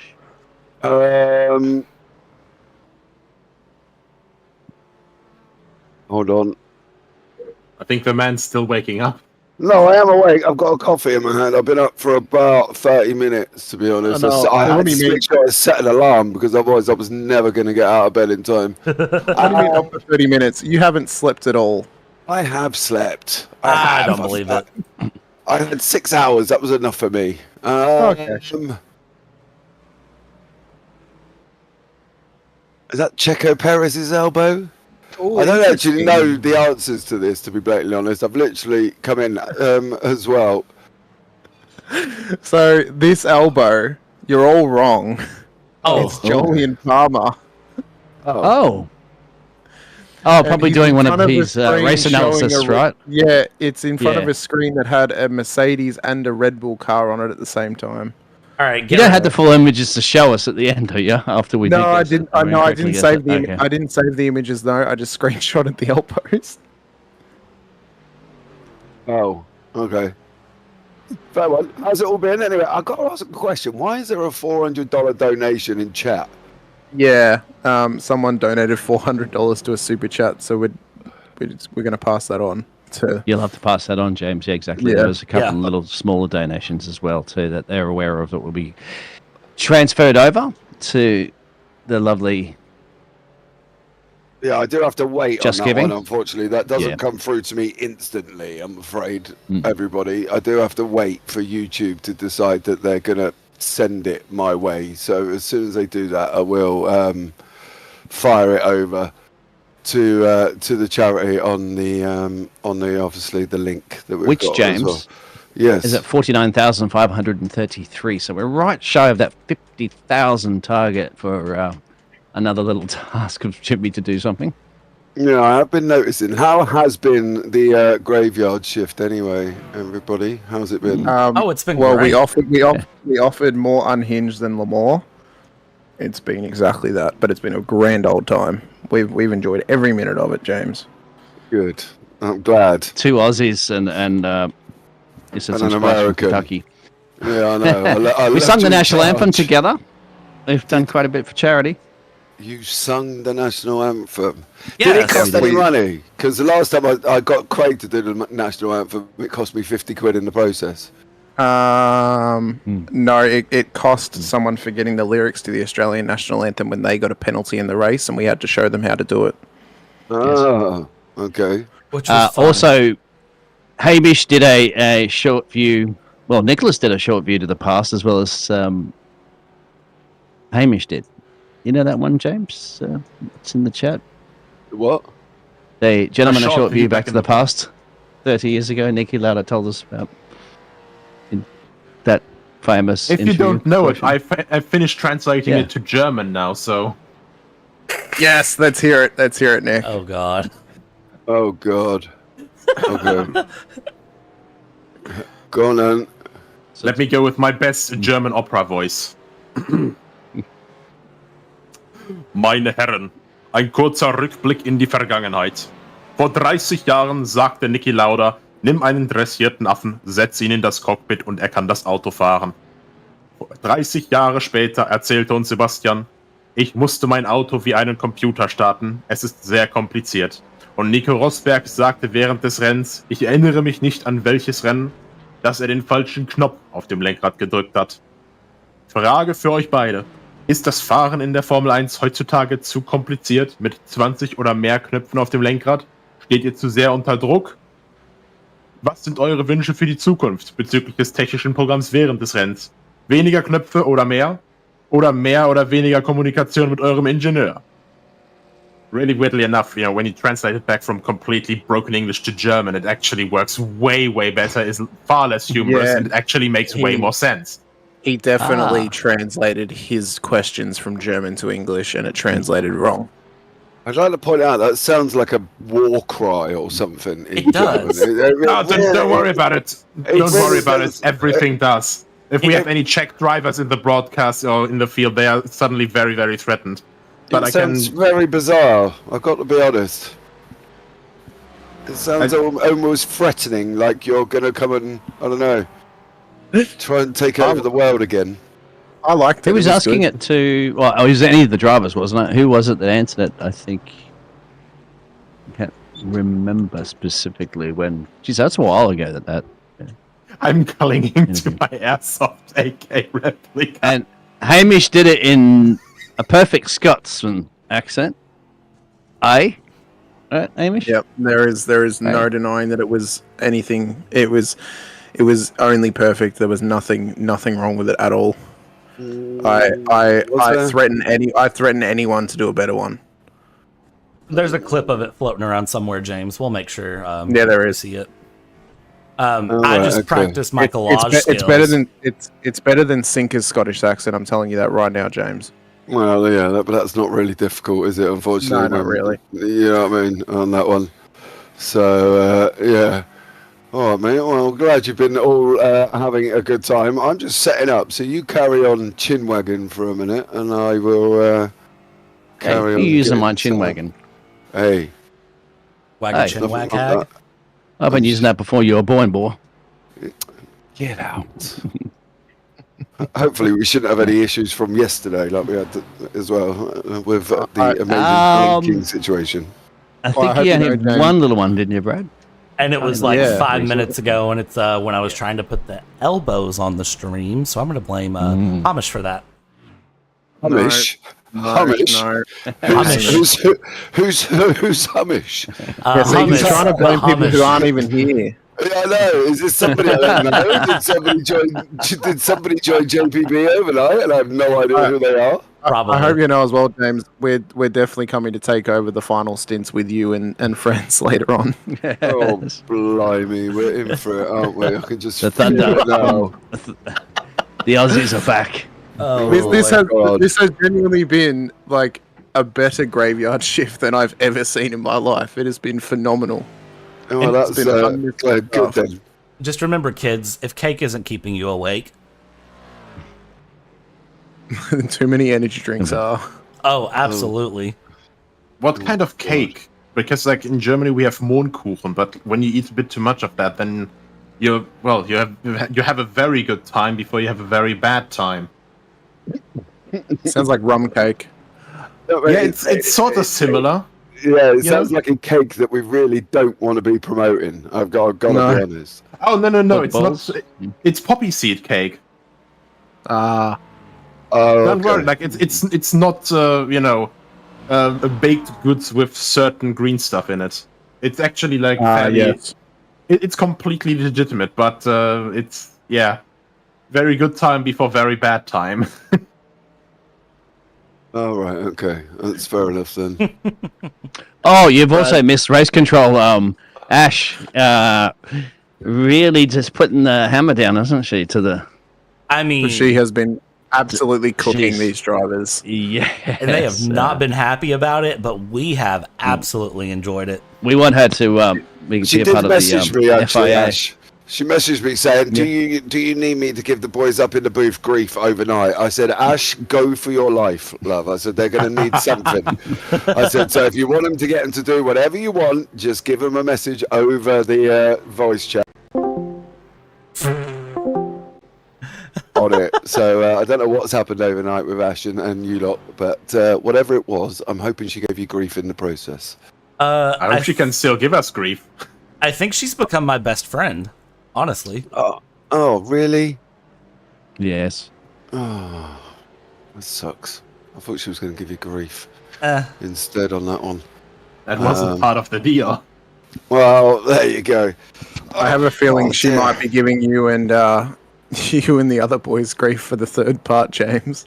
Yeah, probably, to be blatantly honest. How far, who have we got coming up? Obviously, me and Nico are here. Nico was here very early, bless him. Bit early there, mate. I read the commentator sheet, our schedule sheet in European time. So 900 IQ. Oh right, you consider it as big black letters that says all times are in GMT at the bottom. Yeah, the bottom. That's the small printed stuff because for me everything is small because I'm not wearing my glasses. It's small, but it's there written in massive letters. Okay. It's also because it wasn't written there in German, so then he didn't have to mentally translate it. Yeah, exactly. Okay. I don't speak English, so this doesn't mean anything to me. Yeah, we got Alex coming in as well. Paul's coming in. So yeah, if everybody's around for the end, you might as well all come in and we can all depart and say goodbye together. Yeah, I'll be back. and sing. I'll be back after safety cars. After supercars, I promise. No, that's cool. No dramas. You better, mate, because we got football, meat pies, kangaroos, and Holden cars. I can't promise with all certainty that I'm awake because I don't know how long it's going to take me to crash from this Red Bull and energy drink and caffeinated pop beverages, soda pops that I have consumed throughout the day to be awake to 3 a.m. Eastern Standard Time. That's soft drinks in Australia, all right? Yeah. That's soft drinks are translating for you. Yep. No, you know, I feel most nights, Bradley, when I'm up till 3, 4, 5 o'clock in the morning. Yeah, but you love it. Yeah, he doesn't sleep. That's normal. And you don't, Brad.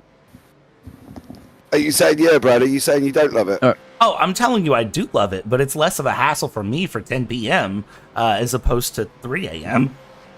Well, you know how you fix it, Brad? More Red Bull. I was gonna He'll never sleep then. I was gonna give a Lamar answer, but I can't do that. James is here now. Gentlemen, I'm going to depart. So, Bradley, thank you very much. Off as well for 5 minutes, and then while we transfer over to the next one, which we'll do in about 10 minutes' time. So I will be back also very shortly as well. So just enjoy yourself. I've run out of coffee already, so I've got to go make another one. Yep. Okay, boys, we can play up again. The bosses can be gone. Yay. Yep. All right. Look, if you don't think at any see you point later I've on. watched this overnight, Dean Beals, you must be crazy. Hey, it's just been the graveyard see them, shift. did he? We've just had fun overnight. That's all there is to it. Well, that's the best part about it is the graveyard shift. You can pretty much get away with whatever you like. To be brutally honest. Well, because we have to keep the people entertained somehow, plus ourselves. Yeah. I mean, Yeah. YouTube has been fun. YouTube chat's been very interactive. All 150 people in YouTube chat have been quite fun to, go back and forth with. It's been some very, very fun conversations. Nice. All right, mate. Hey, Well, we got listen, boys, I'll be back in 2 seconds. Right. One. So, what are they? We're just waiting for race controls asking a driver if they would choose what they would like to choose. I can't remember which that one is. Anyway, gentlemen, I do have to go. Hamish, it's a pleasure, mate. Aussie. Nicholas, Aussie. hopefully we'll chat to you guys a little bit later on if you're coming back, of course. And Brad, if you manage to come back. I got a Sunday roast to eat, so Yeah. thanks, guys. I'll be around that later on. Take it easy, Biggles. See you, mate. Yep. See, I'll just keep everything up. See you guys. Yeah. It's always good to see Biggles. He's always fun to work with, and always Absolutely. makes things entertaining. So good to have Biggles around for the fun for a bit. As we are getting into the sunrise portion here of this race for mental health, number 6th year in a row we do this, and I'll tell you what, the sun's come up and the racing has started to heat up a little bit. Those things surely can't be correlated, right? Everyone survived the night, and now the sun's coming up. You can start to see a little bit better, and all of a sudden, gaps are starting to close. Things are starting to push. We're starting to see the effects of the night come in here, guys. Other than beyond just what's been, a fun graveyard shift here. You got some drivers that are pushing pretty hard here as we go through. We're watching the battle right now for P4 in the GT4 class between Holden and Wild as they continue along. And, well, now traffic becomes an issue, and let's just make things a little crazy out of nowhere. Yeah, I mean, the sunrise is really going to test these drivers as well, but it's also a good opportunity for us to start talking through some of these liveries, Brad, as well, because we've been waiting to dish out our top 10 liveries, and I mean, can we really look past this Muppets livery of, surely this is in the top 10. It's just a complete meme at this point. Kermit the AMG. Yep. It's top 10, no questions asked, and that is where we're going to start with it. Yeah, I think for sure. I think as well, can we really look past both the Shark Dwellers cars in P1 and P2 at the moment? I mean, they are complete brain rot memes for William Chadwick and Alexei Nezov as Holland is under pressure from lap traffic and behind him. He's got Matty Wild chasing him down further back. You can see him in the other Porsche in the number 23. This is the 74 directly behind him at this stage. That 74 car's Benji Tran. He's back in P40 overall. There's Matty Wild in the green Porsche GT4 car. He's got that everything but the kitchen sink supercar behind him coming past. The team names are something else as well. Yeah. They're so fun, though. You gotta wonder how they came up with it. I don't know. Yeah, That car's actually leading the way. I know with the Muppets racing car, those guys basically, they just named themselves with, we are not taking this seriously, or well, seriously to a certain degree, but we're a bunch of Muppets, so they went with Kermit the Frog. I'm just always disappointed, that if they would enter a second car, they should make it a Porsche and make it, Pink Pig, Miss Piggy livery. That or make it a Sesame Street car. Have the Muppets and Sesame Street together. Big Bird. Make it the WM4. Oh, yes. The biggest of birds.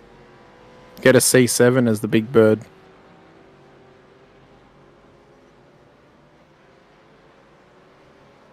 Wild and Holden, they're the only two cars on lap 594 together. Three drivers in behind are all on lap 593. The leader has ticked over 600 laps for the GT4 class. They currently have 4 laps, or about 3 laps in hand, over Blake Reynolds in P2 in the Aston Martin in the 42 car at this stage. So GT4s are heating up. Battle for the lead will really come down to how many safety cars can we get. Do they have enough money in their pocket to donate to get themselves a wave around? We'll have to wait and see. Or possibly a mistake being made as one of the Porsches has just gone off in the background there, avoiding some of the supercars. You asked about money for safety cars, and as soon as Jimmy Broadbent is conscious enough to recognize where they're at in the race, it's a wave around for the number 87 immediately. So we're now under safety car conditions because a certain Doug Henson racing car has been granted permission to get a wave around and dives directly into the pits for what I'm going to imagine is going to be a repair of... it's not a smiling, grinning car. It's got a smirk, isn't it? It is. But I'd say they'd fix that. It looks like the victory grin of Rocky Balboa at the end of the movie. It really does, doesn't it? Wow. He's taken a beating, but he's still here. Also, Mr. Broadbent has now passed the next mark. We're over 50,000. Oh, we are too. So, yeah, the next forfeit is incoming. And, it's his missus is going to drive. No.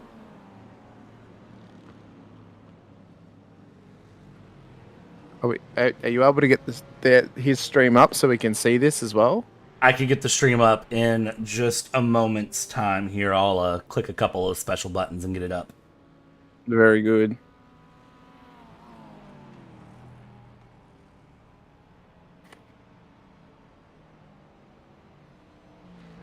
All right, let's see here.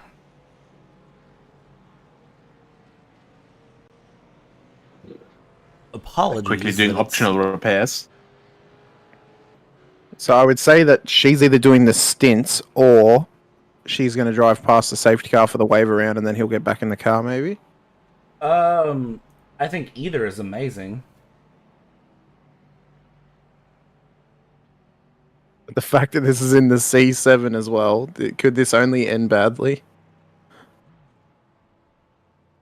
No, this ends amazing. I think she's actually got some qualities behind the wheel. Oh, she's definitely better than Jimmer. I mean, it doesn't take too much, does it? Over the pit blend line, that's another drive-through penalty. Wow. All right, well, we've got it pulled up here. Let's see how this one ends.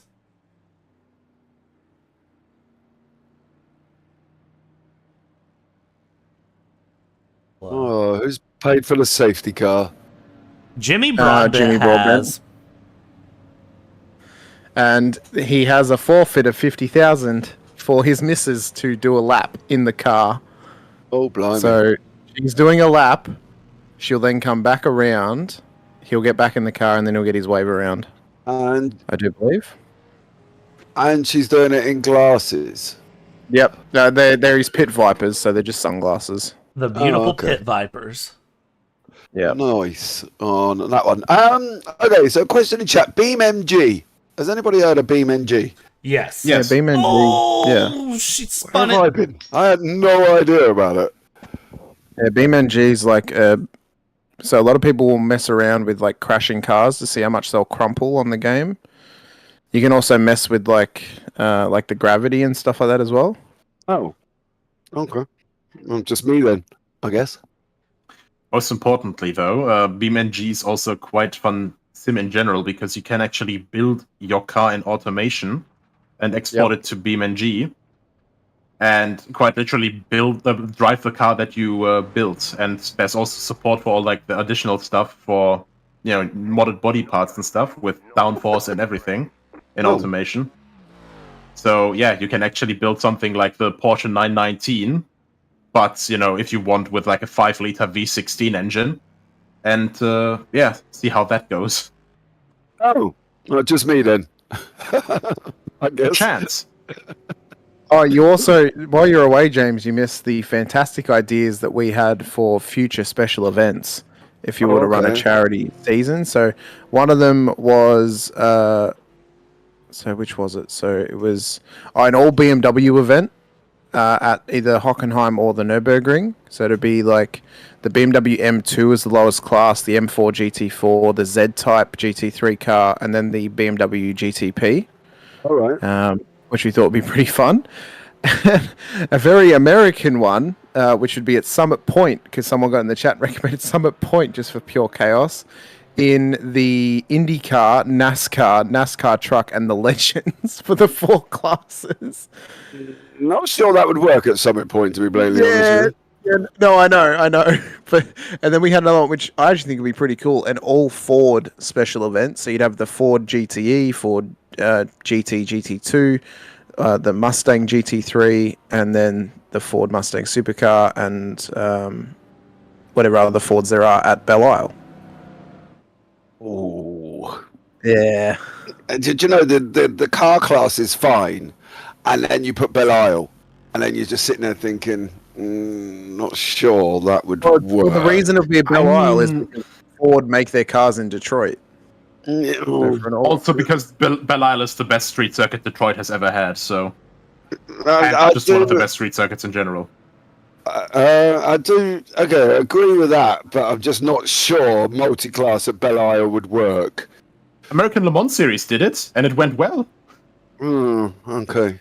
The good old days. Yeah. All right. Okay. Right. Let's. I'll tell you what. While they're under safety car and they're going under the safety car still for another lap or so, we'll change it over to part 3, guys, as well. So I'll jump over onto part 3. We will be live on there within 5 minutes. So I'll wait for Brad to play the outro, and then, guys, we will be back very shortly.